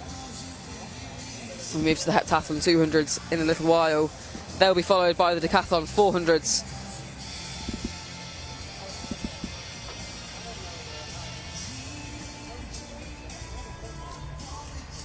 And here is your lineup for the 100-metre final for the under-17 boys. So going in lane 2 from Blackpool is Oliver Nunn. In 3, Jamie Goldsmith from Basingstoke and Midhants. Joel Ajayi goes in 4 from Havering from BFit Today Track Academy. David Azima Royuk goes in 5. Max Evans is in 6 from Maldwin Harriers. Harvey Nelson's in 7 after a fantastic win in his semi-final. Barnaby Rhodes is in 8th. He's also had a really strong run through the rounds from Telford. And Ibukan Familoni from Marshall Milton Keynes goes in lane 9.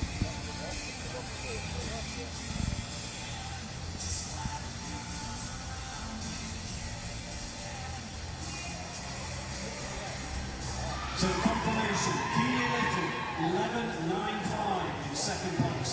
Sherry Foden takes the bronze, 11.97.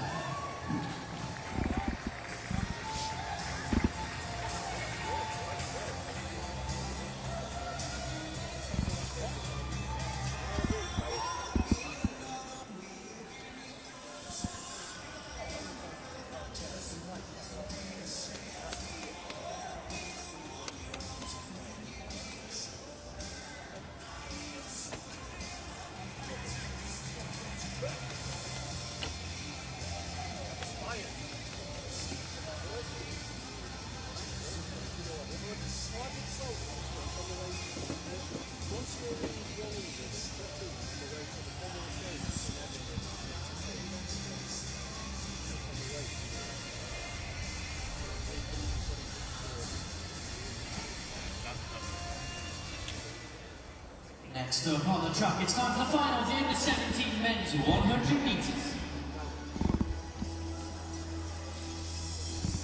In lane 2 from Blackpool Warren Far Lane C is Oliver Newman.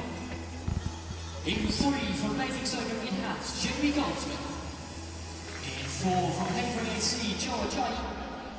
In 5 for BFit Today Track Academy, David Ezekiel Rio. In 6 from Baldwin Harriers, Max Evans.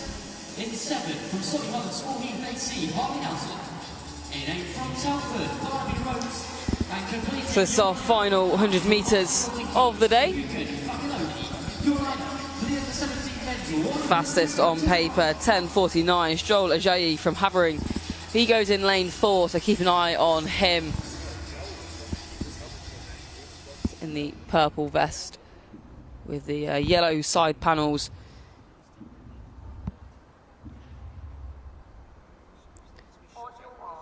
Looking to challenge him will be Barnaby Rose from Telford out in lane 8. Very brightly coloured vest is that one. As well as David Azima Ryuk from BFit Today Track Academy.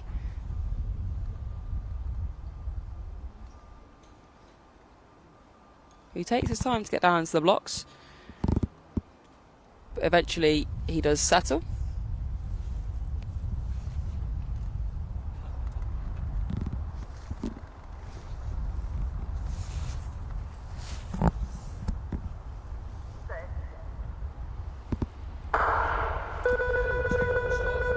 So a false start there. The athletes will be called back and asked to reset.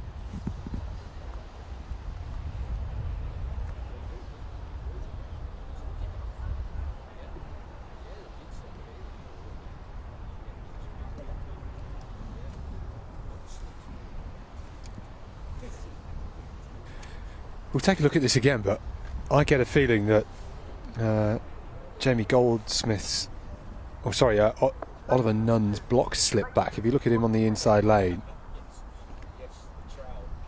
there you go.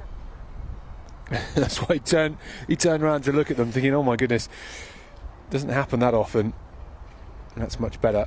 Yeah, he's been allowed a quick run out, test the blocks, and hopefully he'll be safely away. He did turn around very, very quickly, didn't he? And have a quick glance back at them. Luckily, he looks all right as well. That could have been a bit of an increased chance of injury there. Pushing off at that speed. The sprinters put a lot of power through their blocks. It's the right thing to do from the officials, really. You want to give him a fair crack, and it's not his fault the block slipped back. No, exactly.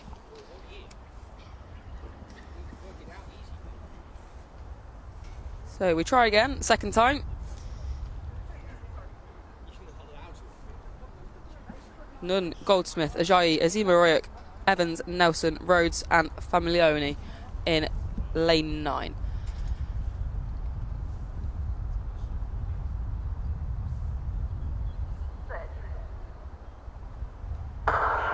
Much better this time, and Nunn really pushing off strongly, and it is Ajayi and Azima Royak that move so strongly through the middle section. It's very close indeed, and Ajayi and Max Evans, the two we mentioned at the start, were very close indeed. I'm not sure who got it. I'm leaning towards Max Evans from Maldwyn Harriers. He came through very strongly in the closing 15 metres or so. And it is the Welsh athlete, I believe, that takes it.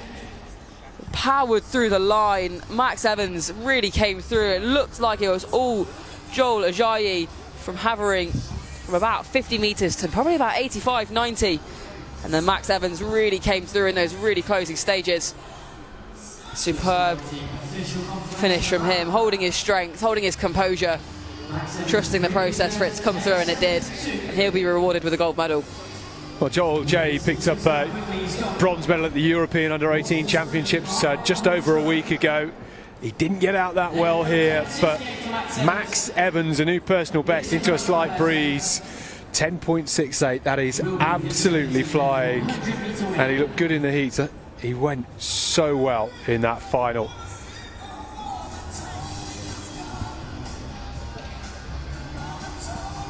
There you go, Joel Ajayi in second, 10.77. Ajayi, 10.77, his confirmed time, a little slower than he ran at the European Under-18s, and then it was David Azema Riok in third with 10.89 to take the bronze, and that equals Azema Riok's personal best as well. So heptathlon 200 metres to come in just a few minutes time. The athletes are out there waiting for the blocks to come round. See them just being wheeled round now. Only a few races to come. The 200s in the Under-20 and Senior heptathlons, and then 4 races across the Decathlon Under-20 and Senior 400 metres.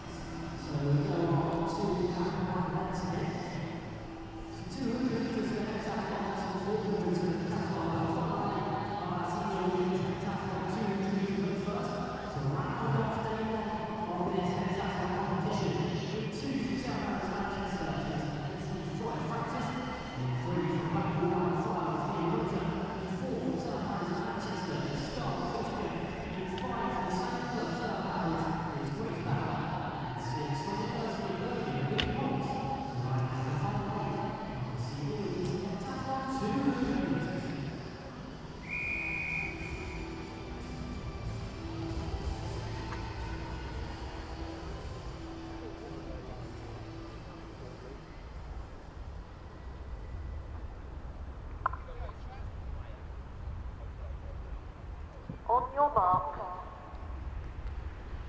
So then this is in the senior women's heptathlon, the first race.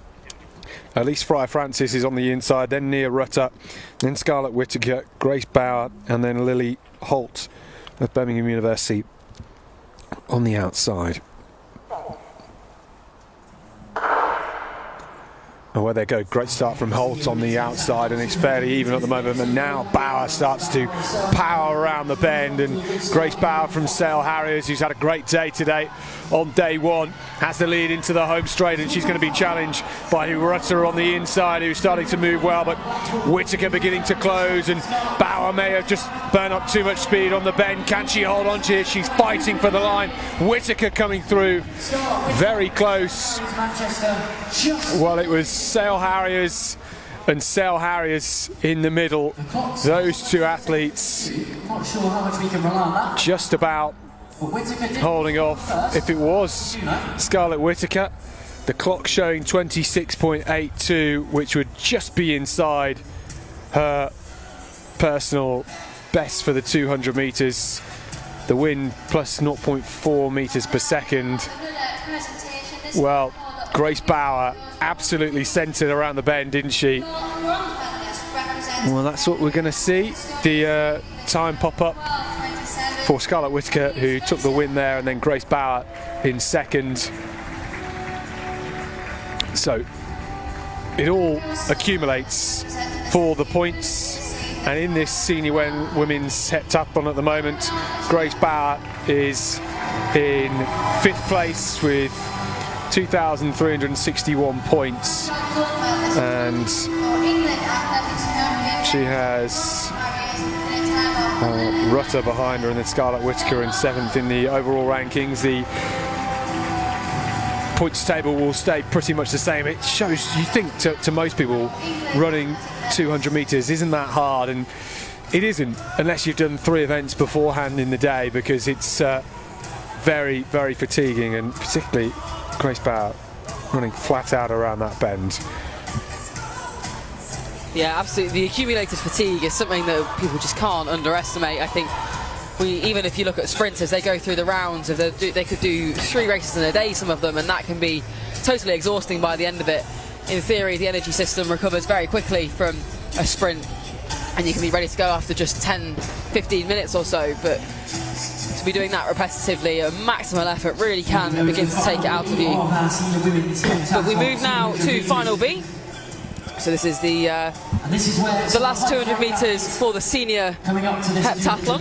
We'll move to the under-20s momentarily, but this will round off their day nicely. So in lane 2 is Anna McCauley of Sheffield and Durn AC. In 3, Laura Voss of City of York. From Millfield School in lane 4 is Eden Robinson. Stephanie Brooks is in lane 5 from the 18 District, and Lauren Evans in lane 6. Eden Robinson incidentally having a fantastic competition.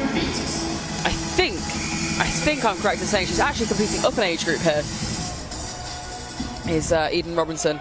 She's currently ranked highest in the UK for the under-20s, and she's 2nd in the overall standings looking at it so far. 2,444 points prior to the 200 metres. She's had a great competition after winning the shot put earlier on. So she goes in lane 4. Right in the middle. The white vest with the hoops round the middle of it. Inside her, Laura Voss and Anna McCauley. Outside her, Stephanie Brooks and Lauren Evans.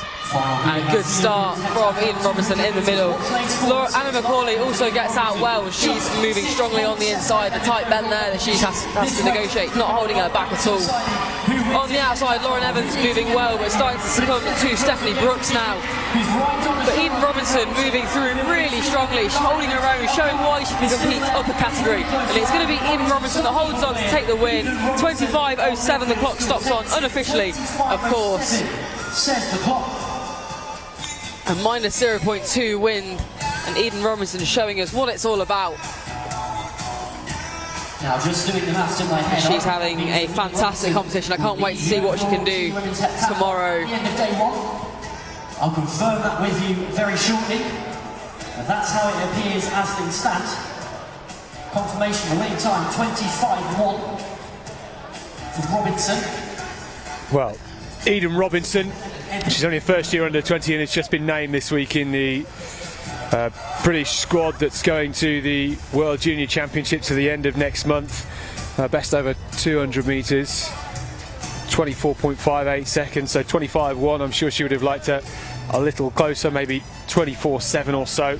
But it's getting a bit cooler now, isn't it, in Birmingham? It's been a long old day and it is pretty late in the programme too. So Eden Robinson going very well here. Yeah, absolutely. And just to show what a young talent she is, of course, she tops the UK rankings for the under-20s, but in the overall rankings, so including the seniors, athletes like Abby Paulett, J-Lo Dowder, some huge names in there. Eden Robinson ranks 5th in the UK overall. She's absolutely phenomenal, has a really bright future ahead of her.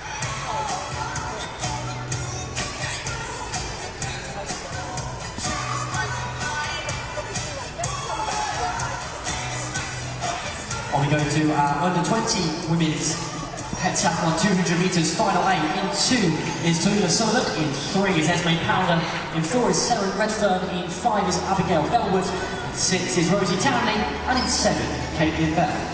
Your line up for final 8 of the under-20 women's heptathlon. So this is the first race of the under-20 women's 200 metres in the heptathlon. On the inside we've got Tallulah Sullivan.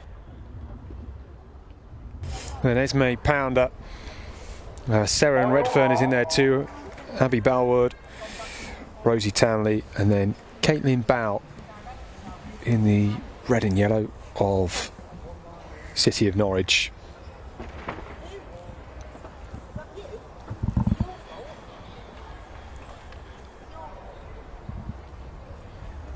Chance to round off their day one in fine style in this 200 metres. Really aggressive start by Bell on the outside, and 2 from the inside. Pounder is absolutely flying at the moment, and now Sullivan starting to work her way around the bend and through the field. On the outside it is Bell that leads with half a metre gap ahead of Pounder in second, and now coming through Sarah Redfern looking good too. Sullivan finishing strongly, she's in second, but it's Caitlin Bell from Norwich on the outside, 26-22. Second, I believe it was Esme Pounder who crossed in third. Pretty good from Caitlin Bell. Confident race, delivered it well. Confirmed to you in that senior women's heptathlon, Eden Robinson has leapfrogged Lauren Evans. Robinson and 26-22 on the clock is at the end of day one, just outside her lifetime best of 26 flat. So good work from Caitlin Bell. It's going to be an electronic best. Her 26.0 time set with a stopwatch. So that's great running from Caitlin Bell to round off the opening day. Caitlin Bell at the moment just down in 10th in this competition.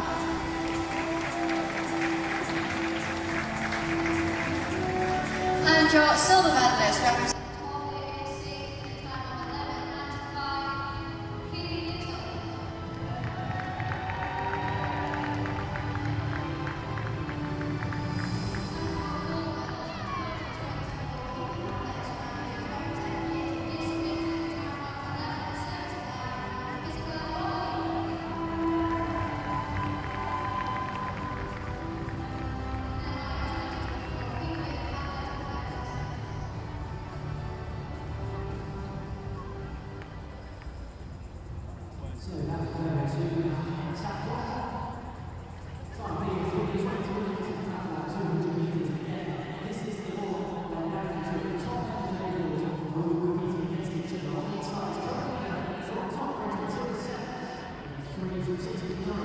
Well, these results from the senior women's 200 metre in the heptathlon. Eden Robinson 25-10, and I think she's probably just about going to end day one on top of the pile. Let's just check the latest. Well, she's not far off. She's 6 points off Lauren Evans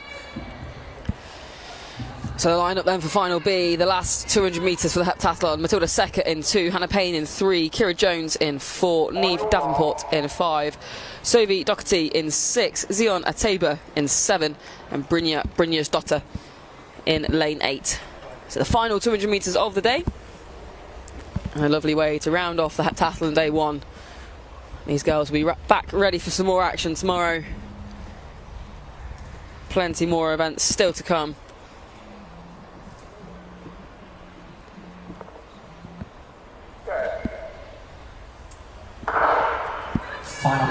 So strongly away in the middle, Sophie Doherty looking really fast out the blocks, and Neve Davenport, apologies, from Trafford, moving very strongly, but it is Kira Jones that looks like she's off and away. She's clear of everybody else now. She's moved round the bottom bend so strongly and managed to carry that momentum through at the end of day 1. A phenomenal performance, 25.04. That's 100th outside of her PB, so we'll have to check the times to see if she's got underneath that 20. And it'd be nice if that could get rounded down for her to equal her personal best, but that is some really strong running at the end of a day with 4 events. To be able to put out a performance near your best is just phenomenal. So Kira Jones having a great run there.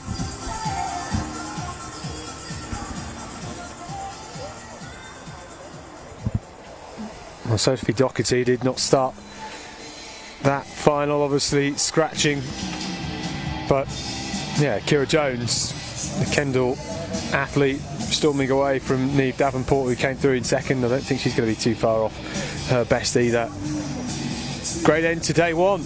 Back to the hotel or wherever they're staying, their Airbnb or whatever it might be, and probably with a couple of kilos of ice as well to help recover.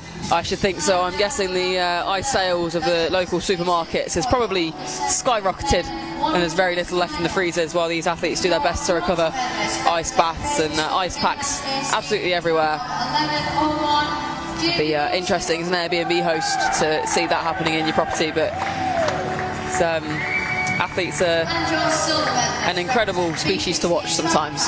Yeah, absolutely. This is the medal ceremony from the under-17 men's 100 metres. Well, Max Evans, being a Welsh athlete, will get to stand on top of the podium and get the gold medal, but so will Joel Ajayi. So it was he didn't lose at all. He just won the gold, and he got the England title in 10.77. And Max Evans, the guest champion. These are, of course, the England Athletics Open Championships. We welcome all athletes from across the UK. And Max Evans, England champion, he'll be delighted with that. It was a fantastic performance, a personal best, a gold medal, and on top of the podium as well. Absolutely, a good day's work. 3,266 points from City of Sheffield and Durnett Town of Crawley. And we now just have action from the 400 still to come. 2 400 finals for each decathlon, so 2 in the seniors, 2 in the under-20s. And we start with the senior men. That's how our senior women's heptathlon looks. Well, the senior men aren't out on the track yet. Their race is due to go in 10 minutes' time, so we shall see them very shortly. You'll be able to see all the scores that have accrued throughout the day. It's the results from the first under-20 women's heptathlon 200 metres. It was Caitlin Bell, 26.24. Jalula Sullivan coming through really strongly. She had a lot of work to do in that home straight, but did so well, and 26.78. So just to try and give you a bit of a summary where I think we are with that under-20s heptathlon. Based on all of these results, it is Matilda Secker that leads the top of the table, 22.37. It's Neve Davenport, 22,205 is what I mean in points. You can tell we've been going for just over 9 hours now. And then Esme Pounder is currently third at the moment with 2,126.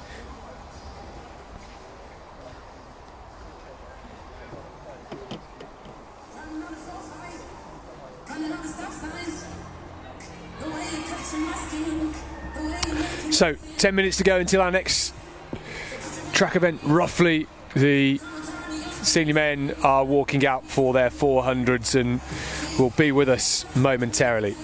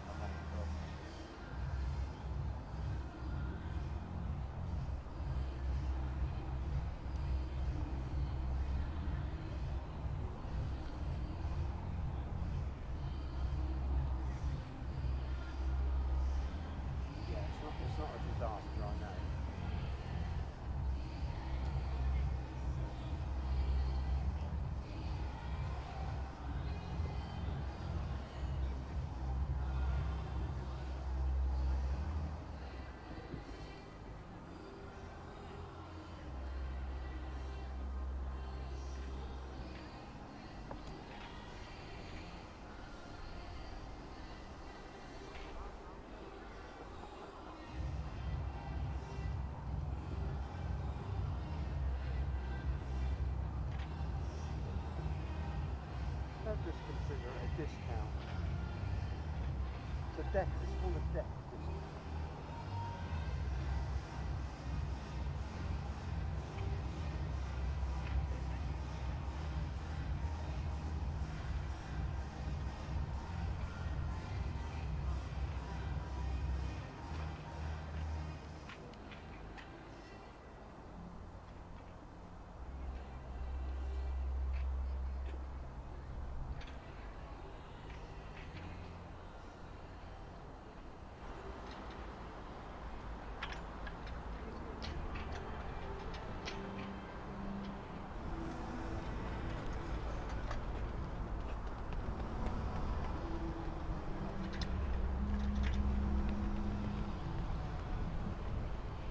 So then, the first of our two senior men's 400 metre finals for the decathlon. This the first one. The athletes with slightly slower personal best, they have to get split up somehow, and the faster ones will be coming in the B race after this. It is a really stacked field, to be honest with you. Just to give you a bit of a heads up as to where people stand, the top three are Sammy Ball, Jamie Schluter, and then Harry Kendall. Sammy Ball is about 100 points ahead of Jamie Schluter, and Jamie Schluter is around about 80 points ahead of Harry Kendall, who's got a comfortable 140 point lead ahead of Liam Reveley. So that's where we are at the moment. Caius Joseph sits down in 7th, Basingstoke, and then Christian Brown in 10th, Will Hoddy. Stephen Bates of Nuneaton is in 12th, and Cal McLennan is at the moment on 2,649 points in 13th. So that's just to give you a rough idea of where everybody is. A lot of them are in this first heat. This is Stephen Bates from Nuneaton. Saw him perform really well in the long jump earlier on, and I think we're pretty pleased he's inside the top 12 at the moment. 184 in that was the 8th best of the day over the two pools. So on the inside in two, it's going to be Alistair McKay of Team East Lothian, then we've got Evan Campbell, and then this man right in front of you, Stephen Bates, then Ben Pitts, who jumped well too, Craig Moncur, Liam Reveley, George Whittaker, and Christian Brown on the outside in that England vest.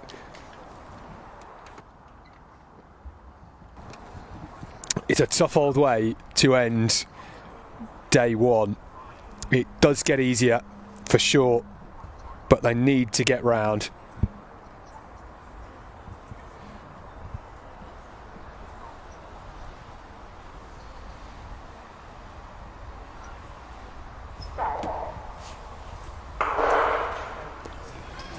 Away they go. Strong start on the outside from Christian Brown. And Moncur just closing the gap on Reveley in the middle at the moment, but they are being led round by Christian Brown. He's got a personal best of 49.55, which is the fastest in the field. His season's best, a couple of seconds off that at the moment, but he's running like a 49-second man. He knows he is. And now George Whittaker on the inside of him, just starting to power around the second bend and moves past Brown and into the home straight with Whittaker leading from Reveley. And on the inside, Campbell moving nicely at the moment, and Campbell starting to come through. It's Reveley against Campbell into the home straight. They're all fighting for points here as Jarrow's Liam Reveley starts to pull away. Will take the win in the first race here. 50.68. That is a great personal best for Liam Reveley, and he should be absolutely thrilled with that. What a way to end day one.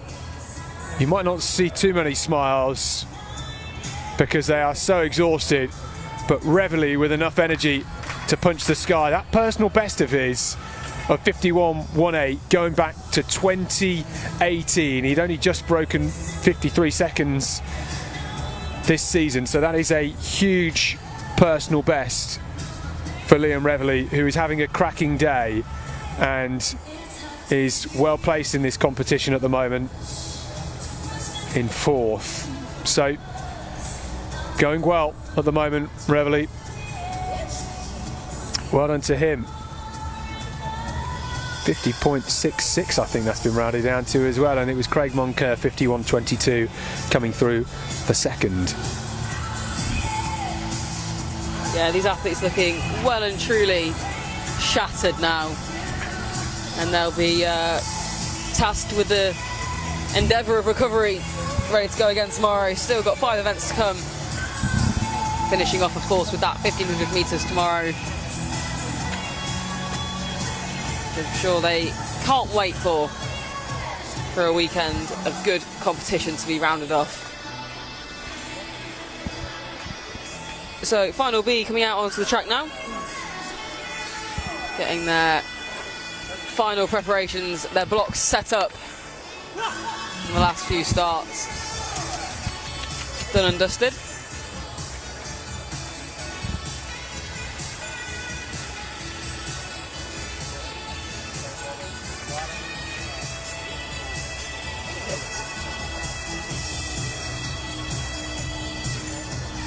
Looks like everybody is present, I think.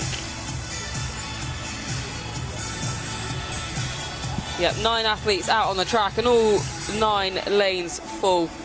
So Jamie Schutzer goes in lane 1. You can see him, the Shaftesbury Barnet man, or it looks like the Shaftesbury Barnet vest I can see walking back round. He's under University of Washington on our roster. Oliver Adnett goes in lane 2. He's also making his way back at the moment. Caius Joseph from Basingstoke in Midhants is in lane 3. Scott Brown of Amber Valley and Airwash is in 4. Harry Kendall's in 5. He'll be looking to have a strong run out here. He's ranked 3rd currently and will want to cement that at the end of day 1 so he can build on it. The former Commonwealth Games athlete, of course, will want to pick up the highest ranking medal he possibly can, knowing that that is his full potential. Will Hoddy, non-area AAC, goes in 6. Cal McLennan is in lane 7 from Basingstoke and Midhants. Stephen Simmons in a Tonbridge vest out in lane 8, and Sammy Ball from Reading is in lane 9. So all 9 athletes out on the track and walking back to their blocks for the final time, hopefully, barring any false starts or recalls. 3, Caius Joseph from Basingstoke and Midhants. In 4, Scott Ram of Amber Valley. Then in 5, Harry Kendall. So there's the lineup on your screen. Schluter, Adnett, Joseph, Ram, Kendall, Hoddy, McLennan, Simmons and Ball. In 8, Steve Simmons of Bedford. And in 9, Reading's Sammy Ball.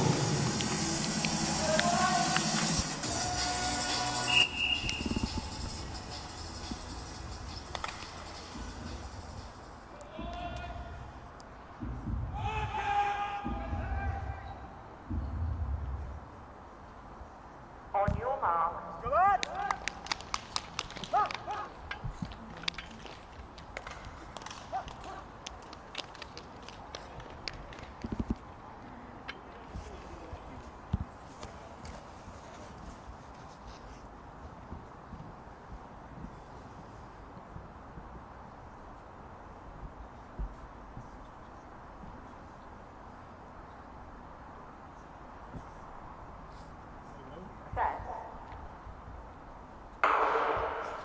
So cleanly away at the first time of asking. It looked like a strong start from Harry Kendall right in the middle in lane 5. He's already closing the gap between himself and Scott Ram of Amber Valley and Airwash. He's overtaken him, in fact, as we move down the back straight. It also looks like the athletes on the inside, potentially the Basingstoke and Midhunts man, Chaos Joseph, moving well.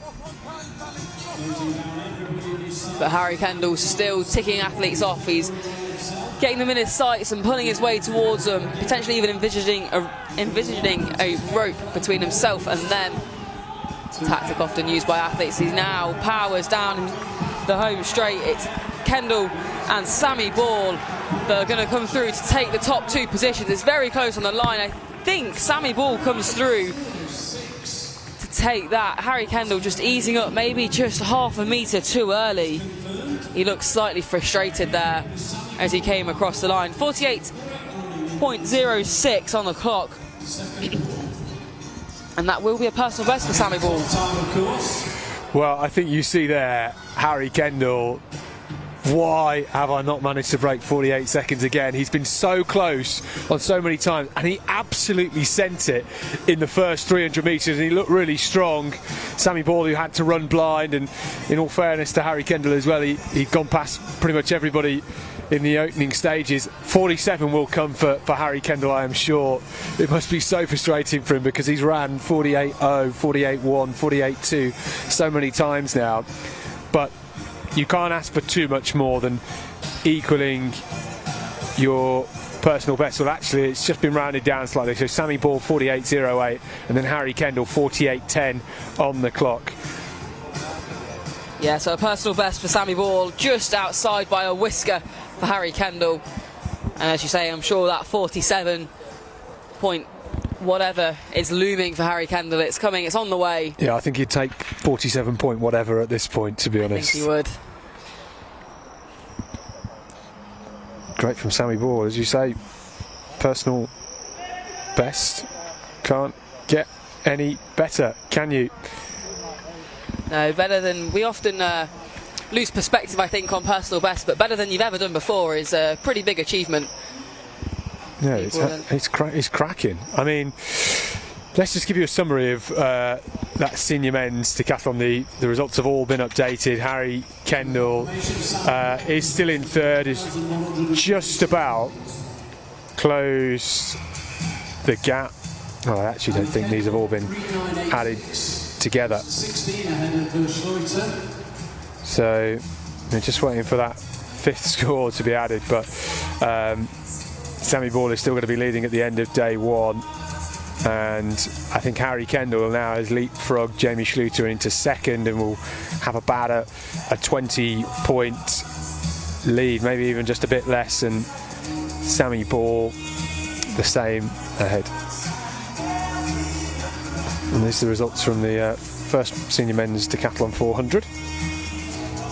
Liam Reveley, first time ever sub 51.1. I mean, he set that personal best 6 years ago. It just goes to show, even as you get a bit more experience in the sport, you don't have to stop getting personal best. They may become a little infrequent, but great from Reveley and Sammy Ball there, just pipping Harry Kendall by 2 hundredths of a second. Absolutely nothing. Harry Kendall destined to run that sub 48 at some point. 2 races to go before we wrap up, Rosie. Nothing left, is there now? No, just these last 2 to tick off, and I'm sure the decathletes in the under 20 men's are keen to get it done and dusted, get back to their hotel rooms or wherever they're staying tonight. It's been a hell of a day, so busy, so much action. We've had some fantastic competitions across the board, whether that's in the multi-events or in the single events. There's been some huge performances, PBs, gold medals, silver medals, bronze medals, so much given out today. Hopefully a couple more strong performances to round off. Yeah, absolutely. And just to say that the points for the top 3 in that senior men's decathlon: Sammy Ball 4.156, Harry Kendall 3.986, and then Jamie Schluter 3.970. But this is the penultimate race then, the first race of the 400 in the junior men's decathlon. We have Harvey Hannington Green on the inside, Toxa Camby Mortimer, then Charlie Arnold, Jay Cook, Isaac Henson, Will Reed, Brahim Halil, who jumped so well in the high jump earlier on, and then Ryan Wells going in lane 9. The temperature just starting to drop a bit now. Still a breeze that they will be flying into in the first 200 metres. That's Toxa Camby Mortimer.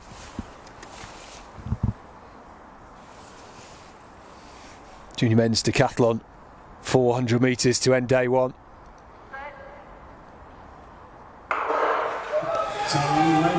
Away they go. Their legs will be hurting at this point, but you really do have to just get out and stay smooth. It's the approach to the race that makes all the difference. Toxa Camby Mortimer has got out very well, but so has Will Reed, and he's flying past Halil and Wells on the outside at the moment, and I think it's definitely with Will Reed at the front of this field, with Camby Mortimer coming through nicely at the moment, but Arnold's starting to get his shift on. As they come round the second bend, it will be Reed leading and digging deep, and you can just see how that head's rocking and rolling, and he's really pushing himself to the absolute limits here. He's going to pull away with a great run, Will Reed. What a way to round off day 1, and I think he's going to be inside his personal best. He's taken half a second off it. 52.13 seconds for Will Reed. I said you had to hit it hard in the opening 200. You had to stay smooth. There was not much left in those legs in the final 100, but he kept going. He didn't lose momentum, and that's the key thing. Fantastic from Will Reed to get a personal best. Brahim Halil came through for second.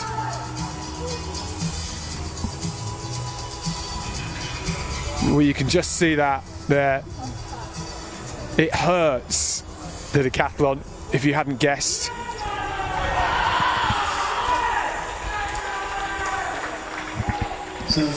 And you're hearing that cheer. I think that's come from Charlie Arnold, who has just absolutely obliterated his personal best, finishing in 3rd with 53.58.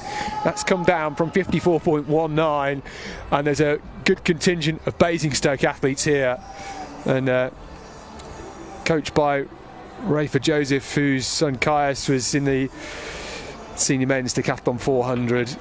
And one of the season's best there. So one more race to go then, Rosie. Yeah, the final one to round out the day. One more day still to come tomorrow of the England Championships. Another full action-packed timetable headed our way. But before we get to that, we've got the 400 metres final B for the under 20 men's decathlon. These athletes will be keen to get this underway and get it over and done with, so they can get down to refueling, recovering and relaxing tonight. It's been a very long day for these athletes. Competition started at 10 o'clock this morning. It's now gone 7 o'clock.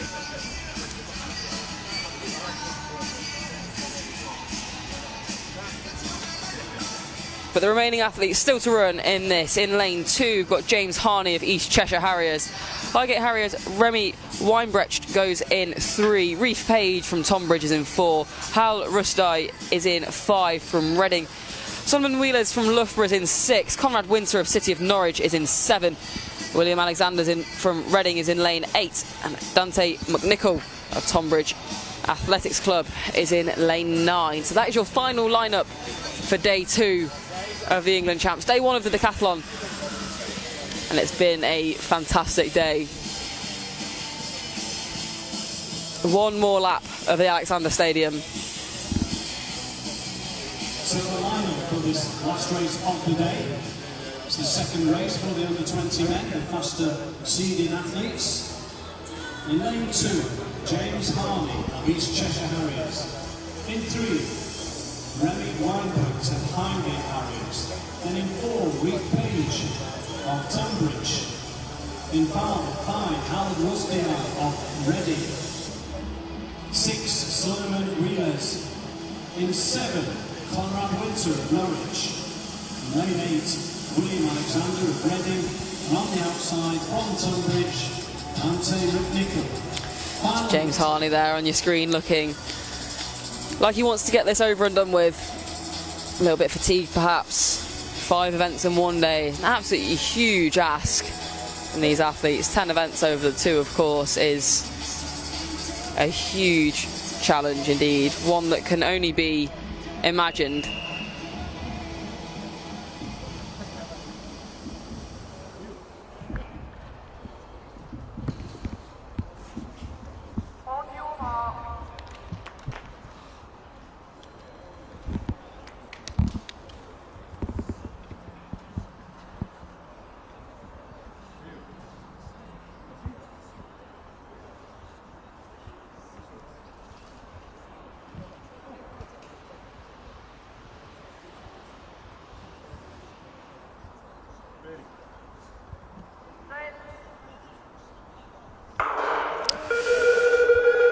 And a false start. Unfortunately, that looked like Conrad Winter in lane 7 to me.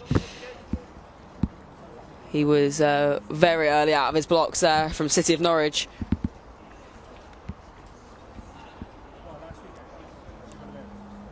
So the athletes will be recalled.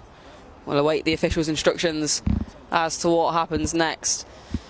But Conrad Winter, unfortunately, out his blocks a little bit too early. Here's the replay, so keep an eye on lane 7. And there he goes, way too early.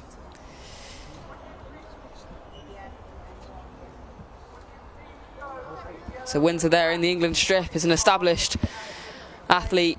International vests, of course. At these national championships, you wear international vests or your club one. The yellow cards being shown to the field. I think that's a good decision. You don't want to be disqualified, do you, for a false start in the 400 of a decathlon after you've worked so hard. That would be cruel, I think, at this point in the competition. So Conrad Winter given a lifeline, perhaps, and is allowed to try again.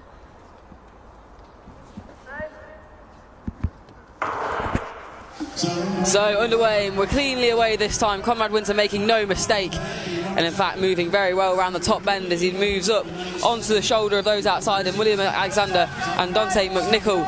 He's now neck and neck with them, and will hope to keep it that way and extend that lead as he comes through. Behind him, Hal Rusty also running smoothly, the Reading athlete in the centre in lane 5. Looking very strong indeed as he comes around the bottom bend now, and it could well be the Reading man that takes the lead as we head into the final stretch. Highgate Harrier Remy Weinbrecht also moving very, very strongly, and he now takes the lead. Remy Weinbrecht coming through. He's only got Hal Rusty for company. It's going to be between these two. The Highgate Harrier is going to hold on. He takes it in 50.62. And that looks like a personal best to me. 0.38 shaved off his time, 51 dead, his previous best. So subject to the official time coming out, a big PB to end day 1 of the junior decathlon. So we'll give you well, as soon as it comes through. A huge day, and all the action can be rewatched from the past almost 10 hours of competition. We'll be back on the track at 9:45 tomorrow morning with the senior men's 110 metre hurdles in the decathlon. From everybody here at the Alexander Stadium, from myself, Scott Eburn, and from Rosie Tinbergen, it's been a cracking day of competition. We hope you enjoyed it. Day 3 of the England under 17 and under 15 championships is tomorrow. We'll see you then.